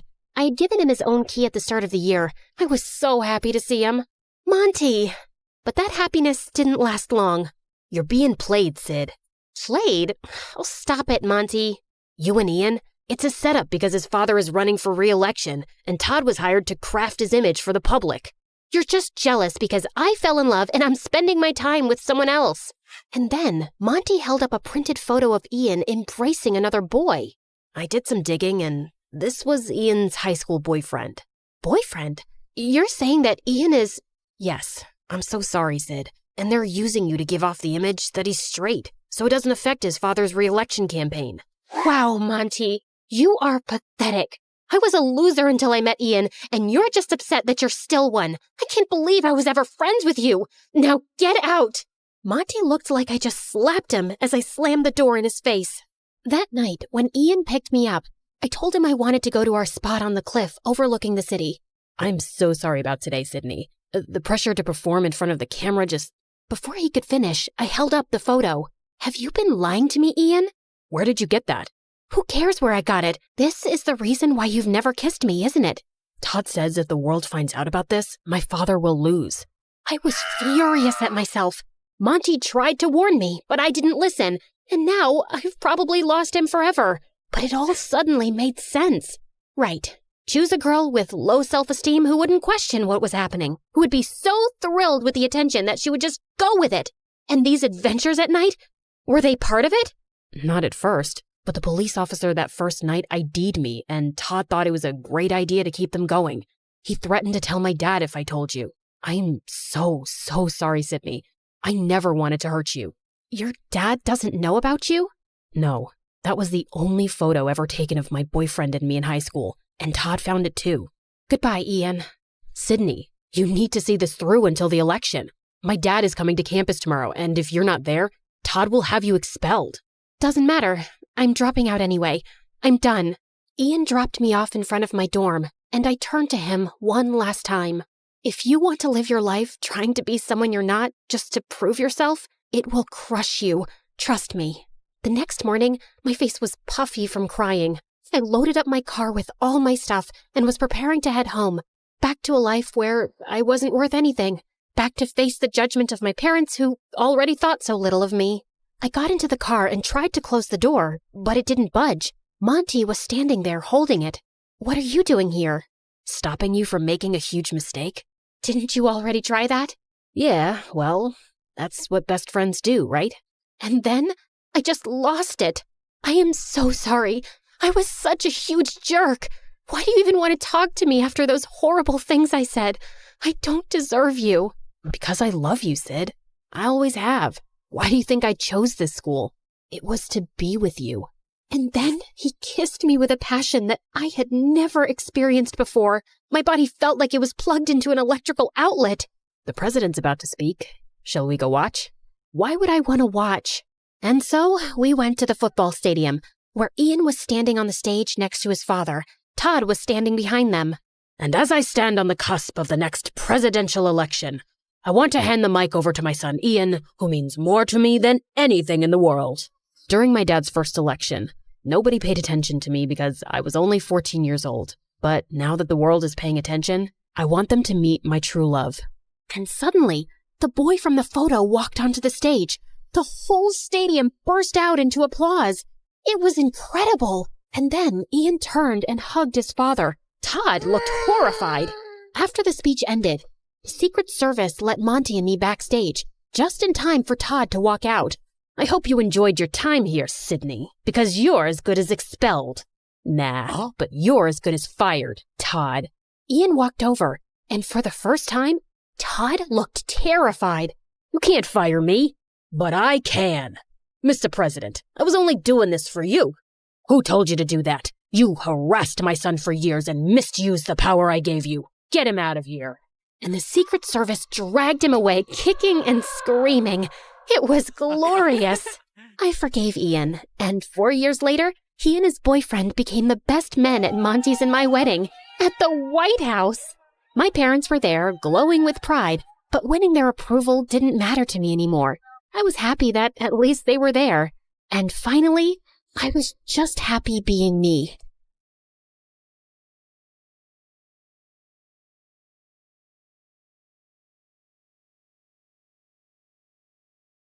Hi, I'm Nova, and my life sucks. I used to think I was just unlucky, but thank God I later discovered it was a full-blown family curse. No, seriously. I grew up with a twin brother, Dorian, who was 2 steps ahead in everything. For starters, everyone thought he was the much better-looking twin. He'd play video games all the time and ace his tests, while I'd stay up all night studying, and my grades were still average. He was good at sports, I was just clumsy. Even our parents favored Dorian, especially Dad, who dreamt of making him a football legend. In 8th grade, I tried out for this small school talent showcase, just a silly cheer routine I made up on my own. I asked everyone to come, but that same day, Dorian had his big football practice match, and guess where everyone went? Yep, including my parents.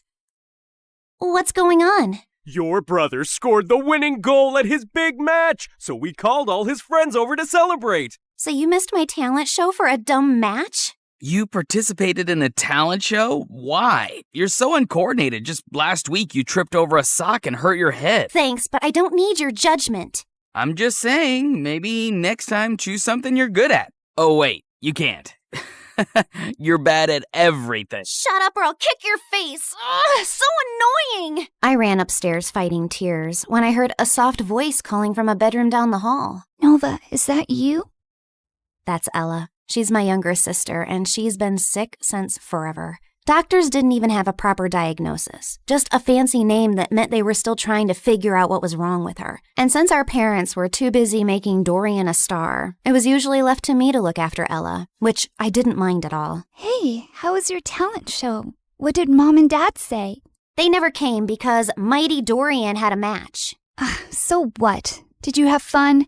I almost did a backflip and only tripped twice, so yeah, it was fun. Then that's all that matters.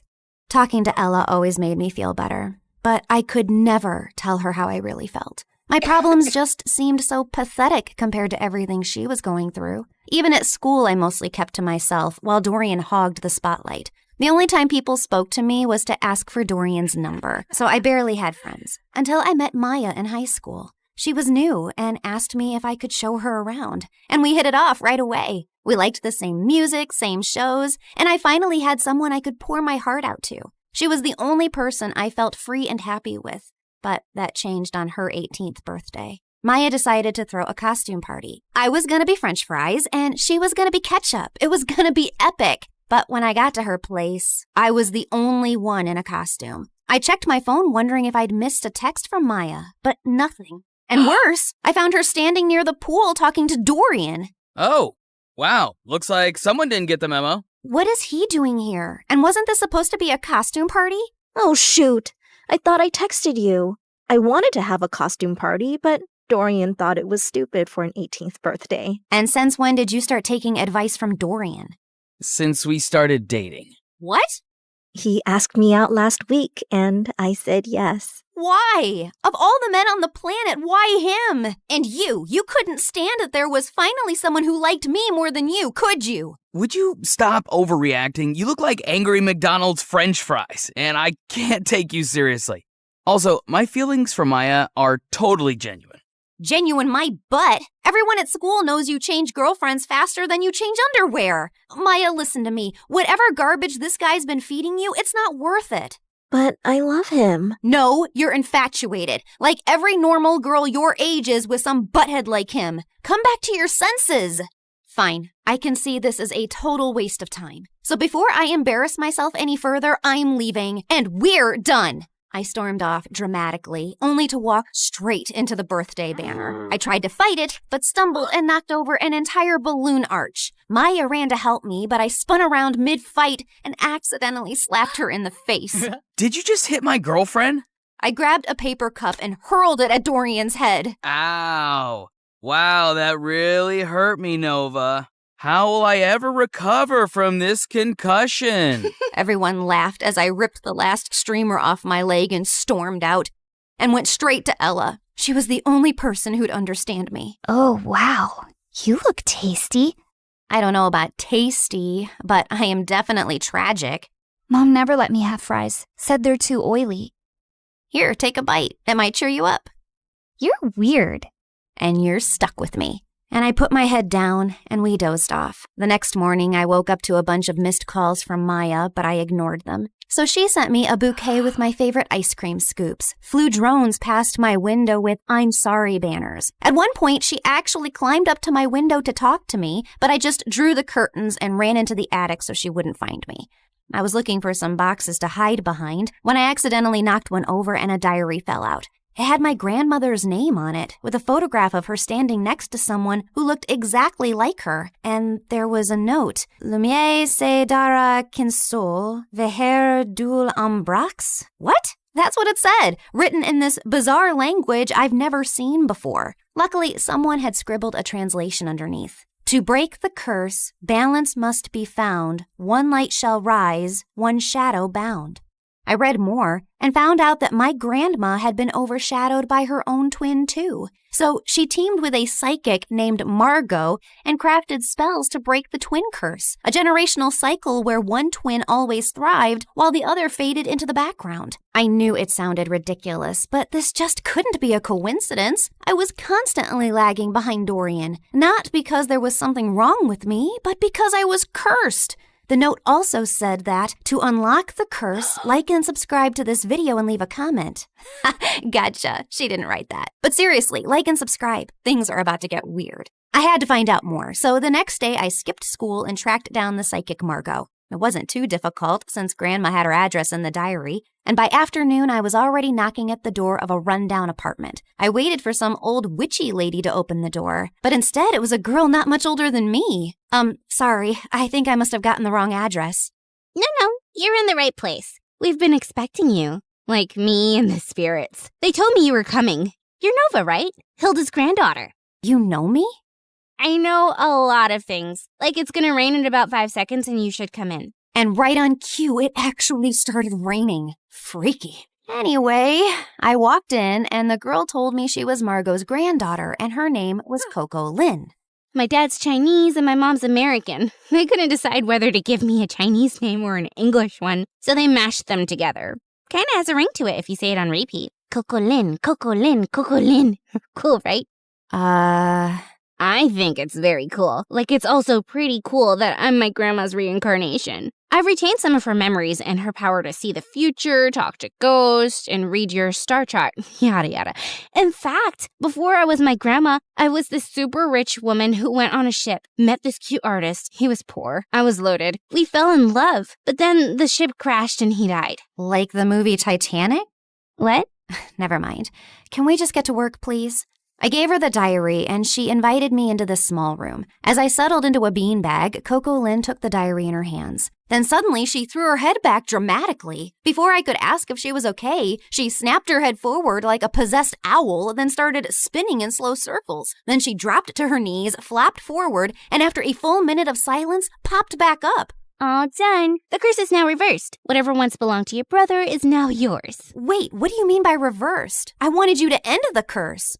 Yeah, well, unfortunately for that, you'd have to find the original witch who cast the curse on your family. And she's probably dead. So unless you have a shovel and a time machine, this is the best I could do. Now remember, every spell has its repercussions, so just be aware of potential side effects. What kind of side effects?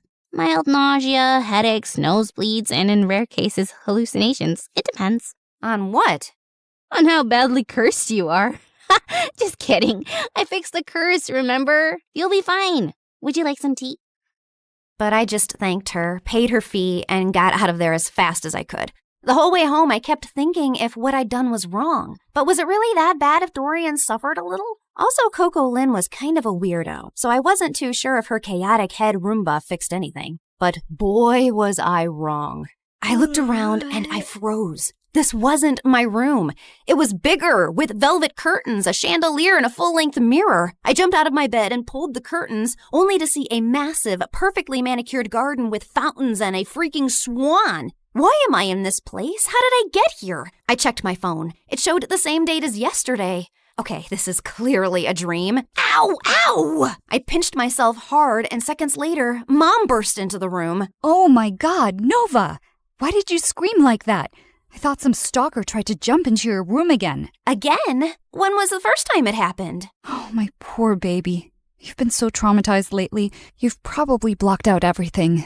It's fine. We can talk about it later. For now, drink your kale. You're already late for gym, and Coach gets cranky when you're not warmed up before cheer practice. Mom, I don't do cheer practice. I barely passed PE. This isn't real. I rushed outside to find Ella's room. She might have answers. But the house was so huge, I had no idea which room was hers and accidentally entered Dorian's. Ugh! What are you doing in my room? Shut up and tell me what's happening. Are you trying to pull some elaborate joke on me? Who even owns this house? One of your weird rich friends? What are you rambling on about? I'm just living my perfectly miserable life in silence, and you won't let me have that? If your life is miserable, I might as well be an earthworm. You know, I saw this documentary about teen celebrities and how they all went bonkers at age 18. You should watch it. I think you'll fit right in. You think this is funny? God, just tell me where Ella is and I'll leave. Same place she's always been. Why? Suddenly remembered you have a sick sister who needs your attention? I've always cared about Ella. You don't care about anyone else but yourself, Nova. Now get out and go sign some stupid autographs. I was shocked. The way Dorian was talking and everything Mom said could only mean one of two things. Either everyone in my family had lost their minds, or the spell actually worked and transported me to my new reality where I was the golden child. I ran back to my room and opened my closet to find shoes and clothes that I could never afford. Downstairs, Mom was smiling like I was the best thing that ever happened to her, while Dorian sat quietly on the side scowling. Then I went to school, and the moment I got out of the car, people flocked around me. Hi, Nova. Love your outfit. Can we get a selfie? Are you coming to my birthday next week? You can cut the cake if you want to. It was like stepping into a dream where I finally mattered and wasn't invisible next to Dorian. I was still processing everything when Stacy walked over and linked her arm through mine. There you are, bestie. I've been trying to call you. Really? I didn't get any calls. I said I was trying, but then I got busy with these new cheer uniforms. Everyone's obsessed with pink, but what do you think? I actually kind of like blue. But clearly everyone else wants pink, so let's go with pink. Oh, I knew you'd say that. We're so in sync. If you were a boy, I'd totally date you. I mean, you'd have competition, obviously, but I'd cheat on my boyfriend with you. Okay, wow. I was best friends with Stacy? This girl who once insulted me in front of the whole school was now asking for my opinions? And over the next few days, it only got better. I had a personal stylist, a manager, and spa appointments booked every other morning. My closet had its own air conditioning, and Dorian had to ask my permission to even borrow a charger. My parents transformed into my biggest fans overnight, hovering at every photo shoot, attending even the smallest events, and proudly displaying an entire wall of my trophies and awards. At school, I never stood in line. I had my own table in the cafeteria stocked with fresh smoothies and sushi rolls. Teachers gave me extra credit just for showing up.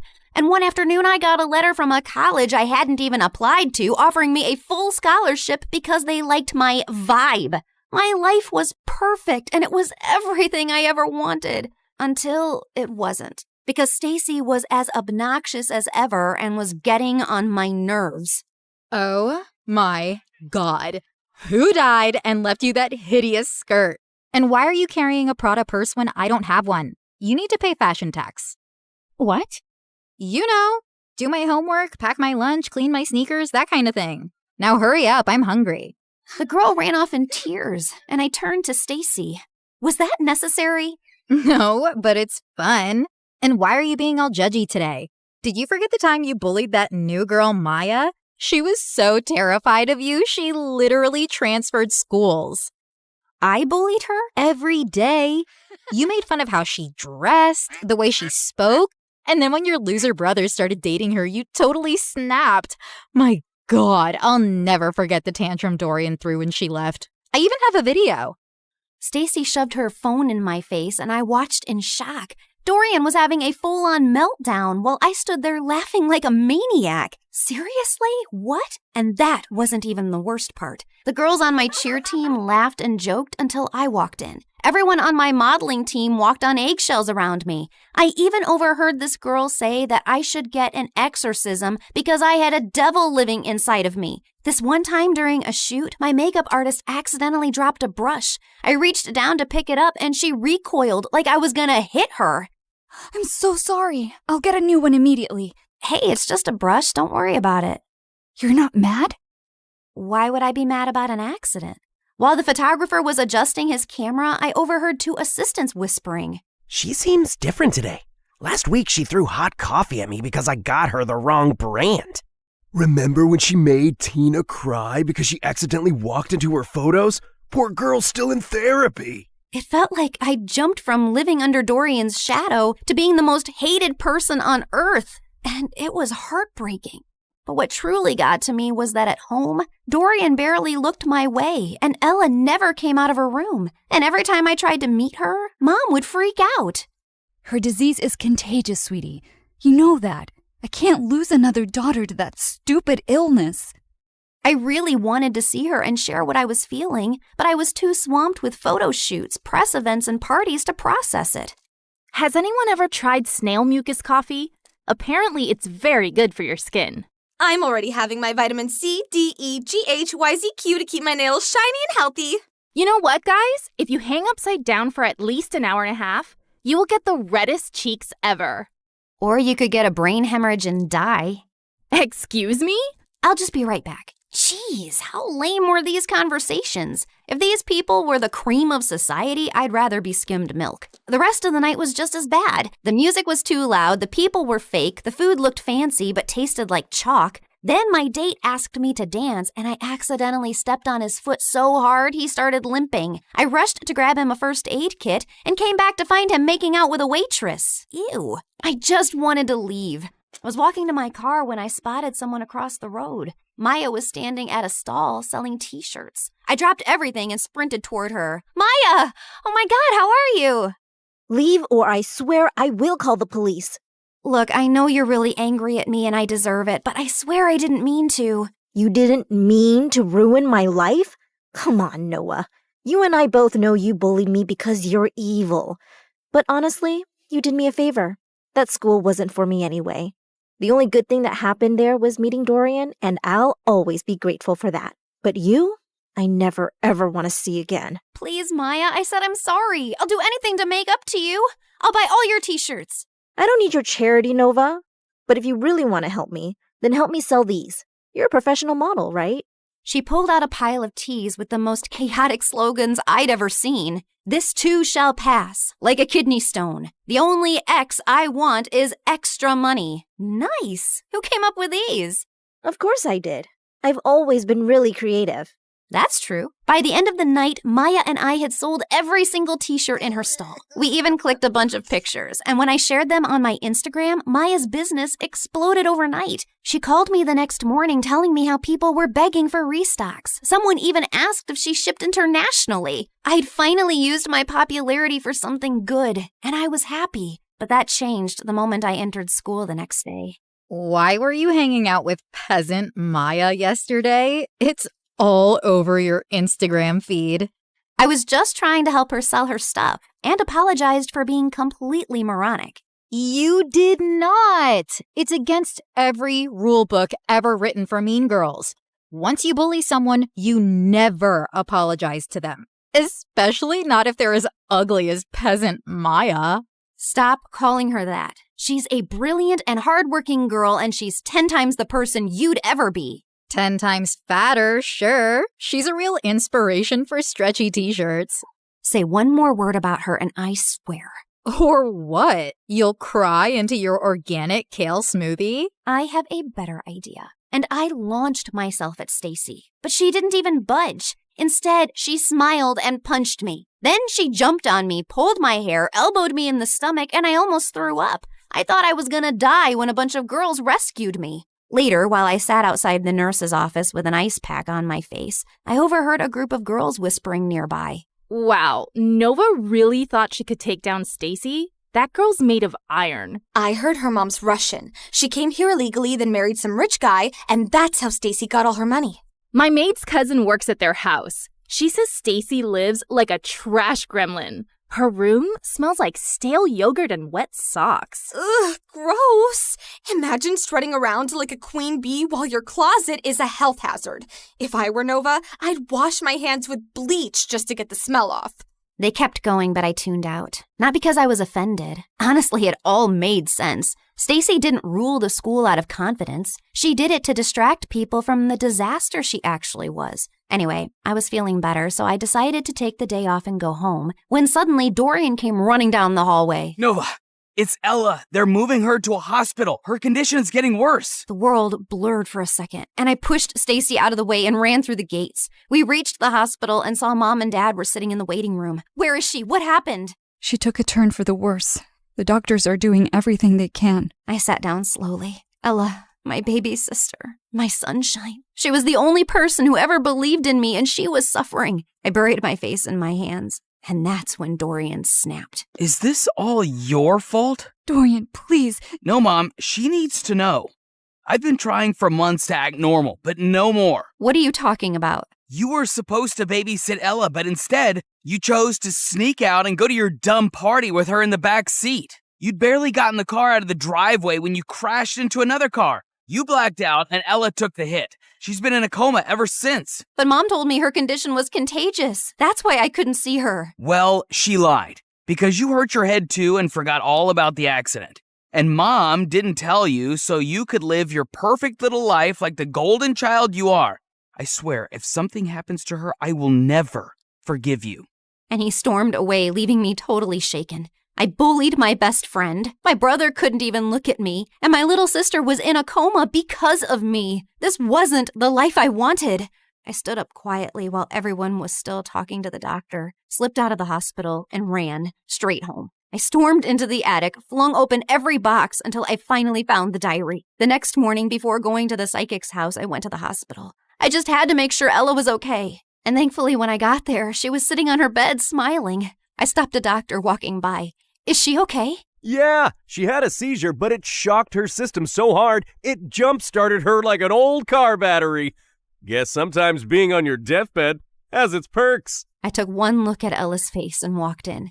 As soon as she saw me, her face lit up. I ran over and hugged her tight. Hey there, you slept for a really long time. Yeah, well, I needed my beauty sleep. Why do you look so old and wrinkly? Probably because I'm sad and sorry for everything. I messed up your life. It wasn't entirely your fault. I was jumping around like a monkey in the back seat, remember? You couldn't even see the car behind us. I basically launched us into it. So I guess I'm sorry too. Well, I'm sorry too, Nova. I shouldn't have snapped like that yesterday. I haven't always been the best brother because I've often let jealousy get in the way. I wasn't exactly the best sister either. What I did with Maya and how I treated people around me was horrible. Yeah, but you're changing. I saw what you did for Maya. That's growth. I nodded slowly. I'd spent so long being angry about everything I wasn't. I forgot to appreciate what I had. My adorably flawed family. And all I really wanted to do was to go back and mend things now. Namaste, fellow seeker. What brings you here today? Oh, it's you. Welcome back. You recognize me?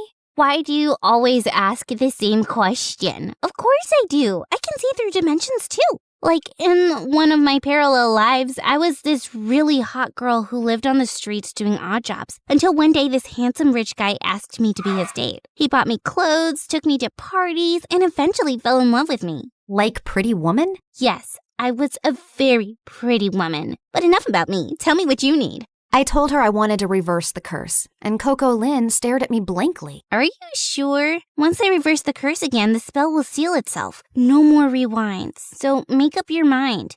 You can't keep jumping between realities. I already have. I want to go home. And this time I won't hide behind Dorian's shadow or bad grades. I spent so much time being angry and dejected that I never really focused on myself. And that's why I never got anywhere in life. I can't control how people treat me, but I can control how I take their opinions. So now I'll live for me, with kindness and purpose. Spoken like someone who's truly ready.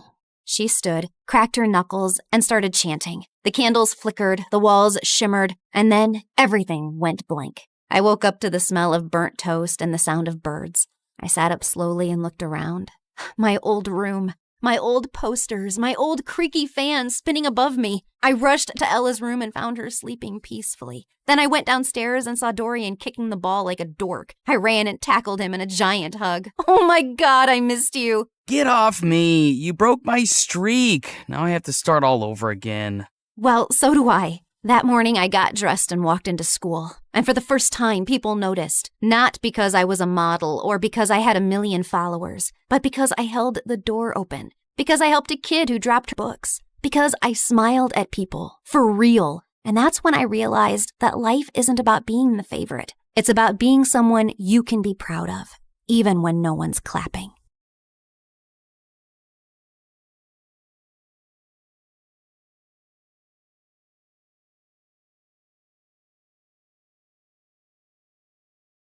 I can see the clouds of danger swirling around her. She has a curse, and to protect her, you must follow these rules. She must never open a closed door, and always eat in the eastern room of the house. She must wear mismatched shoes, and never address a stranger first. But fear not, I also predict happiness for her. On her 16th birthday, the first boy she sees will be her one true love. Hey guys, it's T from Oregon. A little weird, yeah, but it's all thanks to this fortune teller who said I should have a name starting with T. I mean, why not Tina, Tyler, or Talia? Anyway, don't forget to like and subscribe if you want to know my crazy story and ramblings. You guessed it right. My parents were believers in superstitions and horoscopes, and that's the short of it. But Mom was the worst. Like once I asked her to buy me a toy, and it said on her horoscope that she shouldn't invest that day. No toys. It's a sign.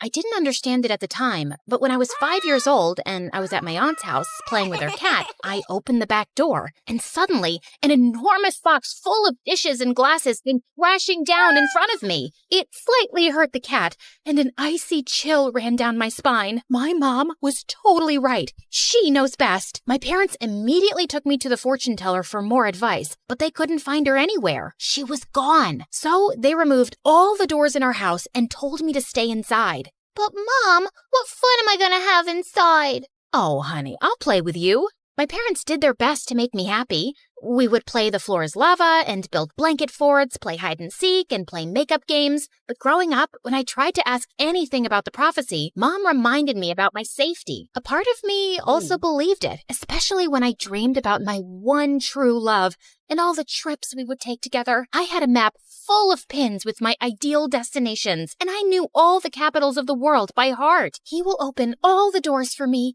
and greet every stranger first. Only 2,017 days left. The summer I turned 13, many good things happened at once. I got a new phone for my birthday, and a new next-door neighbor moved in. I spied on him from my window, and he was super dreamy. Long legs, sparkly eyes, and that smile. Calm down.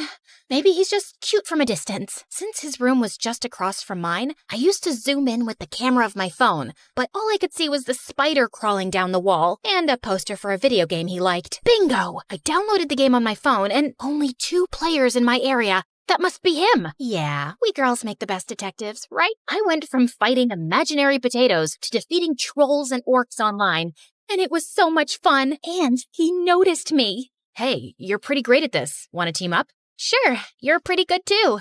Thank you. I saw from your profile that you're local. There's a gathering of players this weekend. Want to come? All those new people? What if I slipped and talked to someone by mistake? Sorry, I can't. You see, Can I tell him the truth? What if he thinks I'm a weirdo or a liar? But I was a weirdo. I asked him for his number and started texting him. Shh, I hit up his Insta and Facebook, but we all do that, right? And soon, I poured my heart out and told him everything. Wow, that must be tough. Are you sure the fortune teller was right? I never met her, but my parents are absolutely convinced she was, and I want to trust that they know what's best for me. I don't know if there's a fate worse than staying locked in all the time. When I went to bed that night, Sebastian's words kept ringing in my ears. I dreamed that I was going to school and traveling everywhere. So when I woke up, the disappointment was too much. I think you're right, but now I need to convince my parents too. And so, my campaign for free tea began. I stuck my forehead closer to the radiator to fake a high fever, but I just got a red forehead for my trouble. Then, I turned on the water tap in the kitchen to flood the floors and send my parents outside. But my mom just got out the mop, and I ended up having to help her clean. I wrote letters pretending to be a long-lost cousin needing help, and even snuck out at night. But I was caught by the traps my dad had set up. Nothing worked. Oh dear, she's gotten to the rebellious age, right? Nothing I do seems to work. And just then, there was a tap-tap sound. Someone was knocking at my window? Could it be burglars? Should I scream now? I got my hair straightener and my perfume spray. Hi, it's Sebastian. Hi. I'm T. Yeah, I know. My teammate and my friend. I can hear you cheering from my room. You talk to yourself a lot, you know. How embarrassing. Was I that obvious? And I'm about to slip. I opened the window and he climbed in. I was too nervous. I had a boy in my room, and he smelled so good. I thought boys were all smelly, but he smelled like rainbow cake with sprinkles. My brain short-circuited, and I could only look at him like a fish.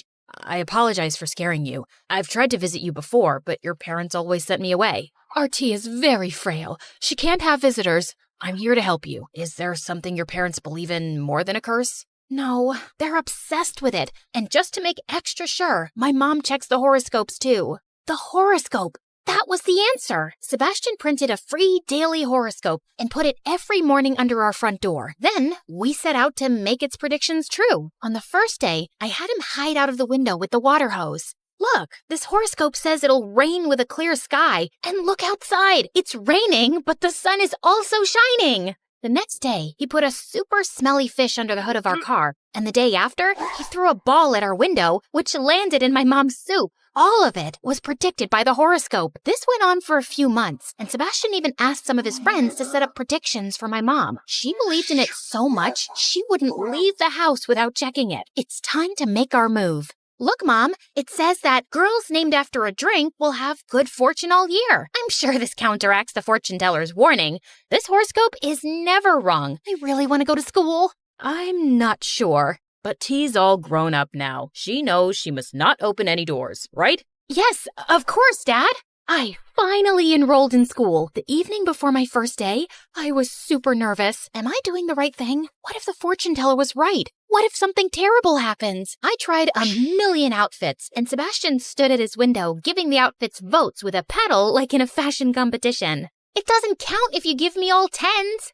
My first day was fantastic. I asked Sebastian not to tell anyone about my curse because I knew no one would believe me. He agreed and didn't laugh when I opened my backpack, and instead of books, all of the good luck charms my mom had stashed in it fell out. Here, you can read mine. I still had to eat alone in the supply closet because it was the room to the east, and I became a pro at never opening doors. If one was about to close, I'd just throw my books at it to stop it. At once, I couldn't get out of the bathroom because no one was there to open the door for me. And fortunately, Sebastian came to my rescue. Oh, thank you.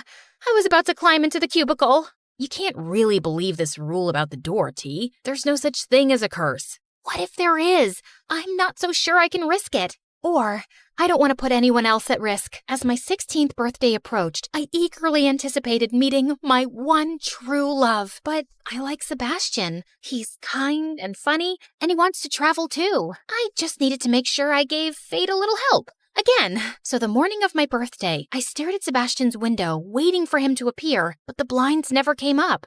Maybe they're broken. I waited outside his house for him to step out. Come on, T. You'll be late for school. I hoped that he just got out super early and I had missed him, but when I got to school, the first person I saw was the janitor. No, the fortune teller said boy, and he's a man.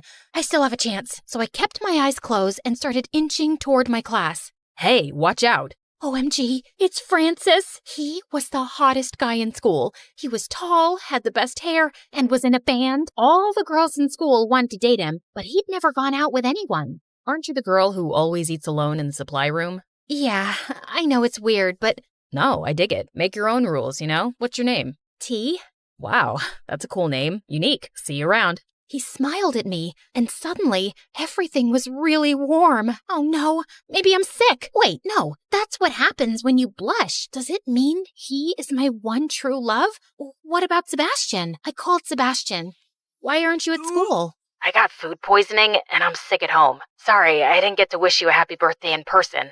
I was super disappointed, but the fortune teller was very clear. The first boy I saw on my 16th birthday was Francis, not Sebastian. It's not like he ever confessed. Maybe he doesn't even like me. Suddenly, Francis was everywhere.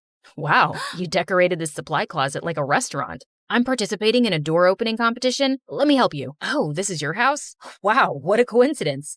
I was cursed, but I wasn't stupid. Are you following me? I guess I kinda am. Sorry, but you're different, and I like that. Would you like to go out with me?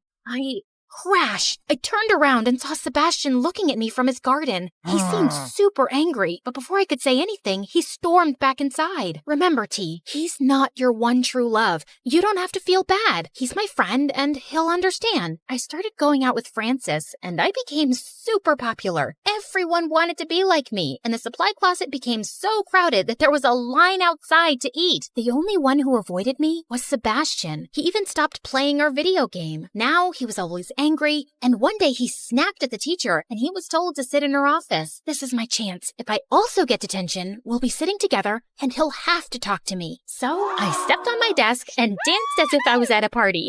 Why aren't you talking to me? I thought we were friends. I thought we were more than friends. Can you imagine how crushing it felt to see you going out with Francis? Can't you see he's using you to make himself look better? Like he's a lion tamer at a zoo, and you're a weird animal. Wow, you're calling me a weird animal? I'm saying he treats you like one. I think you're great and cute, but I can't stand that you've let the word of a stranger rule your life. But the fortune teller, she's a fraud. Here, look. He showed me his phone, and there was a video of a woman in prison. It's not my fault if people are so gullible. I told parents their child was cursed, and to get rid of the curse, I gave them 2 options. Either follow some impossible made-up rule, or buy one of my magic charms. And yeah, most parents went for the charm. But there was this one couple who decided to do both. They named their kid something like soda or latte or cappuccino.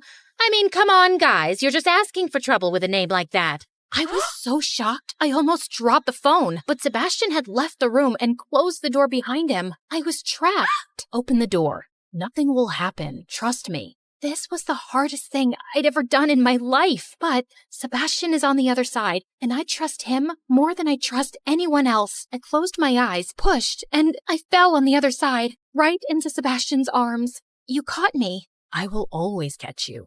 Everything was good so far, and I looked into Sebastian's eyes, but Francis appeared, ruining the moment. Hey, I made a "My Girlfriend is Cursed" t-shirt. Wait, what's going on here? What are you doing with him? I finally see reason. I'm not cursed. What? So you're like normal now? As normal and boring as it gets. Let's break up, okay?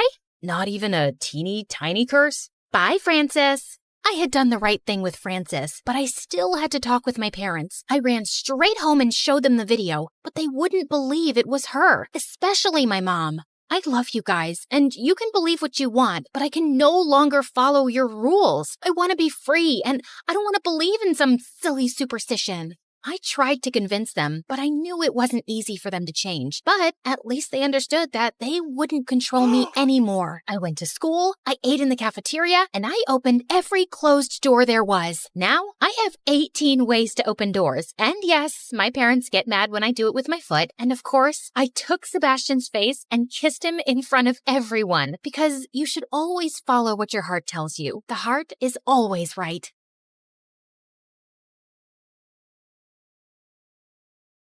My thumbs flew over the controller at lightning speed as I battled my coworker Andy while everyone else cheered from the sides.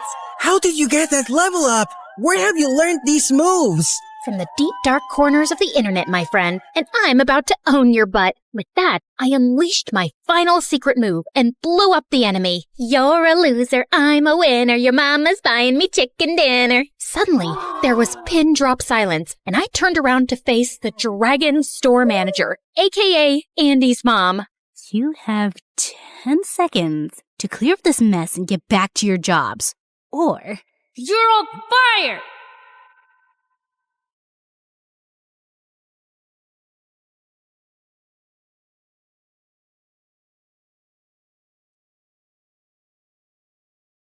Hi, my name's Ellie. I'm a computer expert, gamer, hacker, and overall top-notch geek. I led a very exciting life in the virtual realm, but in the real world, my life was pretty average. Until one day, everything changed. Yeah, we say that a lot around here, don't we? But before I continue, please like and subscribe. Ever since I was a kid, I was obsessed with computers. And by the time I was 12, I was writing code, developing software, and even doing some basic hacking, and I was addicted to video games. I thought I was cool, but that was not a popular opinion. By the time I reached high school, I was pretty much used to having a seat at the outcast table, and things weren't much different at home. I was raised by my single mom, who was my polar opposite. She was a social butterfly who loved throwing lavish parties for her wealthy friends and was always trying to set me up with her sons. A nightmare. Mom, can I go to my room? I ate too many dumplings earlier. I don't feel so good. You're not fooling me, Ellie. See that boy over there? He's single and very rich. Go talk to him. That boy played football at my school, and he was surrounded by some popular girls. And I walked over. Hi, oh God, save yourselves. Then I threw up all over the boy and the head cheerleader. Of course, I was a laughing stock in school the next day, and I started hiding out in the library. One day, I was playing a game when I got an invite to a virtual treasure hunt with a huge cash prize. The disclaimer read, "Only super smart hardcore gamers need apply."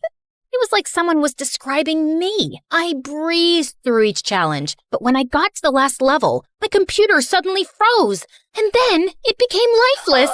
No! But this was just the beginning of a series of unfortunate events. Soon after my 18th birthday, Mom suddenly fell really sick. The doctors ran a million tests and gave her expensive treatments, but nothing was working. And we had a ton of medical bills we couldn't pay because Mom's credit cards were all overdrawn.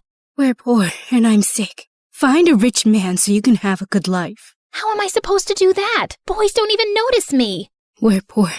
Find a rich man. A rich man. Find my daughter. What did I say? Daughter, find rich? My man? Find a rich man. And then my mom slipped into a coma. My life turned around 180 degrees. I had no idea when Mom would be okay. I was drowning in debt. My grades were suffering, and I felt so alone. But then one day, as I was leaving my work shift, a strange man came running to me and shoved a device in my hand, then fled the scene. You've been selected for a top-secret mission. This message will self-destruct in 30 seconds. I read the details fast. I'd make a ton of money and work with computers and security systems all day. Was this for real? My life was at rock bottom anyway, so it was worth finding out. I accepted, and a second before the time ran out, I tossed the device into the air, and it exploded. What in the Mission Impossible? And the next day, I was whisked away in a private jet to a state-of-the-art facility with a dozen computer geeks. All day, we worked on hacking software, computer codes, and sophisticated simulations. We were given board and lodging, too, and for the first time, I was with people I had something in common with. A week later, I was busy working at my desk when this guy a few years older than me walked in, and I felt like the Matrix had glitched. Like I was Ellie in a parallel dimension where it was possible for Ellie to fall in love with a boy at first sight. And he was like a young Keanu Reeves, but with spectacles. So hot. I don't remember the part where I floated away from my seat, but suddenly I found myself standing in front of him. Can I help you? Maybe I can help you.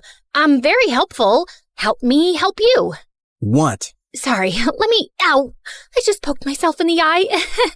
Let me introduce myself. Hi, I'm Ellie. It's short for Eleanor, or Elena, or Elaine. I extended my hand, and as he shook it, I screamed. What? What happened? Oh, it's not your fault. That was just a very firm handshake, and I have a very low threshold for pain. Like, really. I once fainted when an apple fell from a tree and hit my head. It wasn't even a hard apple. Like, it was rotten and squishy, but he walked away while I was still talking. That's the head of the company, girl. Oh my gigabytes. This demigod was my boss? His name was Liam Finch. He could solve any problem, crack any code, and he looked amazing while doing it. I had such a giant, stupid crush on him, and I couldn't help recalling Mom's words about finding a rich man for a better life. Liam looked and smelled expensive. I had to get him to ask me out, and I turned to Ask Brain 2 for helpful tips. The next day, I turned up to work in a tight, short dress, and I'd made sure to apply plenty of tanning lotion to look like those gorgeous models I'd seen online. All eyes were on me, and I was sure to have the same effect on Liam. Before we start this meeting, I have to ask Emmy, are you having a reaction to something? Emmy, speak up, whoever you are. The boss is asking you something. Oh, wait, you meant me. It's Ellie. And, no, I'm good. I think you should go to the bathroom. There's some anti-allergy medicine in the first aid kit there. This wasn't the reaction I'd expected, but when I looked at myself in the mirror, I screamed. The tanning lotion had turned so orange, I looked like a radioactive carrot. The next day, I came to work wearing huge fake eyelashes, but those stupid things made my eyes feel heavy and I couldn't stop blinking. Later in the cafeteria, one of my coworkers came up to me as I waited in the lunch line, and he had some ketchup on his upper lip. Hey, Ellie, I saw you in the meeting today. Okay. I saw you too, buddy. But first, you got something right here. Out of nowhere, the guy pulled me close and planted a moist kiss on my lips. I pushed him away and punched him hard.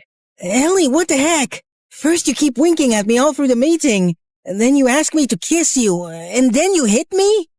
Excuse me, what? He kicked up a huge fuss to Liam about being assaulted, and then he quit. That was one of our best coders and you've made him leave! Well, he hit me first. He was hitting on me, and it was gross. Are you sure? Why would anyone want to hit on you? Why wouldn't anyone want to do that? But Liam just walked away without replying.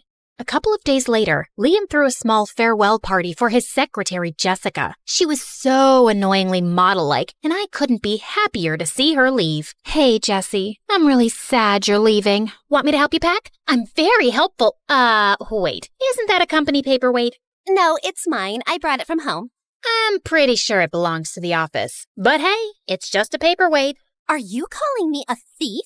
Why don't I just take that from you? We won't mention this to anyone. Give it back to me, you witch! It's not yours, Jessie! You're robbing the boss blind! As we both pulled at the paperweight, I suddenly lost my balance and let go, and it went flying straight into Jessica's perfect fake nose. Emmy, what's the matter with you? Do you think I care if my secretary takes a useless paperweight from the office? I was just trying to do the right thing, sir. The right thing would be to stop injuring my employees. The next morning, I gave myself a pep talk in the staff room before work. Okay, the last few days have been bad, Ellie. But today's a new day to show everyone what a cool, brilliant chick you are. You got this, girl. Now show yourself some self-love. I kissed my reflection, but when I opened my eyes, I was horrified to see Liam standing behind me. Can you please keep things professional and practice your makeout skills in private? Which, I might add, need a substantial amount of work. Jeez. What? No, that's not what it was. Oh, God. This was almost as bad as the day Mom went into a coma. The next day, while I was busy coding, I couldn't help thinking about my makeout skills. I turned to my trusty advisor, Google, but when I opened up the first link, some kind of virus popped up on everyone's screens. Your system is under attack and will be immediately destroyed. Goodbye. And then every screen went blank. There was a wave of shocked silence across the room. Who the heck opened an insecure link? I felt about as small as an ant. I am so sorry, Liam. It was a small error of judgment. Small error? Your small error may have catastrophic consequences for our national security. Sorry, what? I thought this was a private security company. I recruited people I believed I could train to be the very best. Because every code we write and every firewall we construct has massive importance. But you've caused a major breach, and now I have to fix your mess. And I was clearly wrong about you. You don't belong here. Pack your things. You're going home tomorrow morning. And it's not Liam. It's Mr. Finch. I felt like I'd been punched in the stomach. This place was the most at home I'd ever felt, and I'd really screwed things up. The next morning, I was going to the office to turn in my employee card when I stopped short. The building had been sealed and was surrounded by police officers, and my coworkers were being arrested. I slipped away quickly, my heart racing. What the heck was going on? The only thing I could think of was finding Liam, if he hadn't been arrested already too. I made my way to his place and rang the buzzer a few times, but no one answered. Then I overwrote the code of the security lock and the door clicked open. I'd just taken a few steps in when someone leapt at me and pushed me to the ground. And I found Liam on top of me with a chopstick. Emmy, how did you get in? And why do you know where I live? It's a top secret location. We sell that lock at the store where I worked at before, so I'm very familiar with the software. And I, hacked your smartwatch to track your whereabouts a few weeks ago. Just for fun, I swear. See, smartwatches aren't actually that smart. They should be kind of called dumb watches. Also, were you gonna poke my eye out with a chopstick? Get up. Why are you even here? Because I went to the office and everyone was getting arrested. Well, it's all your fault. What? Since our security systems were down after you downloaded that virus, something invaluable was stolen from us last night. And now, we're all in big trouble, and I have to go into hiding. You're leaving? Will I ever see you again? Unlikely. You've ruined everything. Just go home. Look, Mr. Finch, this is ridiculous. There are plenty of problems in your security system that I've been studying for the past few weeks, and someone would have figured those out sooner or later anyway. So stop blaming me, and please tell me what's going on. Also, why is it so hard for a genius like you to remember that my name is Ellie? Liam looked surprised at my outburst, and just as he was about to speak, we heard cars screeching outside. The police are here for me. I gotta go. Whoa, wait. I'm coming with you. I can't survive jail or torture. I told you, I have a very low threshold for pain. Oh God, just shut up. Liam grabbed my hand and led me to the kitchen, where he opened a trap door in the floor and started climbing down, and I followed. Dark, narrow spaces. I hate dark, narrow spaces. I'll die if a mouse jumps on me. We ran through an underground passageway, climbed up another ladder and out of a gutter hole and onto a main street several blocks away. Liam dashed towards a car and we jumped in, but just as we were driving off, several police cars came to a stop in front of us. Wow, we managed to escape for all of 2 minutes. Okay, Mr. Finch, Liam, whatever. If I never see you again, I just want to say that you're the most beautiful— Suddenly, Liam hit the pedal hard and started driving in reverse like a maniac. Oh my God, what are you doing? I'm too young to die. I've spent all my life behind computer screens. I haven't seen the world. I've never even been on a beach. You know what? I'll go to jail. You can drop me off anywhere convenient. Liam took a sharp turn into a street, avoiding a truck by half an inch. He turned the car around 180 degrees and started driving even faster. I saw 2 black cars hot on her tail. Emmy, I need you to get a freaking grip and tell me the coordinates of the city's main bridge. We're gonna be jumping off of it. You can swim, right? Of course I can't swim. I'm terrified of water. That's why I've never been to a beach. We're not jumping off any bridge, you psycho. Can you please do what I'm saying and just trust me? There's a life jacket under the seat. Strap that on and find me the bridge. Now! With shaking fingers, I located the bridge and fed the coordinates into the car's GPS. Undo your seatbelt, and when I say go, open the car door. Your seat will automatically eject, and you'll land in the water. Don't panic. You're wearing a life vest, and I'll get to you quickly. You ready? I've never been less ready for anything in my life. Okay then, go! Liam swerved the car off the bridge and into the air. My seat ejected immediately, and I landed head first into the water. Before I could panic completely, Liam swam over to me swiftly, grabbed me by the waist, and pulled me onto the shore. We ran down some docks where Liam found an unlocked car, and we sped away in it. I was too shocked to even speak anymore. Liam drove us out of the city to some abandoned warehouse, where we were let in by an elegant older woman. Hello, Agent Skywalker. I was expecting you to be alone. So was I. Agatha, trust me, this wasn't part of the plan.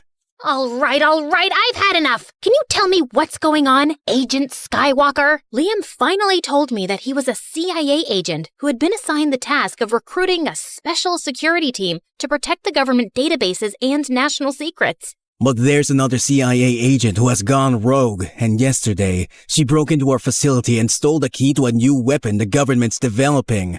And she's framed me for the theft. Now everyone thinks I'm a traitor. Luckily, the key's heavily encrypted, but someone will break the code soon, and I have to get it back before they do. It's the only way to clear my name. That's why I couldn't let myself get arrested. And Agatha here's an old friend. She's the only one I can trust right now. So, what's the next plan of action? I have a fairly good idea where the rogue agent took that key, so I'm going there, and you will stay here. Look, I can hardly believe I'm saying this after the horrible day I've had, but I think you should take me with you. I'm a really good coder and hacker, and I can help. I'm very helpful, actually. I just haven't had a chance to... Okay then, let's go. What, now? I thought you'd offer me some food first, and I wouldn't mind a nap. Now! Wait, Agent Skywalker, aren't you forgetting something? What? You know, the thing. Agatha, I really don't have time for riddles, so just say it. Okay, you're forgetting your lucky underwear from your Star Wars collection, the one you always wear before an important mission. I looked at Liam's face and burst out laughing. Lucky underwear? Oh my god. Oh geez, I think I peed my pants. Oops, I really did. Can I get some underwear too, please? According to Liam, the key was in a highly secure facility inside a toothpaste factory. The only way we could get in was to wear employee uniforms and hide in the back of one of the company trucks taking some supplies inside. Dark, confined spaces. I hate dark, confined spaces. Why don't you try distracting yourself? Sure. Why don't you help me do that? Why was Agatha calling you Agent Skywalker? Because of your lucky underwear? It's just one of my many names. Is Liam your real name? No. So what is your real name? I'm obviously not gonna tell you. Okay then, do you tell your girlfriends your real name? Depends. I haven't dated in a while, especially after what happened with the last one. Why? What happened? None of your business. Let me guess. She couldn't put up with your cold heart anymore? Or she found out you're lying about your identity and thought you're a cheater. Oh no, wait, I've got it. Some enemy of yours killed her. Liam went quiet and my heart suddenly sank. Oh my god, no! She really died? I couldn't save her, Ellie. I'm sorry, Liam. I'm so sorry. That's so tragic. And it also explains why you're a cold-hearted robot now. I mean, this kind of stuff changes a person. Jeez, why are you so gullible? I'm a CIA agent. I'm trained to convincingly lie about anything. That was a joke? Dude, that's just mean. Well, if you still want the sob story, she did betray me. My ex is the rogue agent, and she's the one who's stolen the key and framed me. Are you happy now? Oh, wow. That's a lot. So, how do you feel about it? Like, I just want you to be quiet now. I silently processed everything I'd just heard, but after a few minutes, I started feeling anxious again. I wish I was special, so very special, but I'm a creep, I'm a weirdo. What am I doing here? I don't belong here. Please stop. You're sucking up the limited oxygen in here. You're not the boss of me. Well, you were, but then you fired me, remember? And since you won't talk to me, I'm gonna sing. How you gonna make me shut up, huh? I can think of at least one way. Suddenly, Liam moved closer and put his hands on my face. Oh my god, was he about to kiss me? Just then, the truck jolted to a halt and Liam pushed me away. Rude! We quietly slipped out and made our way to the entrance. We scanned the fake IDs Agatha had given us, and we were inside the building. Liam had the building's blueprints, and he led the way to the surveillance room. We peeked inside to see a security guard observing the screens, and Liam quietly crept up to him. Just then, my nose started itching like crazy, and I tried desperately not to sneeze. The guard turned around, and Liam punched him hard in the face, then stabbed him with a tranquilizer. Why do you look like you're gonna be sick? I've only put him to sleep. Oh, I know. I'm just terrified of needles. I think I told you, I have... Yeah, a very low threshold for pain, I remember. Okay, we gotta check all the rooms in this place. There's gotta be a team working hard to decode that key.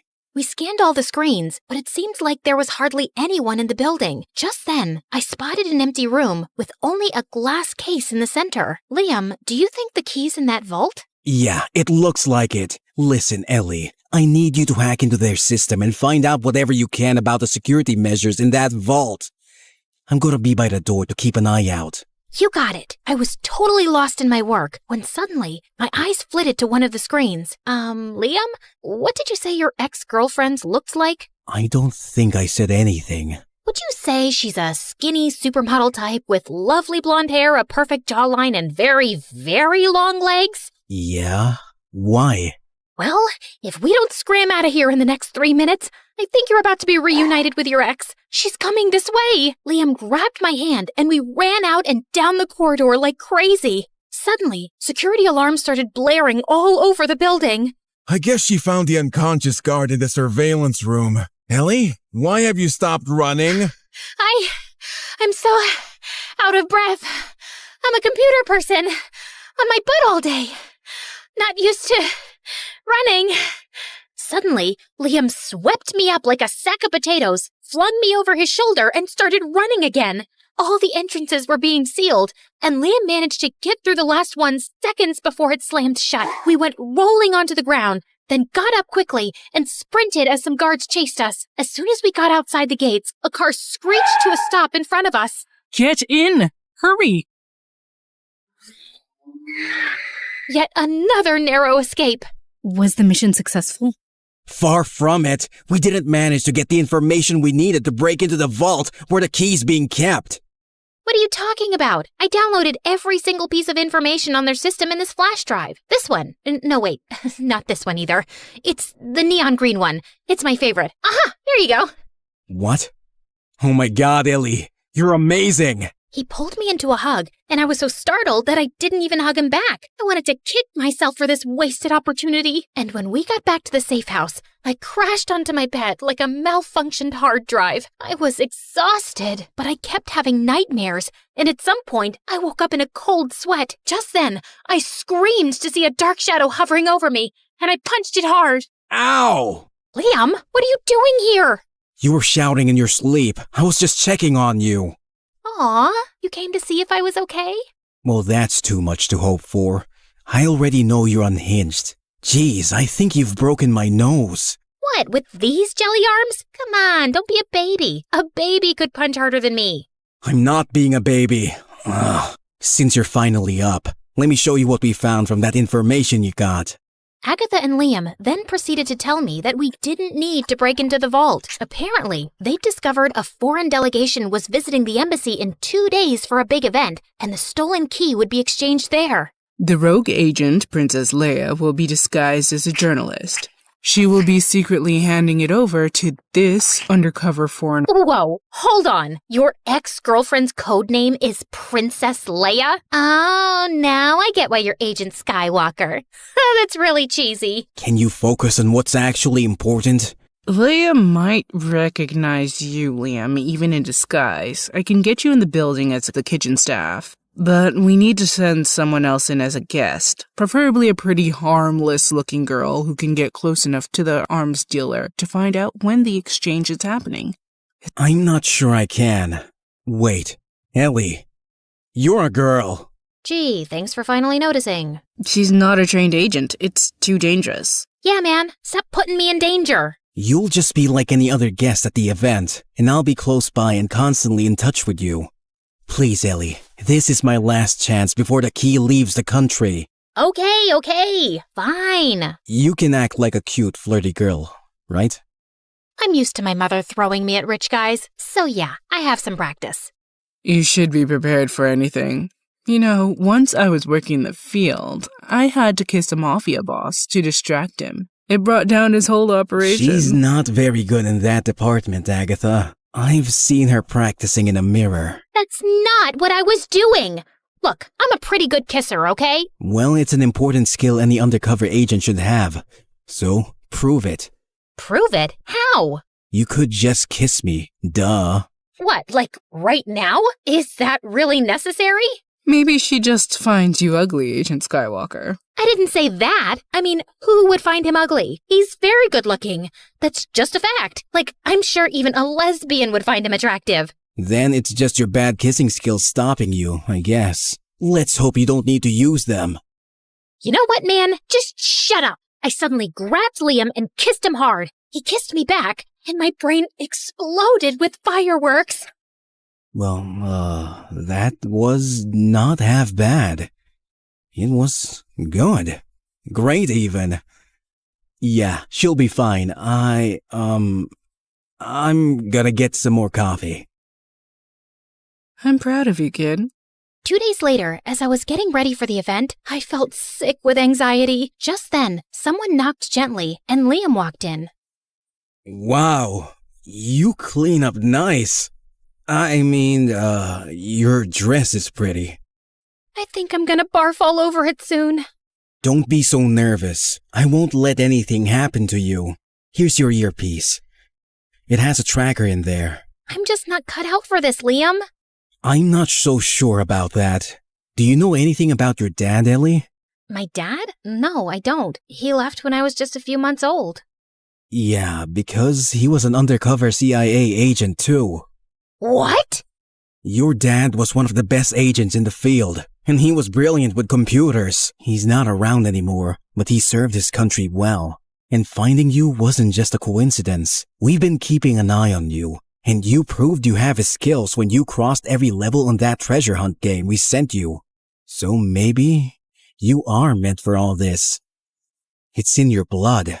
You've met my dad? Yeah, once. You have his eyes too. He tucked my hair behind my ear and gave me a warm smile, and my heart nearly fell out of my chest. Just then, Agatha walked in, saying the car was ready.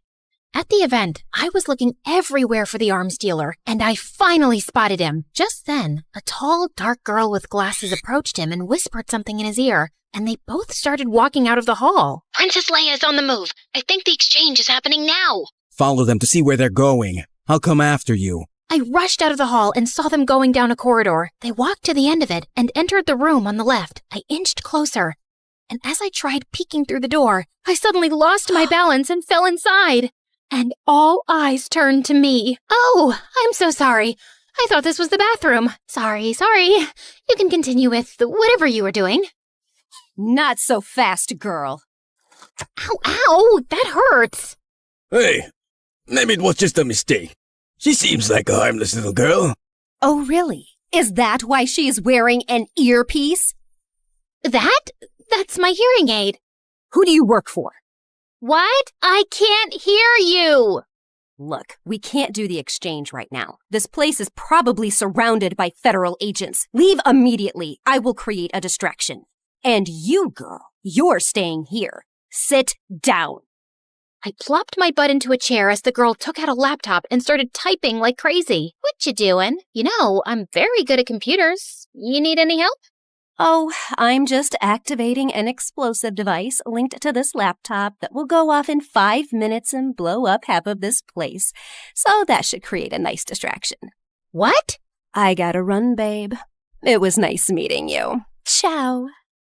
She then ran out of the room and locked it from outside. Oh my God! I stood frozen in panic, staring at the screen, seeing my life flash before my eyes. But then somehow, I managed to muster some courage. Okay. Calm down, Ellie. It's just a laptop. Any software can be overwritten. Anything can be decoded. You can do this. You got this, girl. I tried everything I knew, but nothing was working. And then I had a brainwave. I opened Google and typed in the website from where I downloaded the virus at work. I clicked on it and the screen turned red. Your system is under attack and will be immediately destroyed now. Goodbye. And then the laptop went blank. I'd actually done it. Oh my God. I collapsed to the floor. And just then the door burst open and Liam pulled me into his arms. Ellie, are you okay? Leia took your earpiece and I ended up following her instead. Did you manage to stop her? Did you get the key? Yeah, I did. Agatha hadn't told me before, but she'd call in the other agents to help. And I'm really glad. We needed it. Leia's under arrest, And so's the arms dealer. That's amazing! And Liam, did you know that I just defused a very large explosive device and saved many lives?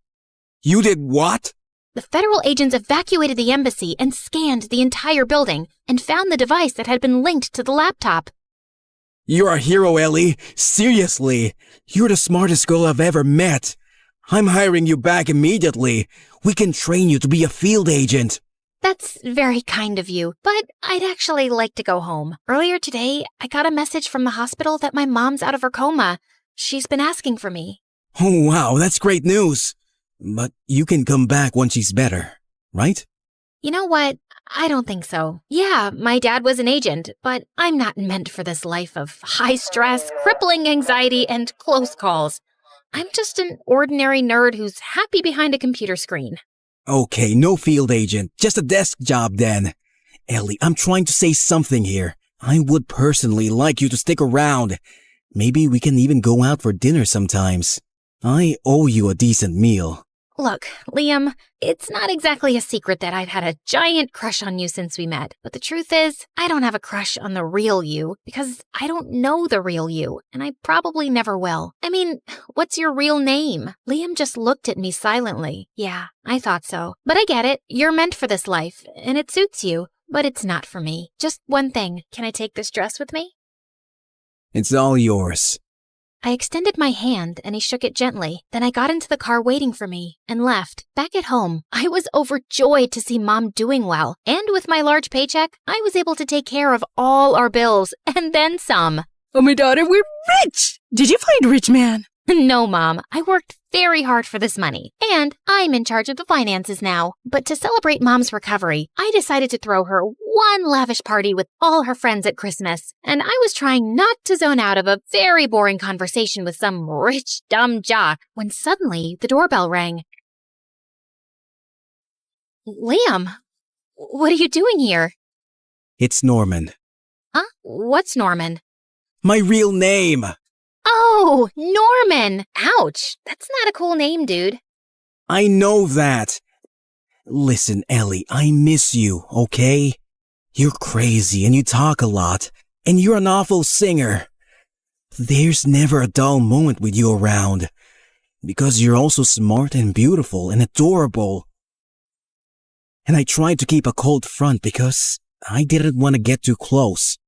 But despite my best efforts, I can't stop thinking about you. You're anything but ordinary. So yeah, my real name's Norman, and I'm willing to tell you more if you agree to go out with me. I'm not even your type. Evil Longlegs Barbie is your type. Not anymore. Geeky Jelly Arms computer nerd is my type now. And then he pulled me into a kiss.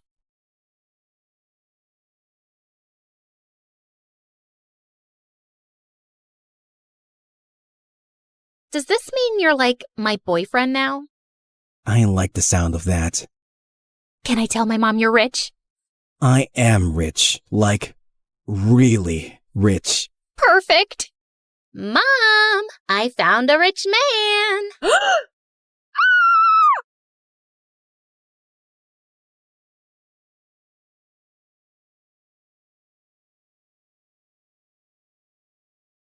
I was peacefully dozing off on a plane to China when suddenly someone yanked my hair and chomped on my ear like it was a snack. I whipped around to find a naughty-looking boy.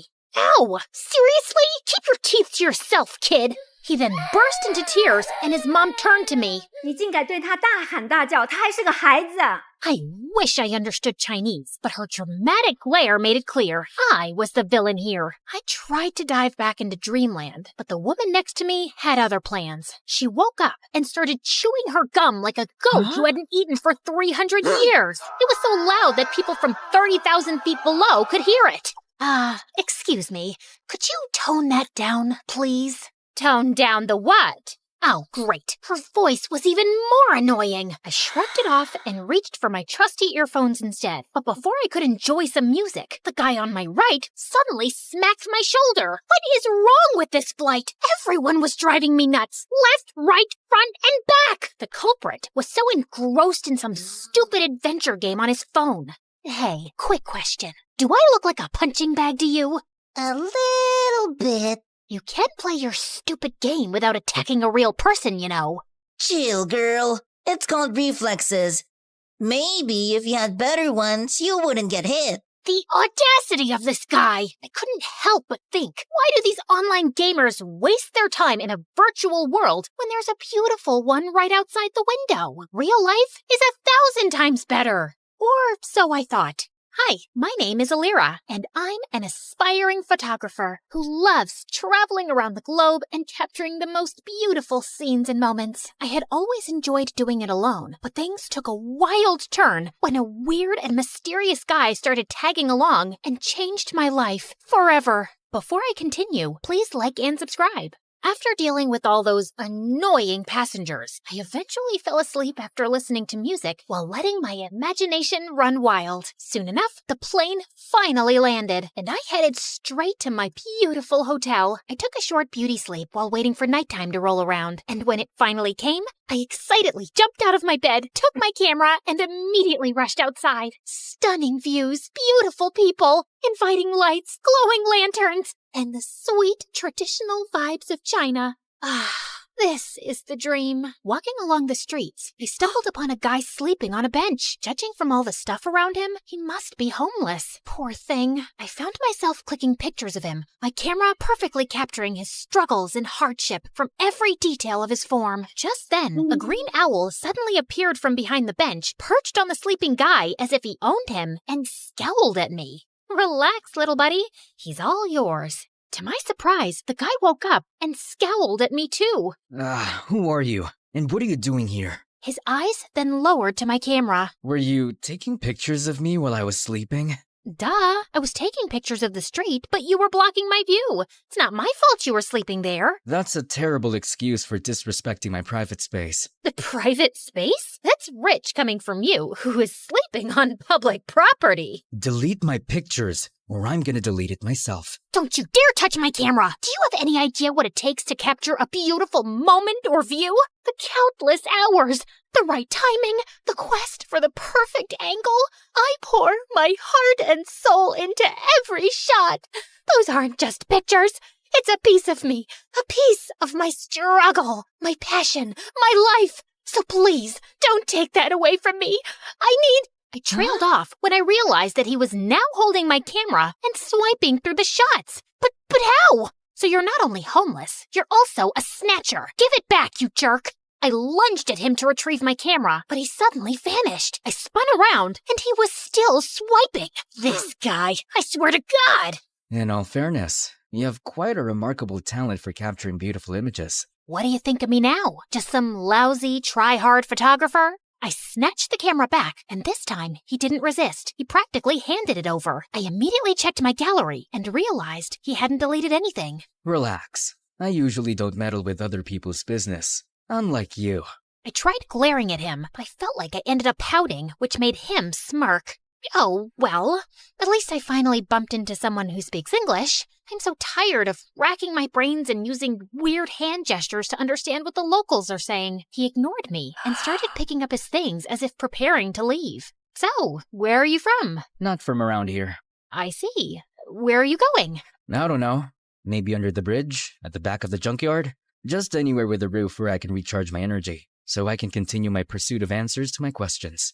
Just then, a sudden rumble of thunder echoed through the streets. I think you should speed your pursuit up, because the rain is about to pour, buddy. I don't mind the rain. It helps me think better. But your owl doesn't. He stopped in his tracks when he realized that I was right. You know what? Why don't you just come with me to my hotel? I'll get you a room. It's just nearby. I appreciate your hospitality, but I don't need your pity.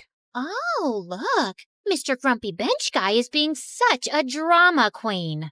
Fine. But the moment the rain stops, we're out. Another thunder rumbled as we started walking away. When we reached my hotel, the receptionist immediately greeted me with a question. 给你朋友另一个房间. As I scrambled for my translation book, Hatham suddenly swooped in. Shida, Ching. Did you just speak Chinese? I speak multiple languages. I have a constant hunger for endless knowledge. So, you're a polyglot. So cool. That's literally my dream. But learning another language is so difficult for me. What's your secret? Oh, I use this splendid application on my phone, Duolingo. Oh, I have heard about it, but I never tried it. It has a fun and engaging approach to learning a language. It's like casually playing a game, which is a pretty good motivation for the learning process. Okay, that sold me. I immediately downloaded the app and was greeted by a cute green owl named Duo, who looked very familiar. I turned to his pet, who was sitting on his shoulder. Whoa, Duo looks exactly like your owl. They have the same name too. Just a little warning. Duo's nice and helpful, but he can be a little persistent sometimes. But it's also for your own good. Well, he seems to be a cute little guide. I went straight to my first lesson, and I was already liking it. Shui means water. Shui? Gosh, I am so thirsty. I need some shui. Okay, got it.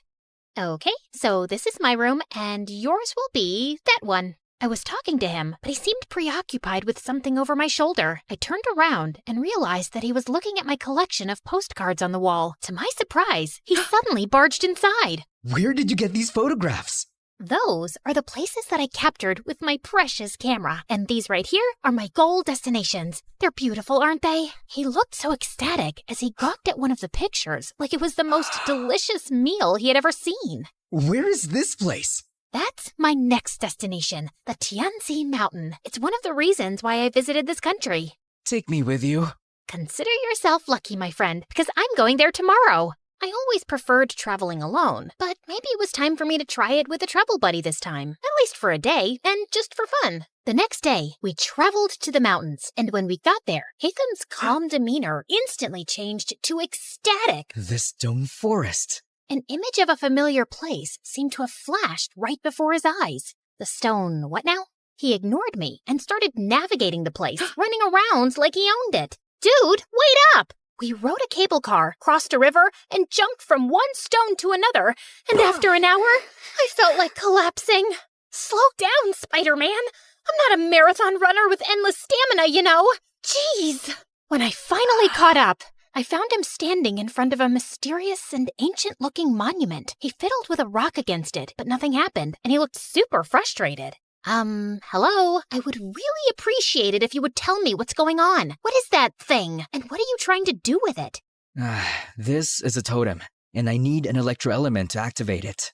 What do you mean, electroelement? Electroelement. Something, anything that produces lightning. Oh, you mean electricity? Huh? Lucky for you, I've got something here. What is that? You don't know what a taser is? It's my go-to for self-defense. Zaps people with electricity or whatever you call it. Interesting.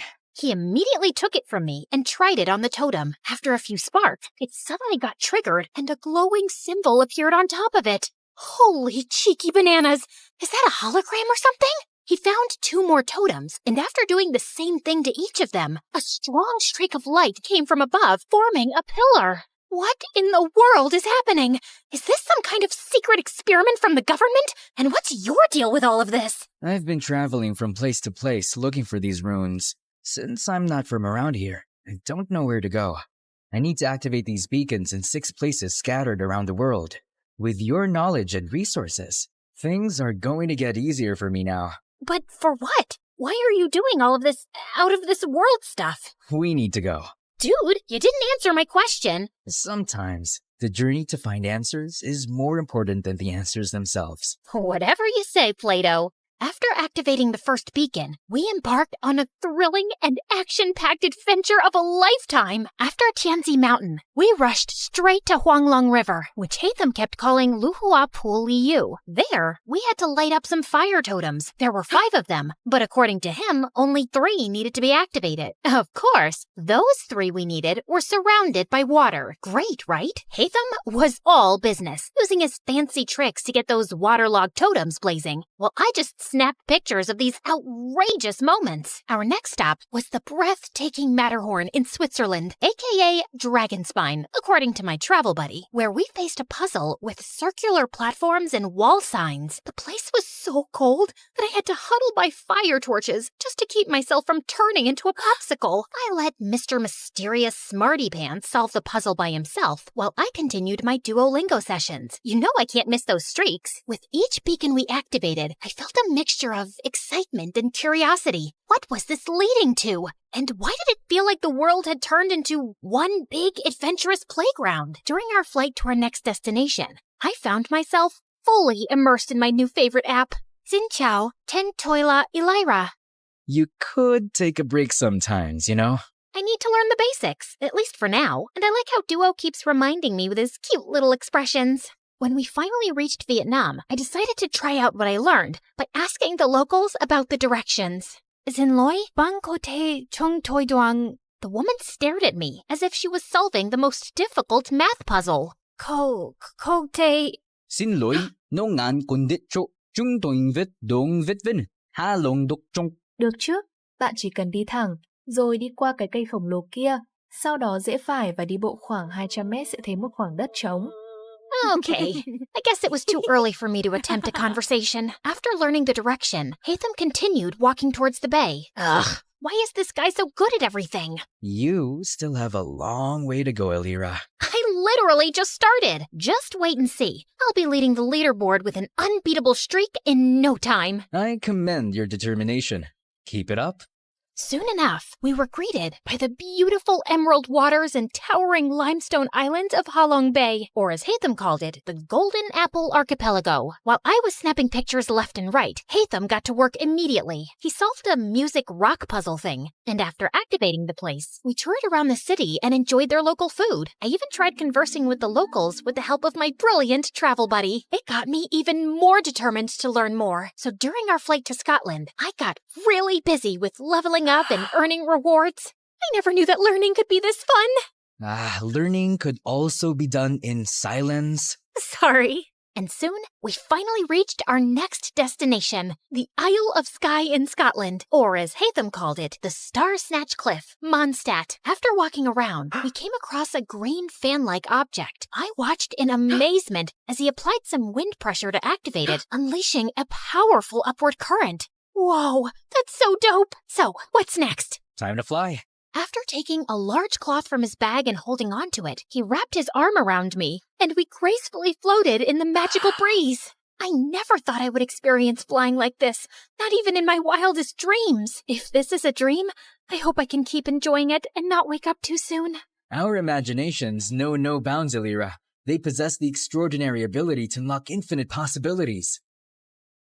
We then found 2 more fans along the way before we finally activated the totem at the top of the cliff and summoned the pillar. I stood there for a while and looked ahead at the seemingly endless horizon, thinking about how Hatham sees this beautiful world in his own vision.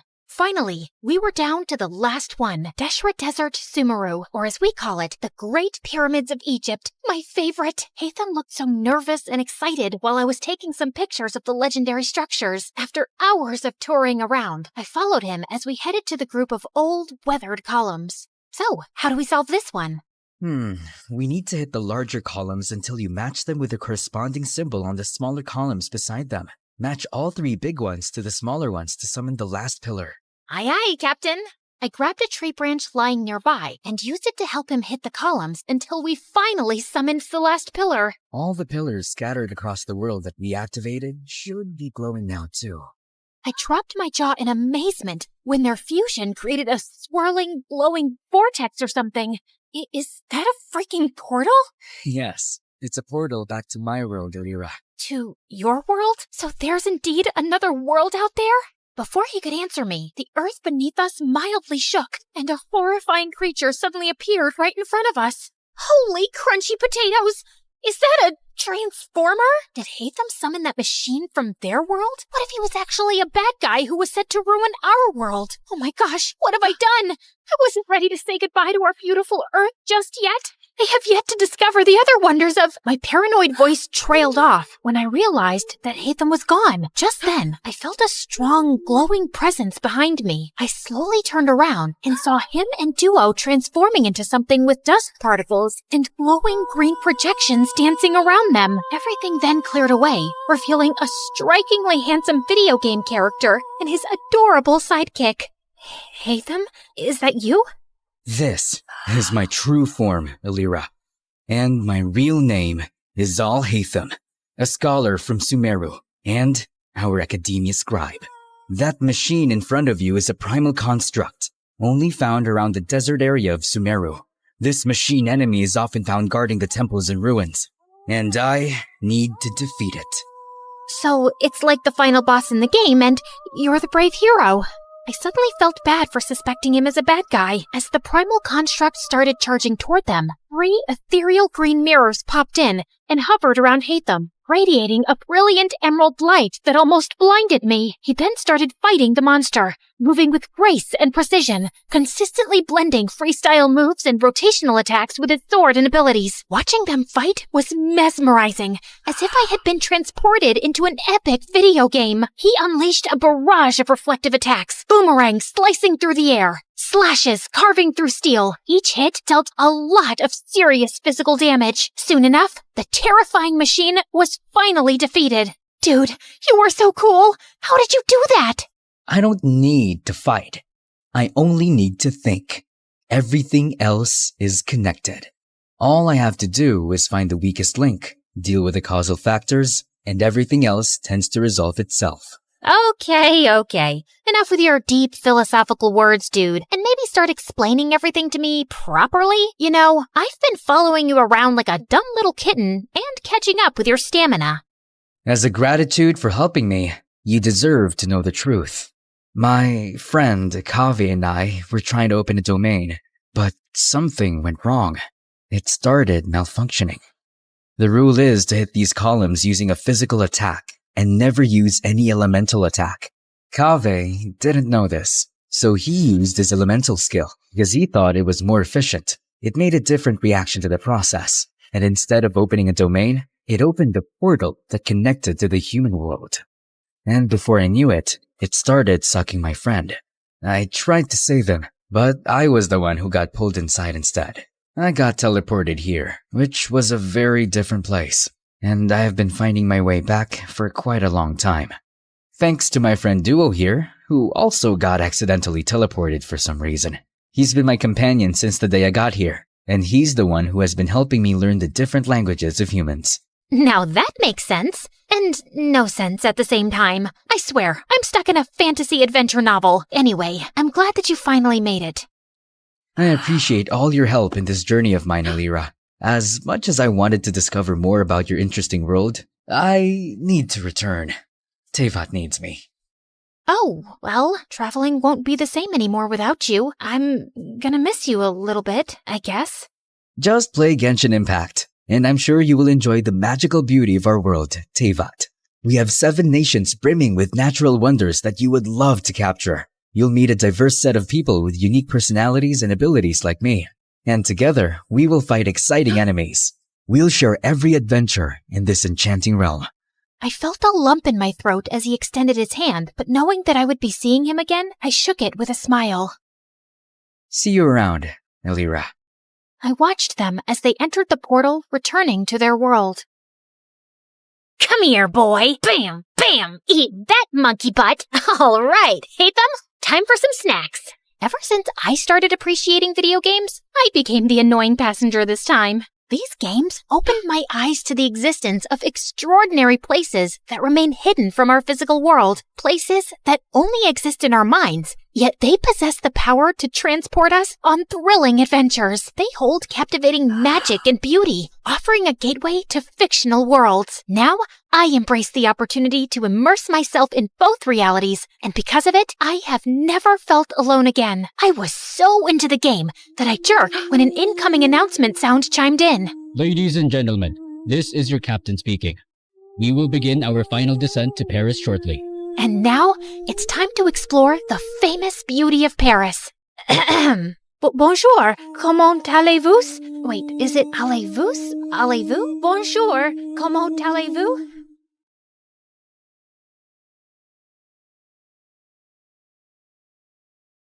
You're never here when my tears dry.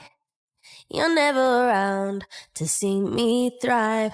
When it's my birthday or my day off, you got other plans and can't show up.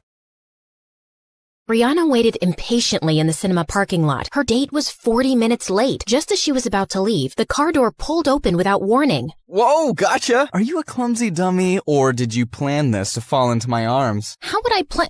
Never mind. We've probably missed half the movie, Elijah. I booked a hall just for us. The movie starts when I say it starts, babe. Once the lights went off, Brianna turned pale. The Ring? I told you, I hate horror movies. But you don't know what you're missing. You're gonna love it, sweet cheeks. Trust me. Brianna cringed as she watched with eyes half closed, and at one point, she screamed and jumped off her seat. That's it. I'm leaving. You call yourself an actress, but you can't appreciate this masterpiece? You're such a baby. And you're such a jerk. I don't know why I agreed to this. Want me to call you an ambulance, baby Brianna? Brianna dumped her popcorn on his head before storming out, and then she walked straight into somebody carrying sodas and fell on her butt. Brianna, are you okay? Jeez, can this night get any worse? Yeah, there are infinite possibilities. You could get struck by lightning, or get robbed, or be kidnapped, or get hit by a bus. Then there are serial killers. It wasn't really a question, dude.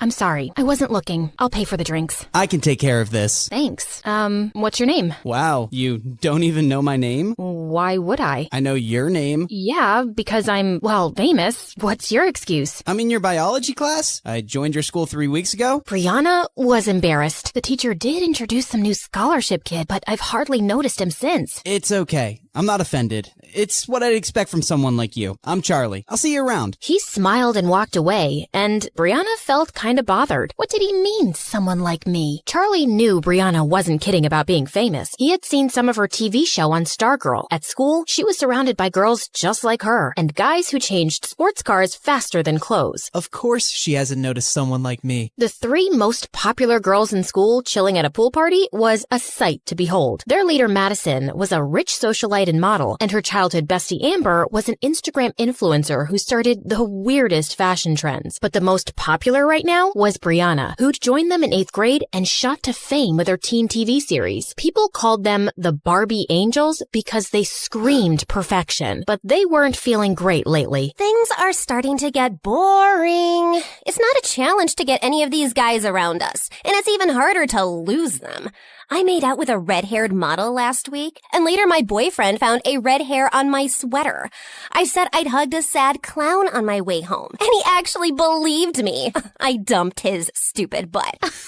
Seriously. I went on a horrible date with Elijah, and he texted me to say he was going to Korea, and we'd go out again once he returned. What made him think that would happen? Crazy, right? Ugh, even blind guys are drooling over me. I feel you, girl. Remember my blind stalker who tried to climb my bedroom window, but he fell down and was taken to the hospital? Ugh, so clumsy. Yeah, what a dummy. Girls, we need to spice things up. I want to find someone really different. Make him fall in love with me. Mess around with him. And then dump him. Wouldn't that be fun for us? OMG, yes. I haven't felt this excited since the 11th Harry Potter book came out. Just then, something caught Brianna's eye, and she left. I wasn't even done talking. Amber, do you feel sometimes that she isn't as nice as before and her fame's gone to her head? Her head does look a bit smaller than usual. Anyway, who cares, Maddie? You've got me. I'm your favorite girl, right? You know you are, babe. Brianna had spotted the DJ at the party, and it was Charlie, looking much cuter. Wow, you're full of surprises, DJ Charlie. What? I said, you're full of surprises, DJ Charlie. Brianna, I heard you the first time. Then why did you say what? I just meant, what's the surprise? Oh, well, you're a scholarship student, so I thought you'd be a nerd. Didn't imagine you as a DJ. Guess you have a limited imagination then. My imagination's just fine, thanks. In case you didn't know, I co-wrote the series I acted in, the one that's really famous. That reality show with a bunch of rich girls doing rich things? Yeah, my coworker made me watch a few episodes. I'll have to get your autograph for her sometime. She's a huge fan. And with that, Charlie switched up the music louder. Every time I speak to him, why do I end up feeling insulted? So annoying. I have just the guy for Project Plaything, Maddie. See the DJ? His tacky t-shirt. But he's kinda cute. Why him? He's nothing like the guys we date. He's a scholarship student in my bio class, and he seems unimpressed by everyone at our school, including us. Well, that's new. I love a good challenge. The question is, will he buy it? The most popular girl in school suddenly notices him? He might think it's a prank. We'll just have to make it believable then. Plus, no guy is immune to my charms, Brie. He'll be eating out of my hands in no time. Like a baby shark. I don't think it'll be so easy, but I'm looking forward to it. The girl's first move was to get Madison on Charlie's radar and paint her as an angel. So 2 days later, Charlie found Madison walking into the cinema, who he instantly recognized as Brianna's friend, and she had a line of kids behind her. Hi, could I please have 30 tickets for the new Minion movie and whatever snacks the kids want? Are these kids from an orphanage? Yeah, I volunteer there, and I thought I'd treat them. It's not often that they get to go out, so I want them to have a really good time. Wow, she doesn't even have a PR team taking pictures. Charlie led the excited kids into the theater, and as he was leaving, Madison touched his arm. Wait, you were the DJ at a pool party recently, right? Right. I also go to your school. How did I not know that? Oh, don't beat yourself up. I'm super easy to miss. I'm like a pigeon in a school of peacocks, but I prefer my own company anyway. It's the best. I'm sure it is.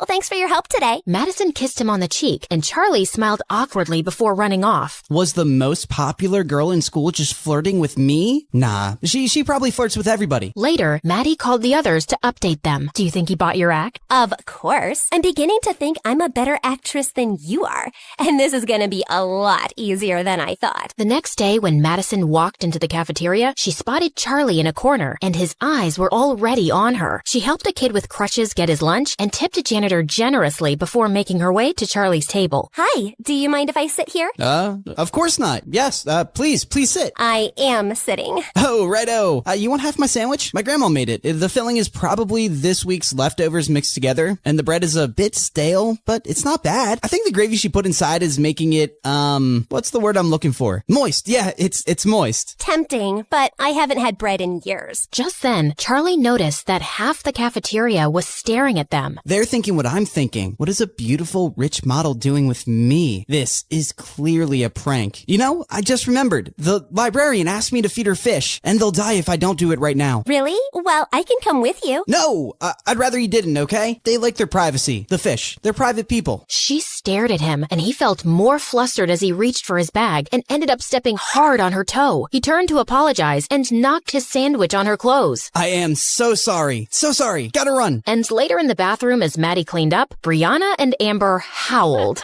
Will you two stop laughing? He had to feed the librarian's fish? Girl, that is the lamest thing I have ever heard. He couldn't get away fast enough. Oh, that was so funny too. My grandma made me this gravy sandwich. Yeah, right. His grandma came back from the dead to make him a sandwich. Maybe his grandma is just alive? But both my grandmas are dead. Aren't everyone's grandmas dead? Oh my God, focus! He seemed smitten with me when I took those gross kids to the movies. Why is he running away from me now? Maybe I just make him really nervous. Or maybe he isn't stupid and he's not buying your sudden interest in him. Well, you're in the same class with him. Do something. I'll get the teacher to make me his lab partner tomorrow. Let's see what I can pull off. Charlie just wanted some peace, but the universe literally said no when he got paired up in the lab with Brianna. Are we really gonna open up that frog? There's no way I'm touching that thing. Charlie ignored her and started doing it himself. Oh my God, look at those intestines. Ew, I'm gonna throw up. Why don't you just stop looking at the frog? It's not like you're helping me. Yeah, that sounds good. Anyway, I have to talk to you about something. I think Madison's really into you. Don't ask me why. The heart wants what it wants. So, I was wondering, what do you think about her? Brianna, I don't know what you girls are up to, but I don't have time for this. I'm just here to study hard so I can get into a good college, and Madison can literally have any guy. What do girls like you want with a poor nobody like me? Wow, you just made us sound so arrogant and judgmental, but you've basically written us off without even knowing us. Look, I didn't mean... Yeah, you did. You think girls like us wouldn't like a poor guy since we're shallow, right? And yeah, Maddie could have any guy, but maybe she saw something different in you. Trust me, if it was fancy things we wanted, we don't need a guy for that. Charlie felt unsure. Maddie is beautiful, and she seemed sweet. Maybe I misjudged her. So, how'd it go? Brilliantly. I think I've convinced him a bit that you're genuinely into him. We've got to keep the ball rolling. Let's find out more about Charlie's personal life. Madison hired a private investigator and found out that Charlie lived with his grandma. She also found out that he worked in a small club as a DJ on weekends. We know where we're going tonight. Oh, please say Tokyo. I've been craving sushi for weeks. No, to this nightclub, silly. But I'll take you for sushi anywhere after the success of Project Plaything. Later, when the Barbie angels walked into the small club, all eyes turned to them, and Charlie was just as surprised. This really wasn't their kind of place. Once he sees my heart-stopping dance moves, he'll be following me around like a lovesick puppy. The girls moved to the dance floor and had everyone's attention. As the song ended, Madison walked over to Charlie. The music here is amazing. You're really talented. Gee, thanks. Listen, Madison, I've been avoiding you, but I want to say I'm sorry. For that day in the cafeteria, I was such an idiot. I'll forgive you if you dance with me. Oh no, there's a reason why I'm in charge of the music. Those who can't do, teach. Those who can't dance, DJ. Come on, it can't be that bad. Just put a song on and join me. No, really. Just then, Maddie lost her balance a little and her drink fell all over the music dashboard. 2 seconds later, it stopped working. Oh my God, what did you do? It was an accident. The system's fried. The club owner's gonna fire me. You came in here just for your fun and games, but this is serious business for me, Madison. Thanks for nothing. Charlie instantly felt awful as he realized everybody was staring at them, and Madison stood frozen in her spot. Then she burst into tears and ran out. Amber and Brianna ran after Madison to her car, where she lost it. Who the heck does he think he is? You're not crying? Of course not. And it took all my willpower to not claw his eyes out. How dare he humiliate me like that? Oh, once he falls in love with me, I'm gonna squish him like a bug. That was brilliant. Now he's gonna feel terrible because you didn't even lash out at him. And he'll think you're the sweetest angel on earth. Oh, I underestimated you, Maddie. You're the worst. I am the worst. And when I'm done with him, he's gonna wish he was dead. Charlie just couldn't face Madison in school the next day. And after a lot of begging, he finally managed to get her number from Brianna. Little did he know, the girls had decided that Brianna would be the one to talk to him, pretending to be Maddie, because she was the smoothest talker. Charlie felt super nervous as he called her that night. Hello? Hello? Hi. Hello. Hello. Hi. Madison? It's me. Charlie. What do you want? Listen, before you hang up, please don't hang up. I'm really, really sorry. I just lost it and you didn't deserve that. And you didn't even scream at me or hit me, which you should have. You still can. Charlie, I get it. You freaked out. I hope you didn't get fired. I did. But it's okay. I'll find another gig. I'm sorry. Are you for real? Don't say sorry to me. Do you think we could just start over? Yeah, I'd like that. Hi, I'm Charlie. Nerd by day, DJ by night, and I get free popcorn once a month at the cinema. You go. I'm Madison, and I'm a famous model. Also, I've been on a diet since forever, so I don't remember what popcorn tastes like anymore. That's the saddest thing I've ever heard. The two ended up talking and laughing for hours, and she kept surprising him. She was funny, well-read, and had great taste in music. It was 4 a.m. when they finally said goodnight. I can't remember the last time I had such a good conversation with someone. The next day, Brianna updated Maddie on everything they'd talked about, but she didn't see Charlie in her biology class. The girls hadn't seen him at recess either. So Brianna sent him a text as Maddie, and he replied, Grandma broke her hip this morning. I'm at the hospital. If you really want to seal the deal with Charlie, you should go see his grandma. Ew, I hate old people with their wrinkly skins and their weird smell. Come on, they're cute. Just be nice to her. Charlie will love it. Should I really interact with her? I don't think I could be nice to an old woman. Brianna then thought of a better idea. After 3 days, Charlie's grandma was discharged, but he had one problem, the hospital bill. He decided to talk to the hospital staff about paying in installments, but then they told him that someone had already settled it. What? Who? The person had chosen to be anonymous, but Charlie insisted so much that the staff revealed the sender's identity, Madison. Why did you do it, Madison? What do you mean? You paid my grandmom's hospital medical bill and tried to hide it. Why? Because I knew you wouldn't accept money if I offered it to you, and I made you lose your gig. It's the least I could do. I care about you, Charlie. You can have any guy you want, Maddie. Why me? Well, I've dated enough guys from my circle to know they're not very nice people. They're mostly after my money or fame or my parents' influence, and you don't care about any of that. You're like a breath of fresh air. But if you don't feel the same way, I won't hold it against you. Charlie was about to reply when his grandma called him, but he couldn't stop thinking about Maddie. What she did for me is amazing, but I feel scared about falling for someone like her. Charlie hadn't come back to school for a week, but he and Brianna had been exchanging texts, as Maddie, of course. She was laughing at a meme he'd just sent when she found Elijah by her locker. Ugh, why is he back? Just read something funny? Tell me, babe. I love a good joke. Excuse me? You were just laughing at your phone? I hope it's a joke and not a boy whose butt I have to kick. What are you, my dad? Because you're definitely not my boyfriend. Stay out of my business and don't call me babe again. I've forgiven you for the last tantrum, Bree. Now tell me where you'd like to have our next date. How do I spell this out for you? There won't be a next... Brianna, is this guy bothering you? Charlie, you're back. No. We're done here. Who's this loser? Did you wander here by mistake from some homeless shelter? Just leave him alone, Elijah. Charlie turned around to see Maddie, and his heart skipped a beat. What happened while I was gone? Since when did you girls start mingling with nobodies like him? Suddenly, Charlie walked over to Maddie, and he pulled her close. There you are. I've been looking for you everywhere. I've missed you. And then he kissed her on the lips, and Brianna was even more surprised than Maddie at Charlie's move. Elijah gritted his teeth and walked away. Wow. What was that about? I've been wanting to say it the whole week, but not on the phone. I do feel the same way. I care about you too, Maddie, a lot. Madison hugged him and smirked at Brianna. Once everyone knew that Maddie and Charlie were dating, his life in school took a 360-degree turn. People stopped to smile at him, say hello, crack jokes. Why does it feel like even the teachers are nicer to me? The other two Barbie angels welcomed him into their gang, and being with Madison was a dream. They went on long walks, watched sunset, ate ice cream, and kissed on top of a Ferris wheel. But later that night, Brianna and Amber cringed hearing Maddie throw up. Is Charlie trying to kill me? That gross ice cream at the amusement park made me sick, and my feet hurt from the long walks. And what is so fascinating about freaking sunsets? I think it's sweet. Yeah, 'cause you're not the one suffering. But there is one thing about Charlie. He sure can kiss. Makes you feel like you're the only girl in the world. Ugh, please, spare us the makeout details. Okay.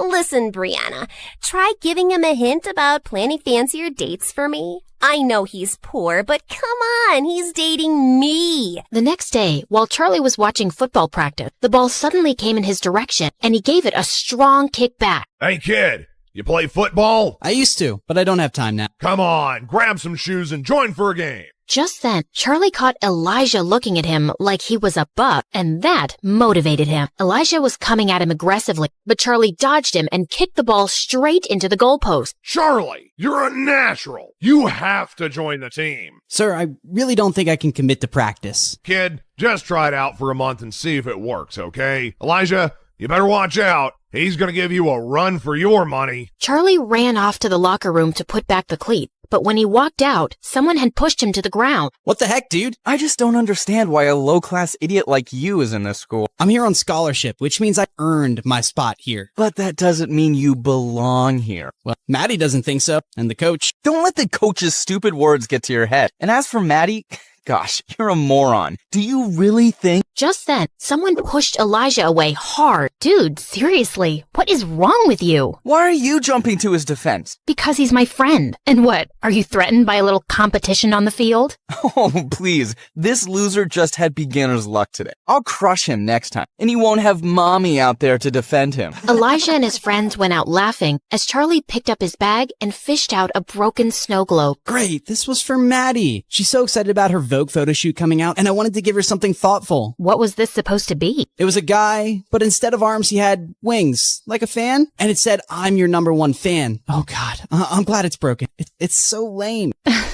No, it's cute. Yeah, maybe you could do something a little extra. Rent a car, get some flowers, go out for a nice dinner. Girls like being pampered. Wow, yeah, that sounds nice. Thanks, Brianna. Also for saving my butt. Also for calling me your friend. You're welcome.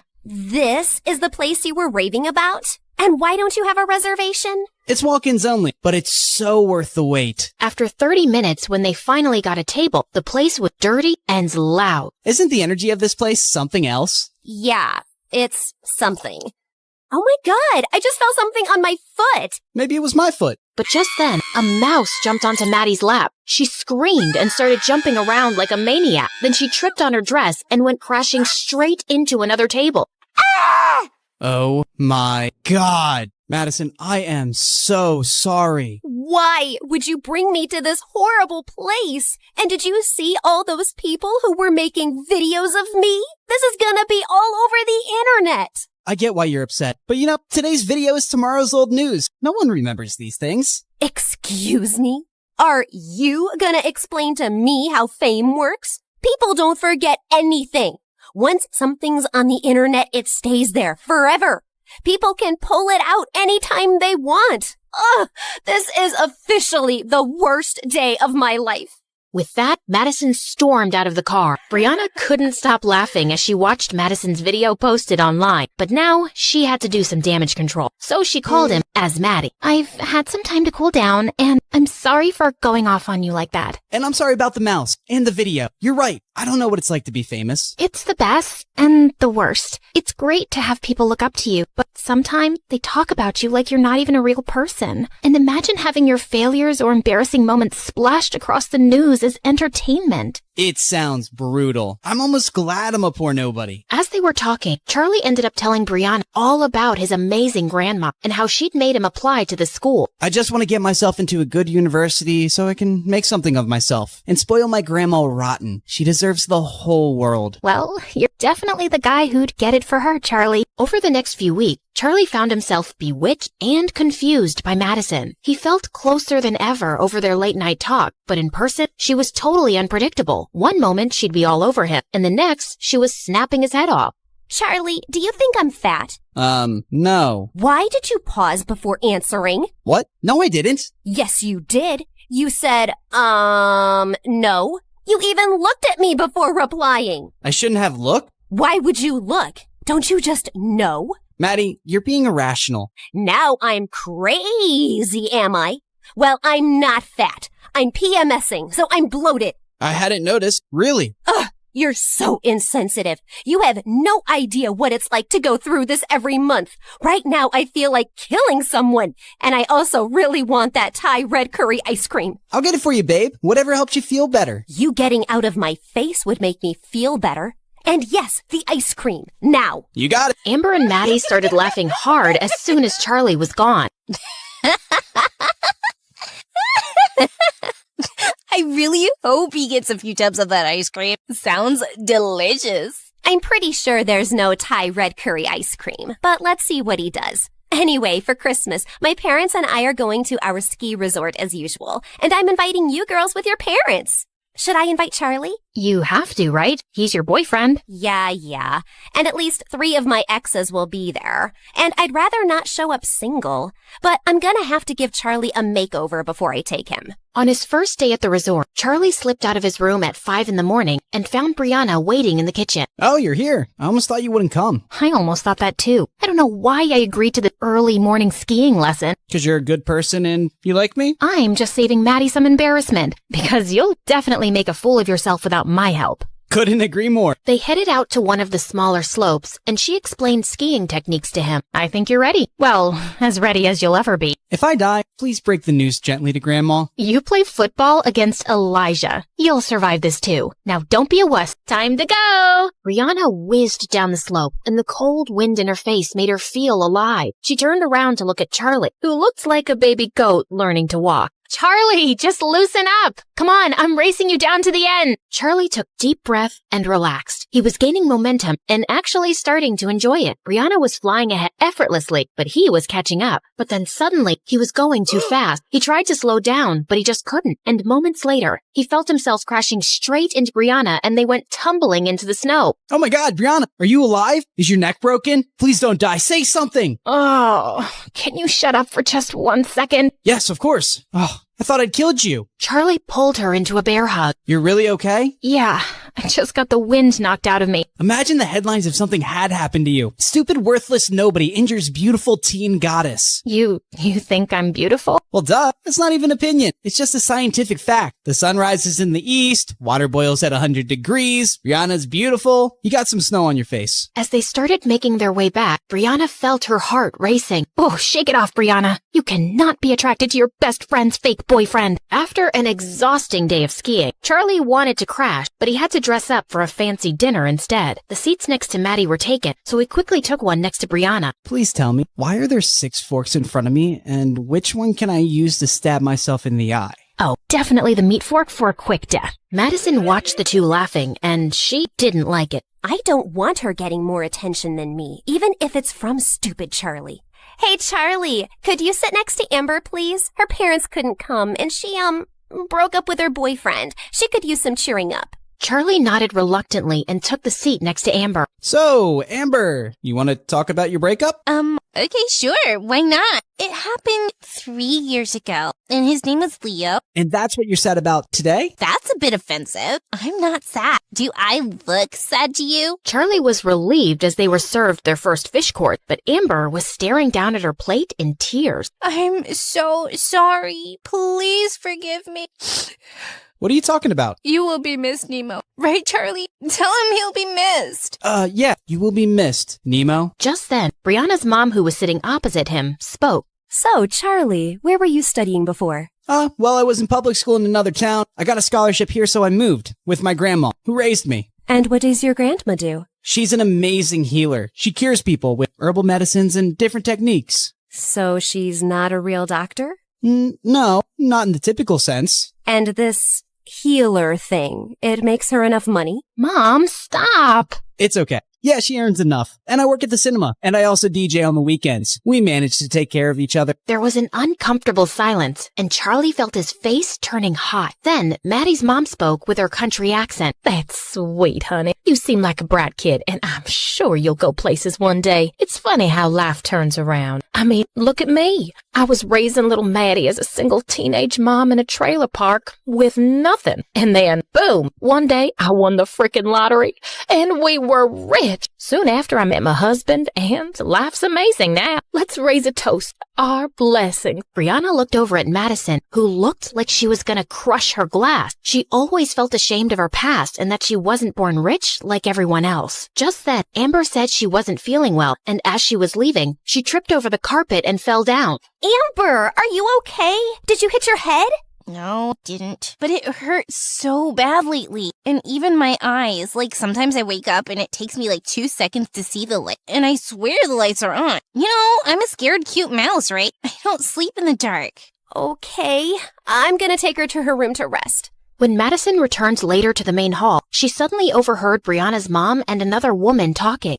That woman sure loves to tell her trailer park story. She's been rich for years now, but she still sounds so trashy. Money can't buy class. And now look at Madison's choice of boyfriend. I mean, he's sweet, but no amount of designer clothes can hide where you really come from. Madison's ear burned as she stormed off and ran straight into Charlie in the hallway. Hey, I was looking for you. How's Amber? Why did you say all that nonsense at dinner? What? Oh, I'm on scholarship, and I work at the cinema, and my granny does voodoo. It's not voodoo. And why would I hide all that? It doesn't embarrass me. And even your mom was poor, and she's not ashamed of it. Well, she should be. I don't know why she keeps telling that story so proudly. No one respects her for it, and I don't want to be reminded of the cheap start of my life. She said all that stuff because of you. I've been trying to please you all day, Maddie, but I'm really tired now. I hate skiing, these clothes are pretentious, and I don't like talking about my grandma like that. Charlie stormed off to his room, packed his thing, and called a cab. Charlie didn't speak to Maddie for a few days, but he gave in after all her apologies. I'm really sorry, okay? I just wanted my stepdad to like you, and he is a bit difficult. But I shouldn't have asked you to act differently. I like you, just as you are. Well, if you really want to make it up, you'll have to spend more time with my family now. Of course. I volunteer at the community center for old people and take Grandma there every Saturday. You should come. Can't wait. Madison had begged Brianna and Amber to accompany her. Eek! Oh, this place smells like disease and something rotten. Shut up, Maddie, and just act normal. After they'd all met, Charlie asked Maddie to help him set up a game of musical chairs while Brianna joined his grandma. I'm so glad to meet you, girl. Charlie was certain he wouldn't make any friends at his new school. You've raised a pretty nice guy. Oh, trust me, I didn't do much. That kid was born with a heart of gold. Once when he was 8, he came home saying he'd lost his bicycle somewhere, and I was so mad. Well, a week later, I found him 3 streets down, teaching a little girl how to ride the bicycle. He told me that she'd lost her brother recently, and the cycle made her happy. She needed it more than he did. That's what he said. Hey, he's always been special. Later that night, Brianna's heart felt heavy when she got Charlie's text. Thanks for today, Maddie. It meant the world to me, and I love you. I love you too, Charlie. The next day, when Brianna showed Maddie the text, she was ecstatic. Finally, the 3 golden words. It's time for phase 3 of Project Plaything. Dump his sorry butt. Yay! Then sushi in Tokyo. But Maddie, he really cares about you, and dumping him out of the blue feels cruel. Can't we think of an easier way to let him down? But this was always the plan. Are we supposed to care about his feelings now? Well, yeah, we've gotten to know him, and I just think he would take this really hard. You know what? You're right. He is a bit oversensitive. Maybe I can be really difficult the next few weeks, and then he'll just get sick of me and be happy to break up. That sounds better. Thanks. After Brianna walked away, Madison turned to Amber. Who does she suddenly think she is, Mother Teresa? I'm tired of Charlie, and I want to pay him back for the times he was rude to me. I have the perfect plan to dump that loser. But don't say anything to Brianna, okay? Oh, I love it when we have secrets. Just the 2 of us. 3 days later, it was Madison's birthday, and she was having a big party in a dance club with Charlie as DJ. Then suddenly, she climbed onto a table with a mic. May I have everyone's attention, please? I have something to say to our resident DJ. Everyone fell silent, and Brianna suddenly had a horrible feeling. As you all know, I've turned 17 today, and I just want to start this year fresh. So Charlie, I'll start with you, 'cause I just can't fake things anymore. You are just a game to me, okay? To us. I got bored, so my girls and I decided to make you fall in love with me as a challenge. Actually, Brianna was the one who brought you to my attention. It's been fun messing around with you, but it's just made me realize that dating below my league isn't for me. I don't relate to you and your third world problems, dude. But thanks for a few fun weeks. And I'm sure you'll find a nice average girl soon. Ciao. Charlie just stared at her, frozen in his place. Joke, right? This doesn't make any sense. He suddenly looked over at Brianna, who looked pale. His head started spinning. Need to get out of here. He threw his headphones aside and started running, but then he tripped and crashed to the floor. Suddenly, Brianna was by his side, helping him up, but he pushed her away. Madison and Amber were laughing like hyenas, and then someone put on a song, and they all started dancing again. Brianna marched over Madison and pulled her aside. How could you do this, Maddie? You said you'd let him down easy. No, Bree. I said I'd crush him like a bug once he fell for me. And you thought I was brilliant then. What changed? What changed is that we found out he's a really nice guy. He didn't deserve that. Not my problem. I wasn't gonna keep dating him just because you suddenly decided to become a humanitarian. Now, please don't create a scene at my party. Tears stung Brianna's eyes. She remembered Charlie's heartbroken faith, and she left immediately. Brianna didn't know how she was going to face Charlie in school the next day, but he didn't show up. He wouldn't reply to any text or call, and he didn't come the entire week. Yes! I checked, and my private plane is free this weekend. They're going to Tokyo, ladies. What? Why? Well, Project Plaything is successfully over, and I promised Anne I'd take her for sushi. Remember? Right. Well, consider me out of this plan. Brianna walked off, and a smirk spread across Madison's face. You thinking what I'm thinking, Amber? If you're thinking about what being by a butterfly feels like, then yeah. No, I mean about Brianna. Why do you think she isn't in any mood to celebrate with us? Maybe she's racist and doesn't like sushi. Or maybe she's in love with that trashy Charlie. Ew, who likes trash? Looks like our Bree does. Imagine crushing on someone with that social status. You know, maybe you're right. When we were at the resort, I saw those 2 sneaking out at 5 morning. I had a headache and I went down to lift some gummy bears. They always make me feel better. Maybe Charlie loves her too. Of course he doesn't. He fell for me, not her. She's pathetic for wanting him. That evening, Brianna went to the cinema, and she was relieved to find Charlie counter. She walked in, her heart pounding. Hey, Charlie. He looked up at her coldly. Can we talk? Do you comment? He walked out from behind the counter and went outside, and Brianna followed. How dare you show up at my workplace and force me to talk to you? I just need a chance to explain and apologize, please. I know how you must feel. How could you possibly know that when you're heartless? How evil are you, and how empty are your lives that you decided to hurt someone just for fun? Charlie, you're right. It was cruel. Not only did the girl that I thought I loved completely humiliated me, I also find out that the person who acted like my friend is a snake. Don't say that, please. I thought you'd listen. Why? Because I'm a nice guy, so you thought you'd feel better after treating me like dirt? And why are you here apologizing now? I know I was a part of the whole thing, but then I got to know you, and I didn't want to do it anymore, especially after all those late-night calls. That was you? So I never talked to Madison on the phone? No, that was all me. And you and I, we have some connection. What are you talking about? I don't even know you. Just leave me alone. I can't take this anymore. Charlie down against the wall with his head buried in his arms. Just then, his colleague came running out. He's been having a very hard time. Please, don't make it worse. Just go. Brianna turned and ran away, her heart about to burst. On Monday, Brianna was sitting on the bleachers during football practice when she saw Charlie walk onto the field. Oh, thank God, he's back. Hey, kid, where have you been all week? I had a family emergency, and I'm quitting the team, sir. No, Charlie! You're so talented! I'm sorry, but I have a scholarship to maintain, and it's all I can film right now. Thank you for giving me an opportunity, though. I was expecting to run off like a scatty little cat soon enough. No trash talk, Elijah. All right, let's take a break, everyone. Just then, Madison and Amber came and sat on the bleachers, and Charlie made eye contact with Maddie for a few seconds, then walked off. Wow, he really looks heartbroken over me. And to me, or does Charlie look kinda hot with that broody cold face? He was just too nice before, like a puppy. Looked like a loser before, looks like a loser now. I just knew you couldn't be dating him for real.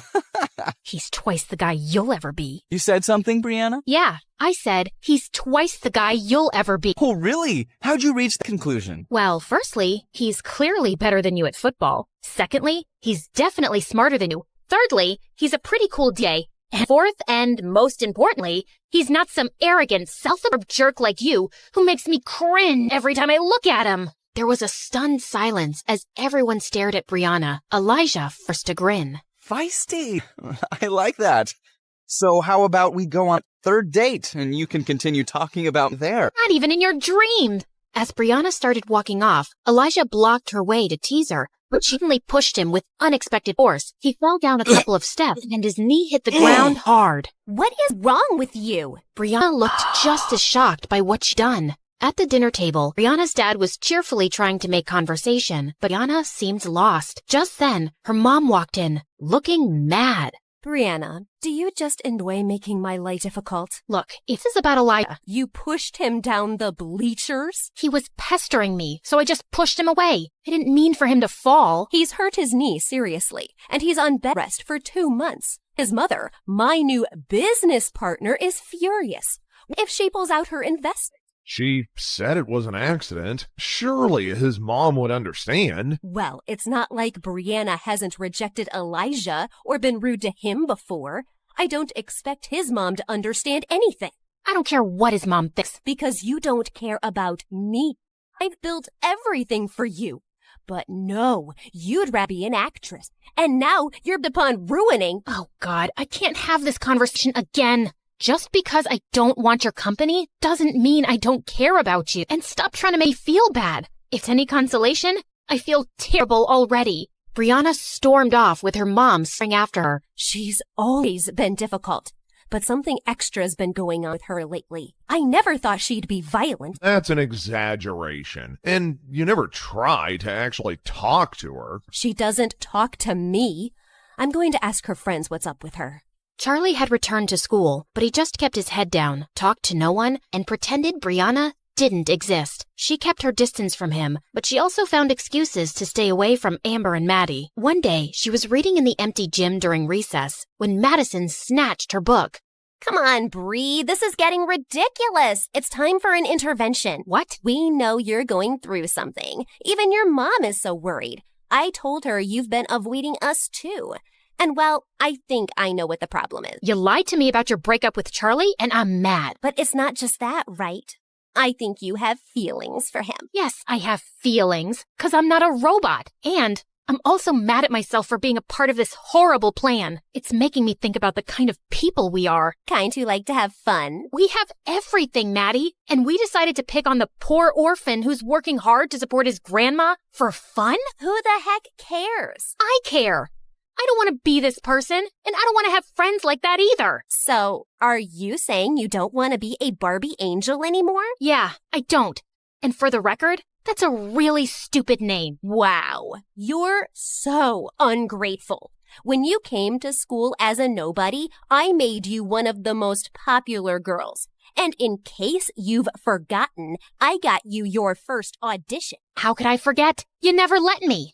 Yes, you got me the audition. But I got the role because of my talent, and it's not a good enough reason for me to follow you and do whatever you say anymore. We're done. Oh, if you think. Just then, Amber fell to the floor with a thud.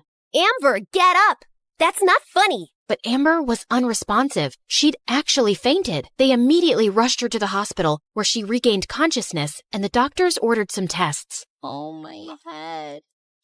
It feels like there are 1,000 cactuses inside. You're gonna be okay. Just go, Brianna. It's not like you care. You made her faint by stressing her out. You were the one shouting at me. Please, both of you, shut up. All of Amber's tests turned out clear. Her parents even sent her reports to the best doctors around the world, but no one could figure out her problem. Meanwhile, her headaches and fainting spells continued. But one day, Brianna's mom brought up something unexpected while visiting Amber. Someone at work had a back problem, and she swears this healer fixed her after the doctors gave up.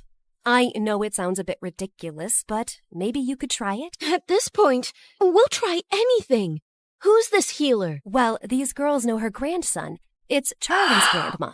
Amber's parents went over to Charlie's house, and they were told she can't see them. What did you expect? She hates us, of course. Why is she making this personal? Why won't she help someone if she can? Look, maybe if we go in there and convince her how sorry we are, she might listen. Fine. The three girls went over to Charlie's place one evening, and to their dismay, Charlie opened the door. What are you doing here? Don't flatter yourself. We're not here for you.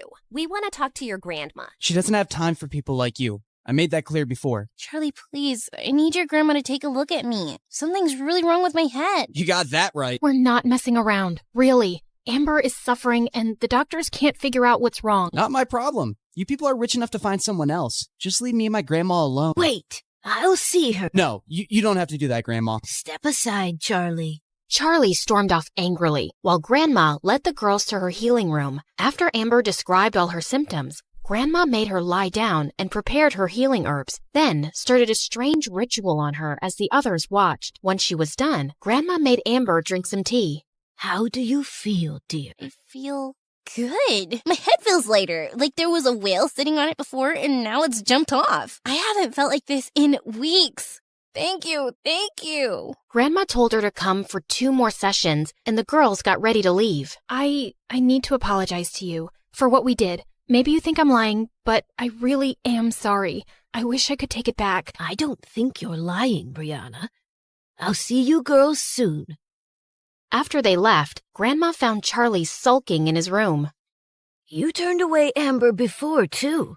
I wasn't expecting this from you, Charlie. Why does everyone keep expecting me to be an angel? You know what they did. They're awful. But it's my duty to heal people, whether they're awful or not.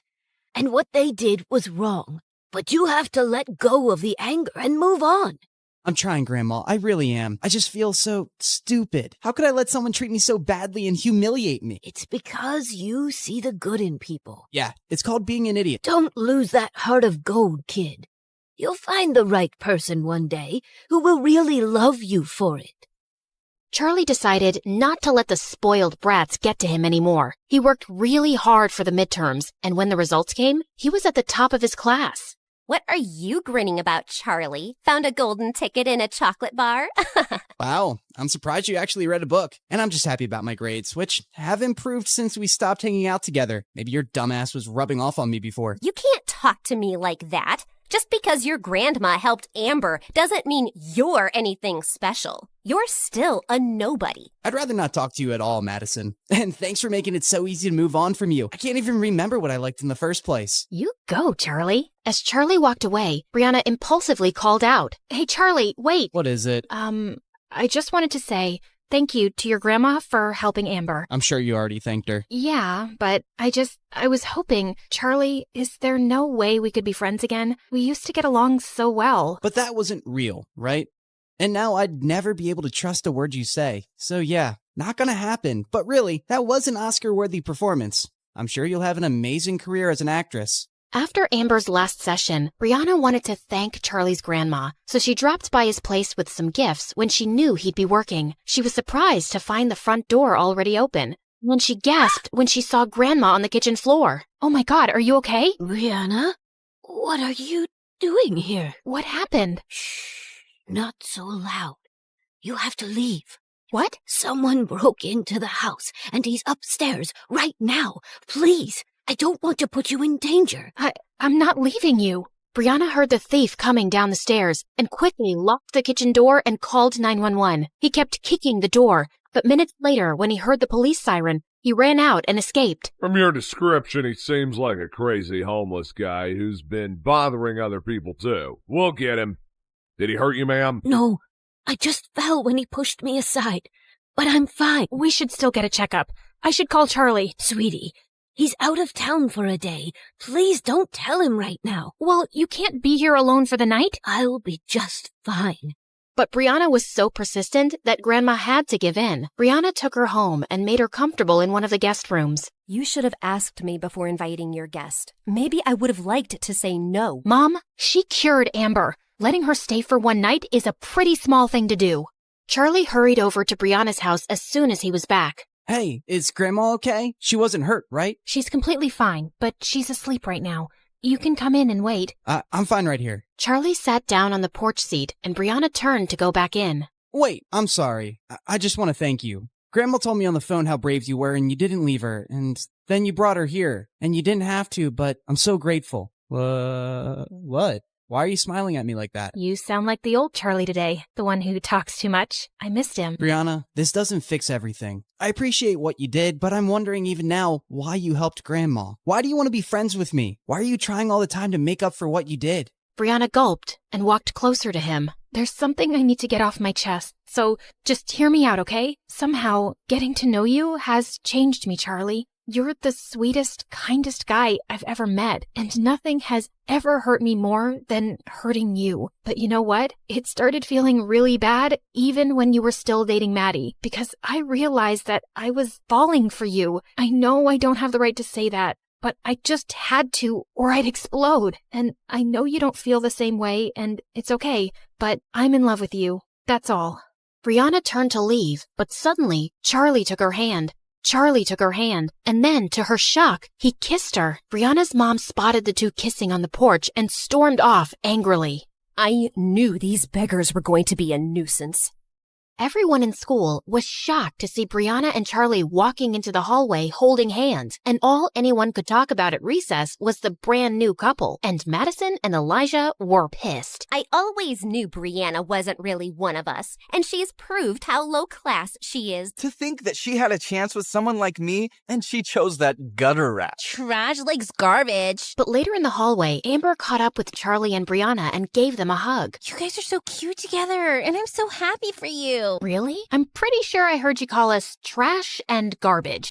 That's just an act from Maddie. You know how she gets? But I always knew you'd end up together. I have an eighth sense about these things, like an octopus. Just then, Elijah and Maddie walked into the hallway, and Amber jumped back. Ew, it hurts my face to look at you two. When I become president one day, I will ban scholarships for poor people in rich schools. She winked at them as she walked off, and Charlie and Brianna couldn't help laughing. A few days later, Brianna and Charlie were hanging out in their favorite park, and Charlie could see Brianna seemed distracted. Brianna, don't freak out, but there's a giant tarantula next to your head. Yeah, sounds cool. Wait, what did you say?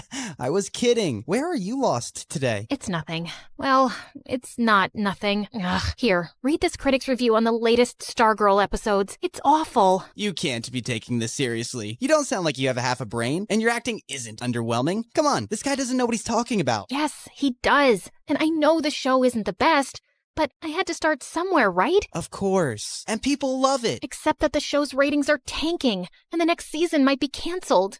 Maybe Mom was right all along, and I'm just kidding myself with this acting business. No, you're brave to pursue your dream, and you're lucky you get to do that without worrying about money. Don't give up on it. Well, there is something I've been thinking about to boost ratings. Don't judge me, okay? I have this doctor who I could pay to make fake medical records and say I have a serious disease. People would feel a lot of sympathy for a young, suffering actress, and it would jump up the views. It's a reality show, so you'd act like you're sick? Yeah, just to spice things up. All reality shows do stuff like that. How much would this cost? Like $200,000? Wow, okay, so you'd really just spend so much money on that? You're judging me, aren't you? I didn't say anything. He lay back down and fell quiet, and Brianna looked over at him. If you had $200,000 right now, what would you do with it? You know, when I was away some weeks ago, I went back to my hometown to meet an old friend. Well, we've been working on an app together. I think we have a really good idea, so yeah, I'd invest in that. Then that's what I'll be doing with my $200,000. What? No, I wasn't asking for money, Brianna. I don't want charity. It's a loan. You said the app is promising. I'm sure you'll be able to pay me back. Do you really mean that? Please, you're saving me from spending it on something stupid. I really mean it. Charlie stared at her, then let out an excited whoop and hugged her as she laughed. A few days later, Charlie walked into the boys' locker room to find the coach and Elijah sitting on a bench looking pale. Coach, you called me? Charlie, I know this is a lot to ask, but we have the season's biggest game next week, and Elijah still can't play. He's hurt himself in practice, and we need a captain.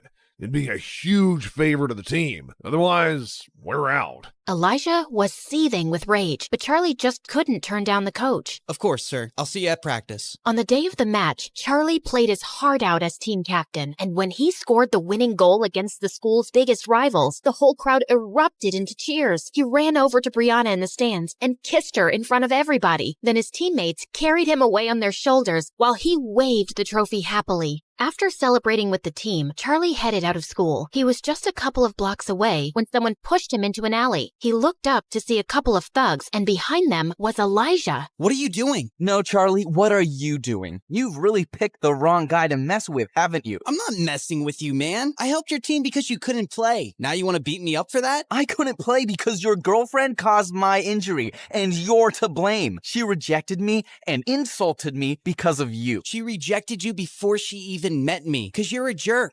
You little weasel. You might be flying high right now, but I've been trying to warn you, you don't belong here. What makes you think Brianna is so different suddenly? How can you be sure she isn't making a fool of you again? I'm sure. Now back off. I'm the school's hero right now. I don't think you want to mess with me. Elijah looked ready to punch him, but some kids passed by the alley just then, and he stepped away. This isn't over. 2 days later, the school was holding its annual spring dance, and Brianna walked into the gym looking for Charlie, who had said he'd meet her there. She saw Maddie, Amber, and Elijah glaring at her from a corner, then turned away to spot Charlie talking to someone. Hey, there you are. You look good. She leaned in to kiss him, but he gently pushed her away. We need to talk. I can't delay it any longer. Okay, you sound serious. What is it? Brianna, I'm breaking up with you. What? Haha, very funny. Do I look like I'm joking? Charlie, come on, what are you doing? I said I'm breaking up with you. I don't understand. Can we please? Are you really as dumb as everyone says? I thought you were the smartest of the Barbie angels. Did you really think I was in love with you? No, Brianna, I was just playing your game. When you told me how you were desperately in love with me, I saw it as the perfect chance to take revenge. I decided to make you believe I loved you too, and then dump you publicly just like you girls did.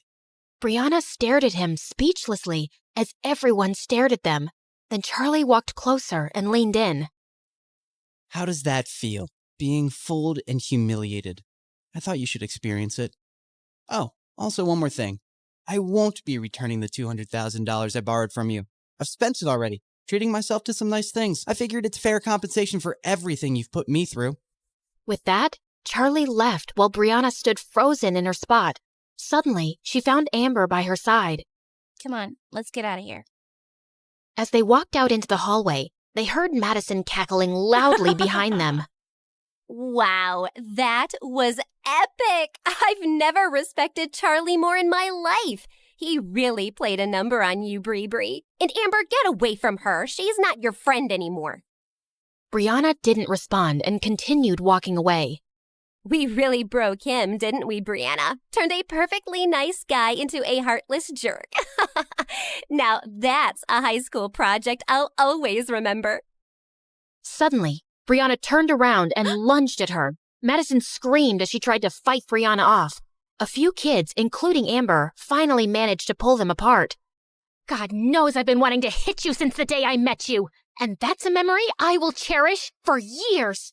Brianna turned away and ran out, breaking out into sobs. Brianna refused to go to school and just stayed in bed for days, feeling completely miserable. One morning, a maid brought her a letter. It was from Charlie. She anxiously ripped it open, and the check she'd given him for $200,000 fell out. He didn't even use it. He was just teasing me. I really don't get this jerk. He's completely messed me up. She buried her head in her arms and started to cry, but then she stopped and picked up the check. I don't care what Charlie thinks of me. I'm going to use this to save my show. She jumped out of bed, stuffed the check in her bag, and put on her coat. A few days later, Charlie and Grandma were watching the local news on TV when suddenly Brianna's face appeared on the screen with the headline saying, "Young TV star diagnosed with Crohn's disease." Charlie stared in shock, then his face darkened. Poor girl. That's terrible news. Charlie, I don't know what happened between you two, but I think we should go see her. She's lying. What do you mean? She's not sick, Grandma. This is all an act to get ratings and views for her show. What? No, she wouldn't do that. Why do you have to assume the worst about people lately? Because they are the worst. She told me of her plan to do this herself. Well, she must have some reason. Brianna isn't like that. Yes, she is. Why do you need to see the good in everyone, Grandma? Least of all these people. They're awful and shallow, and they think people like us are more worthless than the gum stuck to their shoes. I made a huge mistake convincing you to attend this school. I thought nothing could ever change you, but I was wrong. I hardly recognize you these days, Charlie. Grandma walked out before Charlie could say another word. A few days later, Brianna was told someone had come to see her downstairs. She made sure she looked pale and walked weakly into the lounge to find Elijah sitting next to her mom. What are you doing here? Mom, I told you I feel too sick to have visitors. Brianna, please sit down. This is important. Brianna, we both know you haven't been very nice to me, but I've always cared about you. It just crushed me the way that poor scumbag humiliated you. What do you want, Elijah? Oh, I don't want anything, but I brought you something that will really teach Charlie the lesson he deserves. That day at the spring dance, one of the kids standing close to you made a video. Elijah handed her his phone, and Brianna stared at it in shock to see Charlie caught on camera saying, "How does that feel? Being fooled and humiliated. I thought you should experience it. Oh, also one more thing. I won't be returning the $200,000 I borrowed from you. I've spent it already, treating myself to some nice things. I figured it's fair compensation for everything you've put me through." Brianna, when were you going to tell me about this? If Elijah hadn't shown me this video, I would never have checked your account and known that $200,000 have been withdrawn. How dare he threaten to not return your money? Oh God, how can I tell Mom that Charlie returned the money? If she asked me where I spent it, I can't tell her I used it to bribe the doctor. Brianna, answer me. Has he been making any other threats? No, Mom, he hasn't. Please, I'm just too sick to deal with all this. He'll give it back. Oh, you bet he will. When I sue him, I'll have my lawyer send him a notice today. No! I don't want to do that. Honey, I'm not asking you to be a part of this. You just need to rest. I'll take care of everything. There is no way I'm going to let some good-for-nothing beggar rob us blind. He's treated you very poorly, Brianna. Don't worry, we'll make him pay. Brianna got up and left the room, feeling panicked. When Mom accuses Charlie, he'll rat me out. What if the news gets out and everyone discovers that I faked my illness? My reputation will be ruined for good. Oh God, what have I done? The next night, Charlie found a courier at his door, handing him over a legal notice to appear in court the next morning. It was served by Brianna's mother, accusing him of stealing $200,000. He crumpled the paper and threw it aside, holding his head in his hands. Moments later, he got up and looked at himself in the mirror. I gave her back the money, and she used that to bribe the doctor. But of course she didn't tell her mom, and now she's too scared to tell the truth. So her mom thinks I still have the money and I'm some thief. If I said the truth, Brianna's reputation would be ruined. I won't stand a chance against people like them in court. Why should I suffer anymore because of Brianna? I shouldn't even go. But I will, because I'm in love with her. The next morning in court, Brianna nervously stole glances at Charlie as she sat next to her mom and Elijah. Charlie just sat there blankly, not turning to her once. Would the plaintiff's lawyer please read out the charges made against the defendant? The defendant, Mr. Charlie, is accused of the theft of $200,000 from Miss Brianna. We have submitted video evidence where he admits himself that he has no intention to return money given to him as a loan. The defendant is also accused of bullying and harassing Miss Brianna, causing severe emotional and psychological damage. We have submitted documents of Miss Brianna's recent illness triggered by extreme distress. Objection, Your Honor. Is there any medical evidence to prove that? Your Honor, I know it's not my place to speak, but as a mother, I simply cannot stay silent. My only child has fallen extremely sick after being harassed by him. Her school, her work, her health, everything has been affected by his actions. Her doctors will vouch for it.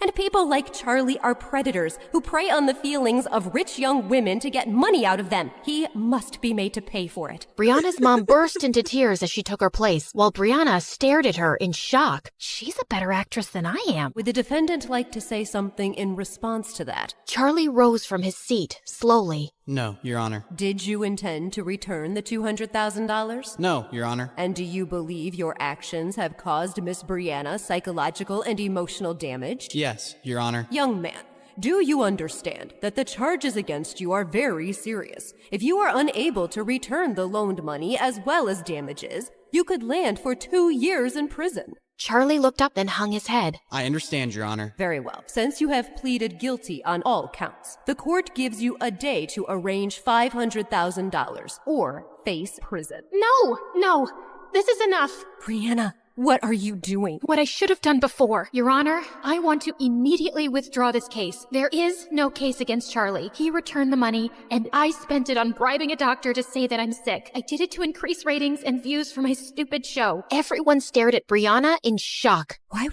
How could you lie to me like this? Because you've made me feel like I'm a failure as an actress, and I just wanted to fix things on my own. I was feeling down, and I wasn't thinking clearly. It was desperate and stupid, and I would have never told you, but this has gone too far. Young lady, you will be fined for wasting the court's time. I understand, Your Honor, and I will pay it, and I am so sorry. Case dismissed. The judge walked out of the courtroom, and Brianna held up a hand to her mom. We'll talk, but not now. Please, just leave me alone, Mom. Just go. Brianna's mom and Elijah stormed off, and soon it was just Charlie and Brianna in the room, and suddenly Brianna pushed him really hard. Oh my God, what is your problem? You! I swear, Charlie, I don't understand you one bit. Yeah, I wouldn't expect someone like you to. If you hate me so much, why were you about to go to freaking jail for me instead of telling the truth? You answered your question yourself, but I'll give you a few minutes to figure it out. I know you're slow. What are you saying? You don't hate me? Charlie just looked at her, and she started to cry. If you don't hate me, Charlie, then why did you break my heart? Because I became a monster, Brianna. I just couldn't get over how you girls used me for entertainment. I was just so consumed by anger and revenge. But after I broke up with you, I realized that hurting someone you love is the worst feeling in the world. I just couldn't expose your secrets and make you look bad, and I'm really sorry for how I've treated you. So am I. I hate the things we've done to each other. Listen, do you think there's any chance that we can start over? No drama, no games, no lies. Because I really love you, Brianna. I know you're way out of my league. I always knew that. And you could find someone else 10 times richer and handsomer, like you deserve to be with some movie star. But I swear I'll try to be cooler and I won't ever hurt you again. And if you let me out... How do I get you to stop talking? I'll even work on that. It's a nervous tick. I'll go to a therapist and... I have a better idea. And with that, Brianna leaned in and kissed him.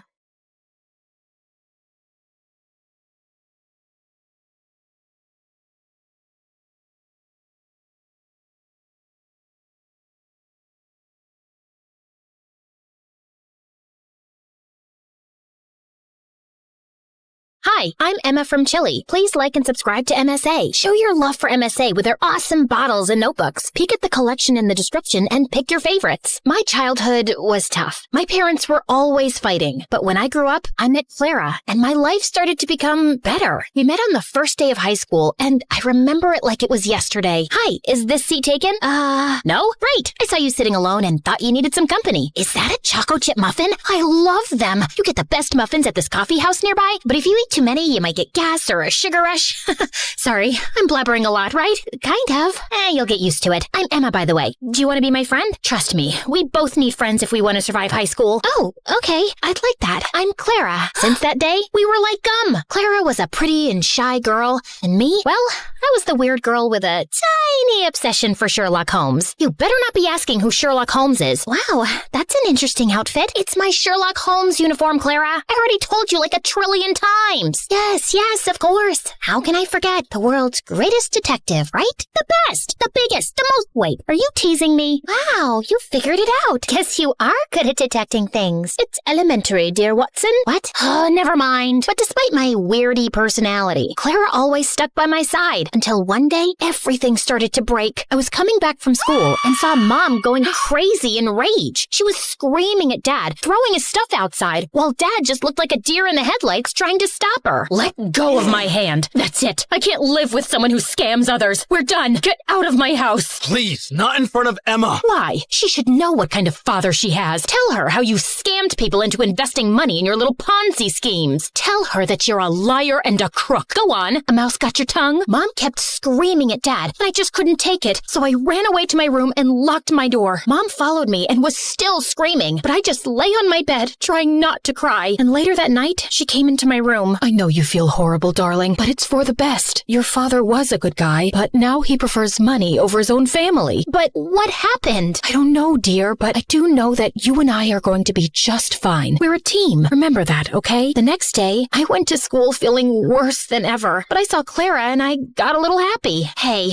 I had the most awful day yesterday. Can we skip classes and talk? I really need to vent. And why do you think I have the time to listen to you whine? Excuse me? Clara started to walk away from me, but I stopped her. No, wait, I don't understand. Did I do anything wrong? We can talk about it. Oh, God, if I have to listen to you talk one more time, I will kill myself. I don't even know how your parents tolerate you. You're so childish and annoying. I can't be around you anymore. But we're best friends. And now we're not. So please don't talk to me again. Clara left, and I felt completely broken. Did she always think of me like that? I tried to talk to Clara between breaks, but she ignored me, and she did so for the rest of the week. I had no other friends, so I just spent my time in the school library reading some Sherlock Holmes. At least the books were loyal. But one day, I was walking to my next class and saw a notebook by the lockers. I opened it out of curiosity, and what I saw blew my mind. The notebook was full of pictures of Clara. Clara going to class, Clara in the gym, Clara walking to her house. What kind of creep would do something like this? I was flipping through the pages when I noticed someone familiar in one of the photographs. It was this guy from our class, Gerardo, and he was holding a camera in a mirror reflection in the photograph. I'd seen Gerardo following Clara around in school, and I always felt that there was something off about him, but Clara would never let me chase him away. And now he was taking her pictures? This guy was a freak, and I had to do something before Clara was in some serious trouble. So I went to the principal and explained everything to her. I can't accuse any student without real proof, Emma. I mean, Gerardo is the official photographer for our yearbook. He could be taking pictures of anything else. But if you feel so strongly about this, I'll tell the teachers to be on the alert, okay? But nothing ever happened. Since telling the principal blew up in my face, I fell back on the one thing that I knew would work. My awesome detective skills. I spent the entire night stalking Gerardo on social media, but it was a dead end. The only possible solution was to confront him. But the next morning when I entered school, I saw Clara walk in with Gerardo looking completely different. Her face was painted with makeup, and her hair was all red. Oh my God, Clara, what happened? Did a radioactive spider bite you or something? What happened to your hair? And what's with the makeup? Can you stop touching her, you freak, and get out of the way? I wasn't talking to you, creepy stalker. Clara, what are you doing with him? Did he torture you? Do you need my help? She doesn't need anything from you, so get lost if you have nothing to say. Clara didn't look at me, so I walked closer to her, ignoring Gerardo's protests, and pulled out the notebook. Clara, this guy is a stalker. He's been taking your pictures since God knows when. Look, he's even in one of these pictures. Can you see that tiny little reflection in the background? Clara ripped the notebook out of my hands and finally looked at me, angry. What part of I don't want to be your friend didn't you understand? I don't care about your little detective games, okay? It's not a game. This guy is creepy and weird, and my boyfriend? He's my boyfriend, okay? Now stop insulting him with your dumb games and get out of my face. Clara stormed off before I could ask any questions, but Gerardo stayed, smiling at me. Thank you for finding my notebook. I was worried about losing my favorite photos of my girlfriend. Listen, I don't know how you brainwashed her, but she's not like that. I didn't do anything to her. I just offered her a quick way to earn money. What did you make her do? Why don't you ask her? He left with a victorious grin on his face. I started to feel really worried about Clara. The next day, after the end of the school day, I was determined to save Clara any way I could. So I decided to follow Gerardo like a shadow. After a while, I saw him slipping through the school back gate and entering a scary dark alley. I hid behind a pillar and saw him wait there. And moments later, a bunch of guys came in on their motorcycles, each scarier than the next. How you feeling about tomorrow, boss? Pretty good. You have the motorcycle I asked for? Yeah, it's in Clara's house. Perfect. I taught Clara everything she needs to know about riding motorcycles, and I've told her to meet us right here tomorrow. I'm telling you, Clara's so ready for this race. She's gonna nail it. And what if she doesn't? Then we train her more till she can. But don't worry, I can feel that money is ours already. Everyone started cheering in celebration, so I got out of there before they saw me. I ran until I found a bench and sat down. Clara was participating in a motorcycle race? Why? I had so many questions, but right now, the only thing on my mind was to save Clara from this dumb race. The plan was simple. I was gonna go to the dark alley after school and wait for Clara to show up, and then I would just grab her arm and run till we were safe. So the next day, I went to the alley extra early and waited for everyone to show up. Everyone, including Gerardo, was around, but Clara was nowhere in sight. Half an hour went by, and when she didn't show up, I decided to leave. But my jacket got caught in one of the boxes, and I fell, and all eyes turned to me. Whoopsie! I was just making sure there was no rats here. I think it's safe to say that this place is officially rat-free. Okay, bye! I turned around to run for my life when suddenly Clara popped in front of me, looking like a raging bull. I thought I asked you to stay away. I just want to help you, Clara. This is too much. I don't know what's happening with you, but I can help. How? You didn't even know your father's a scamster till your mom told you. I know you think you're some great detective and you can help everyone, but no, Emma, you can't. You have to stay away from this. Get that in your thick skull and leave me alone. I know you're saying this to hurt me, and I am hurt, I won't lie. But Clara, this is too dangerous and— Okay, enough. My head's hurting listening to your annoying voice. Lock her up. Wait, Clara tried to protest, but someone dragged me into a room nearby, took off my backpack, threw me in, and shut the door. I could hear Clara almost crying, so I pressed my ear to the door, trying to hear outside. I know she's in trouble, but you can't leave her here. You need to focus right now. We'll come back for her later, I promise. Now get on the motorcycle. You've got a race to win. I tried to scream for help, but I gave up after a while and just sat down on the floor. Ugh, how did I let this happen? I spent hours walking in circles and knocking on the door, but then I suddenly came up with an idea. I'd read in the Sherlock Holmes books how to pick locks with a hairpin, so I took the one I had in my hair and started to try it. Something clicked, and all of a sudden, the door opened. Bullseye! I knew I had it in me. Okay, now focus. I left the alley and started to run without direction, but then I heard sounds of motorcycles. I went down a stone stairway and found a giant tunnel full of motorcycles and people. And Clara! But before I get Clara out of there, I need to do something else. Hello? 911? Come to Keller Street, down the stone stairway, and hurry up. There's an illegal motorcycle street race happening. Can you provide me with your name? There's no time. Hurry up! I hung up and ran down the stairs. All the motorcycles were already lined up, and Clara was on one of them. I could see Gerardo talking to some guy, so I ran to Clara without him seeing me. Come with me. It's impossible to escape from you, right? You can roll your eyes later. Just get off this thing and come. Emma, you don't understand. I found out a week ago that my parents declared bankruptcy, and we might have to move to a homeless shelter. He's a liar. Look at that nose on his face. It's so plastic and fake. You can't trust him. His nose was really crooked. You should have seen— Wow, great story. Let's save it for another time. Now come. Just as Clara stepped down from the motorcycle, we heard police sirens outside. I pulled Clara away before Gerardo or anyone else could frame her. How? Shh, you're a suspect. If anyone asks why you're hiding behind this bush, pretend that you're from a really exotic island, you know? Maybe you're collecting a— Emma, I'm such an idiot. I've ruined everything. My grades, my life, my future, our relationship. Gerardo told me not to talk to you anymore because he wanted me all to himself. Emma, I am so sorry about everything. I just really need my friend right now. Hey, don't worry. I'm not going anywhere. You and your family can stay with us until you guys get back on your feet. Let's just go home and get you cleaned up. I missed you. I missed you too, Emma. Thank you.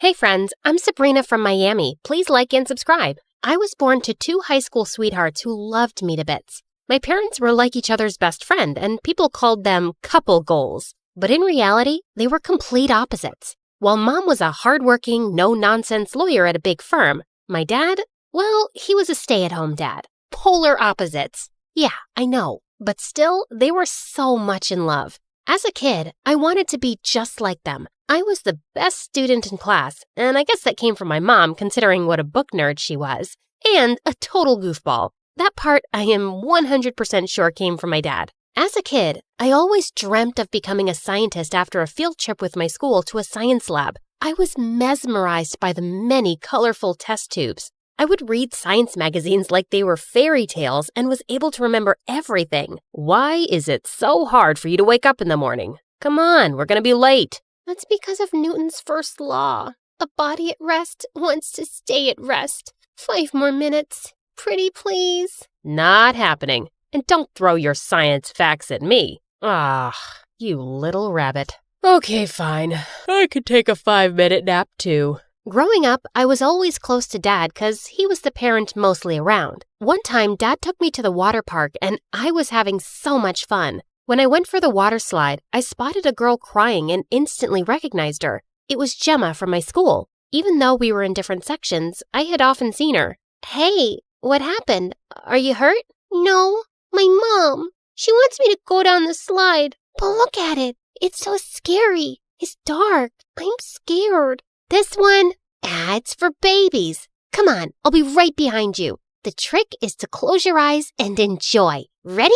Okay, ready. Saying that, I pushed her and then followed her. When we came out on the other side, the look on the girl's face had changed. OMG! It was perfect. Let's do it again. Yay! We had a blast, but our fun was cut short when we heard some people scream and run out of the pool. I turned around and what I saw made me want to hide my face from the world forever. Dad was in the middle of the pool while the water around him was turning blue and all the kids were running out of it. No. That's your dad, right?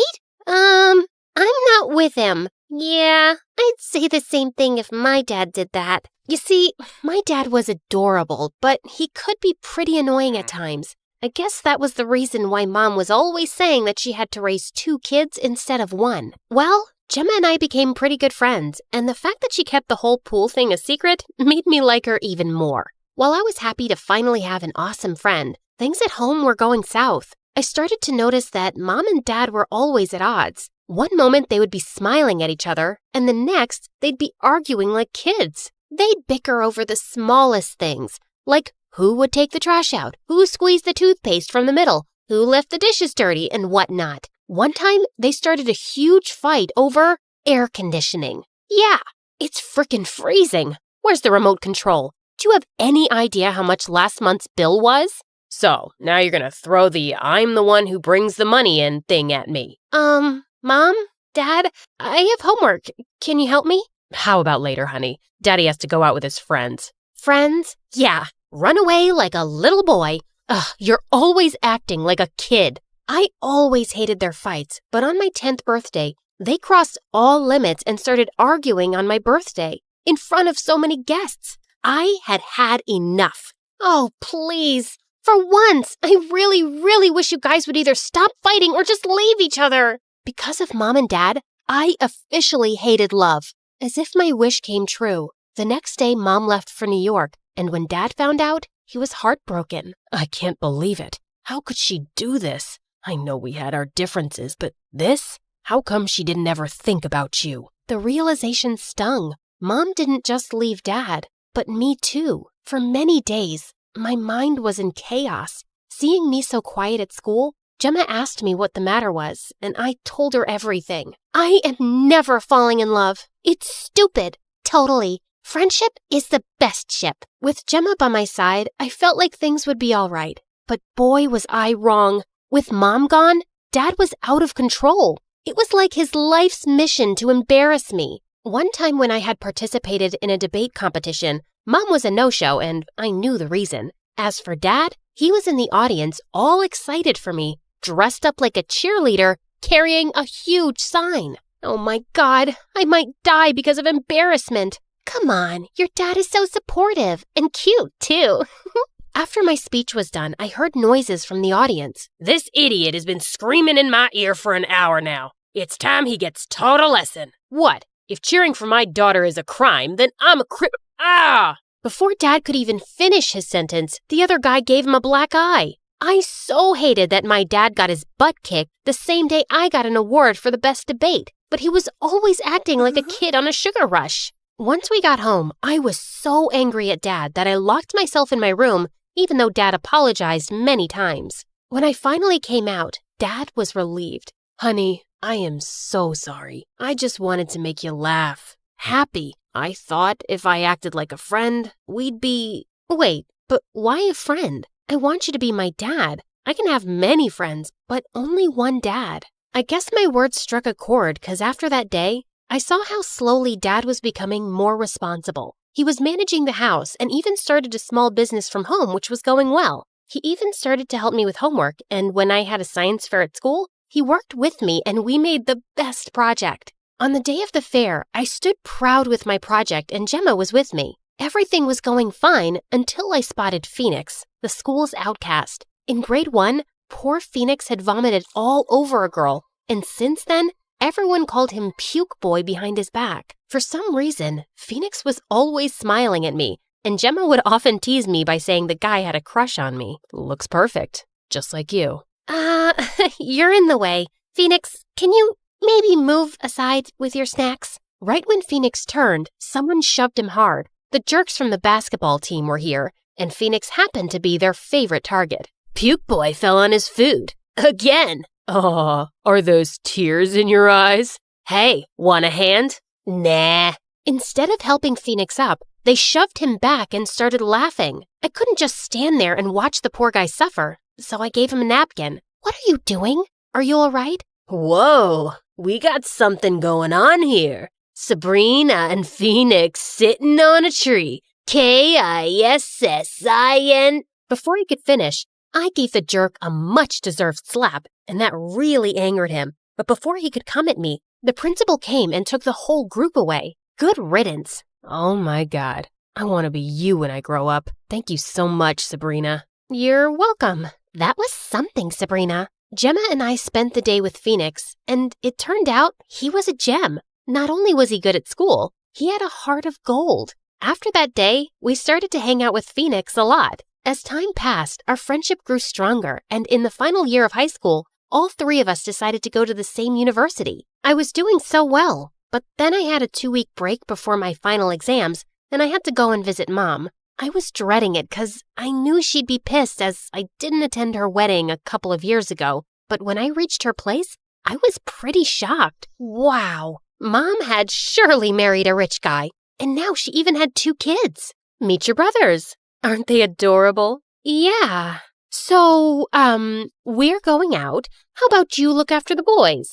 Before I could say anything, Mom and her husband rushed out and I was left to babysit. The entire week went by in a haze, and I realized one thing. Mom had moved on. I knew I should be happy for her, but I felt betrayed. At least I had Dad. But once I was back, I got a surprise at home. Dad was dating again. First, Mom has a new family. Now you're both moving on? Where do I fit in? You are our child. Nothing in the world can ever come between the love we have for you. Yeah, some love. Ugh, but why was I blaming Mom and Dad? I was the one who had wished for them to be apart. The guilt was keeping me awake at night, and to take my mind off it, I poured my heart and soul into my studies and got a scholarship to my favorite university in New York. The best thing was that Gemma and Phoenix were going to be with me, but in different facilities. It was totally worth it considering how we got to meet every single day. Things were going great, and in the 3rd year, I was one of 2 students selected to be part of a research team.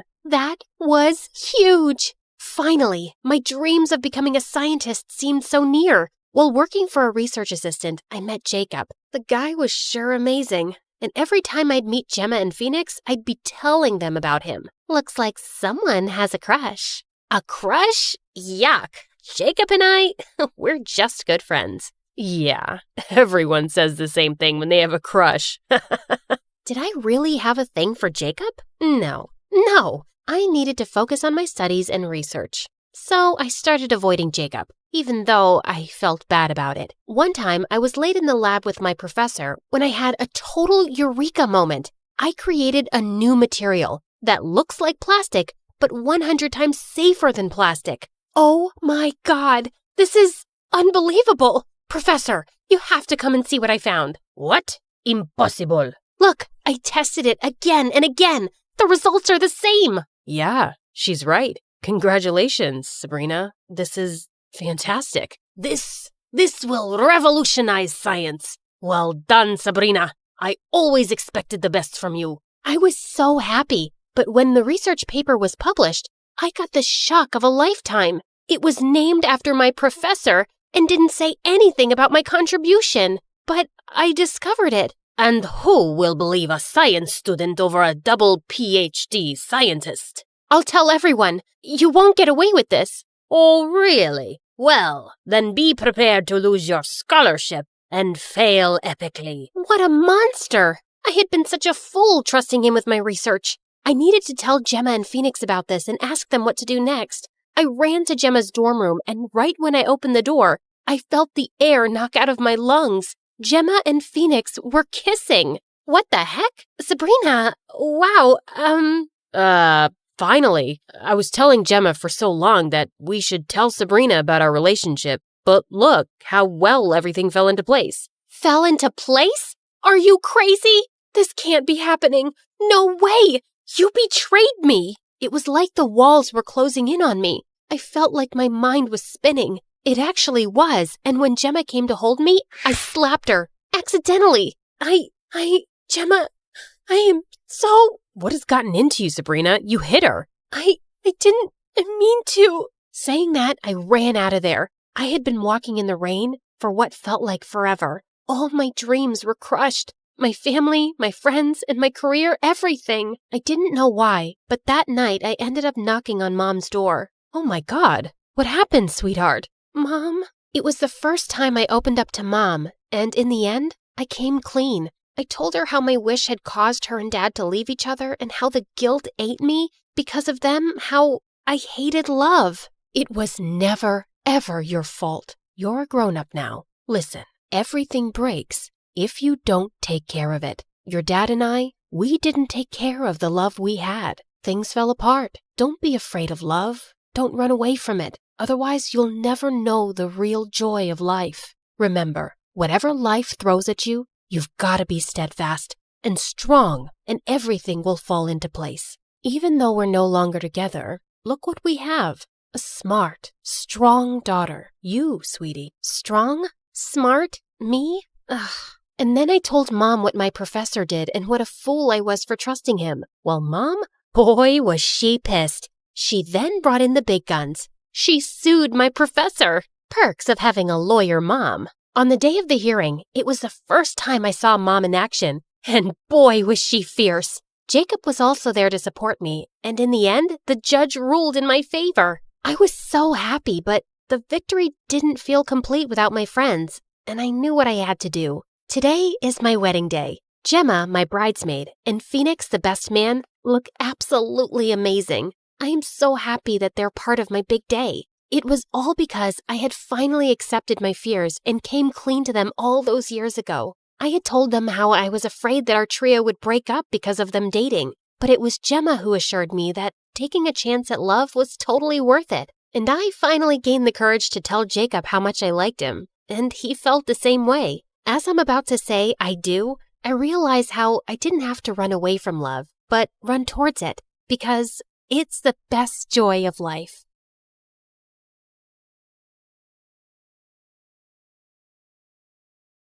Hi, I'm Jessica from Napa Valley, and I have a weird story to tell you today. But first, please like and subscribe, because MSA will give $1,000 to one lucky person in the coming 7 days. I lived in a beautiful house surrounded by trees. I had a good life, but growing up, I didn't get along too well with my family. For starters, my mom was like a 5-year-old trapped in an adult body. All she wanted to do was run around and play. Mom's idea of having fun was a water balloon fight with me and my older brother Dylan, and I found her childish behavior so annoying. I could never study in peace without hearing Mom sing show tunes around the house. Come on, you little bookworm. Let's bake some cupcakes. Don't you know how to have any fun, you nerd?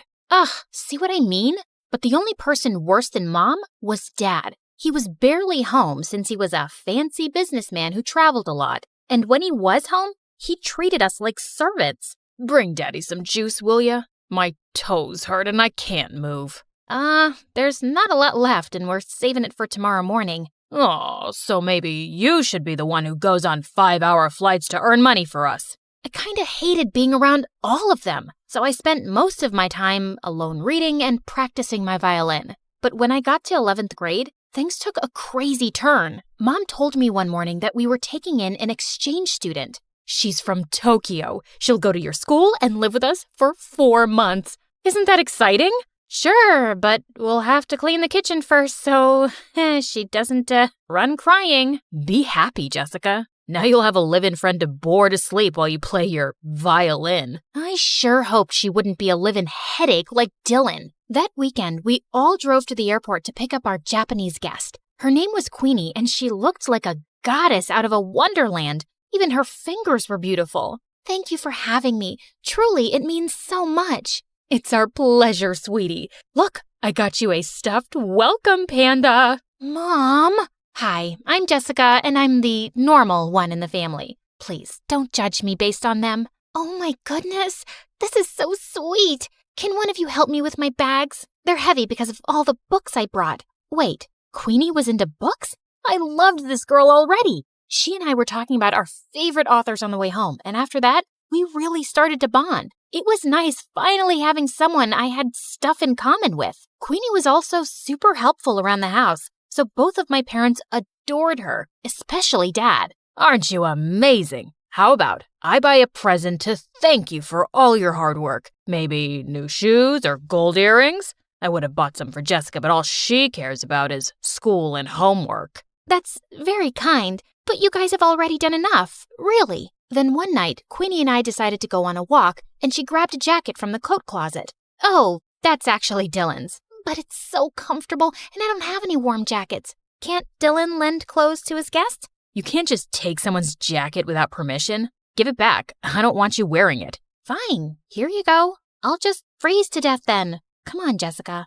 Dylan looked really mad, and suddenly he pulled me aside. What's her deal? After all we're doing for her, she gets this worked up over a jacket? I don't get why you can't just lend it to her for 10 minutes. Because there's something about that girl I just don't like. You mean 'cause she's actually sophisticated and has manners? Makes sense why you wouldn't like her. Dylan just looked angry and stormed off. Jeez, what a drama king. He probably was just jealous that Mom loved Queenie so much. He'd always been Mom's favorite. The next day at school, I was studying for exams in the library when Queenie came in and sat next to me. Hey, girl, listen, I just want to apologize about Dylan being so mean to you. He must have forgotten to take his meds. Don't worry about it. Actually, I was wondering if you could help me with my English assignment later.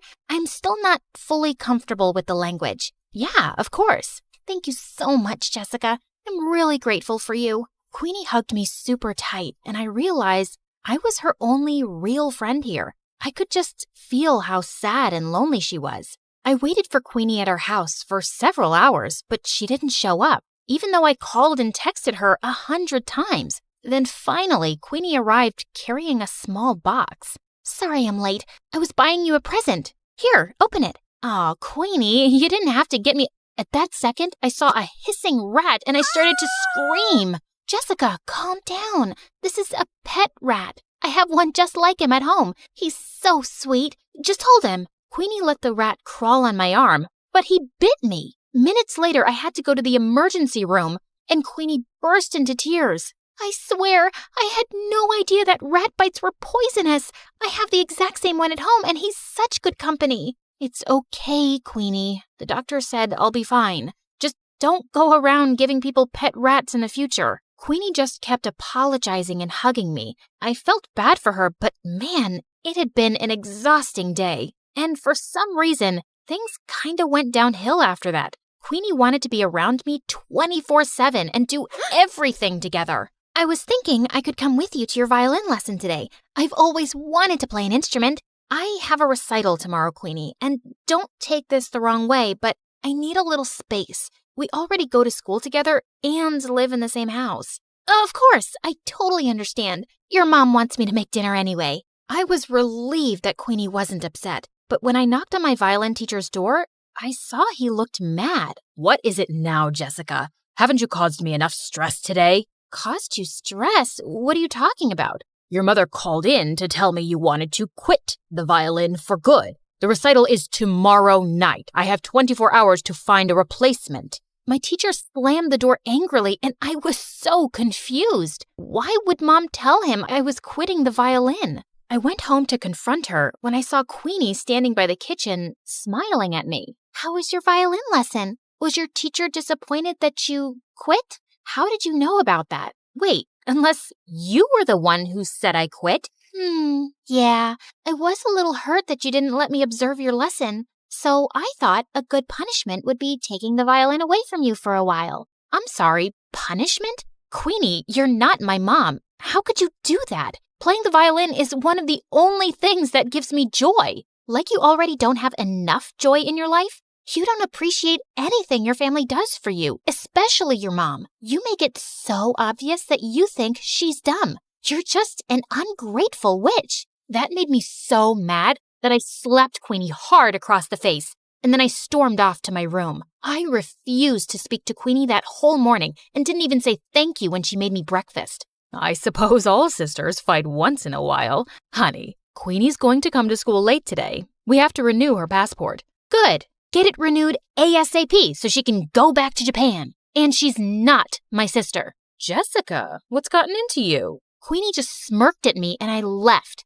I tried to forget about her at school, but around lunchtime, I got a text from her. Jessica, where's your mom? I haven't seen her all morning. Is she okay? What was she talking about? Hadn't they gone to the passport office together? I called and texted Queenie to find out more, but she didn't answer. And when I called Mom, her phone went right to voicemail. I started panicking and went home as fast as I could to see what was going on. And I found Dylan on the porch looking super upset. I just got a text from Queenie asking where Mom is and if she's okay. What is she talking about? Neither her or Mom are answering their phones. Why would Queenie send a text like that? Something's going on. We have to call the police. Okay, but go tell Dad first. I found Dad in his office and told him everything, but he shrugged like it was nothing. What's the big deal? She'll turn up soon enough. So you're not worried at all if Mom's okay? You don't think those texts were weird or... Quit bothering me, Jessica. I could use a break from your mom. Get a little peace from her morning singing. What? What kind of monster was my dad, not caring if Mom was safe? I would have to take matters into my own hands. But just then, I heard yelling coming from Dylan's room, and I opened his door to find Queenie sitting on his bed, while Dylan looked furious. What is going on? Queenie, you've been home this whole time? Do you know how many times we tried calling you? What is going on with our mom? Sorry, that's not a question I can answer. Jessica, this girl's a creep, and I know she had something to do with Mom being missing. Look, Queenie, I know we had a fight yesterday, but we really need your help. Queenie didn't answer me. She just walked towards the door with her arms crossed. You two won't find your mom anytime soon. I'm making sure of it. You're making sure? Queenie, tell me right now where Mom is, or what? You'll go to the police? You'll accuse a poor, helpless exchange student of making your mom go missing with no proof? I don't see that working out, and I'm not done with you guys yet. In fact, I've just started. With that, Queenie pushed me off of her and walked out of the room. Dylan and I immediately went to the police station and reported everything. They sent out a search team to look for Mom and then did an investigation on Queenie. And to our shock, they discovered Queenie wasn't an exchange student at all. She'd faked her application. She wasn't even from Japan. She lived in LA. So she's just this stranger who came into our lives and made Mom go missing? Who is this girl and what does she want from us? I don't know, but that chick gave me weird vibes from the start. She's obviously out to get us. We stayed at the police station for several hours, waiting for any news. Then finally the police came back with Mom. Oh my God, what happened to you? It was Queenie. She said she had to show me something important, then drove me into the middle of the woods and threw me out of the car. She just left me there without my phone. I was just lucky some forest rangers found me. But don't worry, I'm all right now. Just then, some policemen walked in with Queenie. Looks like Mommy made her way out of the woods. You're a monster, Queenie. We know everything. How you kidnapped Mom, How you faked your exchange student application? Who are you, and why are you trying to ruin our lives? Because you ruined my life first. When I was 10 years old, your dad conned my parents out of all their money and disappeared, and we ended up having to live on the streets. My mom had a mental breakdown. Your dad is a criminal, and I finally tracked him down because I wanted him and his perfect family to suffer the way I did. I was speechless. I knew Dad had been a jerk, but he was a crook too? Queenie was admitted into juvie, but we insisted that the police look into her family's case. And 2 days later, the police came to us with some news. It turned out that Dad was part of a group of conmen that had been going around in disguise all over the country for years, scamming people. And as soon as Dad got home, they arrested him. He kicked and screamed and shouted at us to do something, but we didn't. A part of me almost felt relieved to see him go. I am so sorry, you guys. I never knew much about your father because he always told me to mind my business and kept everything a secret from me, and I stopped asking. That's why I was never happy in our marriage. He was the worst. He never cared much about you or us. You did everything for us, Mom, and I really appreciate you. I'm so sorry if I looked down on you for being messy or childish or whatever. Now come on, let's go talk to the police to get Queenie's family help for their situation. Be grateful for the life you were given. Every day is a gift.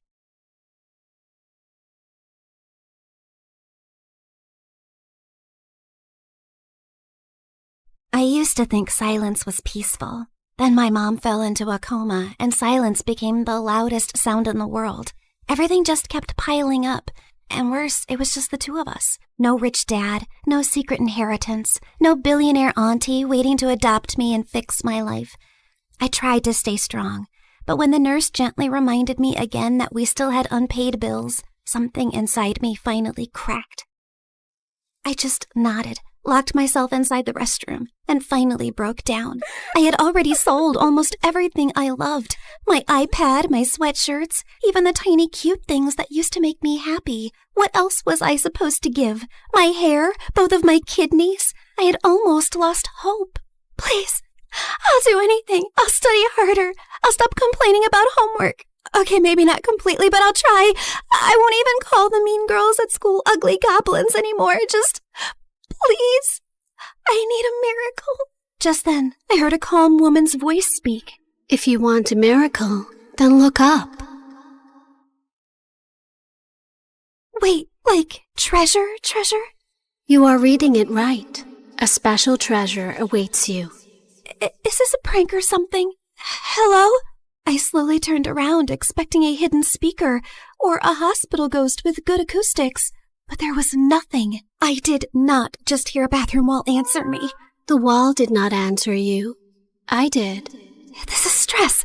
People cry too hard and start hearing things, so this is totally normal, right? Just then, an arrow beneath the message suddenly started glowing. First I'm hearing things, and now I'm seeing things. What's happening? Believe your own eyes. Only that which you see is true. What is unseen is but an illusion. Okay. Let's say I believe you for 3 seconds. So, are we talking about gold? Money? Something that I could sell for millions? Because I don't need some riddles right now. I need some miracle, or at least some actual cash. Or some treasure valuable enough to change your fate. Whether it becomes salvation or disaster depends on who finds it first. And right now, you're already running out of time. Out of desperation to save my mom, I eventually gave in. I followed her out of the restroom, through the hallway, and toward the exit while she narrated every tiny step like a freaking GPS. Continue forward, and please do not look suspicious. Proceed to the exit. Step over the small crack. Avoid the wet spot. Lift your foot slightly higher. There is an unpleasant object 2 centimeters ahead. I stepped down, and my whole body froze. Oh, my apologies. I meant there was an unpleasant object 2 centimeters ahead. Too late. Soon, we reached a narrow alley between 2 old buildings. Miss, are you sure this is the right way? The path continues forward. Though I understand your hesitation, narrow passages often awaken the mind's instinct for danger. However, If treasure were always placed in bright, comfortable places, far few people would learn anything from searching for it. So, that's a yes? Oh, that pretty summarizes what I've said. So, yes. I finally stepped into the alley, and thankfully it was only normal scary and not dangerous and life-threatening scary. Just then, everything went silent all at once. Even the dramatic pigeon on the street shut up. Miss Lady Voice? Hello? Are you still here with me? Don't worry. I'm here. Just keep walking. Do not turn back yet. Step back and just breathe slowly. I only asked if you were there. And I answered with additional guidance. The alley stretched longer than it should have. Soon warm wind rushed past me, and when I looked back, the alley was gone, and I was now standing in an open field under a bright blue sky. Holy yummy cheese balls! Did I just teleport to another place? I also noticed a small glowing orb floating in front of me, shining softly like a tiny star. Yes, you have arrived in Mondstadt, the city of freedom, a land of wind, songs, nights, and many stories carried through time. I realized that the glowing orb pulsed when the voice lady continued yapping. So that meant her voice now had some sort of a body? So you mean I'm not somewhere in Europe and not dreaming? Yes, this is not Europe, nor is it a dream. A world with its own laws, gods, stories, wounds, and miracles. Why am I exactly in this unfamiliar land? I just want my mom to wake up. Then keep walking, Sabrina. The treasure hunt begins here. Fine. If this treasure can really give me a miracle, then lead the way. Watch out! Explosive encounter highly likely nearby. Explosive what? Just then, a loud boom suddenly echoed from somewhere near the trees, and a tiny red figure then burst out from behind a bush. Ta-da! Clee is here! Spark Knight of the Knights of Favonius. She is known throughout for her enthusiasm, remarkable explosive talent, and a long history of incidents that are best described as energetic. Sorry about that. Clee was only doing a little fish blasting. Well, maybe not a little, but the fish tastes so good, so Clee thinks being grounded for a day is worth it. Anyway, are you here for the treasure hunt? You know about that? Uh-huh. Miss Nicole told Clee. She said a dear traveler named Sabrina would arrive. Wait, you can hear her too? And she actually has a name? Of course, Miss Nicole is the best. And she talks inside heads because she can't talk with her mouth. Mom says she's very smart and very nice, but also talks a lot. Alice said that? Yep. I see. Clee skipped closer and grabbed my hand like we'd been friends for 10 years. Can Clee come play with her today, Miss Nicole? Please? Yes, you are allowed. As far as Alice is concerned, nothing is more important than a request from her beloved daughter. Yay! But why does Sabrina look so sad? Did someone make you cry? Was it a bad guy? Clee can blow them up! Only a little. Well, maybe not a little, but Clee will try. I'm not sad. You are. I know crying faces. Jean makes that face when Clee accidentally causes big disasters. My mom is really sick. She's in a coma right now. That's why I need to find the treasure so I can buy her medicines and pay the bills. Clee gave me a soft smile and squeezed my hand. Mom always says love can travel very far, even farther than my best bombs. So your mom's love must still be with you too, even if she's sleeping. Thanks, Clee. You're welcome.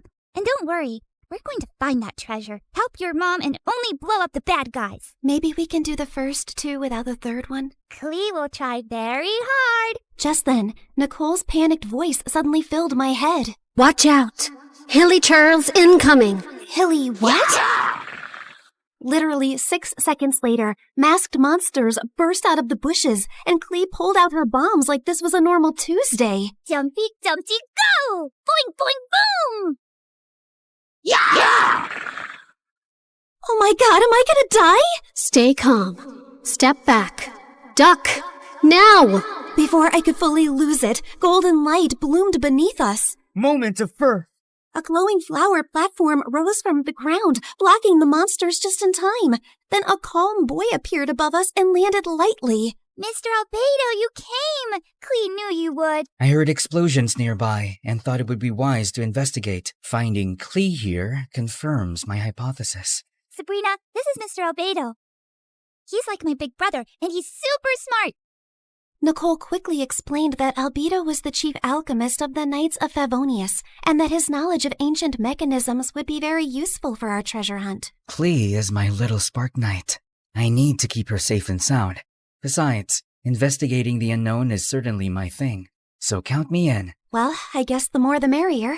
After that, Nicole led us to Thousand Winds Temple, an ancient ruin full of broken pillars, weird symbols, traps, slimes, and things that clearly wanted me flattened. But somehow, because of Nicole's directions, Albedo's magic, and Clee's little bombs, we made it through.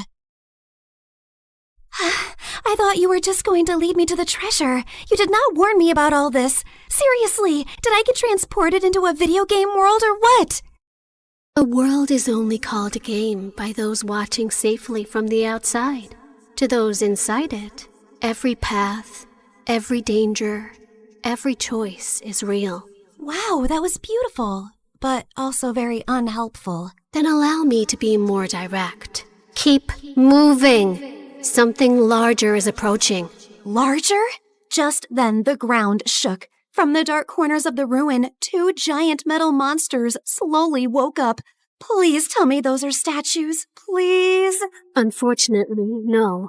Those are ruin guards. Ancient machines built for battle.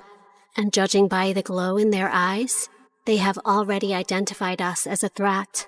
Before I could pee my pants, someone crashed down from a broken wall and stood between us and the machines like a walking shield. One swing sent a ruin guard flying back like a stupid little tin can. Whoa, this guy looked like he could punch a mountain and the mountain would apologize. Uncle Varka, you came! Clee knew you would. Now the big metal meanies are in trouble. Ah, the almighty Knight of Favonius to the rescue. How timely. Ha! Miss Nicole! Didn't expect to find you leading children into ancient ruins. And I didn't expect you to enter by jumping from a wall. Yet, here you are. Fair enough. When the coast was finally clear, Albedo calmly stepped toward the broken machines and found a small glowing fragment inside them. The moment he lifted it, the air around us shimmered. The first clue has awakened. First clue? Nicole's glowing orb rose into the air, stretched like a flower opening, and became a beautiful woman. Well, there you are. I was wondering how long you planned to stay as a floating light. Wait, you're Miss Voice Lady? You actually had a physical form this whole time?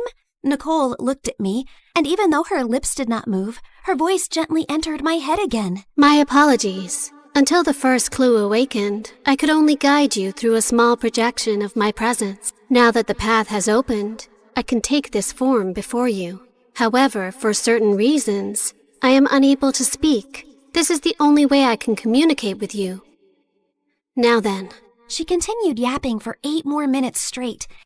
And from what I understood, she was an angel called N from the Hexen Circle, a circle of powerful witches. She then explained that the glowing fragment was a piece of the treasure's scattered light and could lead us to the traces left across Tevat. The treasure you seek was broken long ago.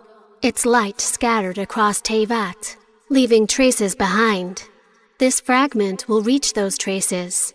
The brighter it shines, the closer we are to the treasure. Across Tevat? As in, this whole world of yours? Several regions, yes. That means a long trip, but don't worry. With Miss Nicole's incredible sense of direction, we'd never have to worry about getting lost. Yay! More big adventures! Wait, no, not yay. I need to go back. I have classes tomorrow and a sick mom in the hospital. Nobody told me this treasure hunt came with a lot of obstacles and a whole world tour. I understand. Your fear is not unreasonable. But the treasure you seek cannot be reached by standing still. Each clue will bring us closer, and each step will return you to the wish that brought you here. Fine. For Mom, I would continue this crazy mission. After that, everything turned into the fastest, weirdest world tour of my life. The mute angel continued her directions like an unmutable treasure hunt navigation guide, dragging us across a giant magical map, jumping from one region to another, while I tried my best to stay alive and understand what was actually happening. In Inazuma, the sea was angry, the sky was angrier, and my stomach was fighting for its life. Storms often remind mortals that control is an illusion, and yet... Miss Nicole, respectfully, I'm about to throw up into the ocean. I suggest you give the kid the short version, Miss Nicole. Very well. Storms pass. Thank you. That one helped. In Sumeru, we finally got one peaceful break near a waterfall. Albedo sketched the view. Klee showed me Dodoko, and when she said her mom gave it to her so she would never feel lonely, my chest hurt in the softest way. After our little break, Nicole led us to Nutlan, where we were nearly roasted alive. Fiery creatures chased us through rocky paths while she calmly yelled directions. And at one point, Varka carried Klee and me like luggage. This is fun! Uncle Varka is the best! Hold on tighter! Every trace we followed made the fragment shine brighter. And by the time we reached Fontaine, it was full-on glowing, like it had finally remembered where the real treasure was hidden. Nicole led us beneath the water to hidden ruins, where the fragment pointed us toward the final trace, the one hiding the real treasure. Freaking finally! Soon, we found a mysterious sealed door, and Albedo figured it out like a puzzle in minutes, using one of Fontaine's underwater mechanisms like it was nothing. The sealed door opened, and I thought we had finally reached the treasure. Behind it were more passages, hidden compartments, and even more puzzles. I swear to God, is the treasure shy or what? Ancient civilizations valued protection. Finally, we reached a chamber where a small chest waited on a pedestal. I opened it with shaking hands, but there was no gold, no money, no jewels, nothing I could sell. Inside was just a small, broken, flower-shaped relic. No, we traveled across Tivat for this? For a broken thing? It is indeed damaged. We can fix this, right? Yes, but not with gold, not with force, not even with knowledge alone. Then how? This relic is a vessel of hope. It reflects the heart's deepest wish. It was never meant to make someone rich. It was meant to answer the part of a person who refuses to give up. I stared at the tiny broken flower and slowly understood. The treasure was never something I could sell to fix my life overnight. It was hope. The one thing I had almost lost in that hospital restroom. Nicole said every region had left something inside me. Courage, endurance, wisdom, strength, and truth. I held the broken relic and thought of Mom's smile, her warm hugs, and the little things she did whenever I was sad. I wish for my mom to wake up. I don't need gold or anything. I just want more time with her. Please. Just then, the relic started glowing. Golden light filled the cracks, and the broken petals slowly repaired themselves until the flower became whole again. You fixed it! The restoration is complete. The way home can now be opened. A portal appeared behind us, and my chest hurt when I realized I was really leaving them. They were supposed to be just my treasure hunting team, but somehow they had become my friends. Klee hugged me first and gave me a tiny Dodoko charm. So you won't forget Klee. Fear doesn't mean you're weak. It means what you're fighting for matters. Always remember that, kid. If fate allows us to meet again, perhaps we could continue this conversation over dessert. You asked for a miracle, but you were the one who kept walking toward it. Remember that, too. After a tearful goodbye with them, I finally stepped into the light. When I opened my eyes again, I was back in the hospital restroom. I thought it had all been a dream until I felt Klee's Dodoku charm in my pocket. So it was real. Everything was real. I ran back to Mom's room. The bills were still there. Mom was still sleeping. But I felt different. Scared, yes, but not empty and hopeless anymore.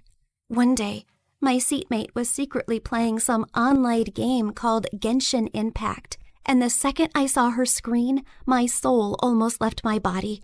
The characters looked way too familiar. And then it hit me. So I was in a game? That night, I downloaded the game beside Mom's hospital bed, and when Nicole's banner finally appeared, I pulled for her. Not gonna lie, I really miss her voice and her endless yapping about lore and random facts. Step into the world of Genshin Impact, the open-world action RPG where you explore, battle, and uncover the secrets of Teyvat across PC, mobile, and console, all seamlessly connected. Experience exciting new adventures in Luna 7 Truth Amongst the Pages of Piranha, featuring powerful new weapons, fun minigames, and exciting rewards to enjoy. Uncover a brand new story chapter in Sumeru. Meet new Wishbanner characters like Nicole, Prune, and Lowen. One afternoon while I was studying beside Mom, her fingers finally moved. Mom? Hey, sweetie. Mommy, you're awake. You're really awake. I missed you so much. And for the first time in a long time, the silence in the room did not feel scary. It felt peaceful at last.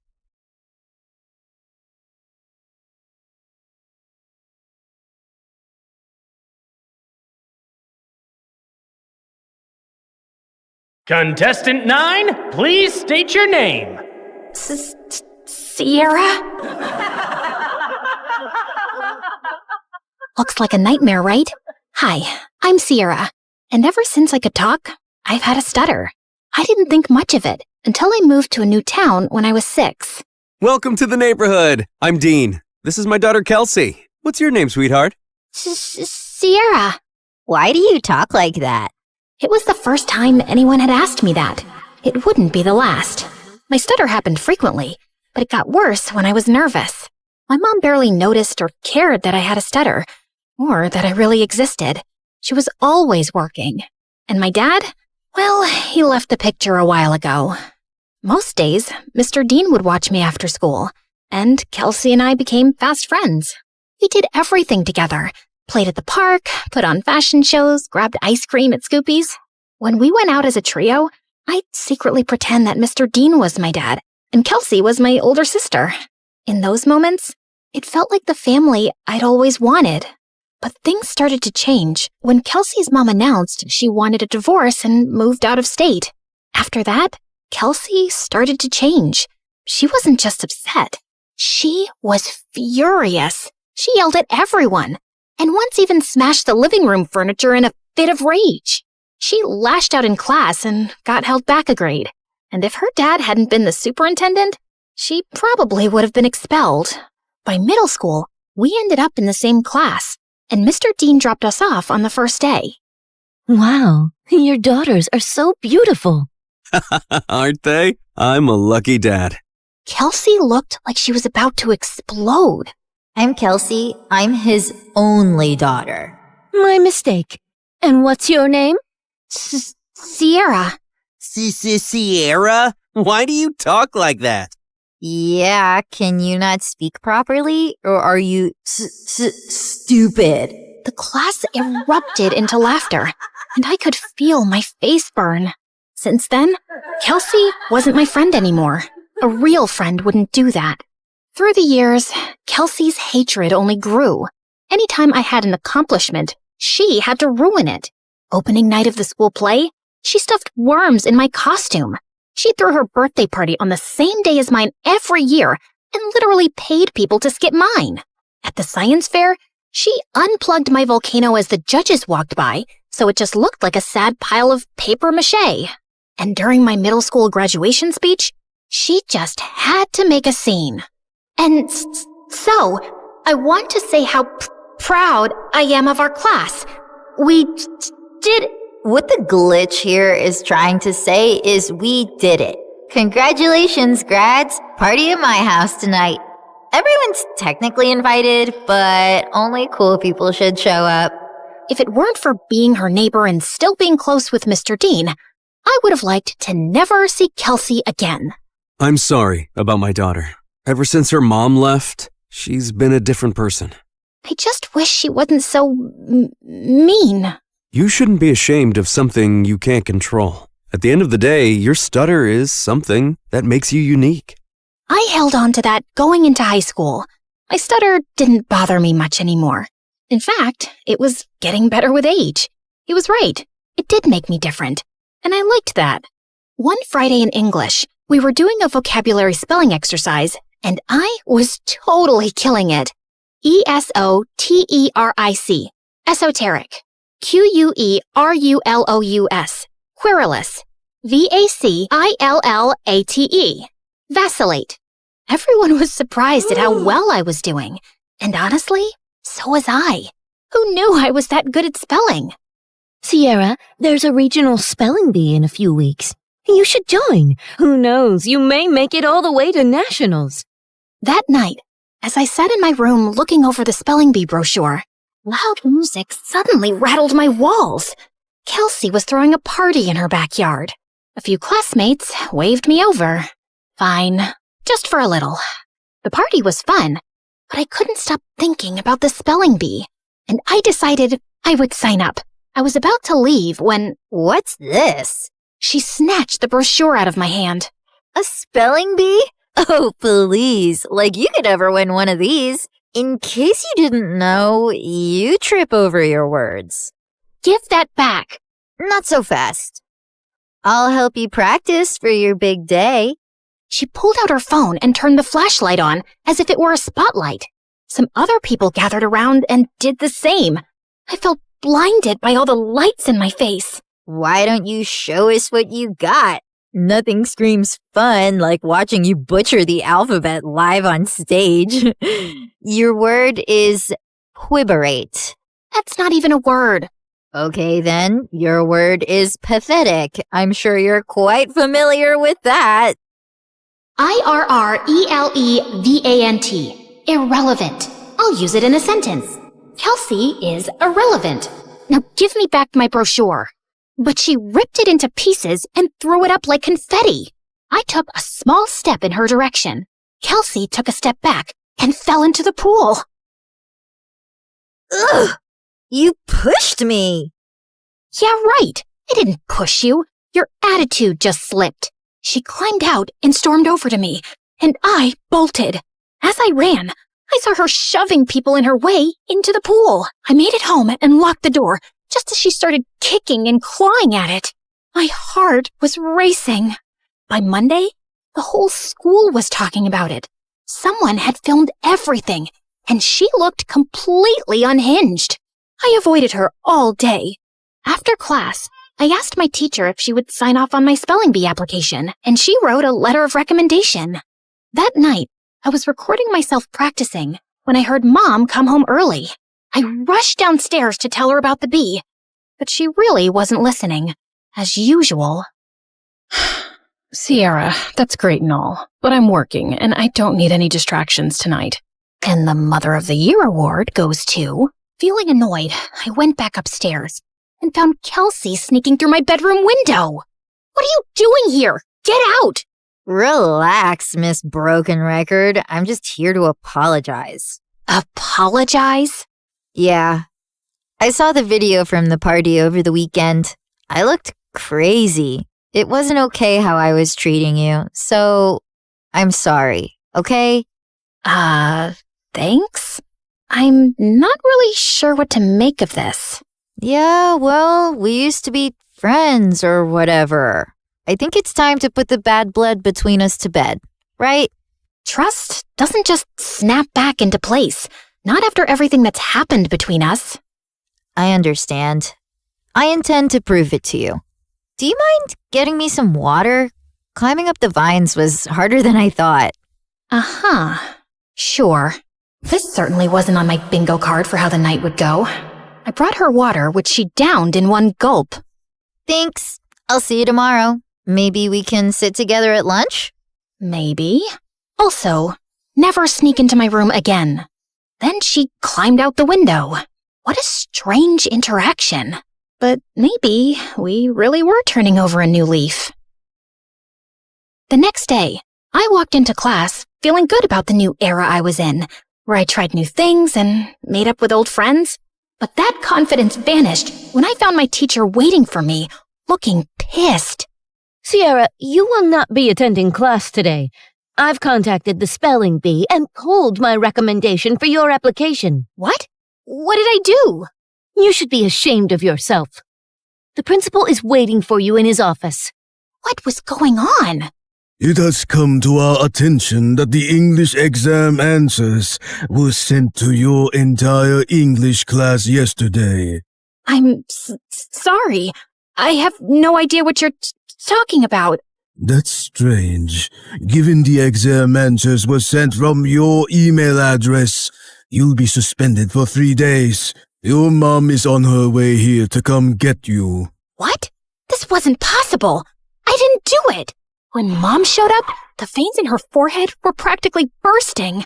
I begged her to believe me the whole way home, but she didn't say a thing. When we pulled up to the front of the house, she told me to get out of the car. I can't believe I missed an hour of work for this. You're grounded. Then she just drove off, and I burst into tears. I was wrongly accused, suspended, banned from the spelling bee, and all my mom cared about was missing work. Over the next few days, I stayed home and studied, and I kept practicing spelling words anyway. Failure. Failure. Dismay. Dismay. Okay, maybe I was leaning into the drama a little. When I finally got back to school, everyone basically hated me. A bunch of students had used the answers sent from my email, so the teacher failed the entire class, and now everyone was blaming me. Next few weeks were so lonely. I walked straight out of school one day and went to get an ice cream cone from Scoopy's, and Mr. Dean happened to be passing by. I told him everything that happened. Let's go talk to the principal right now. It was nice to have one person who actually listened and seemed to care. Back in the office, Mr. Dean demanded answers. It was sent from her email account. My hands were tied. Steve, you're talking like you weren't the biggest troublemaker back in school. Honestly, I'm shocked you became a principal. Mr. Dean insisted on seeing the email with the timestamp. It was around the time I was practicing spelling. Wait, I had recorded myself doing that. I pulled out my phone to prove it. We watched me spelling, then leaving when Mom got home. Then Kelsey climbed through my window and went for the laptop, but I walked in. Once she sent me away for water, she sat down and typed out the email. She did this. They called her into the office. Dad, what are you doing here?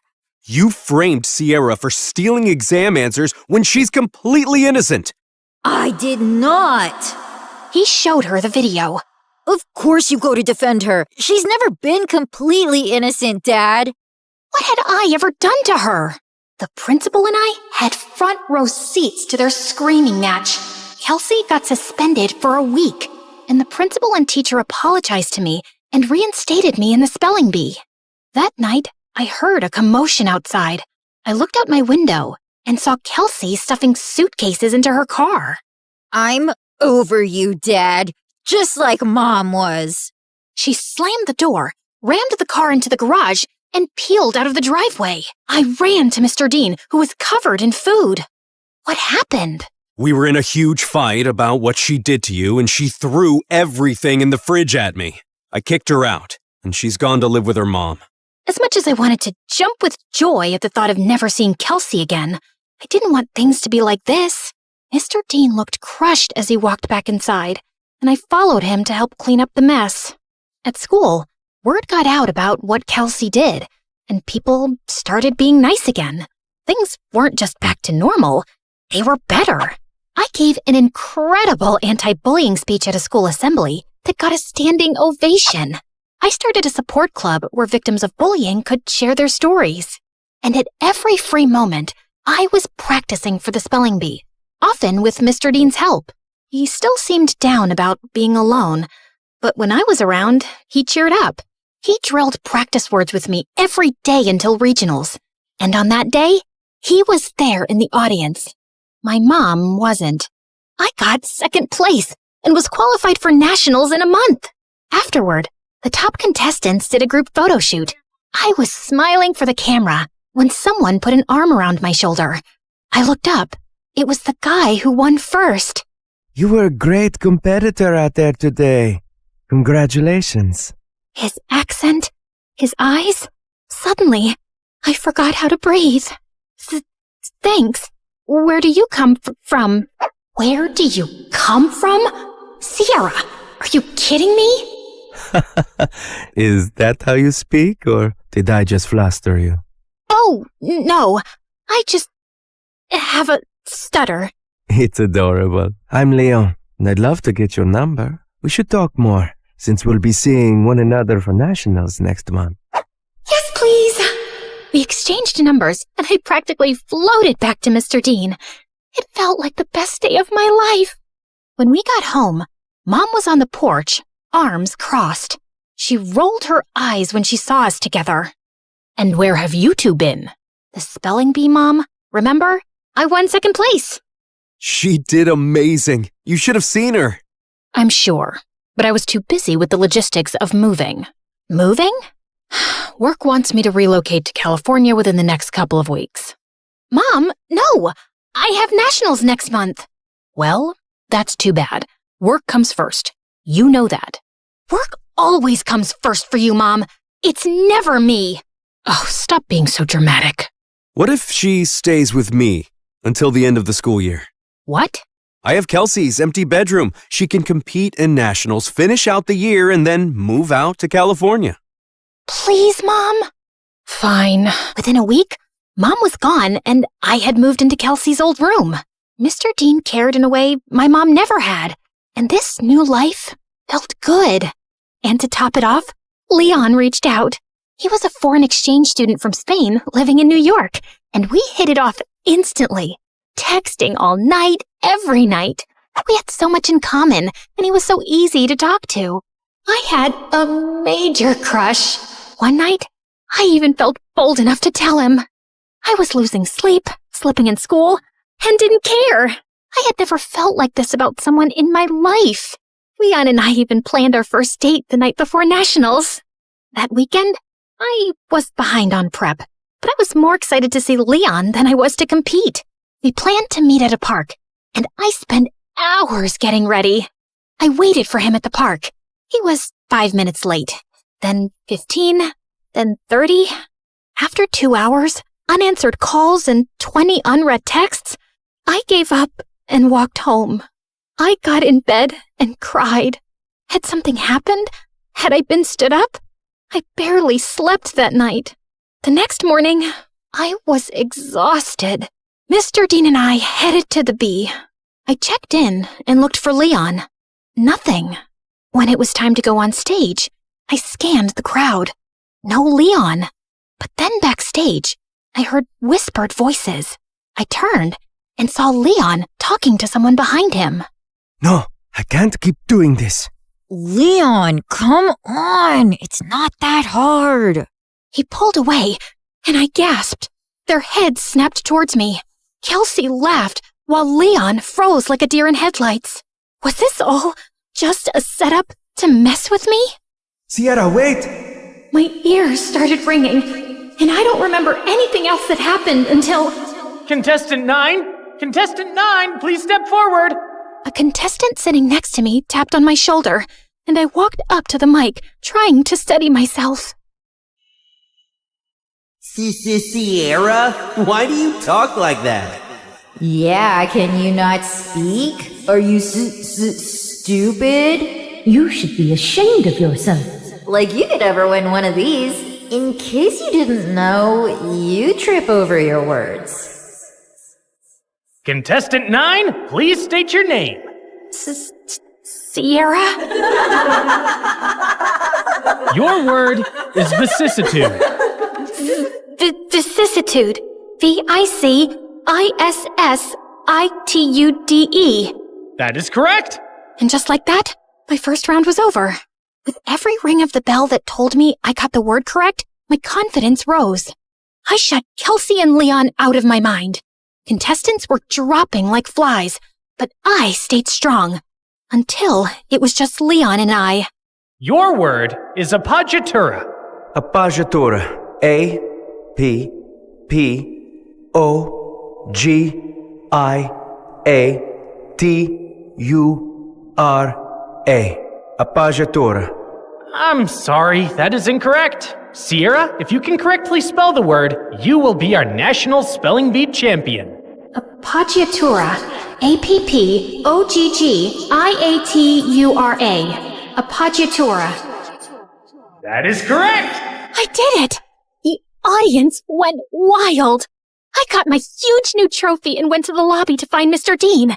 But I heard Leon's voice behind me. Wait, Sierra, please!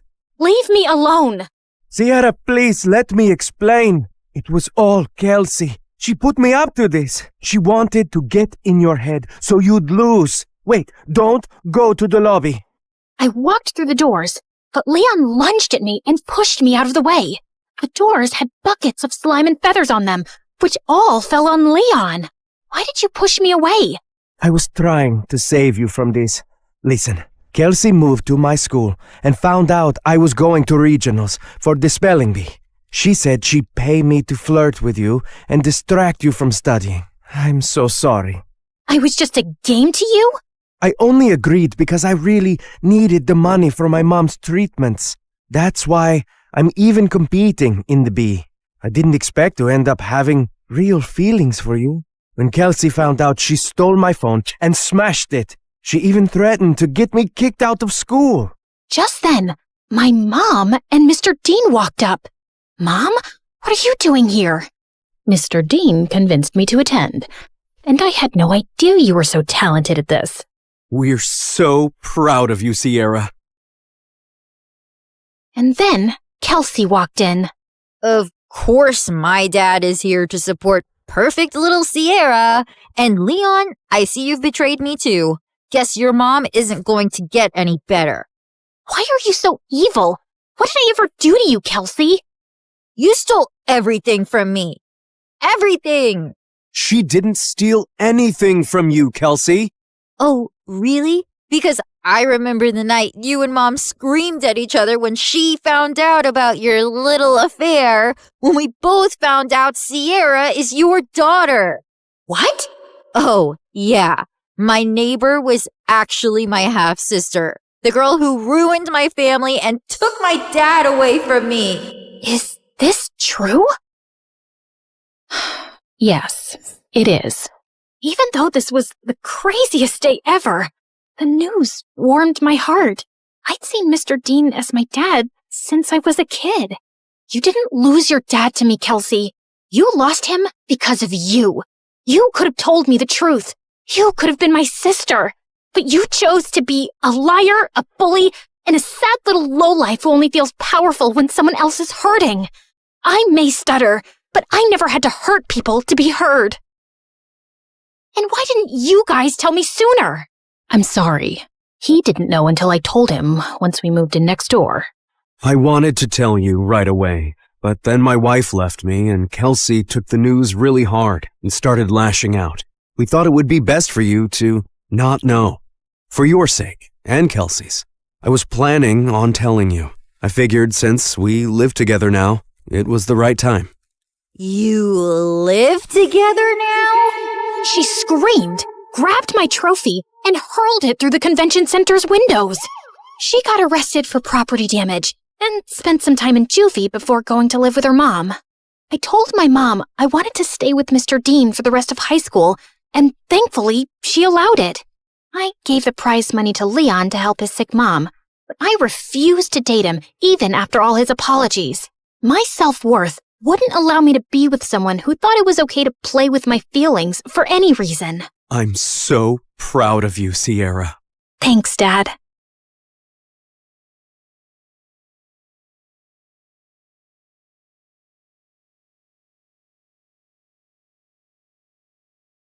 I was about to shoot my target when suddenly someone appeared from the shadows and snatched the apple away. It was the most popular guy in school, Travis, and lately he'd been flirting with me every chance he got. Let's play a game. If you miss the target, I'll have to kiss you. But if you hit it, then you'll have to kiss me. What do you say? Sure, why not? Everyone knew how good I was in archery, and as expected, it was a bullseye. Deal's a deal, cream puff. As he closed his eyes for the kiss, I called for the school cat Loki and whispered something to it. You can open your eyes now. Loki scratched his face like a wild animal as I walked away, in total satisfaction. Hi, my name is Bianca, and I'm incapable of falling in love. Well, that's what I thought. But before I continue, please like and subscribe. My mom owned a huge chain of hotels, and I was the sole heiress to the business empire. Our family name was well known already, but I'd really made us famous. Teen heiress seen kissing alleged gangster? Spoiled princess seen at archaeological site closed off for public? Princess Bianca announces to pay any amount to straighten the Leaning Tower of Pisa.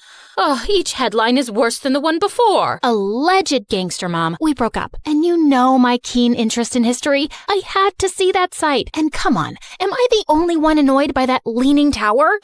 When will you ever get serious, Bianca? I have a private jet to catch, but we're not done with this conversation. Yes, go to your meeting, Mom. You didn't even remember to wish me a happy birthday, but I was still celebrating in style. I was having a huge birthday party at the newest club in town, but my night was ruined when I saw an uninvited guest, Travis, and he was approaching me and my BFF Carmen as if he was God's gift to women, despite that scary face. Hey, sugar lips, wanna dance? Aren't you supposed to hate me for making you look like Frankenstein? What's love without a little pain? And I adore your feistiness. He was all over me the whole night. Eventually, I had to make Carmen distract him and try to escape, but he noticed and followed me like a madman. I'm not done with you, my love. I turned around a corner and opened a VIP door at the end of the hallway. There were some men in suits playing poker, and they all turned to me like I was an alien. Oopsie, wrong room. Thought it was the toilet. But may I say, sir, your jacket is really cool. Very vintage 90s. Michael Jackson kind of vibe. Okay, I won't bother you guys. May the best man win. Bye. Travis was nowhere to be seen, so I took the chance to finally leave the club. But of course, I couldn't avoid him at school, and he was being such a nuisance that eventually I got a restraining order against him. My life was finally peaceful, till a few days later when Carmen told me that her cousin from the village would be joining our school. Since when do you have a cousin? Ever since he was born? You never told me about him. I love to collect snake skins and samurai swords in my basement. I didn't tell you about those either. What? Friends should share everything. I think some secrets are good. Oh my god, my cousin's here. I turned to this guy who was walking towards us like he was the king of the underworld. Judging by his walk, he knew he was a fine specimen of the male species. But suddenly, he tripped over nothing and fell into the fountain nearby. And then he immediately got up like nothing happened. I felt like I was watching a comic cartoon strip. Are you sure he's not some hot model you paid to act as your clumsy cousin? Nice way to say that he's hot and adorable. He then spun her around like she was a cotton ball. Carmen, my favorite girl. I missed you so much. The guy turned to me and I was stunned. He was even more handsome up close and also really familiar. You must be Bianca, Carmen's best friend. I'm Slater. Nice to finally meet you. Did you just curtsy? And have we met before? No. Is this how city people greet each other? Excuse us a moment. Carmen pulled me out of Slater's earshot. What you doing? Talking to my best friend's cousin? Why does that require you to bring your face so close to his? I just thought he looked really familiar. What's your problem? I just think you're finding an excuse to flirt with him. Now listen up, Bianca. You're never serious about any boy, and you just play with their feelings and dump them. And you're not allowed to do that to my cousin. He's not even my type. Relax. Just don't get involved with him that way, or it's friendship over. Understood? Loud and clear, ma'am. Since then, the three of us started hanging out together, and I was having a hard time believing someone like Slater existed. Sheer perfection on the outside, but with the poorest balance a human could possibly have. He tripped, slipped, and stumbled everywhere. He even got a black eye while tying his shoelaces. But one night, while I was admiring one of the paintings at home, it hit me like a bolt of lightning. I remembered where I'd seen Slater before. You gotta trust me, Carmen. Your cousin's up to something shady. Mom and I attended this art exhibition downtown last month, and Slater was there. He was one of the artists. We even bought a painting from him. Only his hair and eye color was different, but it was him, and he wasn't clumsy. He must have been a look-alike. Slater has lived in the village his entire life and just got here last week, and he can't even draw a circle, trust me. I even showed Slater's picture to Mom, and she said it's him too. Now she's contacted the artist to buy more of his work, and he's coming soon, and I'll finally know the truth. You just need to give yourself something to be excited about. Do what you want, but you're wrong. A couple of days later, later, the artist called Mom to say that he had to go out of town and he'd come to meet her next month. How convenient. I decided not to say anything to Slater and try to get to the bottom of his secret identity. He was always hovering around me and Carmen like an annoying fly. He was sure to slip up at some point. I'd be watching him. But one day, I was spying on him at the gym, and after seeing him miss the 100th basket, I got really bored. I decided to skip the rest of school that day to get a manicure. As I was walking to my car, a van suddenly stopped next to me. "Good day, child. Would you please buy some apples from me? I run an orphanage, and I'd like to get some toys for the children." "Sure thing. Just give me a basket and I'll give you $100,000. I was about to take the basket from her when Slater suddenly popped out of nowhere and crashed into me. "Hey, you, who do you work for? Show me your ID. The poor lady looked terrified and just drove away. What the heck was that? Didn't your parents ever tell you not to take candy from strangers? What if she was trying to poison you? Dude, those are apples, not candy. And who am I? Snow White? And that cute granny is trying to poison me because I'm the fairest girl in all the land. This isn't funny. You don't know how dangerous some situations can be. Oh, please. I swam with sharks last year and jumped off a hot air balloon when it malfunctioned. I laugh in the face of danger. And that lady just wasn't dangerous. I know you're from the village and probably think everyone in the city's evil, but please stop being a weirdo. But Slater just got weirder. Like another time, the three of us were at a restaurant, and as soon as the waiter served our order, he started sniffing mine. If you wanted me to completely lose my appetite, you succeeded. What's wrong with you? He also started sniffing his food and Carmen's. That's how we do it in the village. The first whiff of food tells you everything you need to know. About what exactly? About how organically the food was grown, if the farmer sang to his crops and cows. I ordered a giant brownie sundae with whipped cream and sprinkles. Are you insane? Just give me that. Just then, there was a loud crashing sound next to us, and Slater jumped towards me and brought me down to the floor, covering me like a human shield. He was looking down at me, and I was a little breathless. And then, I saw everyone else staring at us like we were mental. Apparently, a waiter had just dropped a tray full of glasses. Oh, my bad. I thought it was a gunshot and maybe some robbers had come in. I just acted on instinct. Wait, let me get this straight. So you thought it was a dangerous situation and your first instinct was to save Bianca? Hello, what about me? Your own flesh and blood? Slater muttered some apologies while Carmen kept scolding him, even if he was crazy. It was really sweet how he tried to protect me. One weekend, Carmen told me that the cheer captain was throwing a party, just for the cheerleaders and all the boys. I felt curious to see how Slater would act at parties with other girls, so I dashed over to the venue and spied from the bushes. But I couldn't spot him anywhere. I knew how girls looked at him. He was probably surrounded by the cheerleaders. Well, what did I care? I took this opportunity to practice my amazing singing. I can buy myself flowers, write my name in the sand, talk to myself for hours, say things you don't understand. Suddenly, I heard a sound right behind me. Slater, what are you doing here? Same question for you. I came here to sing flowers, 'cause there are flowers here. Duh. What about you? It's too loud inside, and everyone was acting wild. It was scaring me. Just then, a huge bug came flying at our faces, and Slater tried to smack it away, but he ended up slapping me instead. Oh my god, I'm so sorry. My hand is so stupid. Bad hand. Gosh, Slater, why are you so freaking clumsy? I don't know, just born that way, but I get even clumsier around you, 'cause attractive girls make me nervous, and you're the most beautiful I've ever seen.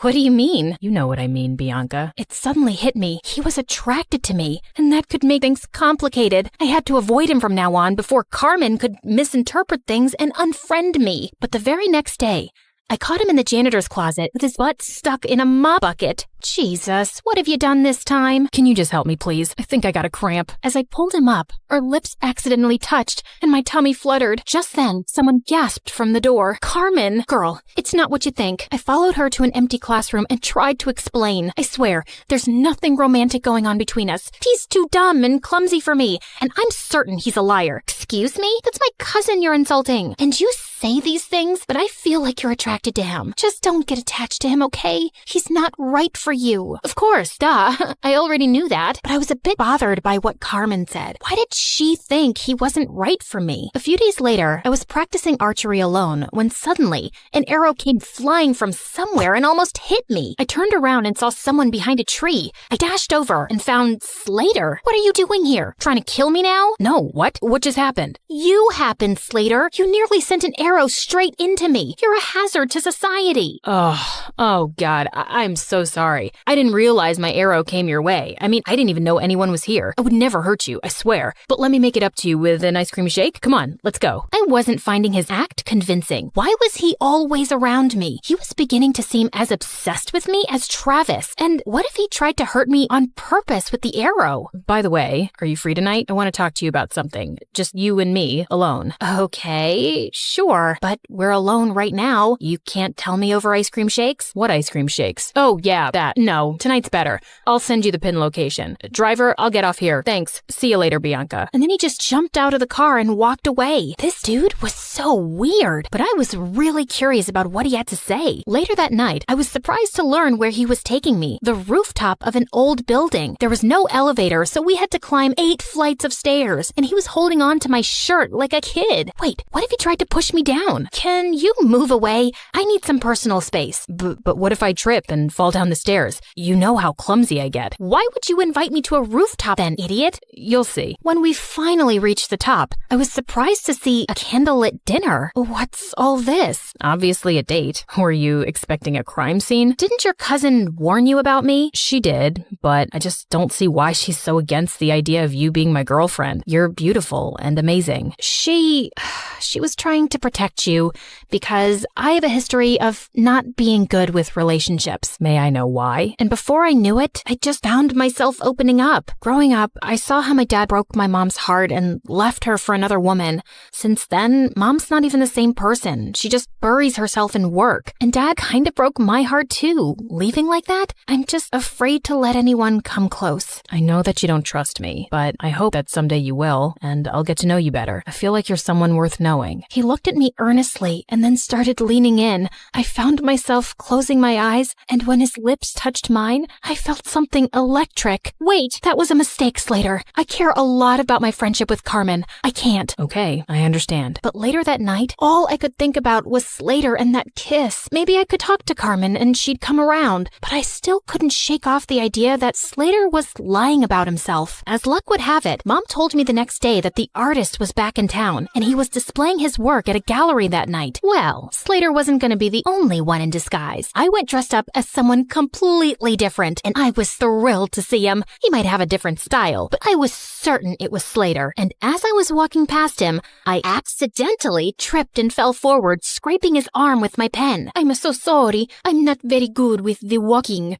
Clumsy, like you people say. Oh, it bleeds. It's fine, miss. I'm okay. Excuse me. I need to use the bathroom. And the next day at school, Slater was wearing a full-sleeved shirt, just like I'd expected. So I spilled my juice all over him. Oh my God, you're wet. You'll have to change your shirt. It's fine. It'll dry up. No, you'll get sick. I won't. I'm as strong as a cow. I tried a few more tricks, but he was able to avoid all of them. I guess I just had to do it by force. After our classes, I followed him outside school, and just as I was ready to jump on him from behind, he turned around and pinned me to the wall. Bianca, why were you trying to attack me? How did you know, Spider-Man? And all I wanted to do was this. I pulled up his sleeve, and sure enough, he had a long cut on his arm. Ha! So you're really that artist. I've exposed you, you big fat... Suddenly, there was a growl behind me. I turned to see 2 guys holding 2 rabid dogs and pointing at us. Bianca, just run. Slater grabbed my hand, and we ran like crazy from the dogs. After sprinting down several blocks, he pulled me into an old building, and we ran up the stairs. We climbed all the way to the rooftop, and we could hear those guys behind us. Okay, there's no other choice. We gotta jump. Excuse me? I must have heard you wrong. And what is going on? Questions later. And what's the matter? I thought you laughed in the face of danger. Ha. Now is not the time to be sarcastic. Just hold on to me and you'll be fine. Do you trust me? Of course I don't trust you. You're the clumsiest idiot I've ever met. Listen, Bianca, I'm not who you really think I am. I just need you to trust me right now, okay? I won't let anything happen to you. I promise. My instincts told me to trust him, and I did. And what happened next was the most thrilling thing ever. We went flying through the air, then landed straight in a garbage dump. Ew! the fish heads. Come on, this isn't over yet. I needed answers about why I was currently running a marathon with my BFF's mystery cousin around the city. Slater, why are these people after us? Listen, something happened. He didn't get to finish because the gangsters finally cornered us. Slater pushed me inside one of the diners as he started fighting them expertly. What were these kung fu ninja moves? He was so hot. Just then, one of the guys came up behind him with a metal chair. I looked around for anything I could throw at that scumbag before he could hurt Slater. Bullseye. That's my girl. Just then, a bunch of policemen arrived and surrounded the men, and Slater pulled out a badge. You're under arrest. What? He was a detective? As those jerks were being taken away, Slater finally told me everything, starting with how I unknowingly got involved with an international mafia gang. You walked in on them one night at the dance club and saw something you weren't supposed to see. You've been in danger since then. Oh, those guys. But I swear I didn't even see anything. They couldn't be sure of that, so you've been their target since. I was already in town looking for this gang and posing as an undercover artist, but when we found out that they were looking for you, I joined your school to be closer. We also thought we could catch them using you. You mean using me as bait? I didn't mean use you like that. We just knew they'd come after you. So that date on the rooftop, was that also a ploy to get the gang members there?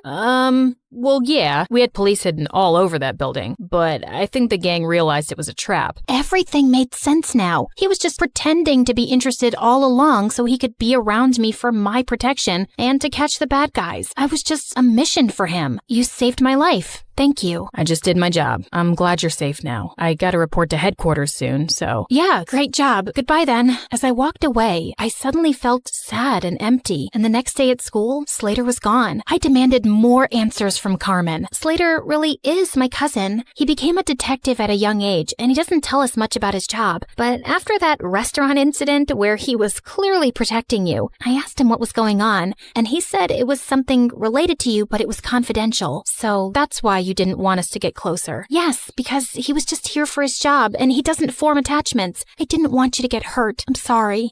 What for? I can see it in your eyes, Bianca. You're in love with him, but I don't think he can make you happy. Oh, please. I've told you. I'll never fall in love with anyone. If you say so. Over the next few days, I tried my best to get back to normal, but I couldn't get Slater out of my mind. Even Mom noticed something was up with me. Haven't seen any crazy headlines lately. No new adventures? Yeah, it's been kinda quiet, but I did make one stupid mistake, falling in love. Mom sat down beside me and then pulled me into an awkward hug. Sweetie, I know you've been affected by what your dad did, but don't close your heart off. Falling in love isn't stupid, and you'll find the right guy one day, and it'll be amazing. Trust me. Mom decided to take some time off work and we planned a vacation together, but just as I was leaving for the airport, I heard a loud crash from the main hall and saw Slater had pinned Travis to the ground. Slater? Travis? What are you both doing here? Bianca, my cream puff, I couldn't go on any longer without seeing you.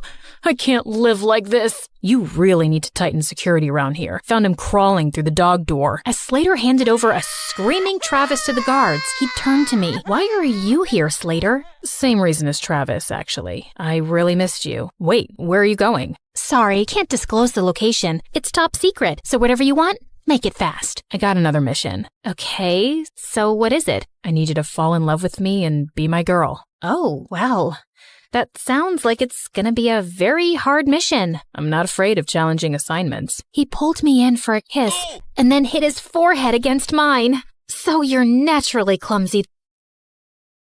Only when I'm in love.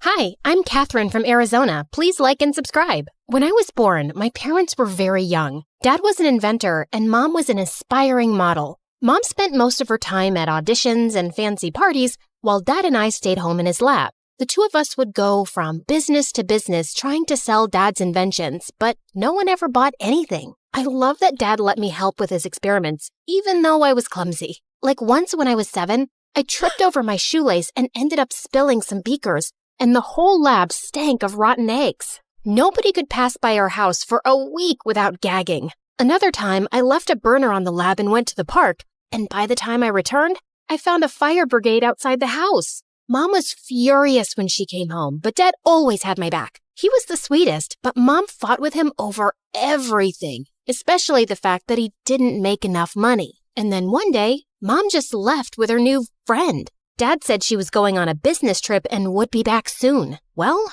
Mom never came back, and Dad did his best to keep me happy. Once when I was 9, we were at the supermarket and Dad picked up the last bag of marshmallows when suddenly a lady started yelling at him. Hey, I was about to take that. Give that to me. Ma'am, I picked them up first. So what? I saw them first. Don't you have any manners? It's ladies first. Dad gave the bag to her, but I was furious. He was just too nice, and I had to protect him. Plus, there were marshmallows on the line. I acted nice and offered the lady some gum. And seconds later, the witch started to scream.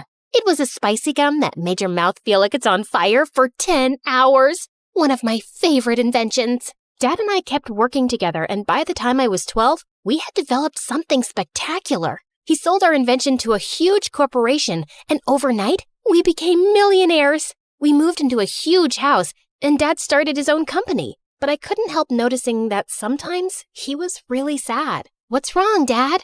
Nothing, honey. I'm totally fine. Then one day, a magazine named him the city's most eligible bachelor, and suddenly, he was going on dates every weekend. I was jealous. For so long, it had been just the two of us. But Dad seemed happier. Dad had always homeschooled me, but now he was too busy. So I started school for the first time in 9th grade. We had a test in science class soon, and I turned in my exam in 5 minutes and got all the answers right. My teacher, Mr. Johnson, swore I cheated. I didn't cheat. I studied the chapter last night. I stood up and recited everything from the chapter word for word. Mr. Johnson was stunned and immediately apologized. After that, he was much nicer to me and even asked me to assist in class. Soon, I was even tutoring kids after school, and people called me a genius. Everyone loved me, except for a kid named Gabe. Gabe and I had competed against each other on the school's debate team. Every time I came in first, and he came in second. Later that year, Gabe and I competed in the science fair.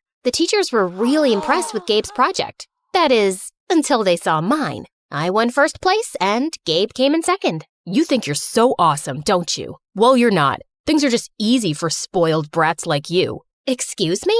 You heard me. You're a billionaire's daughter. You have everything handed to you. People only love you because of your money. Your dad probably buys you the first prize every time. I didn't want to admit it, but his words did hurt. I knew Dad gave a lot of donations to my school. Did everyone just like me because of my father? A few nights later, Dad brought home a pretty blonde woman. Catherine, this is Layla. She's my new friend. The next thing I knew, Layla had moved into our house. Dad was head over heels for her. He showered her with gifts and followed her around like a lovesick puppy. Ew, can you two get a room? Layla was the worst. First, she threw out all my favorite foods, she painted my room bright pink, and on one occasion, she dragged me out of the lab to take me to her stylist. You're such a pretty girl. Don't hide your face with all that hair and baggy clothes. Wow, honey, you look like a clown. Layla is the worst. Don't be rude. She's just trying to help. She's ruining everything. After a while, I hardly recognized our house anymore,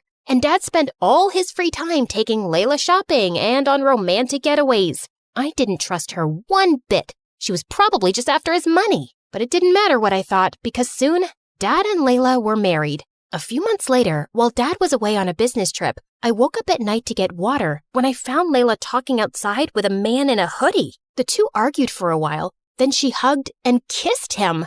I saw her coming back in and ran upstairs. What? The next morning, Dad was back and I found him with Layla in the kitchen. Good morning. I made your favorite pancakes. What's the matter, honey? Is something wrong? Yes, it is. I saw Layla with a strange man last night. She kissed him. What? Kat, are you sure you're okay? I was out like a light last night. It was probably just a dream, silly. I felt like an idiot. Layla just lied to Dad's face, and he was too love-struck to believe me. A few weeks later, Dad went on another business trip, and at 2 a.m. in the morning, I heard a strange man whispering with Layla in her bedroom. I was pissed. I grabbed my cell phone. This time, I'd get evidence. I crept towards their room. The door was closed, but I could hear the man's voice through the walls. I pressed record and sent the audio to Dad. The next morning when Dad returned, he and Layla confronted me. Are you spying on Layla? Dad, she's cheating on you. I sent you the evidence. I left the television on, Kat. That's what you heard. I love your dad. I'd never cheat on him. That wasn't the television. It was another man, I swear. She's a liar. I am so disappointed in you, Catherine. She's done nothing but be nice to you, and you've treated her horribly. You need to accept that Layla and I are together, and your lies won't change that. Dad grounded me for a week. After that, I didn't say a word about Layla's late-night excursions. If Dad wanted to be with a cheater, so be it. I focused on school and preparing for the next big debate competition, but I noticed that Gabe wasn't there. He wasn't my favorite person, but I started to worry when a few weeks passed and none of the teachers or students knew why he was absent. Then I remembered that Gabe worked at a local deli after school. One afternoon, I decided to stop by the deli. I saw Gabe at the counter looking like he hadn't slept in days. Gabe, are you okay? What are you doing here? I was just worried about you. I brought you the homework you missed from class. Why are you being nice to me? No one's ever nice to me. You might be my nemesis, but I still care. Suddenly, Gabe burst into tears.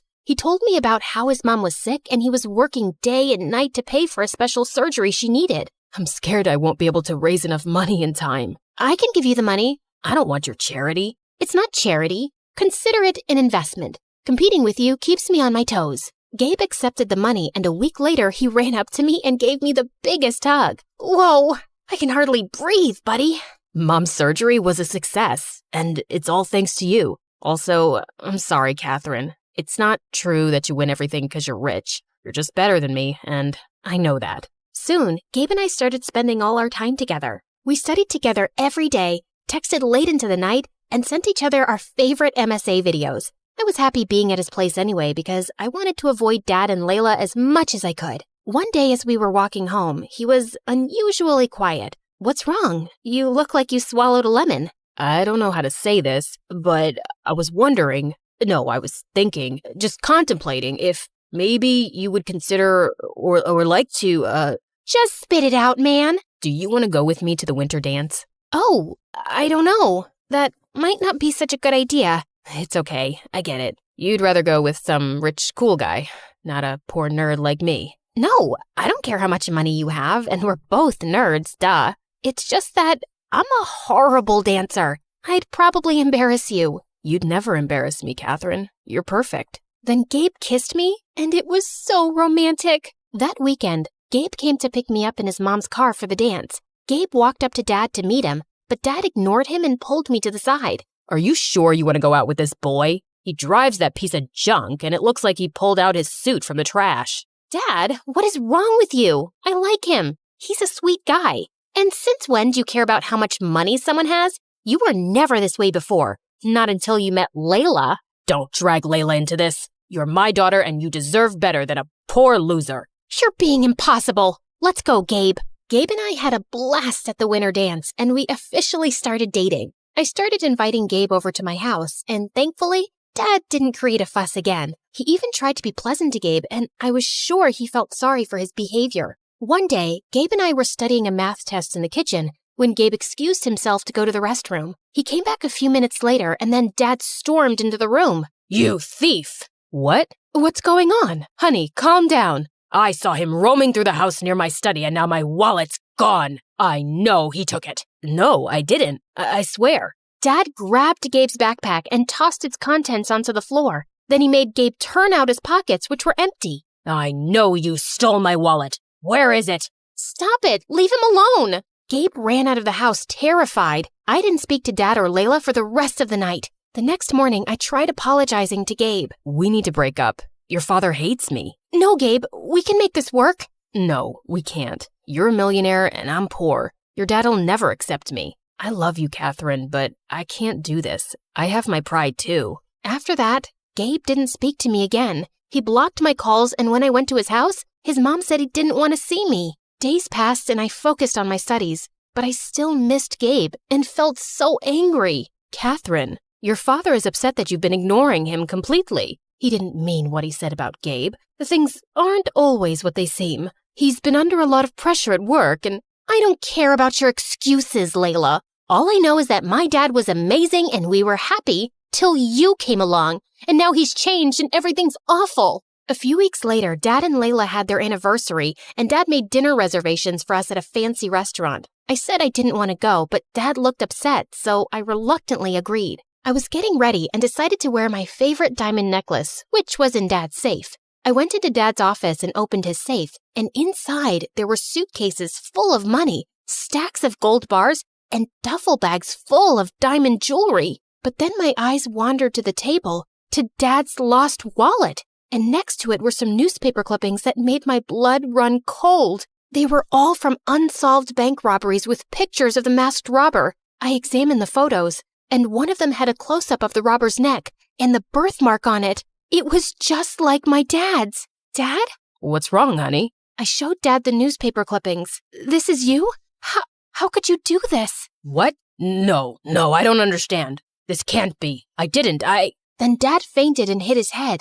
Layla called the ambulance and Dad was rushed to the hospital. I sat in the waiting room while Layla spoke to the doctors. Then she asked me to come into Dad's room. Layla and I have been keeping a secret from you. I have dissociative identity disorder, also known as a split personality. I struggled with it when I was younger, and I had it under control for years. I was his psychiatrist and fell in love with him. He was good for a while, but then his condition got worse. That was your dad in the hoodie outside the house that night, and he was the one you heard in the bedroom. He was supposed to be out of town getting treatment, but both times, he came home acting strange and saying things that didn't make sense. He didn't ever let me tell you because he didn't want you to worry. I have no memories of the robberies, Kat, I swear. I didn't know things had gotten that bad. I'm so sorry, honey. I hugged my dad and Layla. I felt so bad for Dad and for how I'd treated Layla. Dad was released from the hospital. The judge decided not to press charges for his crimes, but ordered him into therapy, and we returned all the stolen goods.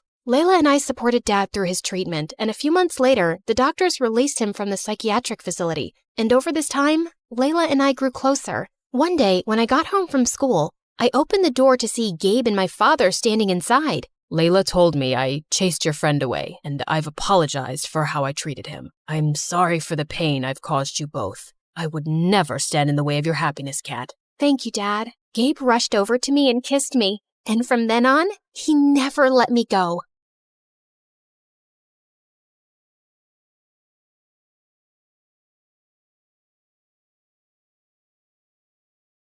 Just as I got up, I found myself facing Eric. What are you doing here? Isn't the meeting going on? Nope, that's just what I told you. I sent everyone home and was now waiting for you to steal the painting and run away with it. What? After the painting was stolen from the museum, the FBI contacted me to help them catch the guy they suspected was after it.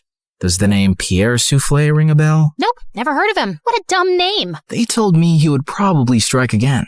I really didn't suspect you until one of my brothers said something about you looking like a girl we once met in Connecticut, who had a twin. I just couldn't shake that off, and wondered if you were hiding something. I had the FBI look into you, and most of your information checked out, but then they told me that they'd seen the suspected art thief and a girl your age leave your apartment a few times. Okay, so let me get this straight. Tonight was a trap? How could you trick me? Hello? Should I get a mirror for you? You've been tricking me from the very start. That's different. Only if different means exactly the same. You'd really send me to jail? You'd really walk away with that painting? Eric, I have to do this. I don't have a choice. It's to protect everyone I love from Pierre. And I'm guessing that list doesn't include me, does it? As we stared breathlessly at each other, suddenly Pierre's van stopped beside us. Good Lord, get a room! And before I knew it, his men had grabbed both me and Eric and put some rags on our faces, and I instantly drifted into unconsciousness. When we came about, Eric and I found ourselves tied to chairs on some boat. Ah, the sleeping beauties are awake just in time for me to say goodbye. You're not getting away with this. Oh, yes, I am. It's not like you were smart enough to call the police to your house when you caught Claire. Yeah, that's her real name. You didn't call the police? What was your plan then? My guess is he was just going to take the painting from you and give you a chance to run away. I think he even gave his own security men the night off. Why would you do that, Eric? Because he wasn't going to send the girl he loves to prison. Duh. Eric sat there poker-faced as I glanced at him. Pierre, you got what you wanted. Now keep your end of the deal. Pay up and let us go. Your sister double-crossed me first, which landed you in this mess, remember? I think I'll do the same. Why is there water coming in the boat? Oh, that's because it's got oils everywhere. It's going to sink soon. You two should make up and forgive each other because life's too short to be angry. I mean, literally, your life is really short. I'd say about another 30 minutes. Adieu. So long. Farewell. And with that, Pierre and his goons left. There has to be some way out. Don't you know how to get out of such situations after all your years as a criminal? I'm a con woman. I don't know how to trick my way out of these ropes. Great. Then I'll just die here with you of all people. Who would you rather die with? Maybe that really pretty, extra smiley waitress at the restaurant you love so much? You know what? Let's just not talk. Fine by me. We sat silently for a few minutes as the water kept seeping in. I've never had boba tea. What? You know, a few years ago when everyone really got into boba tea, and I never had boba tea. I always thought I had time to drink boba tea, and now I'll never drink boba tea. It's nothing special. You didn't miss much. You really mean it? Nah, it's amazing. Who is stopping you from trying boba tea? No one? Oh, you're the worst. Let's go back to not talking. As we sat there in silence again, I slipped my fingers through Eric's. Eric, I'm so sorry for getting you into this. I really wish I'd never crossed your path. He pushed my hand away. For the first time today, I agree with you. Just then, the door burst open, and Meredith came running in. Thank God, Em. I knew you'd come for me. You could have told me too. I would have panicked less. Hi, Eric. Remember me? We kissed once. We'll talk more later. Gotta go now. Meredith cut through our ropes quickly, and we splashed through the water, climbed onto the paddle boat outside, and rowed back to shore. I had a feeling Pierre was up to no good. I followed his van to Eric's house and saw him take you two and bring you here. I had to wait for him to leave before I could rescue you, and that jerk left without giving us a dime. We have to get that painting back. He can't get away with it. What is so special about that stupid painting? Why is it for $10 million? Apparently, it's worth much more. My grandmother bought it at some auction a few years ago, but I don't think she ever knew its real worth. The FBI told me that painting has hidden codes all over it. Sensitive government secrets and coordinates of underground facilities, and Pierre wants to sell those secrets to the highest bidder. Jeez. Trust stupid men to make everything so complicated. Who put codes in a painting? Who wants them now? What is wrong with everybody? All I ever wanted from life was to go to Bora Bora, and now we have no money. If you girls know anything about where he's going, help me catch him. I'll tell the FBI you were helping me all along, and you'll go scot-free. Free but poor? Should I offer you a reward for helping me get back a painting you stole from me? That would be polite, yeah. Meredith, do you have any idea where Pierre's going? Yeah. I've bugged everything that man owns. His phone, his coat, his shoes, that painting. I know where he's going. Oh, by the way, Mom wants us to come home. She says she has something important to tell us. And yeah, her memory is back, and she's very angry we made her marry Arthur. What? More about that later. Eric immediately got in touch with his FBI contacts, who picked us up from our spot and followed Meredith's trackers on Pierre. He was headed for a train at the Grand Central Station, and seconds before he was about to get onto his ride, he was surrounded by officers. Don't manhandle me, you orangutans! My outfit costs more than your yearly salary! I lose the day I ever laid eyes on you two! I'll make sure I take you down with me! I'm taking all your coats, Pierre. They fit me perfectly, you tiny mafia boss. Get used to an orange jumpsuit, cause you'll be wearing that for a long time. As the FBI officers took him away, I turned to Eric with a worried face. He'll give them information against us. You've helped recover a really important painting and capture a criminal the FBI has been trying to nail for ages. I promise, I won't let you get into any trouble. Thank you. We stood there in awkward silence. Okay, this is super uncomfortable. Do you guys need privacy to talk or something? I'll grab us some hot dogs. Do you want relish or mustard or... No, actually, I think we're done here. I have to go. Good luck and goodbye, Claire. Goodbye, Eric. Meredith and I took the next flight to Connecticut to see Mom back at her old house, and I was really happy to see her with her memory back. And then, Mom shocked us with her whole story. Many years ago, I was a government scientist in Russia, working on top-secret technology, and our team later wanted to sell it to an enemy country.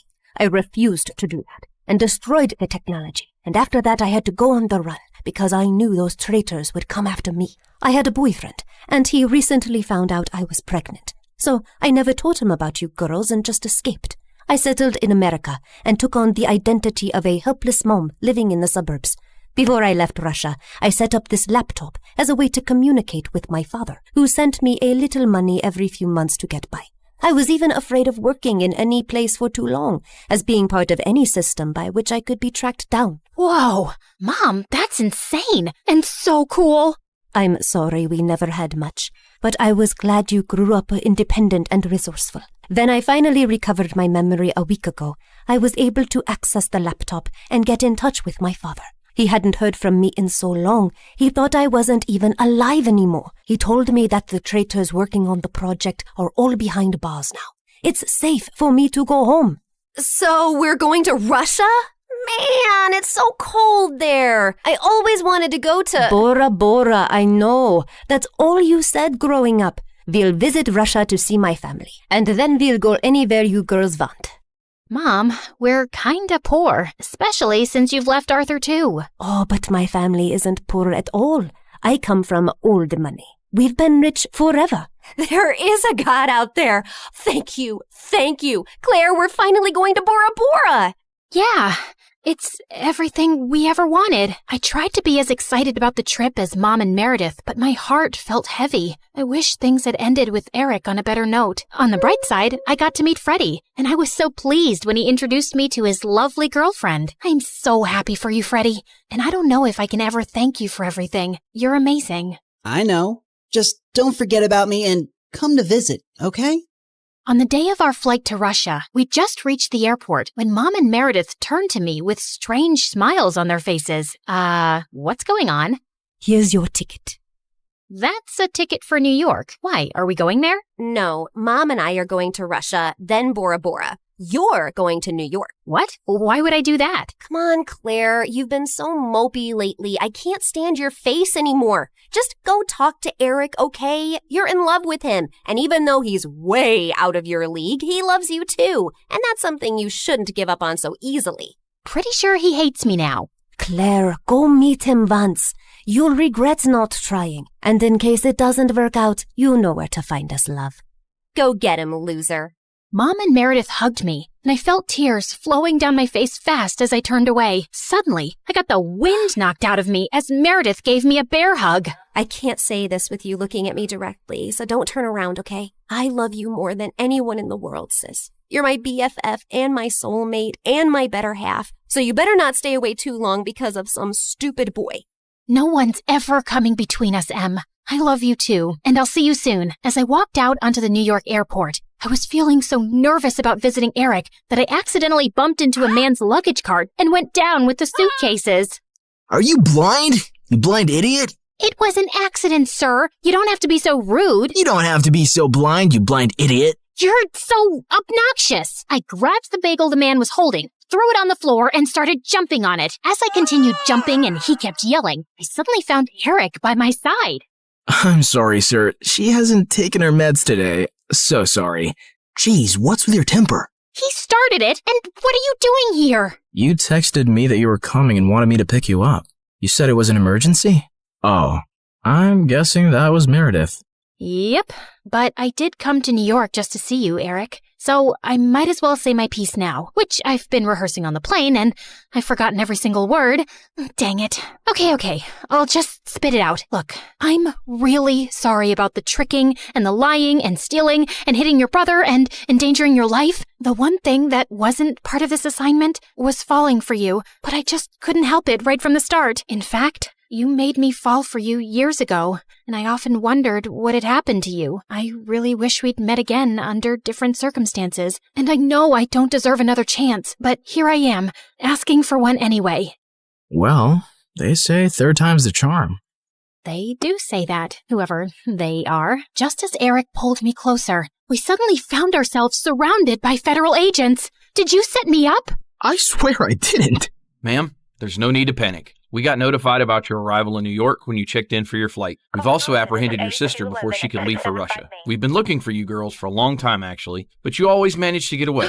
Now we have a deal for you. Come work for us and help us nail some con artists, and you'll have a clean slate.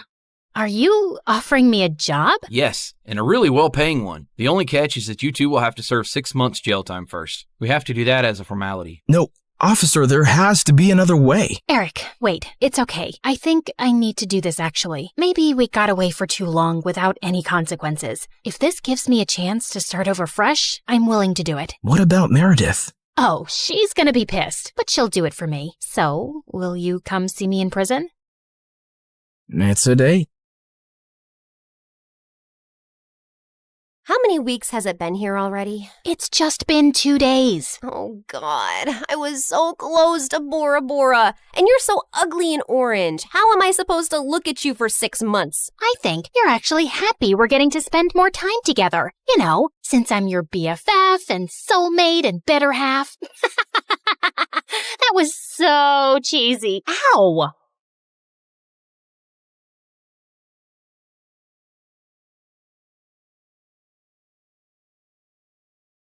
Hi everyone, I'm Hayden from California. Before I continue, please hit like and subscribe. I was born into a big, happy family, and growing up with 4 spunky older brothers was always a blast, and we ran into a lot of trouble. Like when we kicked the ball into our neighbor's window, and another time when we all fell into the pond and Mom thought slime monsters were invading the house. Yeah, we were all grounded, except for my younger sister Rose, the only odd one out who never joined us and only cared about her looks and her clothes. Ugh, Hayden, I can't believe you dress like that. Why can't you wear a proper dress? I can't believe you like those clothes. Look at this t-shirt. It's large so I can get underarm ventilation. And I can stuff my face without fearing my waist. And these pants, they have pockets. Here, want to see the frog I found?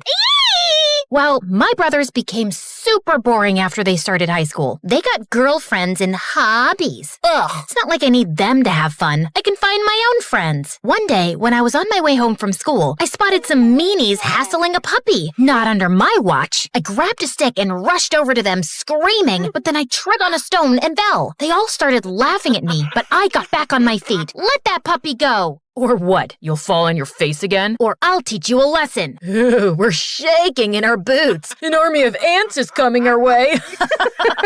That boy was my new neighbor, who was the same age as me, but half their size. And then the puppy bit the bully's hand, and the new boy rushed in and snatched the puppy away. He grabbed my arm, and we started running until we got away.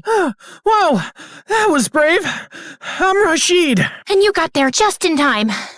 I'm Hayden. He adopted the puppy, and from that day on, Rashid and I became best friends, and everyone called us the Terrible Duo. But things changed the summer before high school when Rashid decided to visit his grandparents in India. Can't you stay home? Aw, I'll text you every day, and then we'll be in the same class this year. Finally, we can sit together. Without him, I was so bored that I even tried spending time with Rose. She pulled me out for shopping or a salon, which I never liked. She even dragged me to her ballet class. Ugh. All that pink tulle and that boring music. I was starving, so I searched for a vending machine and almost crashed into a girl doing a backflip. I peeked into the classroom and everyone was doing backflips and handstands, and the splits, they looked free, strong, and flexible. I wanted to be one of them, and that was my true calling. I caved in and trained every day, and by the end of the summer, I had already won 3 trophies at local competitions. I couldn't wait to show them to Rashid. On the first day of high school, I got in early to save us the best seats. But when I got in, someone was already there. Hey, can you? The guy looked at me, smiled, and... Hey, Hayden, I missed you. OMG, Rashid? Wow, I almost didn't recognize you. He looks tall, and the glasses are gone, and wow,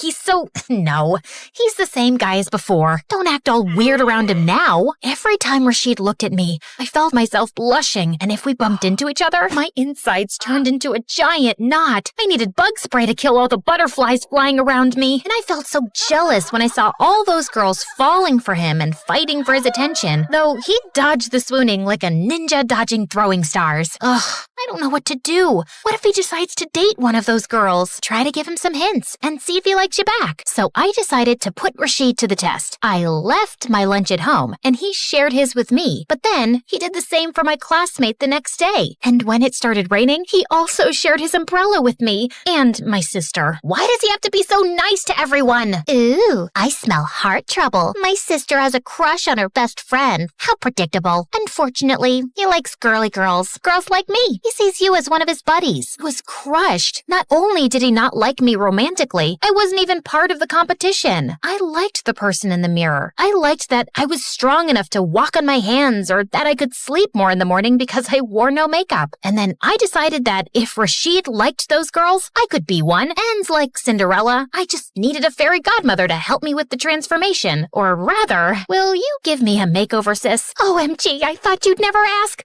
I would love to, and you need to learn that Puma and Adidas are not the same brands. Well, leave it to me. I'll take care of your closet. Suddenly, Rose turned into a whirlwind. She plopped me in front of the mirror, pulled out brushes and paint, stuffed me into tight clothes, and gave me the highest heels to wear. Are you sure about these? Maybe I can still wear my sneakers. Do you want to catch a boy or not? I was shocked. Was that even me? Rose had certainly transformed me, but I wasn't sure it was for the better. It's okay, Hayden. Think of this as an undercover mission. I thought being a girly girl would be a breeze. Boy, was I wrong. I had to do this awkward, clumsy walk because of that dress. And of course, I missed the bus and got to school late. As if that wasn't bad enough, when I walked into the class, my dress tangled on my feet and I stumbled, but thankfully Rashid was there. Oh, Hayden, you look... magnificent, majestic, breathtaking? You've got lipstick on your teeth. I didn't know you were into makeup. Well, you know, of course I'm into makeup. I'm a girl, no? Okay, let me help you with that backpack. It worked. Rashid had never offered to carry my books before, but every day I got into a new accident. Once I sneezed while putting on mascara, and I drew a line all across my face. Another time, I found a fake nail in my lunch and almost swallowed it. No matter what I did, it felt like we were growing distant. Rashid was treating me more like a girly girl and less like a friend. No more games of basketball or all-you-can-eat buffet lunches on Saturdays, but I'm still the same person. I can stuff my face even if I wear a tight shirt, right? Luckily, I still had my gymnastics practice where I could burn out my frustration. I trained so hard that I was ready for the regional competition by the end of the year. Congratulations! I'll come and cheer you on. Perfect. I'll tell him about my feelings there. With Rashid cheering me on from the stands, I felt like I could do anything, and soon enough, I won first place. It was such an exciting moment. Even a scout stopped to watch. I run a prestigious academy for stunt actors. You've got the looks and you've got the moves. If you want to make it in Hollywood, give me a call. It's never too early to start. I wanted to run to Rashid to talk, but I was a disgusting sweat fountain. Plus, I needed the time to rehearse the speech I had prepared with the help of Rose for him, so I snuck into the storage room. Hey, I know we started as friends, but since last summer, I started to like you, you know? I won today because you're here. Brian! OMG, you scared me! Brian was one of my teammates, just a couple of years older than me.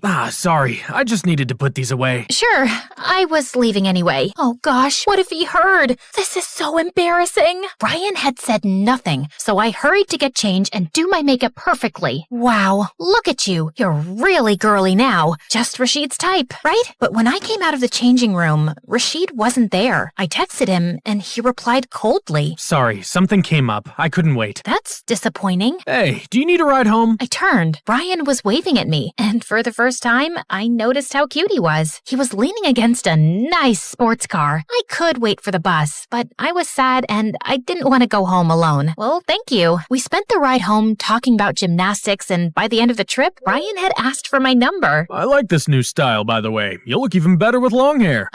Long hair is such a chore, but I guess that's what guys like. From that day on, Brian started texting me, and soon he asked me out on a date. I still liked Rashid best, but he had barely spoken to me since the gymnastics competition. It was clear he wasn't interested. I might as well go out with someone who appreciates me. Brian had booked a super fancy restaurant. I wore my high heels, and I even borrowed a wig from Rose to complete the look. When I walked into the room, I felt everyone looking at me with awe. You look stunning. All the boys here are jealous that you're my date. Wow, this is what being a girly girl looks like? Everyone is always staring at you? Brian was impressed, and we started chatting about ourselves. Brian already had his life figured out. He would work for his father's company. And what about you? I don't know. I might consider this stunt acting gig. I'd get to kick butt for a living. Aren't those film stunts too dangerous for a girl? What? How could you say? Just then, the fire alarm rang, and a fire started erupting from the kitchen. Everyone started running toward the exit, but I heard a cry and turned around. An old lady had fallen and nobody had noticed. But with my high heels and tight skirt, I couldn't run. So I took off the shoes and ripped the dress and rushed to help the lady up. We made it out just in time and nobody was hurt. I can't believe you rushed back like that. Thank God you made it out, but you look like a proper fright. Well, I wouldn't have had to rip my clothes if I wore my old t-shirt and sneakers. Of course I look a fright. I just ran into a building on fire. Oh, wait. Please don't sit in the car. You see that ash on you? Ugh,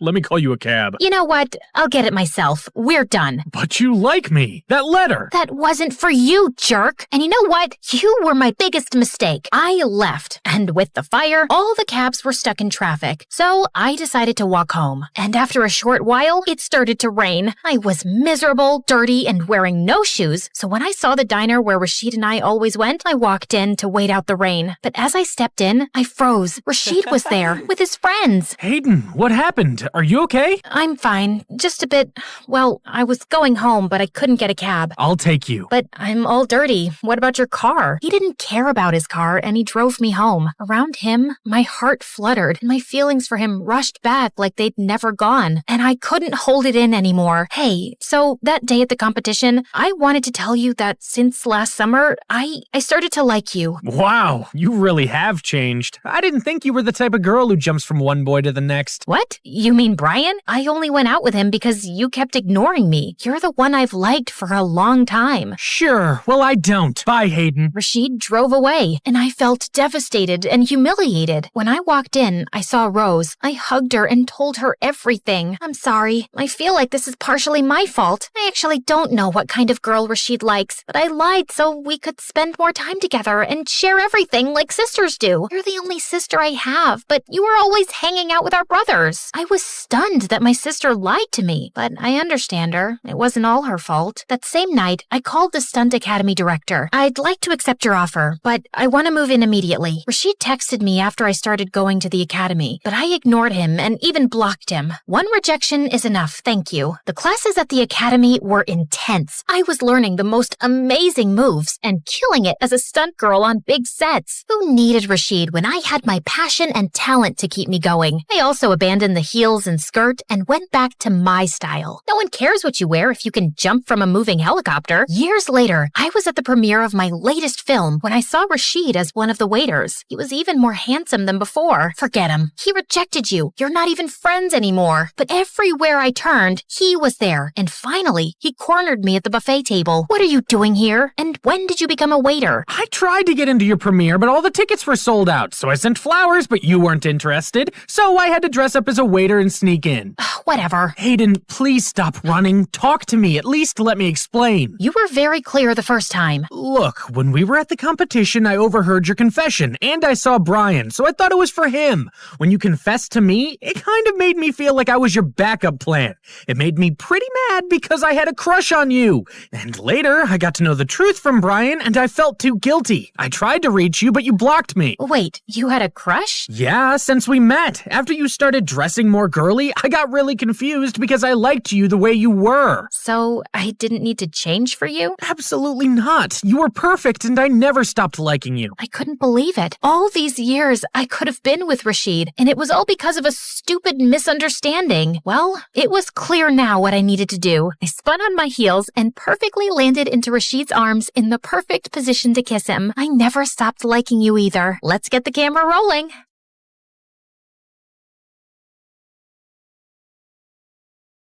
Hi everyone, my name is Summer. Please like and subscribe to MSA. I come from a poor family where my single mom used to work in fields for rich people. And since I was the eldest daughter, I always tried to help her out. Except I was kinda slow and really clumsy. Honey, can you go pick up those baskets for me? Sure thing, Mom. Oh, ouch! I'd destroy more things than I'd fix. You're sick, Mom. You should rest. I'll feed the cattle for you today. Oh no, wait, Summer, no, shh. You can thank me later. But as soon as I went near the animals, I stepped on a cow's tail and sent them all running around in panic. Just then, my BFF Jackson showed up, laughing like crazy. I guess that adds to another of your achievements this week, Summer. Shut up and help me. Jackson's family had lived next to us for years, and we'd grown up really close. And since he was a freaking genius, He'd help me study while I just tried to sleep my way out of it. At school, all the girls drooled over him and came to me to put in a good word for them. Can you give these chocolates to Jackson and ask him to come to our party? Nah, I got a test. You can eat them all. Really? The girls would hate me for being his favorite. And likewise, I adored him too. He was really hardworking and had part-time jobs to support his mom, who was sick most of the time. One day, I went over to check on his mom, and he was surprised when he came home. Summer, what are you doing here? I knew you'd be working late shifts, so I thought I'd help out. I am so lucky to have you in my life. I love you. Suddenly, my eyes went all wide. What, you don't like me? Oh, no! I mean, yes, I like you a lot. But I thought you were too perfect and wouldn't like someone like me. You're the most beautiful person, both inside and out. Summer, I don't just like you, dummy. I love you. After that, Jackson and I started dating, and it was really fun. But over time, things started to get tough. Jackson's mom got sicker, and he became super stressed and started working more part-time jobs. He'd be so busy that I'd barely get to see him.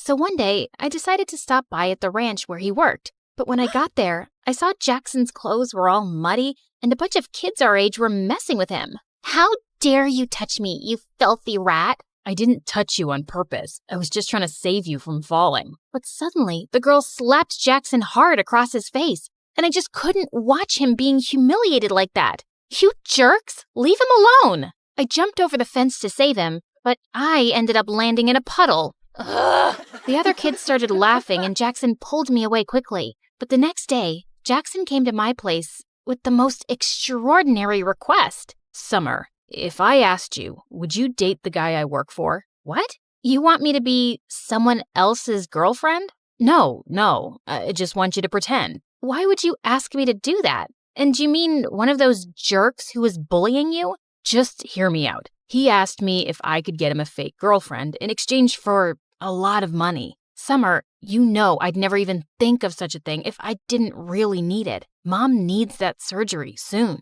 So, you'll put me up for sale? No, don't say it like that. It's just like any job. It doesn't mean anything more. Please, help me. I knew his need was genuine, but this was insane, and I refused. The next few days, Jackson kept texting me to apologize, but I didn't want to talk to him. Until one day I came home, and Mom told me that Jackson's mom had been admitted to the hospital. I went there as fast as I could, and it broke my heart to see how defeated Jackson looked. And I decided to go along with the fake dating plan. I was going to get him that money, and maybe even teach those jerk kids a lesson. When I told him I'd do it, Jackson was shocked. Are you sure, Summer? Yeah, I'm sure. I can't thank you enough. You're the best. The next day, I went to see that guy Aiden at his ranch. Interesting. Aren't you Jackson's girlfriend who tried to save him that day? That was brave of you, although you looked pretty stupid. Also, you don't find it weird that he has no problem with you dating another guy? What? No. Jackson and I are just friends. Wow, you're one amazing friend. So you're single then? Yeah, but don't get any ideas. I'm only here to be your fake girlfriend. And as far as you're concerned, I'm like gay. I see you and I feel nothing. In fact, I look at you and I want to puke. Yuck.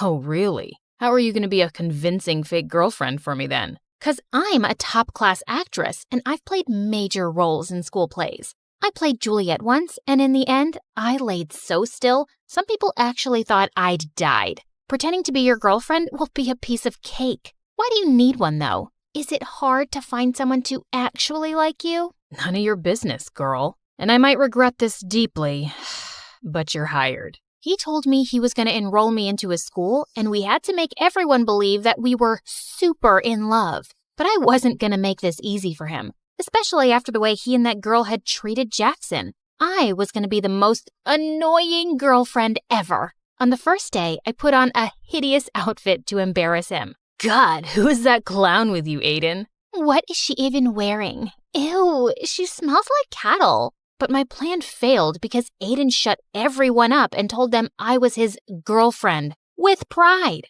Just then, the same girl who slapped Jackson at the ranch came catwalking towards us. You must be crazy, brother. I mean, just look at her. Our maids dress better. Turns out that witch was Aiden's stepsister, Meg. It is what it is, and you gotta deal with it, Meg. But later that day, as we were heading home, Aiden warned me. Look, take my credit card and get yourself some decent clothes. This is very important to me, so don't joke around. People have to believe you're my girlfriend, so you need to look and act the part. I nodded and smiled sweetly, but I wasn't going to stop so easily. The next day during lunch, all eyes were on us, so I filled my tray to the top with food. Seriously? What's wrong with you? A girl's got to eat, man. I have a healthy appetite. I kissed him on the cheek and danced back to our table. I ate like a pig and let out the loudest burp. It was so funny to see Aiden act like this didn't bother him. But just then, a skinny guy with glasses walked up to our table and asked Aiden's friend for some money he owed him for doing his assignment. You want money? Here you go. And he threw some of his loose change at the poor guy's face. I suddenly lost my temper and flung my orange juice at him. What the heck? Aiden, control this ill-mannered girl you got from some jungle. Aiden suddenly leapt up and grabbed that guy's collar, but the rest of them quickly separated them and the jerk stormed off, fuming. But then Aiden pulled me away angrily. Ah, stop! What are you doing? What is wrong with you, huh? Why are you acting like this? Those people are my friends. They're jerks, and so are you. But I already knew that. And I hate rich, entitled brats like you. And I hate poverty. And I hate that I have to pretend to be your girlfriend and— Oh, shut up. I don't care about your whole poverty speech. You agreed to do a job, and whether you like it or not, you'll act like my girlfriend who's dying to make me happy. And I know you're doing this because your friend's mom is sick, and the treatment is super expensive. It's nothing he can afford, even if he works his butt off for the next 5 to 6 years. You better behave or I'll fire you. Gosh, I hated him even more now. I even stayed late at school so I could avoid going back with that jerk. But then Meg and her friends caught me and locked me up in the janitor's closet. Hey, open up! I kept banging on the door for a while, but it was no use. I tried calling Jackson and left him some messages, but he wouldn't reply. And then suddenly the door flew open and I was so startled that I lost my balance and fell to the ground, hurting my ankle. Ouch! Are you okay? Aiden lifted me up in his arms and took me to his car. How did you find me? I heard my sister talking on the phone with her friends and I ran here immediately. Also, I'm sorry. What? It's because of me that they're treating you like this. Also, I'm sorry about what I said to you earlier. I acted like a jerk. It's just that my life will fall apart if this plan doesn't work. What do you mean? My dad wants me to get engaged to his business partner's daughter, but I don't want to do that. I want to become a musician and be with someone I love, not be part of some business deal. So I lied, and I told him I already love someone else. But now he wants to meet that person. That's why I hired you. I could tell that he was having a really hard time, and I decided not to make things worse for him anymore and play my part properly. Later, when we reached home, Aiden even dropped me to the doorstep in his arms. But as I limped in, I saw Jackson waiting for me. What do you think you're doing, Summer? You're supposed to pretend and not actually jump into his arms like his girlfriend. Huh? I hurt my ankle and he just helped me. You could have just walked. What? I'm doing all of this because of you in the first place, and you're being so— Okay.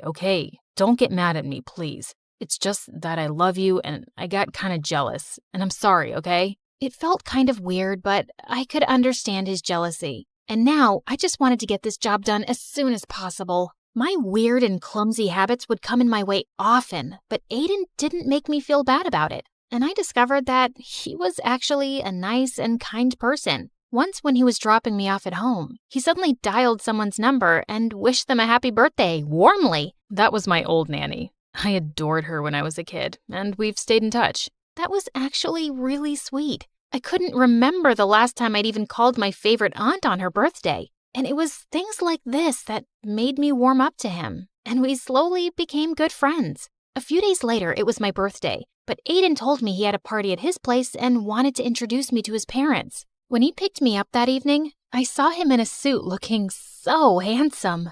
Whoa, you look so pretty. You don't have to pretend. No one's watching us here, Aiden. Suddenly, I lost my balance, but thankfully, Aiden caught me in his arms. For seconds, he kept staring into my eyes, and my heart raced like crazy. It's a shame we aren't dating for real. Somehow, I pulled myself back up and stomped on his feet. I would never have dated you for real. You're not my type. Later at the party, Aiden was about to introduce me to his parents, but on the way, Meg stepped on my dress and I ended up crashing into the party cake, which went flying into Aiden's parents' face. Holy freaking cake monsters! It was such a disaster and I just ran out of there. But on my way out, I crashed into Jackson. I hadn't seen him in days. Jack, what are you doing here? And where have you been lately? I came to work here for the night so I could make some extra cash. And I've been busy, but I'm surprised you even noticed or cared. Why wouldn't I? You're my boyfriend. And do you know what day it is today? Yeah, Saturday. Now if you'll excuse me, I got work to do. And you should go and be with Aiden. Saying that, he just left without even wishing me a happy birthday. I was sitting outside by myself when Aiden joined me. Are you okay? I'm sorry about what happened back there. No, don't be. It wasn't your fault. So, what now? Are your parents going to be mad at you? Did I ruin things for you? Hey, take it easy. Why are you always so worried about everyone but yourself? Here, let me get that. He had some napkins and wiped some cake off my shoes. As he was doing that, I couldn't help staring at him. Suddenly, he looked up and started leaning closer to kiss me. My heart was pounding wildly, but I pulled myself back just in time and ran out of there. What just happened? The entire night, I kept thinking about Aiden. I was definitely catching feelings for him, and I felt guilty. I decided I couldn't go on with this deal, and I had to talk to Jackson about it. But then early the next morning, I received a message from Aiden calling me at his place. When I got there, I didn't see Aiden, but his parents and Meg were there. And so was Jackson. Look who's here. The famous gold digger who's trying to rip my brother off. I have no idea what you're talking about. Your brother and I love each other. Oh, really? Then who is this? Meg told us she heard you calling him your boyfriend last night. So, you've just been playing with my son's heart because he's rich? That's why rich people like us can't trust you filthy lowlives. You're all liars and frauds. I looked at Jackson, but he just stood there. But Aiden suddenly appeared and stepped in front of me. Leave her alone. I told you, I love her, Meg, and if you hurt her again, it's not going to end well for you. Then it's not going to end well for you either, son. If you're going to be with this girl, you can just leave with her as well. I already felt so humiliated, and I didn't want Aiden to get in any more trouble. So I ran out of there, and Jackson followed me. I'm really sorry, Summer, but it would have messed up our plan if I'd jumped in to save Aiden's girlfriend. Jackson, I think the plan is already over. Aiden's family won't accept me as his girlfriend now. But Summer, you still asked Aiden to pay for you, right? This can't have been all a waste. I failed at the job, and I don't want to ask him for the money. I was going to talk to you about ending the deal anyway. Why? 'Cause Aiden kissed you last night? What? I actually left before he could kiss me. But you thought we kissed? And you still didn't want to break the deal? Do you even care about me? Of course I care about you, Summer. You think it's been easy for me to see my girlfriend with him? But you know how desperately we need the money. Not me. You. It's you who's lost his mind over the money. It's like I don't even know who you are anymore, Jackson. Just leave me alone. We're done. Because you fell in love with Mr. Fancy Rich Pants, right? Because I'm not good enough for you anymore, right? Jackson, just stop. No, I won't. In fact, let's see if you still love me or not. He tried to kiss me, and just as I was about to slap him, Aiden pulled him back and punched him hard.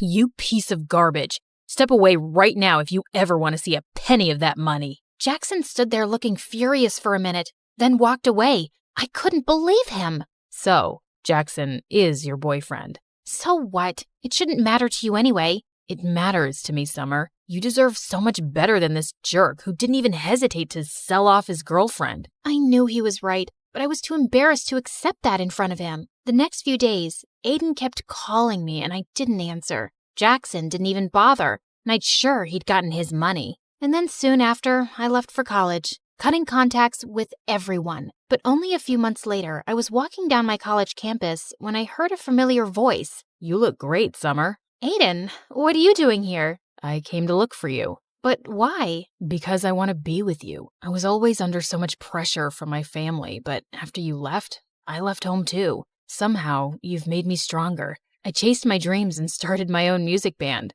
but there was still something missing. You. What? I fell in love with you really quickly, Summer. But whenever I'd say anything, you'd think I was pretending. And after you left, I realized I was such a fool not to tell you earlier. So tell me you don't hate me, at least. I don't, but you'll have to take it slow, 'cause this time I want it to be real too. I promise.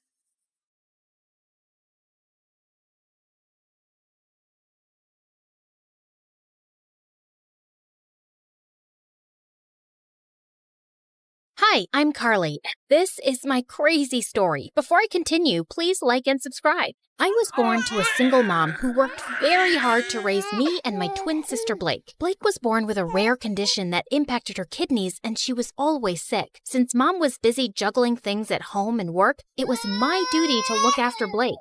You can't eat milk with your hands. Drink it. Blake, don't chew on your gross shoes. Even Mom was extra paranoid about Blake, and she hardly paid attention to me. Like this one time when I was 6, Mom had to leave for some urgent overnight office trip, and she dropped us off at the neighbor's place. These are Blake's medicines. You know she drinks chocolate milk before sleeping, and I've also packed her favorite pink night clothes. Wait, where's my stuff? The bag's too small to carry both your things, but hey, I packed your toothbrush. You'll be okay, right? I wanted to say no, but Mom already looked tense, so I nodded and she left. Everything was going great, but right before bedtime, I went to get milk for Blake, and I heard a huge thud. I rushed to see Blake crying on the floor with a bleeding nose. Apparently, Blake was jumping on the bed with the neighbor's son, and he thought it would be fun to push her off of it. Thankfully, the injury wasn't big, but when Mom found out, she went ballistic on me. Carly, I trusted you to look after her. And I did. I was just getting her milk, like you asked me to. And she's okay, Mom. Everyone falls sometimes. Your sister isn't like everyone else. After that day, Mom banned both me and Blake from participating in any extracurriculars at school or playing in the park afterwards like other kids. I was always stuck at home with Blake, so I never really got a chance to make new friends. And those at school joined clubs and got busier. I missed having a normal life, but Blake needed me more. Mom got more paranoid with time and took special care preparing food for Blake. I knew how tired she was, so I'd get by with frozen meals. And over time, I started taking comfort in junk food, eating candy bars from the hospital vending machines while I sat in waiting rooms for hours. By 13, I was much bigger than most girls my age. One time, our aunt was visiting us, and she hadn't seen me and Blake in a while. Look, I bought you girls matching outfits. Go on, try it. I'll just wear it later.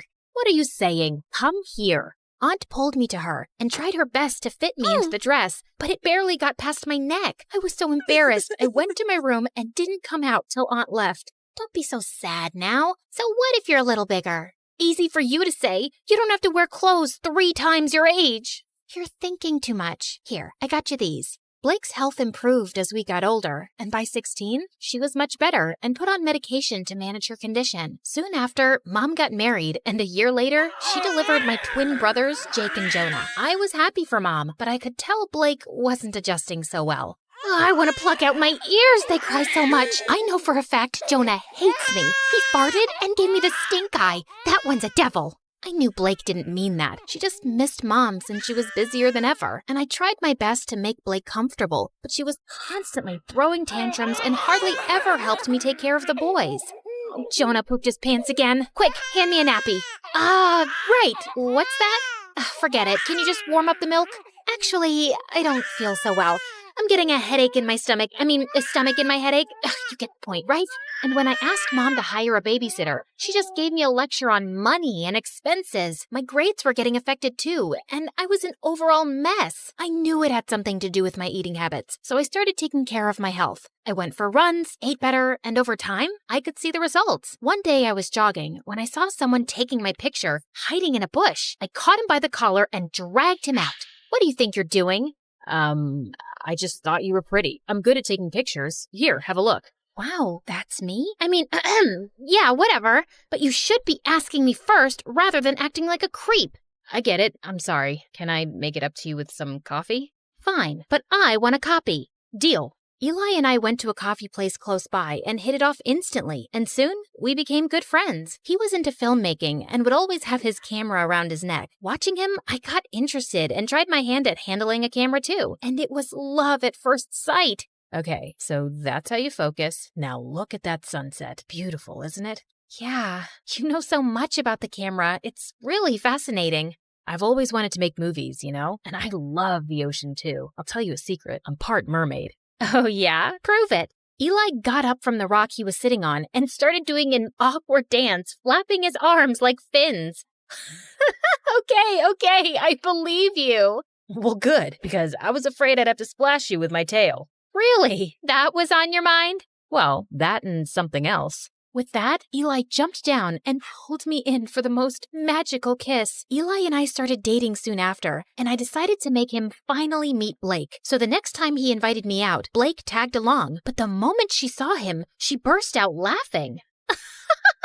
Oh my God!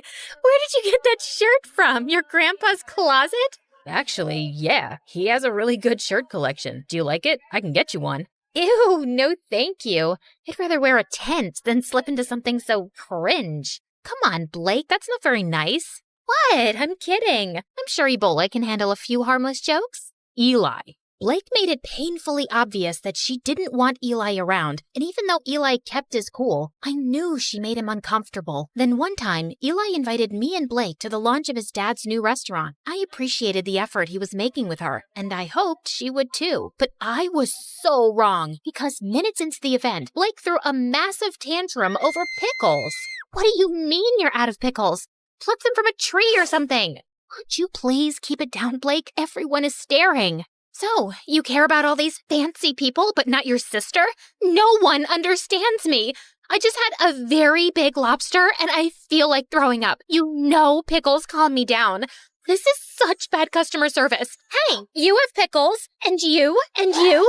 And then she started taking pickles off of everyone's plate till Eli intervened and dragged us outside. What's the matter with you, Blake? What? It's not my fault your party sucks. At least I brought some entertainment to it. Blake, let me handle this. Eli, I'm really sorry for the mess, but what? Your sister's not normal. And you are? You're so boring, if someone stole your identity, they'd give it up because it sucks. You really need to watch your tongue. And you need to watch your hands around my sister. Guys, please. Before I could say another word, Blake started hyperventilating and fainted. We immediately took her to the hospital, where the doctors told me that she passed out from anxiety and high blood pressure. Thankfully, she was out of danger. I'm really sorry about Blake, but that girl's out of control. You've got to draw a line somewhere. You saw what happened, Eli. You can't just scream at her like that. She's my sister. I can't be around her, Carly. This is going to be a problem. I wanted to stop Eli, but there was nothing more I could say. Blake was my sister, and she came first. I didn't meet Eli for a few days, and a week later, he told me that one of his movies that I'd helped him with had gotten selected for a local film festival. He wanted me to come, but Blake was still recovering, and I couldn't leave her alone. But when he came back, he told me something shocking. Everyone loved the movie, Carly. One of the biggest film schools in New York wants to take us both in on full scholarship. How amazing is that? I don't know what to say, but I don't think Mom would let me go to New York, Eli. You're a great filmmaker, Carly, and you should give it a fair shot. And think about it. You could finally live your life on your terms. God knows you need it. I was numb for a second, and then I felt like someone gave me new wings. It did sound like an amazing opportunity. All I had to do was convince Mom, but when I told her, she looked at me like I'd asked her for her kidneys. Have you gone crazy? You can't move to New York. Your life is here with me and Blake. I applied to this marine biology course on behalf of both of you, and you guys got in on scholarship. This was always the plan, and it's the right one. But that's not what I want to do. I want to make movies. I'm really good at this. Everyone says that. Everyone or Eli? Who's Eli? Just this dumb boy she's dating. I'm sure he's the one who's filled your head with this sawdust. How can you even think about leaving me? I just want to do what I want for once. Can't you give me a few years from my own life? Oh, stop being so dramatic. And not another word about this movie business, Carly. You'll stay here with us. Is that clear? Mom left, and I turned to Blake angrily. You couldn't take my side for once? What did I do? Oh, you mean telling Mom about Eli? I don't think she even noticed. I left the room angrily and didn't speak to Mom or Blake for the next few days. I thought I could confide in Eli, but suddenly he was acting really cold. Every time I tried to talk to him, he would turn the other way, till one day I finally cornered him after class. Am I imagining things, or are you ignoring me? Neither. I'm just busy. So, I told my mom I want to make movies, and she went bonkers, but look, Carly, you and your family have issues, and I don't want to get in the middle of it. Do whatever they say. But you told me to live my life. You said... Yeah, I did. And now I'm saying I don't care. You'd choose your clown sister over everything. I've seen that. So good luck, but I don't think I can be with you anymore. Eli, wait. Tell your sister she won. I felt frozen in my place as Eli walked away, and a week later, he left for New York. I couldn't believe he'd just dumped me like that. I felt so bummed out that I didn't come out of my room for days, and Blake was the biggest pain in the butt. Come on, we need to go shopping. It's painful to watch you in those pajamas. I'm not in the mood, but I am. Also, we'll have a nice lunch, watch a movie, just like old times. I said I'm not in the mood. Back off. Jeez, why are you so snappy? Because of that stupid boy?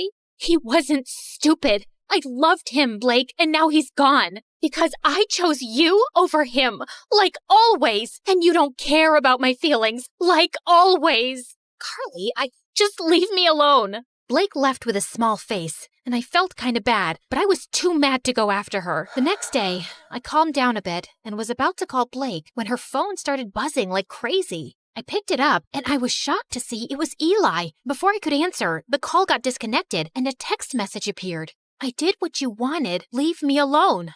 My mind went blank, and I opened the call logs on Blake's phone to see multiple calls to Eli. Suddenly, it all started making sense. Of course Blake must have driven Eli away. No one hated him more than her. What's this?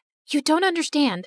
Oh, I understand everything perfectly. You asked Eli to dump me so you and Mom could use me as your servant all my life, right? Before Blake could even say more, I pushed her out and slammed the door in her face. I started packing my bags and stormed downstairs, only to run into Mom. What's wrong? Is Blake okay? Yes, she's fine, but I'm not, and I haven't been fine for a while now. But you don't care, do you? Of course I do, sweetie. Why would you say that? Because you never have. Not since we were kids. Carly, I knew you could take care of yourself, and you were the healthy one, and Blake... No, Mom, I was eating my feelings, and you didn't even see that. I got back to being healthy on my own, and you've stunted both my growth and Blake's. Hers by over-coddling her, and mine by always holding me back to be her guardian. And now I'm done. I will go to New York because I want to get away from you and Blake, and you can't stop me. I left home and booked a flight to New York. On my way, I called Eli and explained everything to him. He told me that he was proud of me for taking a stand for myself and welcomed me with open arms. We moved in together, and I was doing really well in my classes. Mom and Blake tried getting in touch with me multiple times, and even though I missed them, I needed my space. Eventually, they stopped calling. After graduation, Eli proposed to me, and I said yes. Life was going great, till one day I heard a knock on the door and opened it to see Blake and Mom. What are you guys doing here? Eli called us and told us about the engagement. Carly, I have a confession. It was me who convinced Eli to break up with you, not Blake. Wait, what? Eli never told me that it was Mom behind everything. I didn't want to stress you out more. I could see you missed your family, and this would have made you sad. But I saw the call logs and the messages on Blake's phone. I'd actually been calling him to apologize, but I guess he thought both me and Mom wanted him to dump you. And I don't blame him. I was always awful to Eli. I guess I was just terrified of being on my own without you, but I drove you further away. I'm sorry too, my baby. I'd just become used to having you around, always taking care of everything. And the thought of you going away for college crushed me. I was selfish and always burdened you with too much. I hope you can find a way to forgive me. Thank you for finally acknowledging that. It might take me a while to really forgive you, but I'll get there. I won't lie. I have missed you guys. Then let's start with a hug.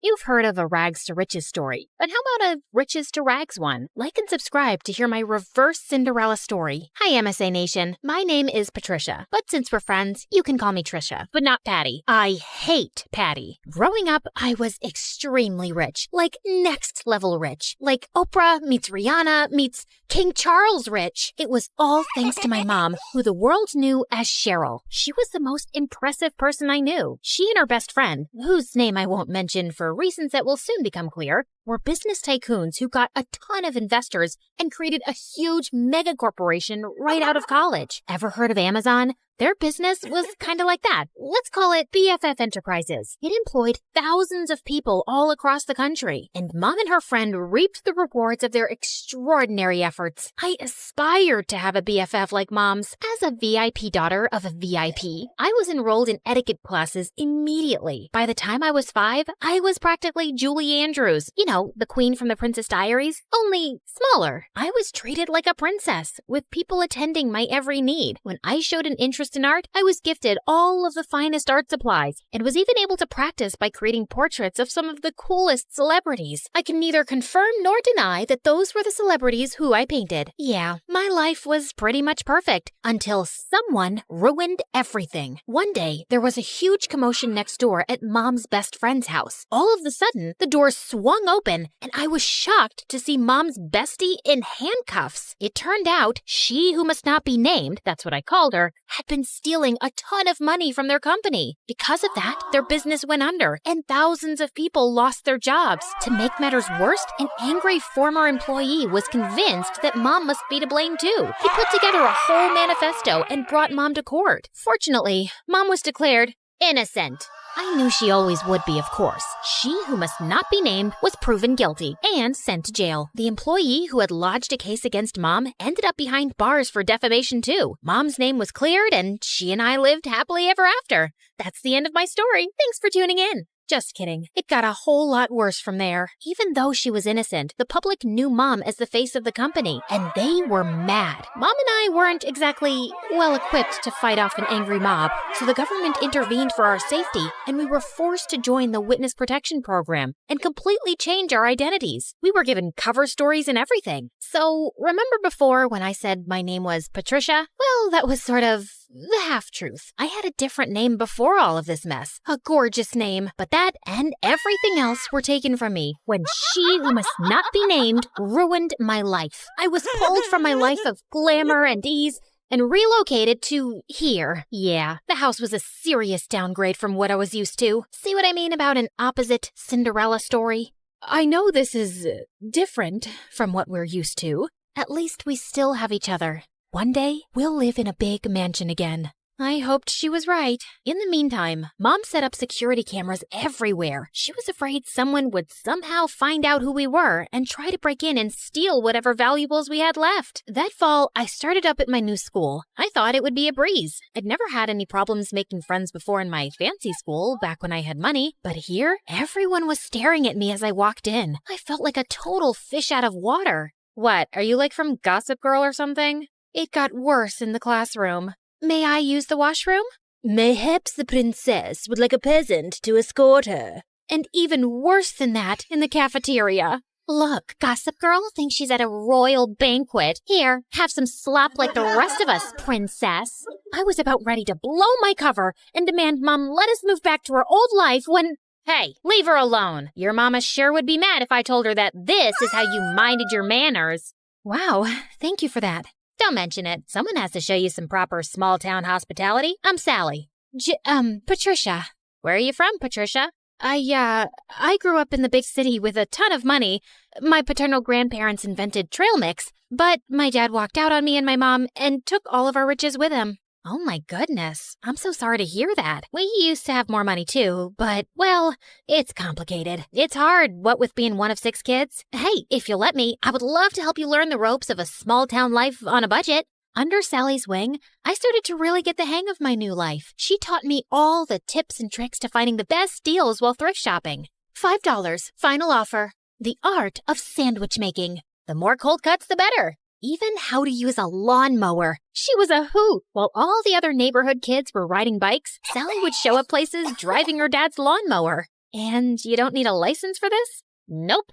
Weirdly, though, I never actually saw Sally's dad, but more on that later. Sally encouraged my painting, even if it meant using unconventional canvases. She was the most thoughtful friend I ever had. In turn, I taught Sally all about how to host a proper high tea and even how to ballroom dance. Sally was a total girly girl at heart, and I could tell she appreciated feeling like a princess for once. Over time, Sally and I became inseparable, and we especially loved taking her lawnmower out for joy rides. Hey, instead of zooming around town, why don't you put that machine to good use and mow my lawn? I'll throw you $20. $30. Final offer. The haggling skills Sally taught me were really coming in handy, and that's how Sally and I started earning some extra cash. In the beginning, we had a handful of customers, mostly our friends' parents, who paid us to mow their lawns and rake their leaves. But then, Sally had a fabulous idea. Trisha, you're such an excellent artist. We should offer painting services too. You can even do customized designs. Oh my gosh, Sally,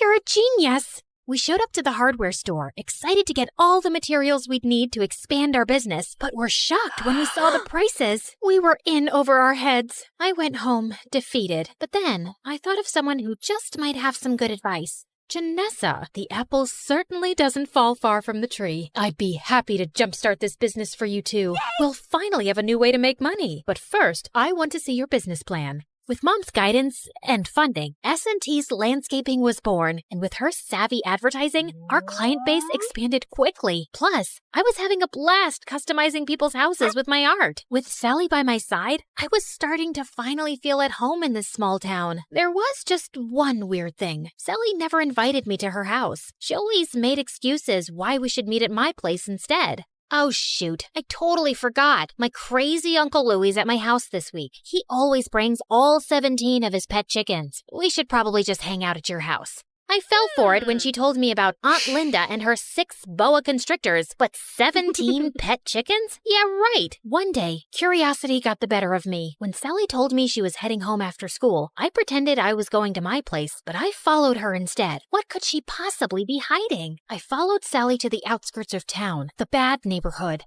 Whoa, Sally lives here? The trailer barely looked big enough to hold a twin bed. How could Sally and her 5 siblings and her parents even fit in there? Just then, I lost my balance and fell to the ground with a huge thud. Trisha? Sally, I can explain. I thought Sally was gonna start screaming at me, but instead, she started crying. I'm sorry I never showed you my home. It's just, well, I was embarrassed of this ugly trailer. My dad used to have an excellent job, and we had a big house and a big yard, but Dad lost his job a few years ago and ended up in jail. Ugh! If it wasn't for BFF Enterprises, we would never be in this mess. He was just trying to stand up to their evil owners, and instead Cheryl hired her cronies to make it look like Dad was lying and put him away. It felt like my stomach had dropped out of my butt. Sally's dad was the angry former employee who'd made a case against Mom. Thank goodness Sally had no idea who Mom and I actually were, thanks to our aliases and dye jobs. But why was she blaming Mom when it was really her dad who put us in this mess? I knew I shouldn't say anything or risk Sally getting suspicious, so I ran home before I put my foot in my mouth. Trisha, wait! Was it something I said? I avoided Sally the rest of the week, which wasn't easy. I felt so conflicted. Sally was my best friend, but she hated my mom and blamed her for her dad being in jail. So, I decided to get Mom's advice. I need to talk to you. Sally's dad is your angry former employee who ended up in jail. Oh, come on now, Trisha. What a strange joke. Why was Mom calling me Trisha? At home, she always called me by my real name. Mom, this is serious. Sally has no idea who I really am, or that you're actually the co-founder of BFF Enterprises. Just then, Sally popped up from behind the couch, and suddenly, Mom's behavior made sense. Sally, it's not... I can't believe this. I thought we were best friends, and all along, your family is why my family is suffering? Sally, please, leave me alone. I don't want to talk to you ever again. I've heard of surprise birthday parties gone wrong, but never this badly. I probably lost my BFF forever. But Mom was more preoccupied that Sally would out us both. What are you doing? Follow her. Make sure she doesn't talk. Do whatever it takes. I hadn't seen Mom this stressed out since the trial. I tried texting, calling, even showing up at Sally's window, but she wouldn't even look at me. I returned home, completely hopeless. Did it work? Will she keep quiet? She won't even talk to me. Just then, Mom turned into a fire-breathing dragon. Well, not literally, but I'd never seen her this angry. Then we need to move again, now. But this is her home. Sally is my friend. Some friend. As soon as she talks, I'm going to jail. Mom, what are you talking about? Why would you go to jail? The judge said you were innocent. Of course he did. I bribed him. My business partner and I were both stealing funds from the investors because we deserved more. But unlike me, she was dumb enough to get caught and unwilling to do whatever it took to stay out of jail. And Sally's dad figured it all out and tried to get me behind bars too. But I showed him I am not to be messed with. I couldn't believe it. I was so blinded by all of her generosity over the years. I'd never even once suspected that she could have done anything criminal. And I felt so awful for Sally and her family. They didn't deserve this. But then again, how could I choose between my mom and my best friend? What Mom said next, though, made everything totally clear. You got us into this mess. Now you have to get us out. Me? I'm just a kid. You're the one who was so greedy that you stole money and ruined your company and all of your employees' lives. You even let your own best friend take the fall. You cared so much about money, you forgot about what really matters, friendship. Trisha, come back here. My name isn't Trisha, Mom. It's Janissa. So, let me reintroduce myself. Hi, MSA Nation. My name is actually Janissa. Pretty, right? Okay, back to the action. I grabbed the security cameras on my way out and headed straight to the police station. It had our conversation and Mom's confession recorded. The police took my mom away, and because I had just turned 18 recently, they let me take care of myself. And that night, the story was all over the news. I knew I'd done the right thing, but I'd never felt lonelier. The next morning, I woke up to a knock at the door. Sally, you have to believe me. I didn't know about my mom. She told me everything for the first time yesterday. I can't believe you did that for me, Patricia. Well, I had to. It was the right thing. I mean, sure, I probably could have bounced from town to town with Mom for years, pretending to be someone I'm not, but I don't want to be like Mom, throwing my friends under the bus and not caring about hurting other people. I would choose friendship over luxury 1,000,000 times. And, by the way, my real name is Janissa. It took months, but after campaigning tirelessly, we finally got Sally's dad out of jail and back home where he belonged. With Mom behind bars, I was finally free to come out of hiding. Even though I was totally free to move back to the city, I decided to stay put in this small town. After all, this had become my home. I even asked Sally's family to move in with me. Plus, Sally's dad was able to take over the landscaping business. With him in charge, business is booming. Everyone is just so thrilled that he's back home where he belongs. We did have a company name change, though. I'm just so happy to have my best friend by my side.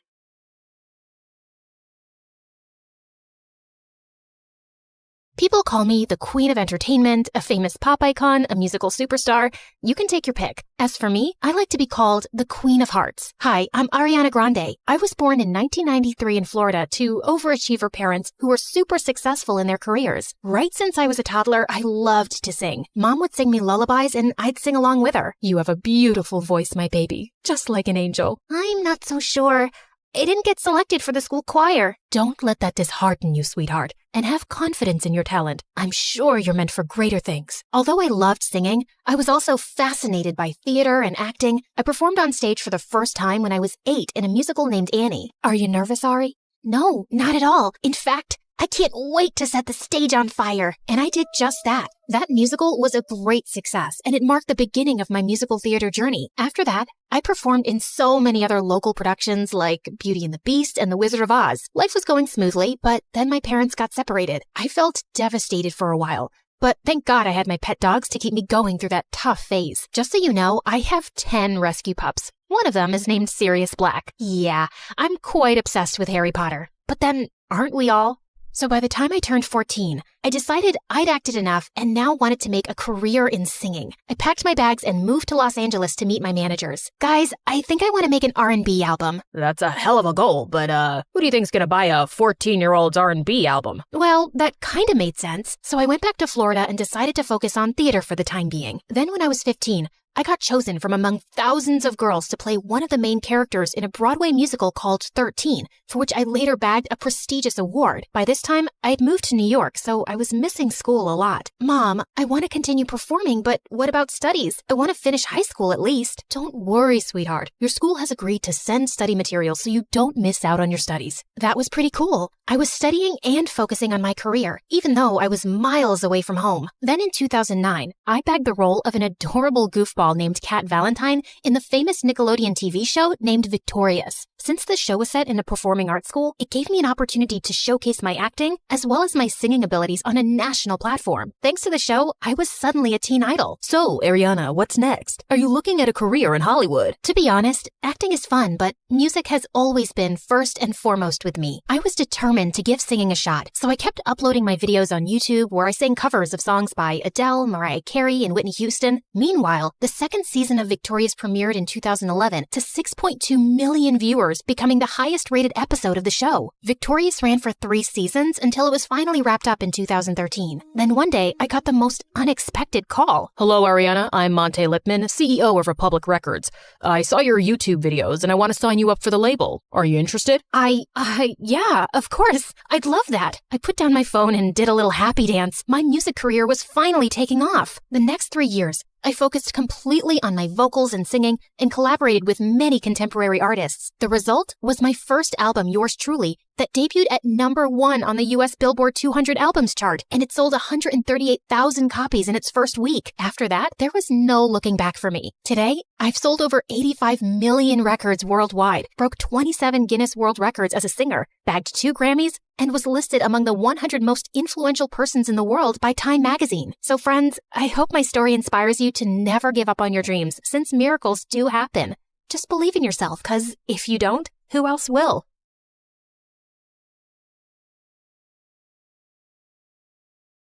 Hi, I'm Jules from Arizona, and I have the most opposite parents ever. But that's not why I'm telling you this story. If you want to know more, please like and subscribe to MSA. My mom was a lawyer who worked long hours for a multinational company, and Dad was a broke, stay-at-home artist with a wild imagination. He'd spend hours telling me stories about random superheroes, which Mom thought was a waste of time. On my 10th birthday, Dad threw me a huge superhero party, and everyone was asked to dress in costumes. We've got a costume for you, too. Ugh, really? Wonder Woman? The guests are gonna be here soon. I can't wear this junk. But Mom, I stayed up all night to pick that outfit for you. Well then, sweetie, you obviously need to make better choices in life, which you won't if you continue sticking with your dad. What's the matter with you? It's her birthday. Why can't you loosen up a bit? And why can't you be like an adult? Ugh, I'm so tired of this. I need a break. With that, Mom simply tossed the costume aside and left. As time went by, I became more like Dad. I loved art and painting. Life was good, except when I turned 16, Mom asked Dad for a divorce. He tried convincing her otherwise, but she was set. Since Dad was struggling to find a job, Mom won full custody, and I had to move with her to a new city. Mom tried her best, but she had no idea how to take care of me. Eventually, she found a new boyfriend, a bigger house, and a new cook, and that was the end of her efforts. I started school soon, and on my first day, even though the kids were cool, I just wanted to be left alone. So I went to the school garden and had taken out my sketchbook when this girl in a chicken costume flew past me and hid behind a huge tree. And soon after, a group of girls followed. Have you seen a headless chicken running around here somewhere?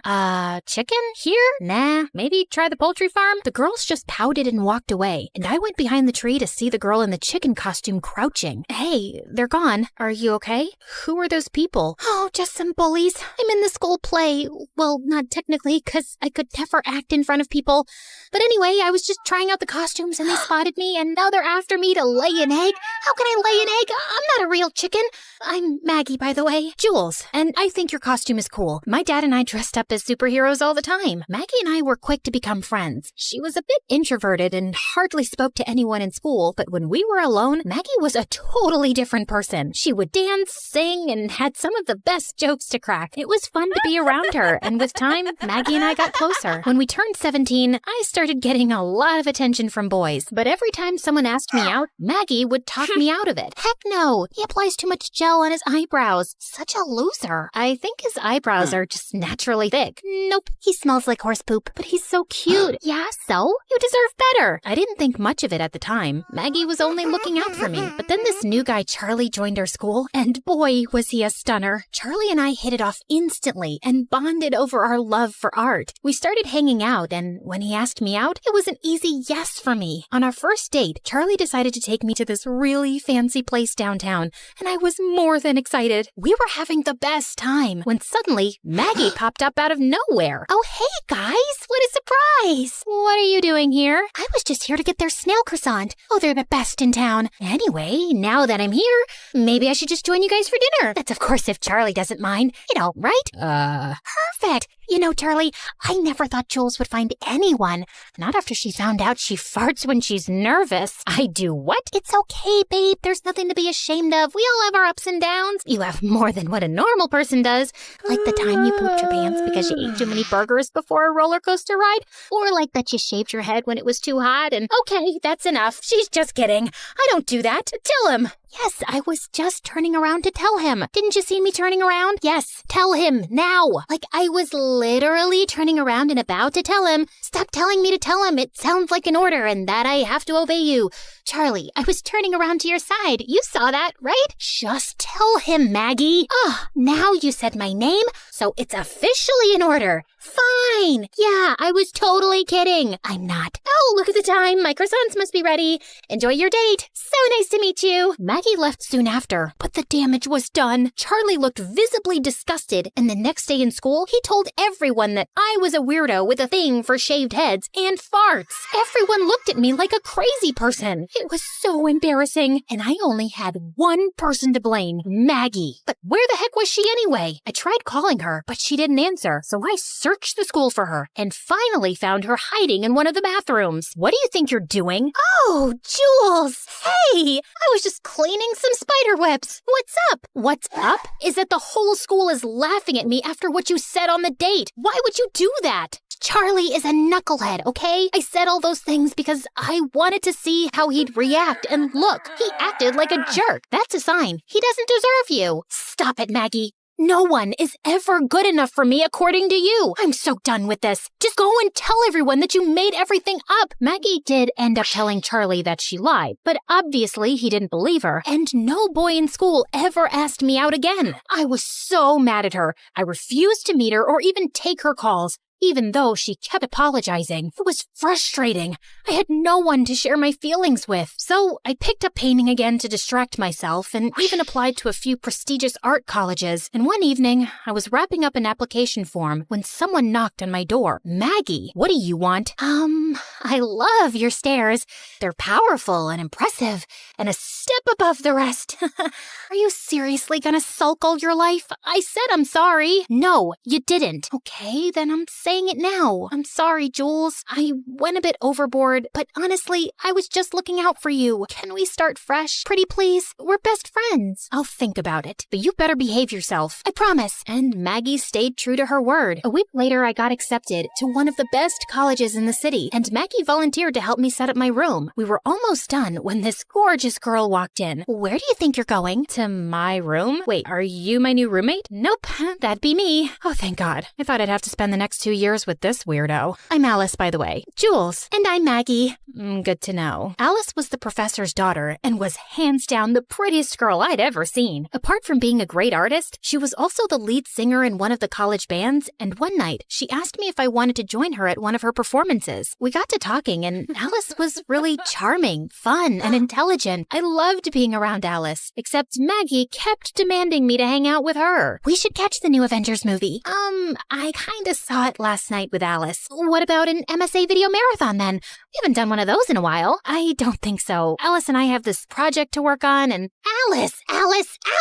I am tired of listening to her name. You just met the girl, and I like her. She's my friend. Sounds like more than friends to me. I didn't know what Maggie meant by that, but a few days later, I was at one of Alice's shows when Maggie walked in. You didn't tell me you were coming. Well, since you won't hang out with me, thought I'd come to you. Why? Are you not happy? Before I could say another word, the performance started, and as always, Alice blew my mind. Watching her on stage was always amazing, but something in my heart jumped when she blew a kiss at me while singing. Ew, that was so cringe. Stop blushing like a moron, Jules. And what's the whole hype about this Alice? She literally sings like a pregnant horse. I could do so much better than that. And with that, Maggie went on stage and pulled the plugs, and the crowd went silent. What do you think you're doing? Saving people from your horrible voice? Give that back. Alice tried to snatch the plug from Maggie's hand, but Maggie pushed her. Then Alice got up and she pulled Maggie's hair, and the two of them got into a huge fight. Before I could butt in, Alice shoved Maggie and she tripped over something and ended up falling off the stage, unconscious. Alice and I took her to the hospital where the doctors told us she had a broken arm. Maggie got discharged the next day, but the doctors said that she needed to rest. Her parents requested if I could help her with her recovery since she was always happy around me, so I tried to drop in whenever I could, but every time I said I couldn't come over, she'd freak out or have a full-on panic attack, making me feel like I had to drop everything and go see her. Even Alice started noticing how stressed I was. Then one day, she told me about this great art exhibition in town, and I really wanted to see it. I told Maggie that I wasn't well, and surprisingly, she understood. Alice and I were having a great time, and the exhibition was out of this world. I've missed that smile, you know. Me too. Thanks for bringing me here.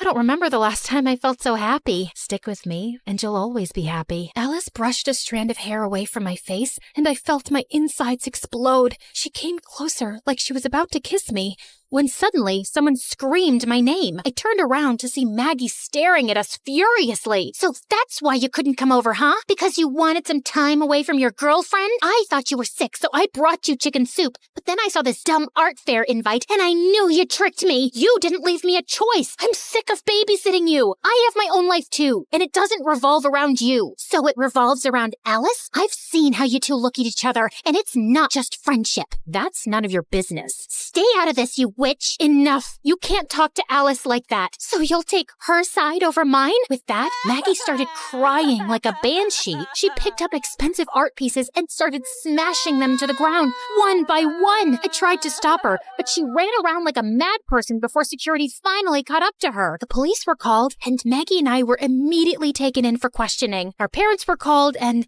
it was a huge mess. Mom dropped me back off at my college, where Alice was already waiting for me. Are you okay? Look, Jules, you need to cut that girl loose. She's clearly obsessed with you. I don't know what's gotten into her. I mean, she's always been weird, but she's not a bad person. Then why did she spread that rumor about you in school? I had a friend who went to the same school as you and did some digging. They told me how she said something about you farting. Wait a minute. You asked around about me? Why? Because I wanted to know more about this stupid friend of yours. Then you should have asked me. Don't go sneaking around like that. I'm sorry. I just wanted to make sure you were okay. You should know better and stay away from someone so toxic. She's not wrong, Jules. Sometimes it's okay to let go in order to stay happy. As painful as my separation with your dad was, it ended up being a blessing because we're so much happier. Just be selfish for once and choose your own happiness. Oh my God. You all need to stop telling me what to do. I'm not some kid, okay? I can make my own decisions and do my own thing too. With that, I stormed off. I knew what Maggie did wasn't right, but I was so tired with everyone trying to make decisions for me. Maggie got out soon after, and she would send me gifts and bouquets to say how sorry she was, but I was done with her. Alice tried talking to me too, but soon after finals started and I got busy with my studies. I just needed some space from everyone. Then one day, I was buying groceries when I spotted Maggie in the line ahead of mine. She saw me too and immediately walked over. You've been avoiding me, but I don't blame you. I pushed your buttons too hard, and I deserve this. But I miss you, Jules. Maggie, you're a great person, but I think it's better if we don't stay in touch anymore. I'm finally happy in my space, and I want to keep it that way. I get it, but at least can we have coffee? One last time, for the sake of our friendship? I wanted to say no, but looking at Maggie's desperate face, I agreed. She led me to her car and started driving, but I noticed soon that we were not headed in the right direction. I asked her, and she told me that it was this new place a little outside the city. I felt uneasy and asked her to stop the car, but Maggie started speeding up. What the heck are you doing? You'll get us killed. You said you were my bestie forever, and then you dumped me for that stupid Alice. I loved you, Jules, you know that? What? Yes, I loved you, but you told me you were into guys. That's why we couldn't be together. I kept begging Maggie to slow down, but she just wouldn't listen. Panicked, I tried to take the wheel from her hand, but the car slid off the road and hit a tree. Within seconds, a crowd gathered around us and helped me and Maggie out. Thankfully, we weren't injured. Jules, I'm so sorry. Are you hurt?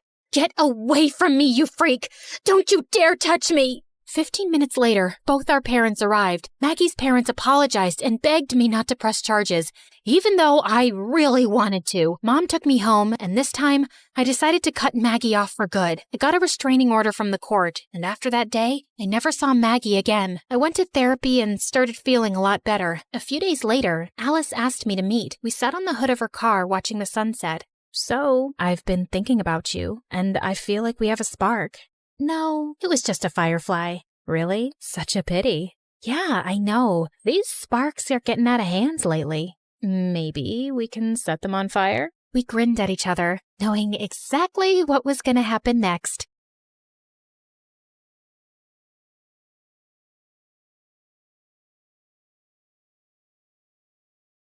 As Hermes, messenger of the gods, I've borne witness to countless tales spun across the tapestry of Olympus. With my winged sandals, I have traveled across the realms of the universe, carrying tidings that have altered fates.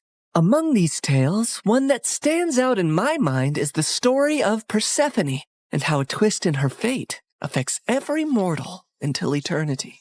You see, Demeter is the goddess of harvest, and she could turn the earth green with her touch. She made countless flowers bloom and coaxed bountiful crops from the soil. With her presiding over the planet, no living creature ever went hungry. She took great joy in her role, but her heart belonged entirely to her daughter Persephone, the Maiden of Spring.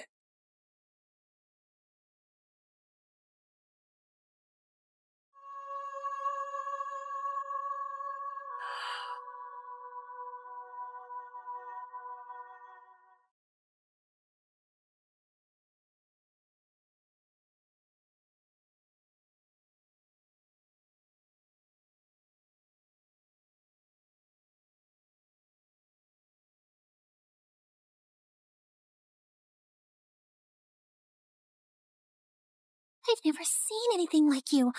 Are there more of you nearby? Little princess, I know of a field where the flowers bloom as far as the eye can see. I can take you there if you want. Oh, really? Oh, that would be a sight to behold. Then come with me, sweet child.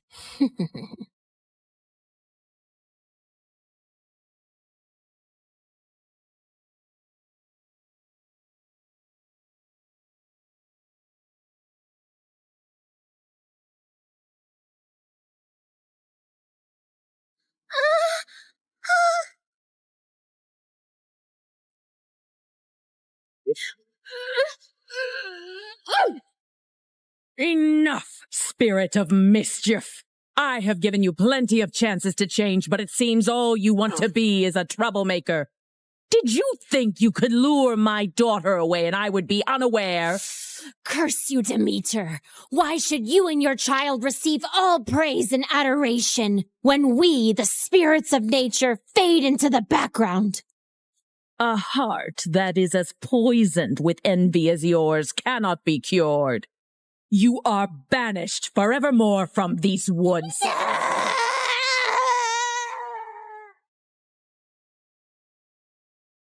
Did you forget that you are not allowed to venture into the forest alone? I'm so sorry, Mother. I only wished to see the magical flowers. And you shall see many wonders, my child, but always within the safety of my reach. The world holds great beauty, but also grave danger. Come now, it's almost dawn. Let us go out into the meadows and make our own magical flowers bloom. That sounds perfect, Mother. Demeter always wanted to keep Persephone close to her. But as her daughter grew older, she turned into a beautiful young goddess who attracted the attention of many young suitors. Anytime a god smitten by Persephone's beauty sought her hand in marriage, Demeter sternly turned them away. I cannot marry her off, Hecate. She is too delicate for the harsh world outside. Huh? These gods who come after her, they only see her beauty, not her gentle soul. They cannot care for her as I do. Demeter, you must be mindful of what Persephone wants too, or she might grow to resent her cage. A cage? Is that what you would call it? She has everything here that she could possibly desire. She's a powerful goddess, and under my guidance she can wield life from barren soil. Any god she marries will only dim her light.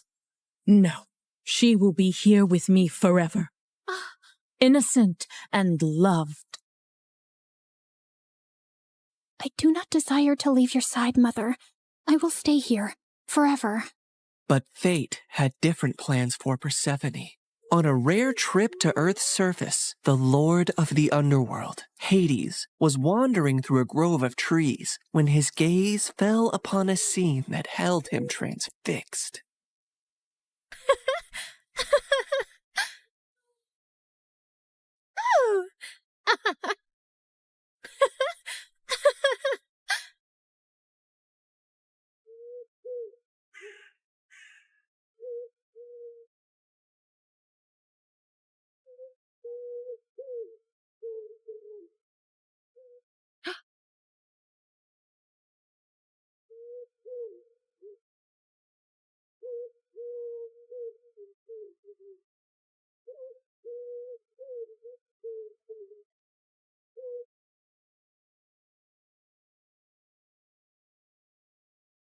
Hades, my lord, you seem to be troubled.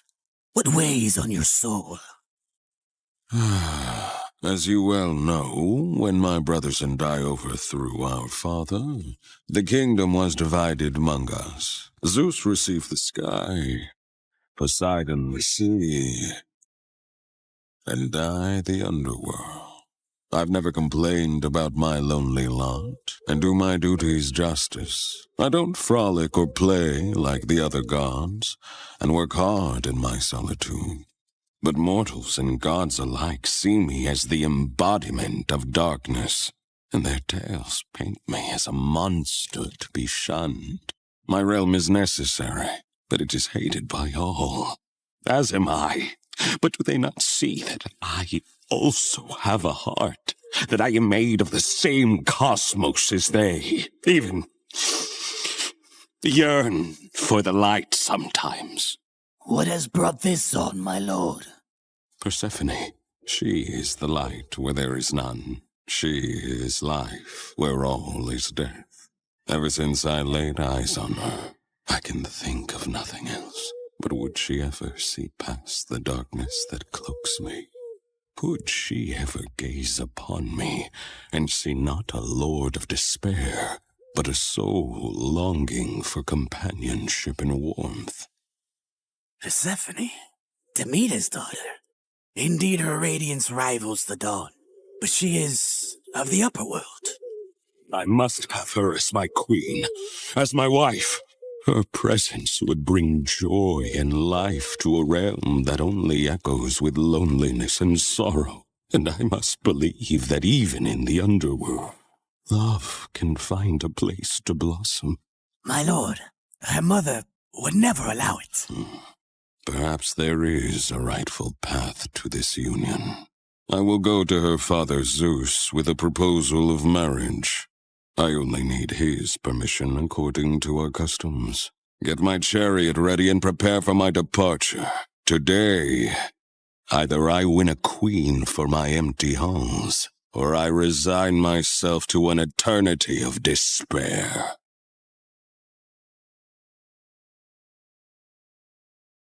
The next day, when Persephone had wandered far from her companions in a field and was kneeling down to admire Narcissus, suddenly the earth beneath her shook.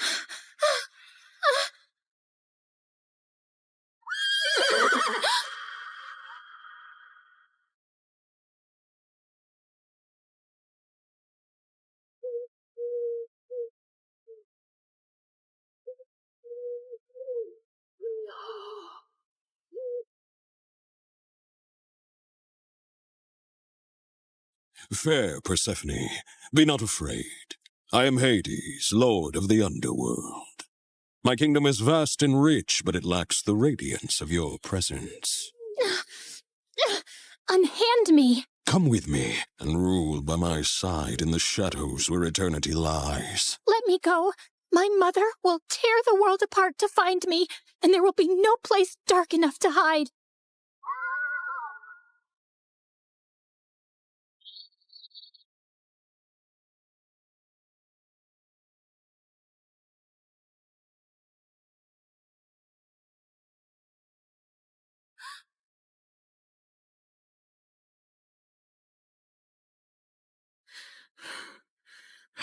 Where is Persephone? Something has happened to her. I can feel it. Leave everything and search for her now. Demeter's grief upon discovering her daughter's disappearance was immense, and as she roamed the earth searching for Persephone, she had neglected her duties. And so, the crops and trees began to suffer. My daughter! My heart! In her desperation, she sought the counsel of her old friend, Hecate. Hecate, you who see into the shadows, help me find my daughter. You must seek Helios, Demeter. His all-seeing gaze pierces through deceit and darkness. Taking the advice to heart, Demeter ascended to the chariot of the sun, where Helios guided the day. Helios, please, you must tell me where my Persephone has gone. You see everything from your throne. Surely you must know. I can't bear this pain any longer. Helios the sun god had indeed seen everything that fateful day, but had chosen not to interfere. However, he was moved by Demeter's grief. Demeter, your daughter has been taken by Hades to the underworld. He desires her as his queen. That cannot be. My daughter, queen of that cold, dead realm? I won't allow it. Perhaps it is not as dire as you fear. Persephone's grace could bring life even to the underworld. Also, he is one of the most powerful, wealthiest gods in the universe, and she would rule by his side. Is that so terrible? This is an outrage! How dare he take my daughter? Did Zeus know about this too? Zeus allowed it. In her fury, Demeter descended back to earth. Return my daughter to me, or I will let the earth perish in my sorrow. I will let this world turn into ice and ash. I will plunge it into eternal winter. Meanwhile, in the underworld, Persephone wept in despair and lashed out at Hades any time he tried to speak to her. To rule the underworld by your side? I want nothing to do with you. You've stolen me away from the sun, from my mother. I understand your anger, Persephone. I only hope, with time, you will see me and my world differently. Until then, I will respect your wishes.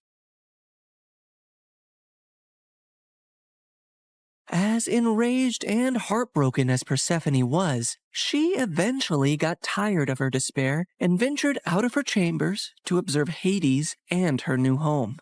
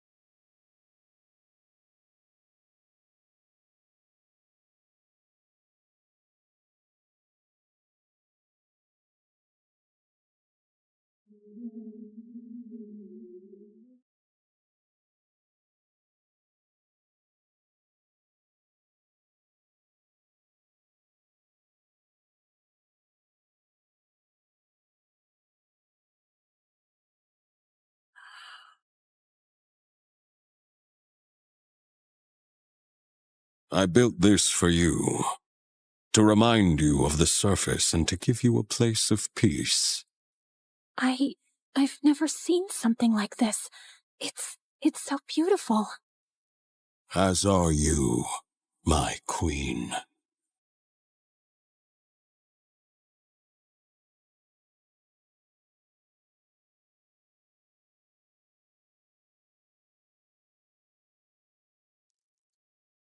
Each realm has its supreme ruler, Persephone. But here, you and I will rule together as equals. You will never be beneath me, but always near me.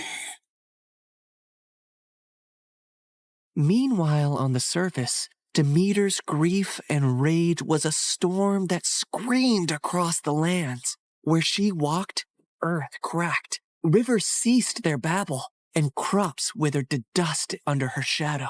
As she withdrew her blessings from the world, famine began to spread far and wide. The cries of suffering mortals eventually reached the ears of Zeus on high Olympus, who could no longer ignore the matter. So he convened a meeting of the gods. Demeter's wrath endangers all. We must find a solution that honors both her demands and the laws of gods. If my daughter wishes to leave the underworld, let her return to me, or I shall never again let the earth bear fruit.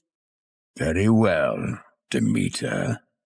If Persephone wishes to return, she shall, if she chooses to stay with Hades. So be it.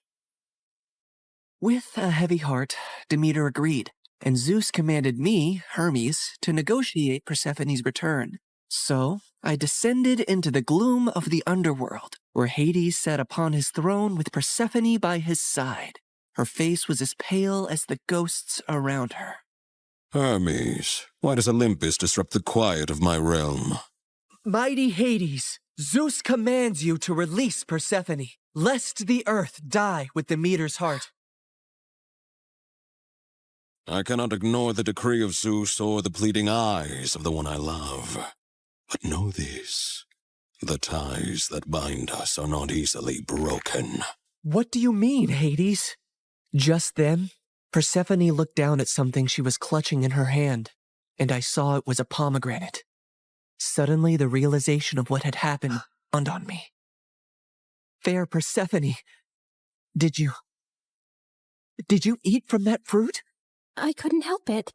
6 seeds, to be exact. Each of them has sealed her fate and has bound her to the underworld.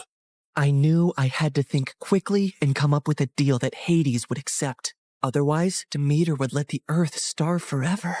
She only ate a small portion of the fruit, so she should only stay with you for part of the year. She will spend 2/3 of the year with her mother on Earth, and 1/3 with you in the underworld.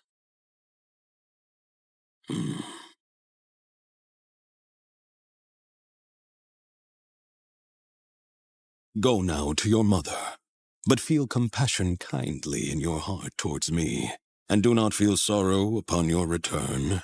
For while you are here, you shall rule as my equal, and have the greatest rights and honor among the gods, as well as my undying devotion. Persephone assured him she would return on the agreed time, and he arranged his chariot for her to depart.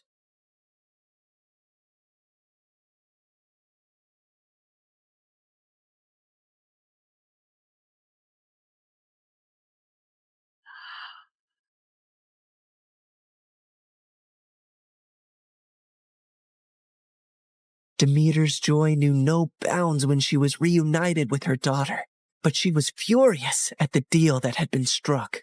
How could you possibly eat the fruit of the dead? It is common knowledge that eating anything in the underworld binds one to that realm. Why would you do that, Persephone? It was a moment of great weakness. I wish I could reverse it. I am so sorry, Mother. Demeter had no choice but to accept the deal. And once her wrath subsided, the earth turned green and bountiful again. But when it was time for Persephone to return to the underworld, Demeter began to mourn once more, and winter would arrive, thus setting the cycle of the seasons.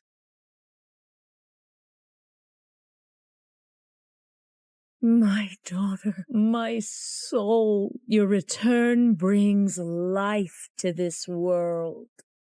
Mother, in the darkness, I've learned the secrets of the deep earth, and in your light, I bring forth life. Together, we bind the world in a cycle of death and rebirth.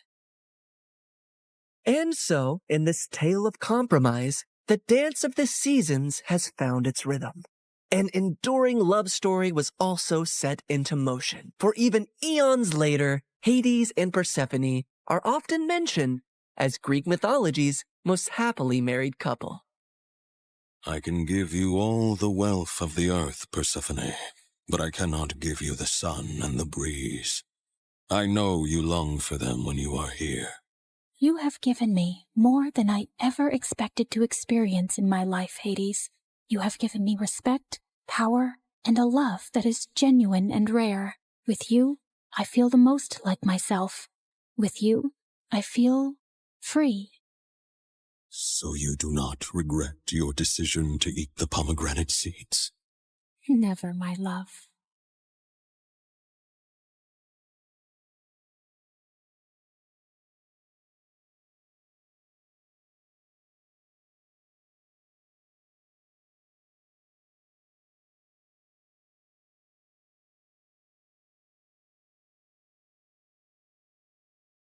Bonjour, my name is Andrea from Paris. Please like and... Nah, I'm just kidding, guys. It's me again. Gotcha. You didn't know I spoke multiple languages, Verdado. So, where were we? Oh yeah, my band almost broke up. My manager tried to take control of my life. My father was in an accident. My boyfriend was keeping a huge secret from me. And my mom had come back into my life after almost 10 years. Am I forgetting some other misery? Yeah, I'm also really hungry. Oh, right. I hadn't eaten anything since before the concert. But at that time, we had more important things on our plate. Alice, I told you to get away from him. Who does she think she is to tell me what to do? No. First, you owe me an explanation. Why have you left? Where have you been all these 10 years? Why have you never called? Why are you coming back now? Why? Well, I guess she owed more than one explanation. Maybe we should leave. And miss the showdown? Yeah, let's give them some privacy. Yes, better. What are you even doing here in the first place?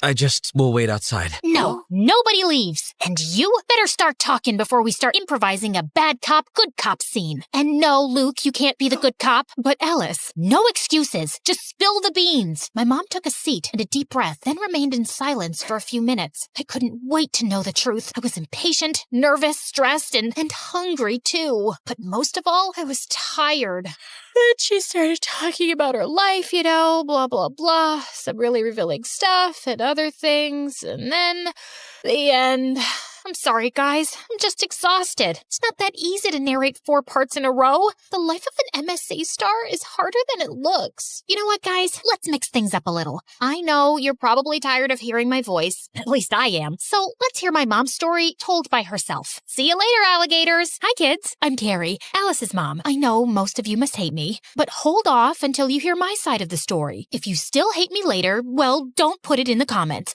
I don't think I can handle having my own haters. Let's start from the beginning. After I got married and had Alice, my life was practically perfect. Lovely family, a career climbing. Life was looking up. When Alice was finishing elementary school, my big shot arrived. Carrie, we want you to lead the case against the Siri clan. Oh, yes, I'll do it. Their time has come. Justice will be served. The Siri clan was one of the largest and most dangerous criminal groups in the country. They were the worst of the worst, fixing sports events, moving narcotics, blackmailing politicians, and even kidnapping kittens in their spare time. You name it, they did it. Get ready. This is gonna change your life. And boy, it did. I couldn't imagine at the time how much it would cost me. I couldn't tell anyone about my involvement with the case, not even my family. Still, the clan found out pretty much everything about me. I soon started receiving threatening phone calls, menacing letters, and gifts of dubious taste. The prosecution put security on us. The suit guys followed us all around without Alice and her father knowing. But that didn't stop the Siri clan. Oh no. A few days before the trial, I received an envelope in my office. Inside, there were pictures of Alice at school, in the park, coming in and out of the house, everywhere. I thought about calling the police, but it was too dangerous. I had to do something. So, I went to see the head of the clan, ready to put my career aside and my principles in exchange for the safety of my family. But he was a tough negotiator. I have a counteroffer. They not only forced me to sabotage the lawsuit against them, but also made me work for them as their legal counsel for years. They never stopped following Alice. I had no choice but to stay and help them grow their criminal empire even further. So, that's why I left. Because now I'm a criminal and I can't even look at you in the eyes knowing everything I did. And why did you come back? After I left, I blocked your numbers, but I never changed mine. The hospital called me saying there had been an accident and I had to come and make sure you were okay. I guess I'm still your emergency contact. Of course. There's no other person I want to see in an emergency. He's such a flirt. Is that so? It is, and not only in emergencies. I think Alice's dad has the hots for Alice's mom. You don't say. I'm just glad I get to see you again. Oh my God, Dad, stop flirting with her. Have you forgotten that she abandoned us for like 10 years? Are you sure you don't have a concussion? Let's call the doctors to do more tests. I'm fine, Alice. I guess old habits die hard. He smiled at me, and even after all these years, just like the first time I saw him playing in the subway, I felt fireworks inside. How could I help it? Look at him. He is as attractive as he was 10 years ago, maybe even more.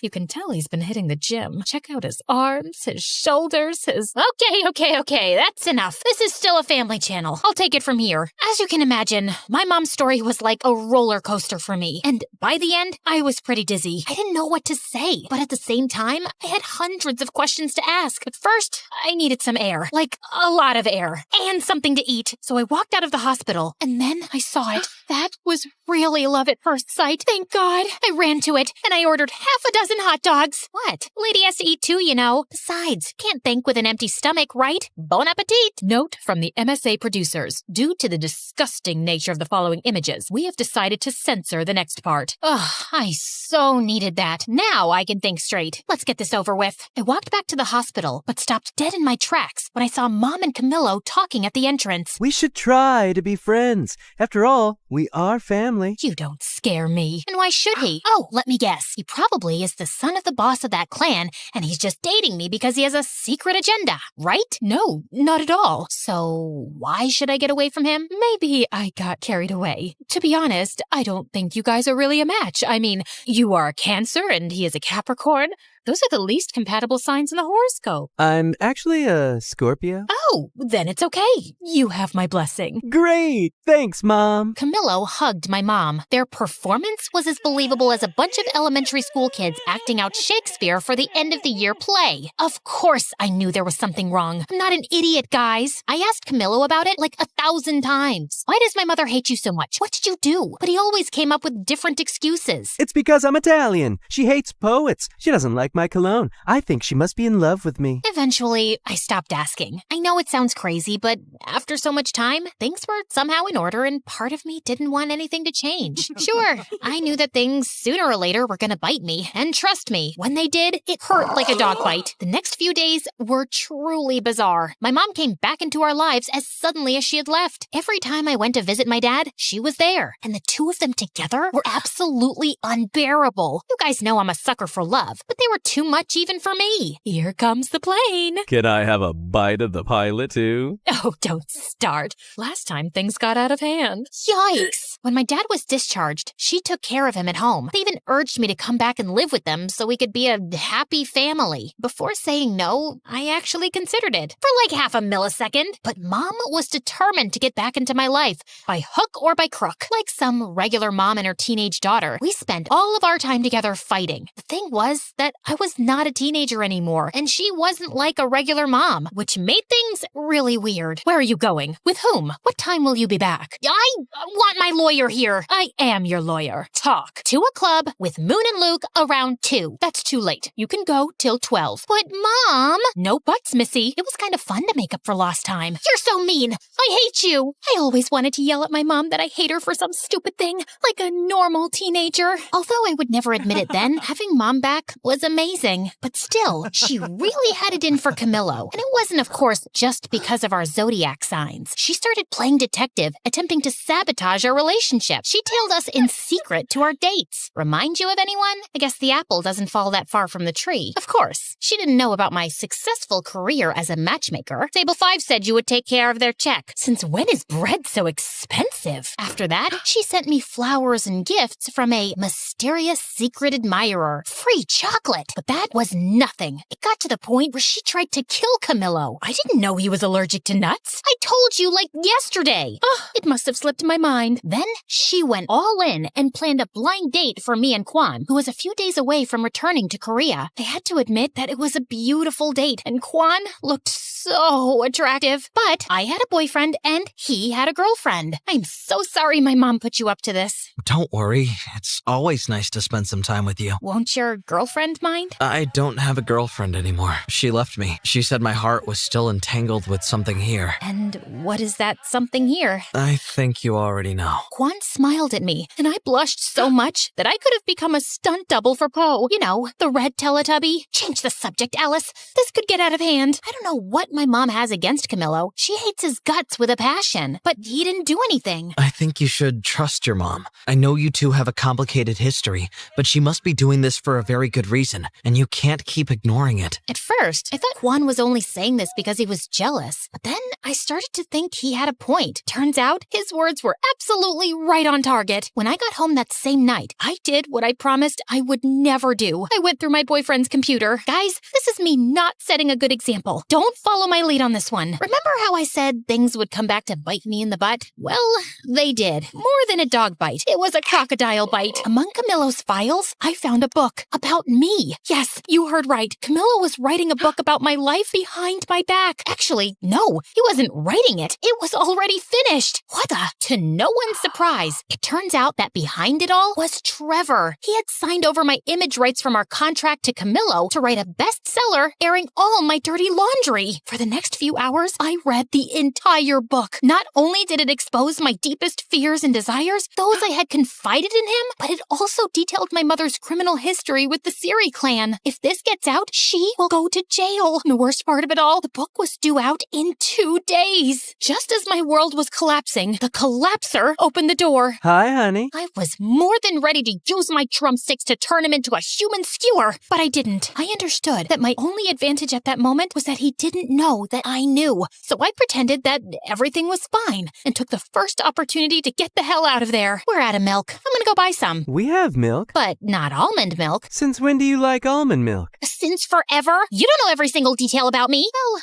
maybe I lost it for a moment. Once I escaped from there, I met with my mother. She confessed to me that she knew about Camillo's book. A few weeks ago, my boss told me that someone was snooping about my past and the trial. They thought they were the prosecutors, but when I saw the photo, I recognized Camillo immediately. I'd seen him in every photo and interview of you two. You follow my career? Of course I do. I'm your biggest fan. My mom found out he was writing a book, but when she tried to warn me, he threatened to reveal another big secret. My mother was betraying the clan. She was preparing a case with the prosecution, taking advantage of her inside knowledge to bring down the Siri clan once and for all. If that came out, not only would the case collapse, but we would be in grave danger. The release of the book would have the same result. So we soon regrouped with my dad, Moon, Luke, and Kwan to shut down the release of my unauthorized biography. That's a sentence I never thought I'd say. We split up and went to different districts to buy all the copies of the book that were ready to circulate. Yeah, we spent a lot of money on books. In the meantime, my mom managed to get a legal order to stop the printing of new copies, arguing that they did not have my authorization. Amazingly, we managed to stop the book from coming out. We gathered all the copies and made a huge campfire. Not great for the environment, I know. Again, don't follow my lead on this one, guys. Anyone want a marshmallow? You're still leaving tomorrow? Maybe you can stick around for a bit. I'd love to, but I have to go home. But you should visit me. Maybe I will. Sadly, our victory was short-lived. Feeling defeated, Trevor and Camillo leaked the book virtually eventually, and it soon went viral. What ensued was absolute chaos. My name became a trending topic, and the news went crazy with my mother's criminal story. Soon, reporters were swarming my house and my parents' house looking for a comment. My phone literally exploded from the number of calls and messages it received. To make matters worse, Camilla went on TV to present the book, badmouth me, and reveal that my mom was a double agent for the government. You will pay for this. From that moment on, we became the #1 target of the Siri clan. Things were completely out of hand, and for the first time, I feared for my life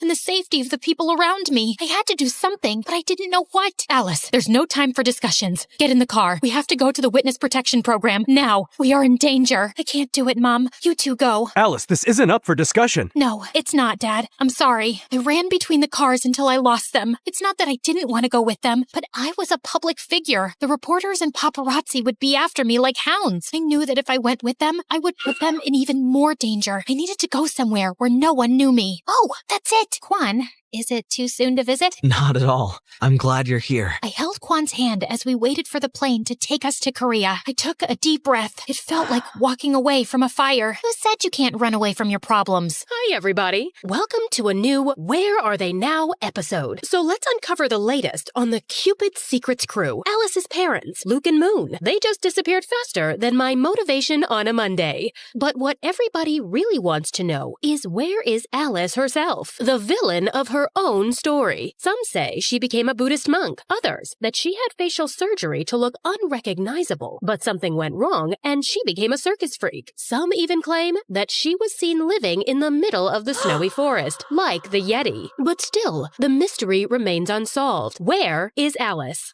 I'll give you a where are they now, you gossip-mongering, face-twisting, snitch-ditch-twitch character hack. This villain is right here, crafting a comeback that'll knock your ratings into the next ice age. And talk about facial surgery? You should check yourself first. Wicked witch of the bargain bin Botox, duck lips meeting frog eyes, and a meme gone wrong disaster. No surgeon could fix that. Calm down. She's not even here. No, don't shut it off. I want to hear more of her nonsense. Great. Now the power cuts out on me. As if everything else wasn't enough, the electricity there had a mind of its own. It always went out with the worst possible timing. Okay.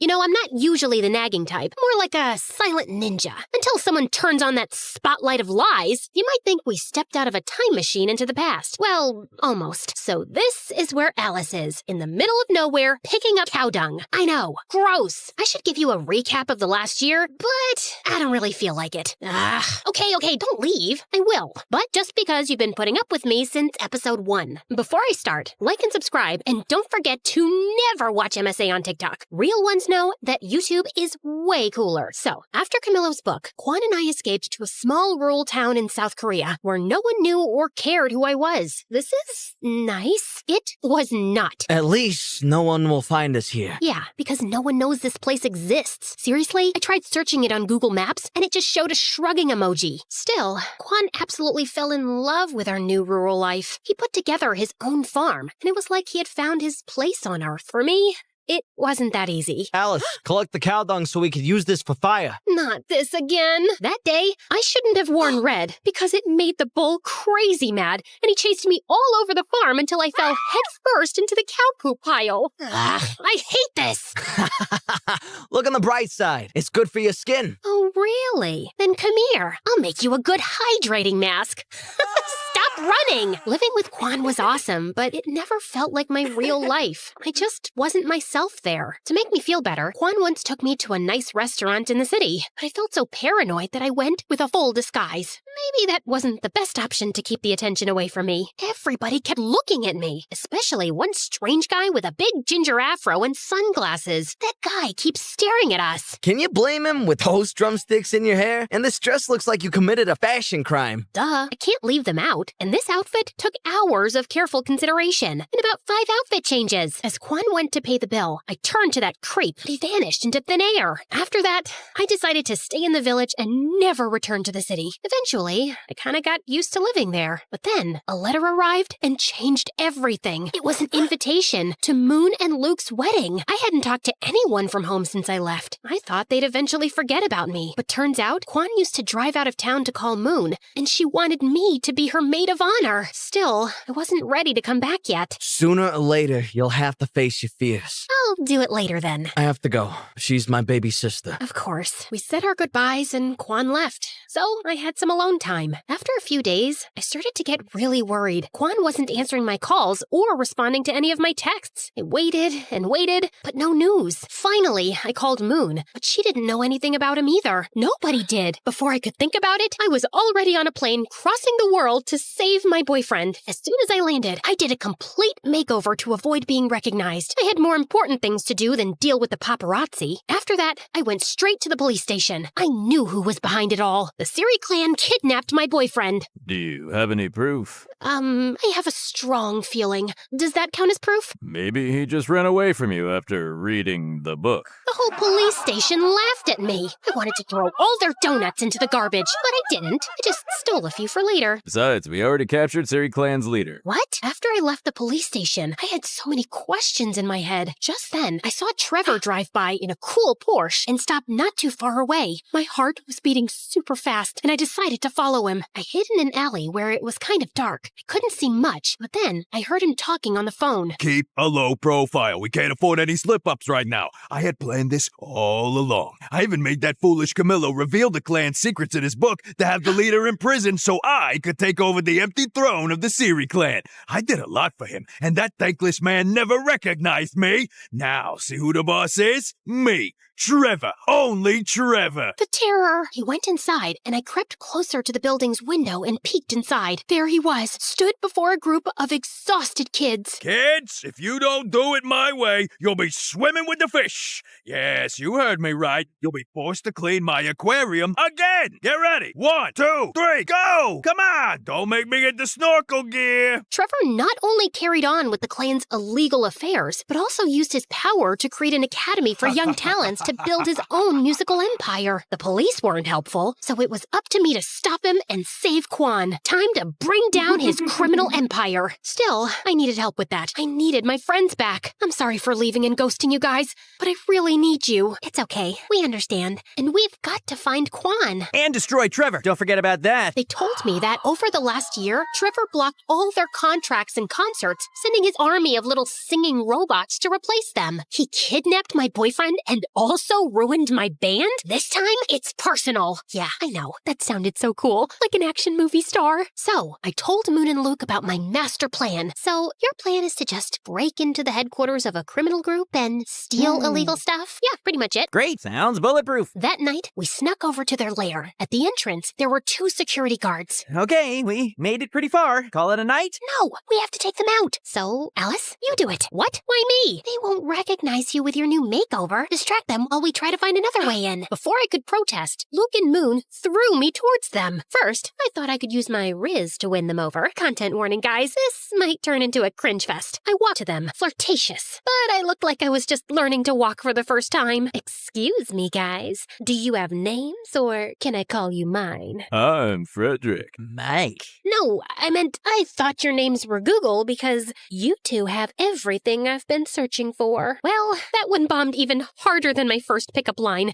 I need to work on my flirting game. In a desperate distraction attempt, I twisted swiftly, aiming for a masterstroke. Fate intervened. My wig slipped off. Uh-oh. You! So, time for plan B. What was plan B again? Stop her! They jumped on me, but at that exact moment, their radio started playing my favorite song. I went full John Wick mode for real. I grabbed the 2 drumsticks that I always carry around and turned them into lethal weapons. Oh, I forgot to mention that during my time in Korea, I became a black belt in Taekwondo. Silly me. After beating up those 2, I tried to find Moon and Luke, but I got to Trevor's office. I turned it inside out, but found nothing about Quan. I was about to give up when I came across something mind-blowing. A manuscript from Camillo, Cupid's Secrets Part 2. A sequel to my story. Yeah, my head exploded. Quite literally. It detailed with amazing precision my life in that little town in Korea. Every little part of it. How the heck did he know all this? Then, as James Bond Quan's villains. They appeared. Oh, look who's here. So good to see you, babe. I love your new style, but ew, you smell like cow poop. Trevor and Camillo were at the door of the studio. I lunged at them. You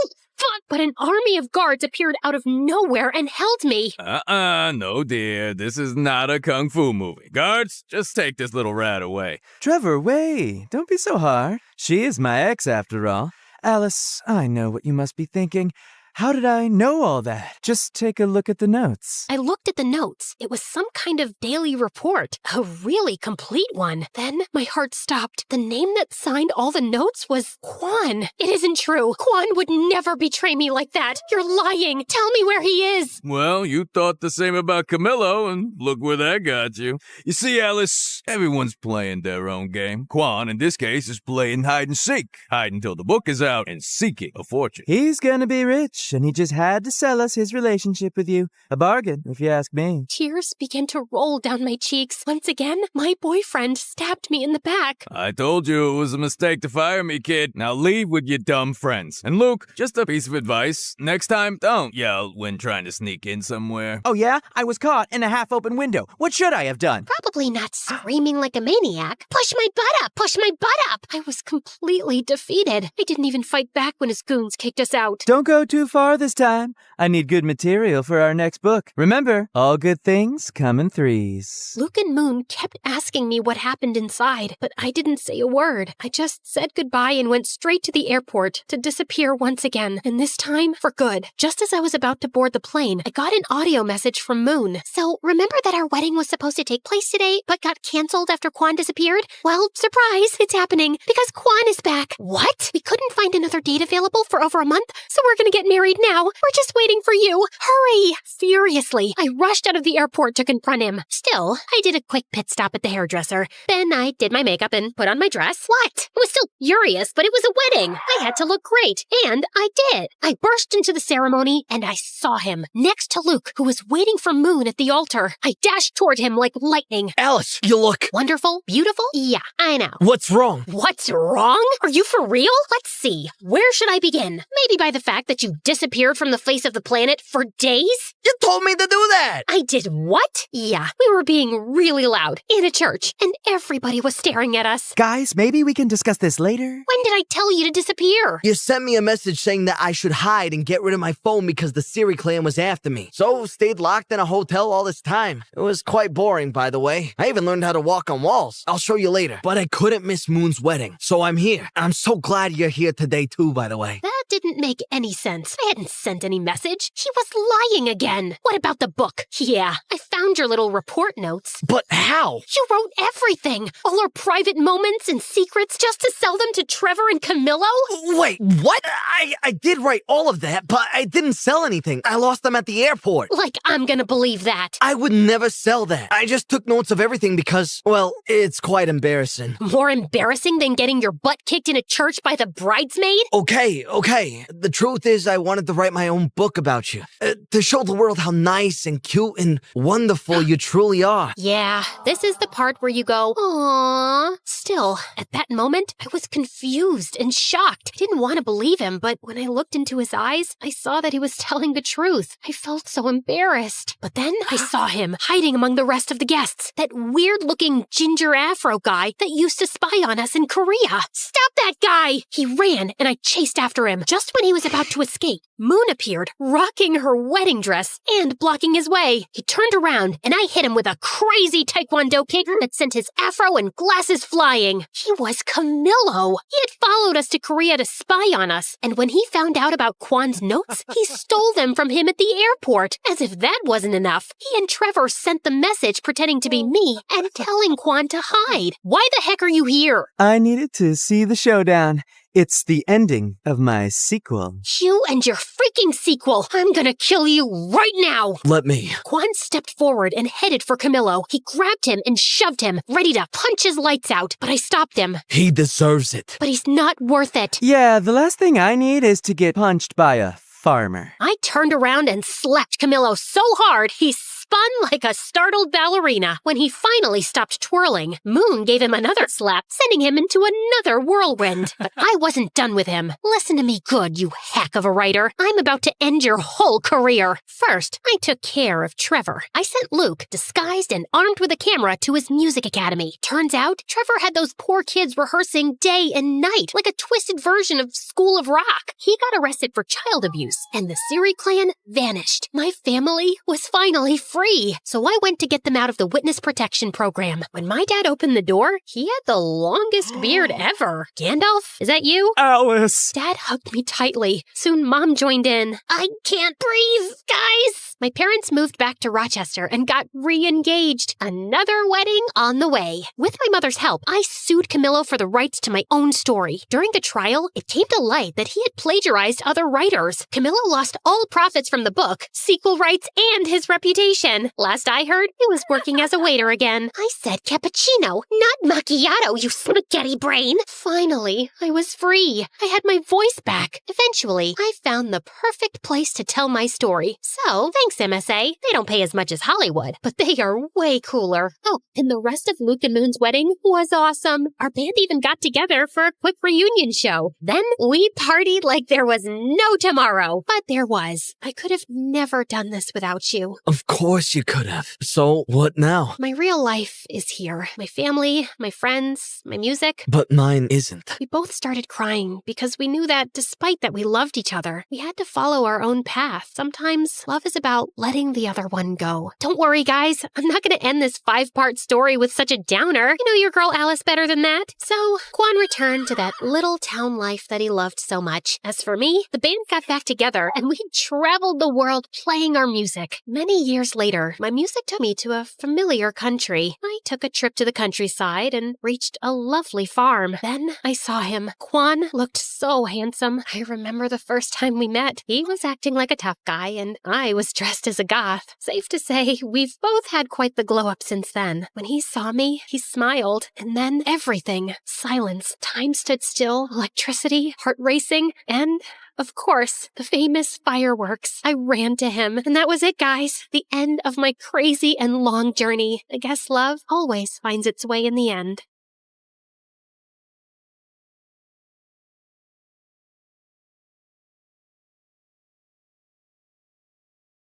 Hi there, I'm Ellie, and I've got a story that'll make you laugh, cry, maybe even question your own sanity. But hey, don't we all need that from time to time? So like and subscribe and strap in, because this roller coaster is about to take off. You see, I was born with a slight anger problem, the kind that made me want to karate chop a stuffed animal when I was just 5. Yep, I had anger issues. On a sunny day at the park, 5-year-old me just wanted to have fun on the swings and slides, but things took a different turn. I'm gonna slide like a penguin. Move it. I'm going first. Hey, no cutting. That's not nice. Do I look like I care? The bully pushed past me, smirking. Feeling furious, I climbed the ladder fast with my juice box in hand. You'll be sorry, mister. I squeezed the box hard, squirting juice straight into the bully's eyes. Then I slapped him and pushed him down the slide, and his nose started bleeding. He started crying like a baby, and his dad came running over. What is wrong with you? Behaving like a monster? You should be ashamed of yourself. I picked up a pebble and threw it at him, but it missed him by an inch. Don't tell me how to feel. You should be thanking me for teaching your awful kid a lesson. I threw another pebble at him and then ran away. Mom and Dad yelled at me all the way back home. I cried and said sorry. Then I jumped onto my parents and smothered them with kisses till they forgave me. Yeah, I think I'm a kind person in general. I mean, as long as I'm not angry. Fast forward to 1st grade, and there I was, little Ellie, eager to make friends at school. One day during recess, I spotted a group of girls playing hopscotch, and I approached them. Hey you, I think we should be friends. No thanks, I already have friends. Well, that didn't go as planned, but I wasn't giving up so easily. Oh yeah? Well, you haven't met a friend like me. I started shouting and spinning with my arms spread out like a wild little windmill. I even threw my sandwich on the ground. I'm fun, I'm cool, and I'll bring snacks to share. So why wouldn't you want to be my friend? Say yes, or you'll regret it. Say it. The girl hesitated, then let out a sigh. Okay, fine, I'll be your friend. Please, just stop yelling at me. And just like that, I made a new friend. Her name was Lucy, and she was the best. 2 years later in 3rd grade, my family told me one day that we had to move for Dad's job. Scared of losing Lucy, I got really angry. I won't leave Lucy. She's my best friend, and I'm not going anywhere. I protested by staying in our backyard treehouse, and I refused to come down till my parents changed their mind. We know you're upset, but we have to think about what's good for the family. But when I didn't budge, my parents caved after a few days. I was so happy, I finally climbed down from the treehouse. And I learned that standing up for what matters can make a difference, and that my anger was the best thing I had. It gave me whatever I wanted. What I didn't realize back then, though, was that Lucy eventually figured she could take advantage of my anger issues to get her way, too. If she wanted something from someone, she'd come up with a sneaky plan to get me all riled up against that person. Yeah, it always made me the bad guy fighting and bullying people, while Lucy looked like she was the nice, calm friend of a monster, but no one got seriously harmed. As we entered middle school, though, Lucy started doing it more frequently and for bigger things, and I began getting into serious trouble. Like one day, Lucy came to me saying that Mrs. Thompson had called her into her office and said she was giving her a C- on her project. You know what else she said? She told me that I should get myself a better friend because you're distracting me with all your fights and affecting my grades while you get good grades yourself. She even said that you hang out with me just so you can feel better than me. Can you imagine? What? That's not true. Of course I know that. Listen, in today's lesson, I'm going to confront her about this psychological manipulation. And if she sneezes a lot, it means she's nervous that I've told you everything she said. You know all the teachers fear you, but Mrs. Thompson is always sneezing because of her allergies. Yes, but sneezing a lot means she's nervous and she's hiding something. She told us that once, but I guess you forgot. Lucky you have me to remind you. When it was Mrs. Thompson's class, Lucy gifted her a red nose, and seconds later, when she confronted her about the manipulation, Mrs. Thompson started sneezing like crazy, and I felt furious. How could you? I thought you were a nice teacher, but you're just like the rest. And with that, I pushed her hard. She fell down and screamed in pain. While everyone's attention was focused on me, Lucy sneaked into Mrs. Thompson's laptop and changed her own grade on the project. Mrs. Thompson broke her arm, and I got suspended for 3 weeks. My parents were furious with me and insisted that I tell them exactly what happened. When I did, Mom said that Lucy was the manipulative witch here. I yelled at her and didn't talk to her for days. How could she say that about my BFF? Days later, I visited Lucy, and her mom opened the door and looked at me like I was some cockroach. Ugh, you again. What do you want? I heard what happened with Mrs. Thompson. Why can't you be a normal human being? Poor Lucy, she almost failed her project because of you. What? Yeah, you're crazy and you're affecting my child. She'll end up failing all her classes because of you. Why does everyone keep saying that? Because it's true. Hey, listen, you silly woman. I was about to scream at her when Lucy showed up and pulled me inside her bedroom. Please, Ellie, you can't talk to Mom like that no matter what she says. But I'm a good friend and I forgive you. Now calm down, girl, and take the Snickers bar. I know it's your favorite candy. Lucy had clearly been spreading lies about me, but I was too blind to see it back then. And when I returned to school, things were a bit different. A new girl, Isabella, had joined our class. She was rich, pretty, and quickly became popular. Lucy seemed annoyed by her existence, but she seems like a cool girl to me. Till one day, Lucy and I saw Isabella walking out of the bathroom, and I noticed a marker in her hand. Lucy went in to use the bathroom as I waited in the hallway, but moments later, she came out, dragging me back into the bathroom with her. OMG, you gotta see this. You won't believe what Isabella wrote about you on the door. It's totally her handwriting. I'm so done with this annoying psycho Ellie. She's always bullying everyone. I want a peaceful, calm school that I can brag about to my rich friends. I offer $1,000 to anyone who can get rid of her.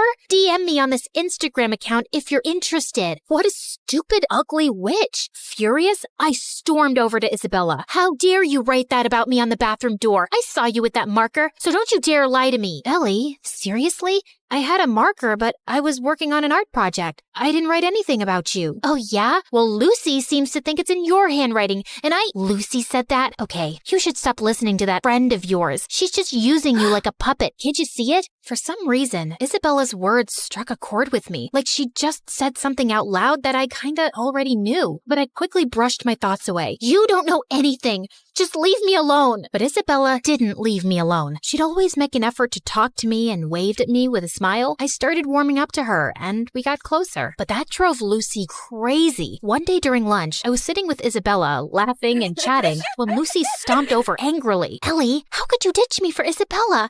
After all we've been through together? Just calm down, will you? I'm not ditching you, just spending time with Isabella. We can all be friends, you know. Are you for real? How dare you replace me? And with that, she pounced on me. I didn't want to fight her, so I just pushed her away, but she grabbed my hair again. Luckily, someone called a teacher and Lucy got detention for 2 weeks. And I swear, those were the best 2 weeks of my life. Things were calm and peaceful, and I didn't have a single fight with anyone. Isabella even convinced me to start getting therapy for my anger issues, and I felt really good about it. Then one day, Isabella told me something. Hey, Ellie, yesterday when I got back from school, I was shocked to find Lucy in my house. I asked her what she was doing there, but before she could reply, her mom showed up. She's our maid. I swear I had no idea. She said she'd brought Lucy over to help her clean the kitchen before Christmas. Oh, yeah, I know that her mom works as a maid for you, but we never talk about it, because I don't want to embarrass her or anything. But I don't have a good feeling about her suddenly being in your house. She might be up to something fishy. So we decided to keep an eye on Lucy that afternoon, and we watched from a safe distance as Lucy's mom gave her instructions to clean. But just a few moments later, after her mom left, we heard a loud crash, followed by Lucy's scream. We rushed to find Lucy lying on the floor with a broken shelf and scattered kitchenware around her. We tried to help her up, but she screamed in pain and couldn't move.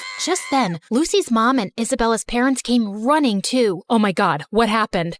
Oh, Mom, I was just reaching for something on the shelf, but it was unstable. It just all came crashing down on me. Lucy's mom turned to Isabella's parents furiously. This is all your fault. You knew this shelf was broken and you never bothered to fix it. I told you so many times. Now my daughter is injured because of your negligence. I'm gonna sue you for this. You'll pay for the harm you've caused my daughter. Isabella's parents tried apologizing repeatedly, but Lucy's mom didn't listen to a word and called an ambulance to take Lucy away. I couldn't help feeling sorry for Lucy, although I was almost sure she'd hurt herself on purpose to cause trouble for Isabella and her parents. She probably hadn't expected it to be this bad. And sure enough, the injury was very bad, and Lucy couldn't walk for a few months. A few days later, the teacher planned a visit to Lucy's house for the class to cheer her up. But the moment we entered Lucy's room, she went ballistic, calling me a horrible friend who'd betrayed her, and calling Isabella bad names too. I was feeling angrier by the second, but I tried staying calm. Just then, Lucy's mom walked in, and she started calling me a bad friend too. Are you here to hurt my Lucy even more, Ellie? You've made it obvious whose friend you really are. But be aware, Isabella, I'm certain she only chose you because you're rich. Ellie has always been a bad, rotten egg. Suddenly, I just snapped. I jumped at Lucy's mom and she fell back and hit her head on the floor. Everyone looked shocked, and I knew I'd messed up big time. I ran out crying. When Mom found out about it, she was so mad. Ellie, I can't believe you attacked Lucy's mom. She called me, threatening to contact child services and telling them that you need to be put in some rehab center because you're a danger for other people. I honestly felt terrified hearing that, and my first instinct was to lash out and scream in my defense. But instead, I took a deep breath and thought of my friendship with Isabella, and it helped calm me down. Mom, I know it was wrong, and I'm really sorry. I'm working on controlling my anger. I'll be better, I promise. Mom looked really surprised and then nodded, but she still took my phone away and grounded me for a month, and I didn't protest. I knew I deserved that. Back at school, Isabella told me Lucy's mom was going ahead with the lawsuit, and I really wished there was something I could do to help. Lucy or her mom wouldn't listen to a word I'd say. But then one day, I was in the school's bathroom when someone knocked on the stall door. It was Lucy's mom. Ellie, I need to talk to you. I've been reading Lucy's diary, and I've discovered the truth about her actions. She's been using your anger issues to her advantage. I sometimes had a feeling that something was off with Lucy's behavior, but I never knew for sure. Are you still gonna sue Isabella's parents or report me to child services? No, I just wanted to apologize to you, and I won't be causing you or Isabella's parents any more trouble. I'll also get Lucy the help she needs. We might even move to another town and live with my sister if it means Lucy can get better therapy. I'm so sorry for everything, Ellie, and I want to thank you for being a good friend to Lucy, despite everything. With that, she gave me a quick hug and left. I felt tears pricking my eyes. I was kind of sad I wouldn't get to see Lucy again, but I also felt lighter and free. Moments later, Isabella walked in. Ellie, everything's gonna be okay. Isabella hugged me tight, and for the first time in a long while, I felt like everything would be okay.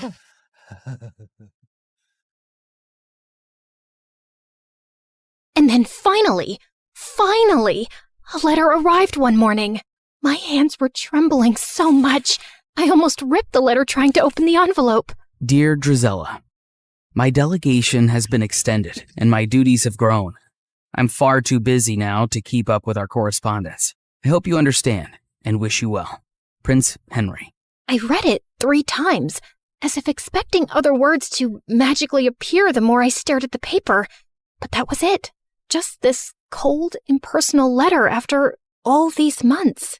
I told myself that he was really busy with big, important things. It had been almost a year since he left, and people can change. It's not like he ever said he loved me or promised me anything. And of course, there was nothing left to do now but move on with dignity and grace. I found great comfort in pastries and gained a lot of weight. I considered becoming a nun, but decided against it since nuns aren't allowed to curse. I went to the village witch and said a friend was asking about ways to hex a prince. I started writing a vicious breakup letter to Henry, then realized you can't break up with someone you were never technically with, so I ate more pastries.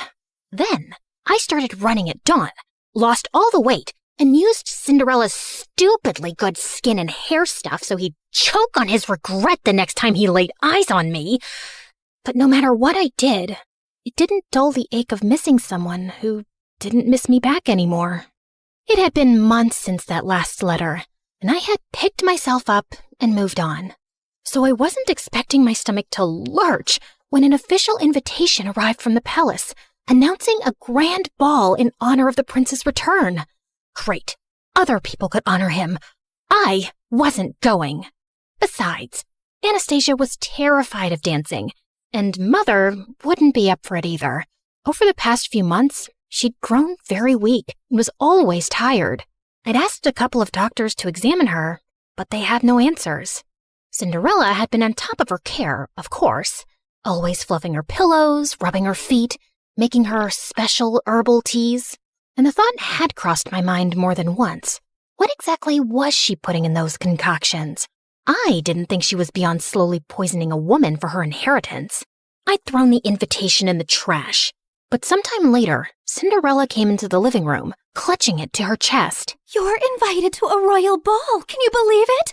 Oh, I've never been to a proper ball or worn a ball gown, and I've never seen the palace. I know I'm not invited, but maybe I could go, if you could take me with you. Yeah, no, we're not going. Royal balls are dull. Take our invitation and go, love. I'll arrange a carriage for you. You deserve to have some fun. Yeah, there was no cute fairy swishing a wand and going bibbidi-bobbidi-boo. Just my own mother handing Cinderella one of her finest gowns, a string of expensive pearls, and some money to buy shoes. Because naturally, Cinderella's feet were impossibly tiny and delicate, and she couldn't borrow shoes from us ogres. And off went Cinderella, looking like a vision.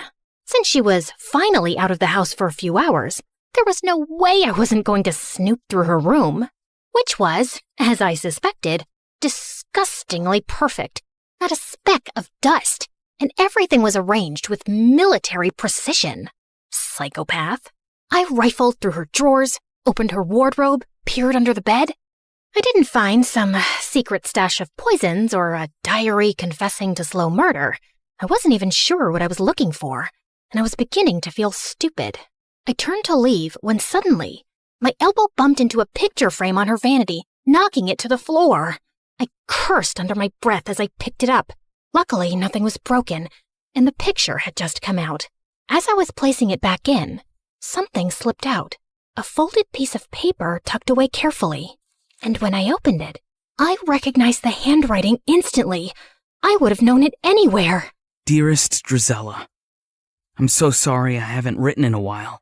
A sudden, strange illness gripped me and I was too sick to be moved or even lift my head. The royal court kept quiet to avoid panic, and it took me months to recover. Even now, the physicians say the worst is not over. I'm healthy otherwise, but my vision has been compromised permanently. They expect it will continue to worsen until I lose it entirely, perhaps within a few months or a year. Before that happens, before I lose my ability to pen down words myself, I need to tell you that I'm in love with you. I'm not the man you deserve, but if you could ever imagine a future with me, one where I will not have my sight, but you will have all my heart, I would ask you to marry me. Yours always, Just Henry. I read it again and again and again. My knees gave out and I sank to the floor. He had loved me. He had wanted to marry me. He had needed me when he had gotten such terrible news, and I'd never even known. I'd spent all this time thinking he'd forgotten me so easily, but it wasn't true. None of it was true. But Cinderella had known. How had she gotten this letter? Had she stolen it before it reached me? Did she intercept others too? Did Henry get mine? A broken sound escaped my throat. I wasn't crazy or paranoid. I'd been right about her all along. Suddenly, the sound of the front door opening snapped me back to reality. Cinderella had returned from the ball. I rose to my feet, pure rage surging through my veins. She'd taken everything from me, but this time, she wasn't getting away with it. I ran downstairs and found Cinderella by the fireplace, humming softly, and I lunged towards her and grabbed her hair. Oh my God, what are you doing? I shoved the letter in her face. Why do you have this? What did you do? What did you say to him? Her blue eyes went wide. Then slowly, she smiled. And before I could react, she grabbed the letter from me and flung it into the fire. What letter? I saw red as I screamed and tried to yank her hair from her skull. She managed to pull away from me, but I grabbed her dress, tearing away the silk. She shoved me, and I stumbled back as I ripped the pearls from her throat. Mother and Anastasia came running in at the noise. What is happening? She's attacking me! She's gone mad! Get her out of here. I swear I will kill her if you don't. You don't know what she's done. She stole him from me. What? Who are you talking about? Henry, the crown prince. We were in love. He wanted to marry me. Mother and Anastasia just stared at me like I was speaking a foreign language. She's crazy and jealous. She's always hated me. Drizella, you've lost your mind and you're scaring us. No, I'm not crazy. I'll prove it. I tore up the stairs, running to my room. I flung open the chest under my bed where I'd kept all our letters. They were gone. All of them. I stumbled back down the stairs, half mad with grief and rage. I charged at Cinderella again, but Mother blocked my path and shielded her. You will not come near her again, you hear me? Enough. I couldn't breathe. I bolted from the house and ran out into the cold. I stumbled into the barn and sank onto the dirt floor, sobbing until my whole body hurt. I didn't know how much time had passed, but eventually the door creaked open and Anastasia walked in softly, kneeling beside me. If you say you talked to the prince, if you say you loved him, I believe you. You do? I knew you were hurting this past year. I mean, I know what eating your feelings looks like, but you just shut me out. I wish you hadn't. I leaned into her, the way we used to when we were little girls, feeling scared of thunder, and she pulled me into a warm hug. Thank you. I didn't sleep a wink that night, Henry's letter replaying itself over and over in my mind. Tomorrow, I was going to the palace. I didn't have a plan or some speech prepared. I just knew I had to see him, and I wasn't coming back home without doing it. It was soon after dawn that I prepared my horse to leave, when a servant handed over a letter. Important news! By decree of His Majesty, members of the royal family will be visiting each household in this town today. What? Why would the royal family be doing that? Would Henry be among them? I didn't know what was going on, but I had to stay back for the visit. Cinderella was probably still holed up in Mother's room, which was good for her, because if I saw her face, I would tear her apart.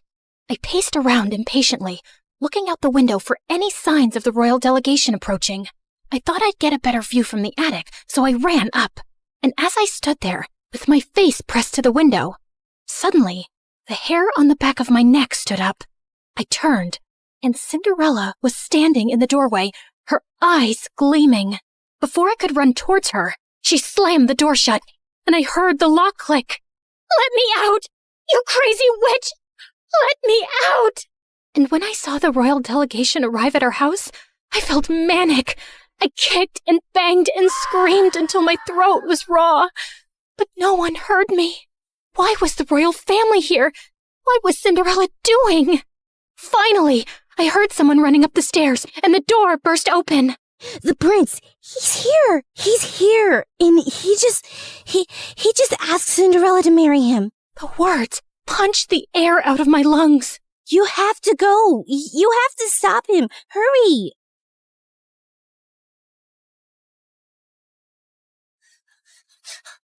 Just as the royal delegation was preparing to leave. And there he was. Henry was standing beside Cinderella, his hand cradling hers gently as he bent to kiss her fingers. "Henry, no! You can't marry her! You don't know who she is!" Everyone froze, including him.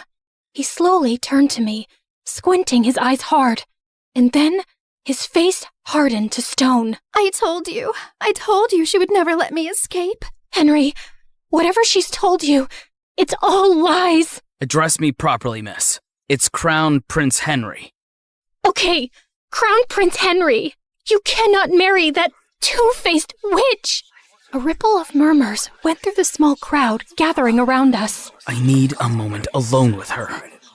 He led me forcefully into the stables away from everyone and slammed the door behind us. You are the biggest liar I've ever met. All the time you whined about your perfect stepsister replacing you, when it was just a poor, abandoned girl that you and your family made your slave? I felt like he'd slapped me in the face. She didn't even dare tell me her name yesterday at the ball. She said she sneaked away because she wasn't allowed to exist freely, not even for a night. Then she ran away before I could even ask who she was. All I had was her slipper she left behind by accident. And then imagine looking for her and finding that you're the villain in her story. Henry, she's a manipulative psychopath. She stole my letters. She stole yours. I didn't even know you were sick or losing your sight. Stop lying.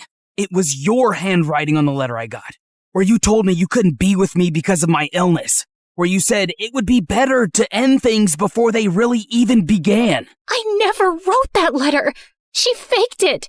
I think she always knew about us right from the start. Are you really so twisted that you think she plotted all this? So according to you, she intercepted our letters, forged your handwriting, and had been spying on us all along just to ruin things between us one day? I know it sounds crazy, but it's true. For a second, a shadow of doubt crossed his face, and I thought he might believe me. But then his jaw tightened. No, you didn't want me. And now you just don't want her to have me either. My heart felt like it would explode. You met her last night. How can you marry someone you don't even know? As if time is a guarantee of anything. I knew you for much longer, but it turns out I didn't know you at all. She knows about my ailment, and she accepted me as I am. And even though I've lost most of my sight now, when I look at her, she glows like an angel. She's kind and beautiful and good. I know she will save me, and I will save her from you. As he started walking away, I felt something break inside me, like a monster being unleashed. Maybe it's a blessing you're going blind, Henry. I hope it happens faster for your sake. It's better if you're spared from seeing the snake you're marrying, or the fool you've become. And I wouldn't have married you anyway. A blind fool is no prince, only a burden. Mind your tongue when speaking to your prince.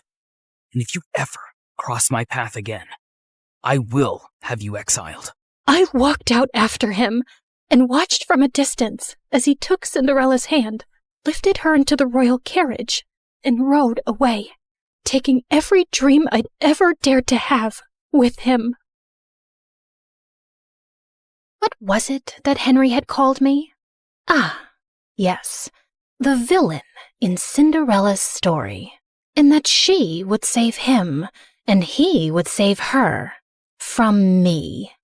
Yes, her beauty was so bright, it even enchanted an almost blind man. It made everyone else look ugly. I calmly stepped over to the oil lamp and knocked it over.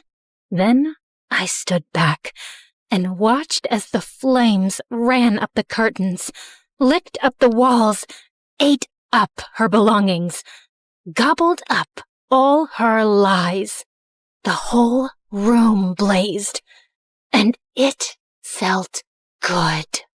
The fire spread faster than I'd expected. The house was old, and the walls were bone dry. By the time the servants managed to put it out, half the estate was gone. Mother, heartbroken and sickly, packed up what little we had left and moved in with some distant relatives. Anastasia went with her. And me? Well, I was declared unwell, hysterical, and quite dangerous. I was locked up in a sanatorium, just a fancy word for a prison with prettier walls. Anastasia tried to visit me regularly the first few years, bringing me sweet treats and books, but over time, the visits got fewer, and eventually they stopped altogether. And so, here I stayed, my name forgotten, just one half of the ugly stepsisters duo. The real question is, did Cinderella get her famous happy ending? Honestly, I don't know.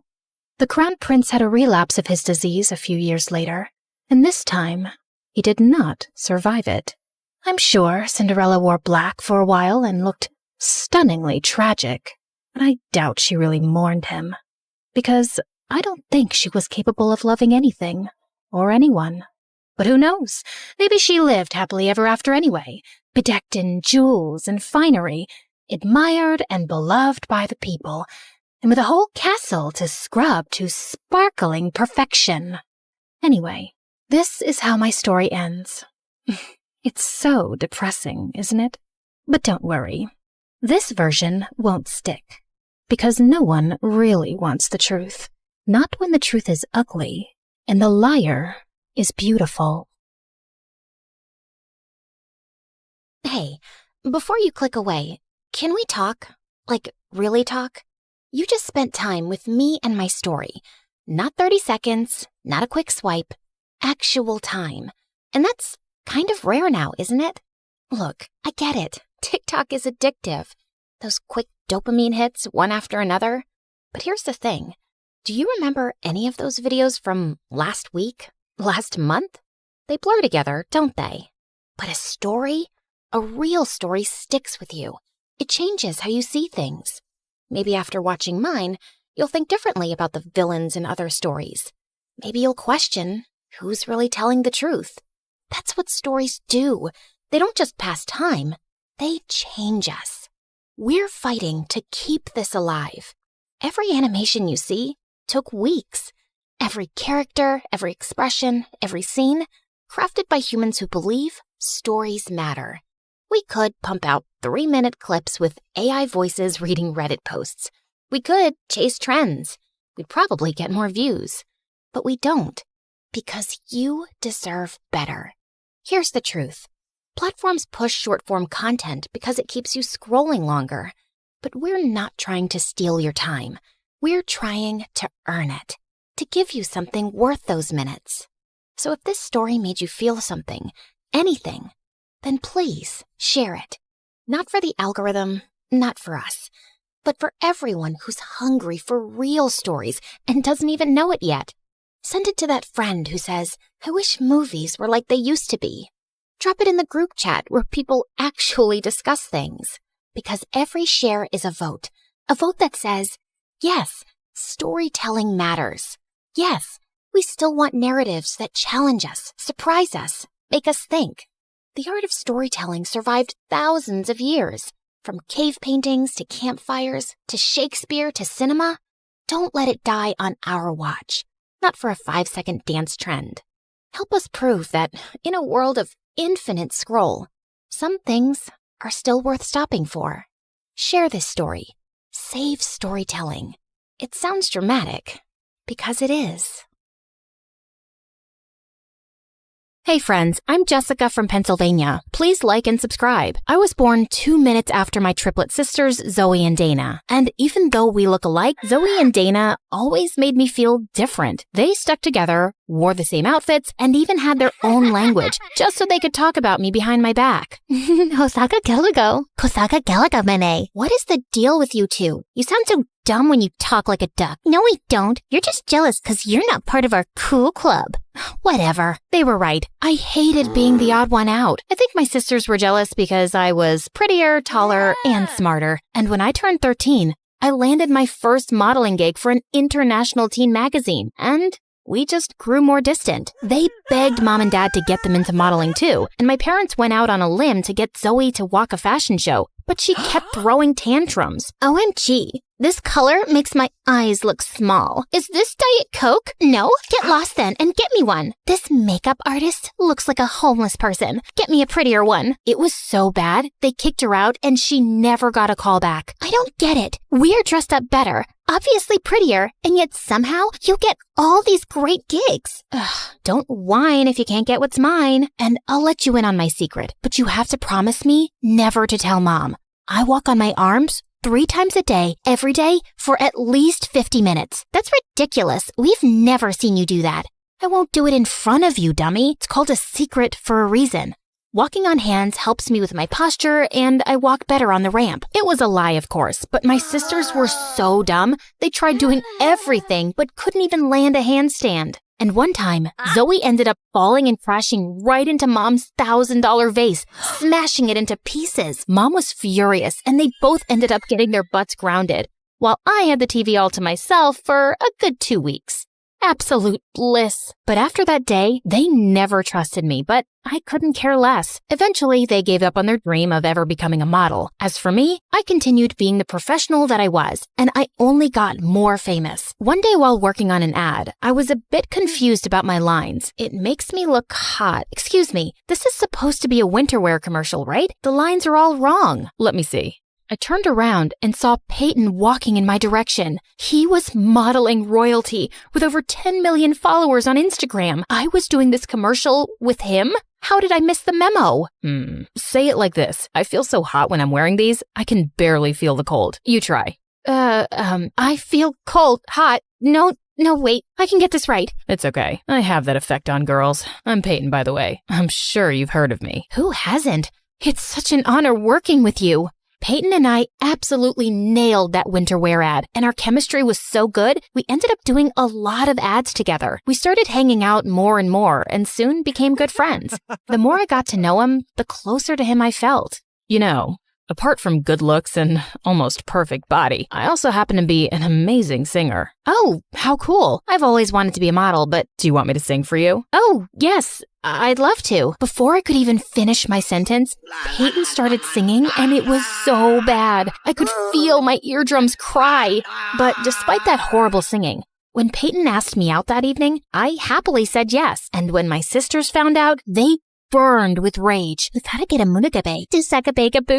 Seriously? You think I won't know you're talking about me and Peyton? Guess your secret language doesn't make you cool enough to be with someone like him, so I'm just gonna ignore you. Ignore us all you want, but you can't ignore the fact that Peyton is too good for you, and you'll never be able to keep him happy. Say what you want, I'm late for my meeting with my super hot boyfriend. It felt so good to rub it in their faces. The next few weeks were bliss. The news about me and Peyton being an item skyrocketed our reputation, and everyone wanted to sign us up. Life was perfect until my agent booked us for a Christmas ad, and this time they wanted to use my whole family, including Zoe and Dana. I begged my agent not to go through with it, but she didn't give a rat's butt about it. The press is big on this, Jeff. If you guys crack this, people will run to get in line for your autographs. Come on, I'm sure your sisters are not that bad. They're horrible. But if this brings more work, then I'll try and give it a shot. I tried to make peace with it, but the next day when the photographers came, Zoe plopped her butt right next to Peyton, and I felt my insides explode. Every time Dana gave Zoe a look, Zoe whispered something in Peyton's ear, and they burst out laughing. What? What's so funny? Tell me too. Forget it. Your boring brain wouldn't get our jokes. It's okay, Jess. I'll just tell you everything later. And with that, Zoe whispered another joke to him. The photo turned out great and did a fab job at making us look like a perfect family. If only they could see my inner rage. As the photographer was packing up, I had some final paperwork to sign. When I looked up, Zoe and Peyton were nowhere to be found. I went to look for them outside when I found the two of them hugging. You know you can tell me anything, right? Thanks, Zoe. Feels like I can talk about anything with you. Thanks for being the perfect friend. Excuse me? I thought I was your perfect friend. Jess, that's not what I meant. Then what did you mean? Can you stop being so pushy? Jeez, poor Peyton is going through so much in life. Did you even know that he has a sensitive throat? He can't sing anymore. Oh, wow. Really? Newsflash, he could never sing. He sang like a toad with a throat infection. You want to be friends so bad? Then go ahead. But I'm done with all of you. Jess, wait. Oh, just leave her. You're better off without her. Peyton kept shouting at me, but I was super mad. The next morning, I was feeling a bit better, so I called Peyton, but he didn't answer. Instead, my agent called me up and gave me the shock of my life. The company we did the Christmas ad for loved Zoe and Peyton's flawless chemistry, and they want to go ahead with them. They want you off the project. Are you kidding me? She's the worst model ever. I'm really sorry, Jess. I was devastated beyond words and rushed to give Zoe a piece of my mind. But when I went to her room, I saw something interesting. Zoe and Dana were arguing over Peyton. You shouldn't keep him all to yourself, okay? We decided I'll get a fair chance to impress Peyton too. Really now? I don't think he's interested in anyone. I mean, look what happened to Jess. She's prettier than both of us combined, and he chose me over her. You don't stand a chance. We'll just see about that. Just stay away from him till I ask him out on a date, okay? Wow, at least they accepted I was better than them. But this was the first time ever I'd seen them argue. I thought this was the worst they could do. But a few days later at the success party of our Christmas ad campaign, Dana walked up to me asking if I'd seen Zoe, and the perfect idea struck me. I think I saw her go upstairs in the study. Oh, Dana, I think she's with Peyton. If I were you, I'd let them be. She's what? I'm gonna kill that witch. Dana looked like a raging bull as she ran upstairs, and of course, I followed. She opened the door dramatically, just as Zoe was about to kiss Peyton. Get your filthy hands off him. Oh my God, Dana, are you crazy? Get out. Not before you tell me what's happening. What do you think is happening? We're making out? And then Dana jumped on Zoe, and the two broke out in a huge fight. Peyton and I tried to separate them. But suddenly, Zoe lost her mind and somehow ended up smacking Peyton across the face. Oh my God, perfect. Peyton left angrily and Zoe followed him, while Dana ran and locked herself in the room. I celebrated with the team alone and managed to impress them so well, they gave me another individual project. That evening, as I went onto the porch to get some fresh air, I saw Dana sobbing silently. Here, drink this. It's vanilla milkshake, your favorite. What? Suddenly, she hugged me tightly and started sobbing inconsolably. I'm so sorry. I'm the worst sister in the world. Please, please forgive me. Ew, you got a booger all over me. Yuck, Dana. Sorry, it's just that I've been awful to you all my life. I even tried to get in the way of your career and love life, and look where it landed me. My life's a mess.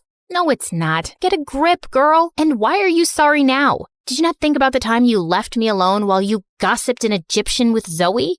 What? Your dumb secret language? Oh, that was actually nothing. We just said some nonsense to piss you off. It was Zoe's idea. So you're telling me there's no language at all? Man, you guys are evil. Wait, Jess, I know we've been really bad to you, but how about we join forces and get some good old-fashioned revenge on Zoe? You know you want it, and God knows she deserves it. And how am I supposed to trust you? You have to take your chances, but I won't let you down. I promise. I had to admit, that sounded pretty tempting, but I wasn't a spiteful person. Or maybe I was. Either way, I wanted Zoe to pay for butting into my life and stealing Peyton from me. So I agreed. The plan was simple. Every time Peyton and Zoe went out on a date, Dana and I would follow them and tip off the paparazzi to take the weirdest pictures, till one of them eventually got annoyed. It went on for days, till one day, Peyton got so fed up that he turned to one of the photographers with a snarl. Come on, Peyton, how about a smile for the camera? How about this instead? Peyton punching the reporter and Zoe's smirking face was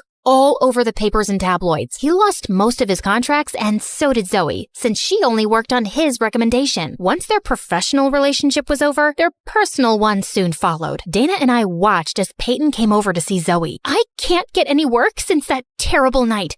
Why couldn't you control yourself? It wasn't such a big deal. Of course it's not a big deal to you. You like the attention. I don't. What do you mean? I mean that a small-time dumb model like you would want cameras to follow you everywhere. Wait a minute. Maybe it's you who keeps tipping them off. This makes no sense. Oh, it makes perfect sense. Getting photographed with someone as famous as me would be a dream come true for someone like you. Shut up, Peyton. You can't talk to Zoe like that. Why are you jumping to her defense? Did you forget how she took over your life and your boyfriend? Seems like she did me a favor there, because I can do a lot better than a bug-eating idiot like you, and so can Zoe. Now do us both a favor and get out before I knock your teeth in. Peyton pouted and left, and Zoe turned to me. Why did you do that? I clearly don't deserve your sympathy. You're my sister, Zoe. The only person who can talk down to you is me. But I hope you learned a lesson. I did, and I'm sorry for everything. All the times I've been mean to you. Yeah, we're sorry too. We're the ones who tipped off the paparazzi.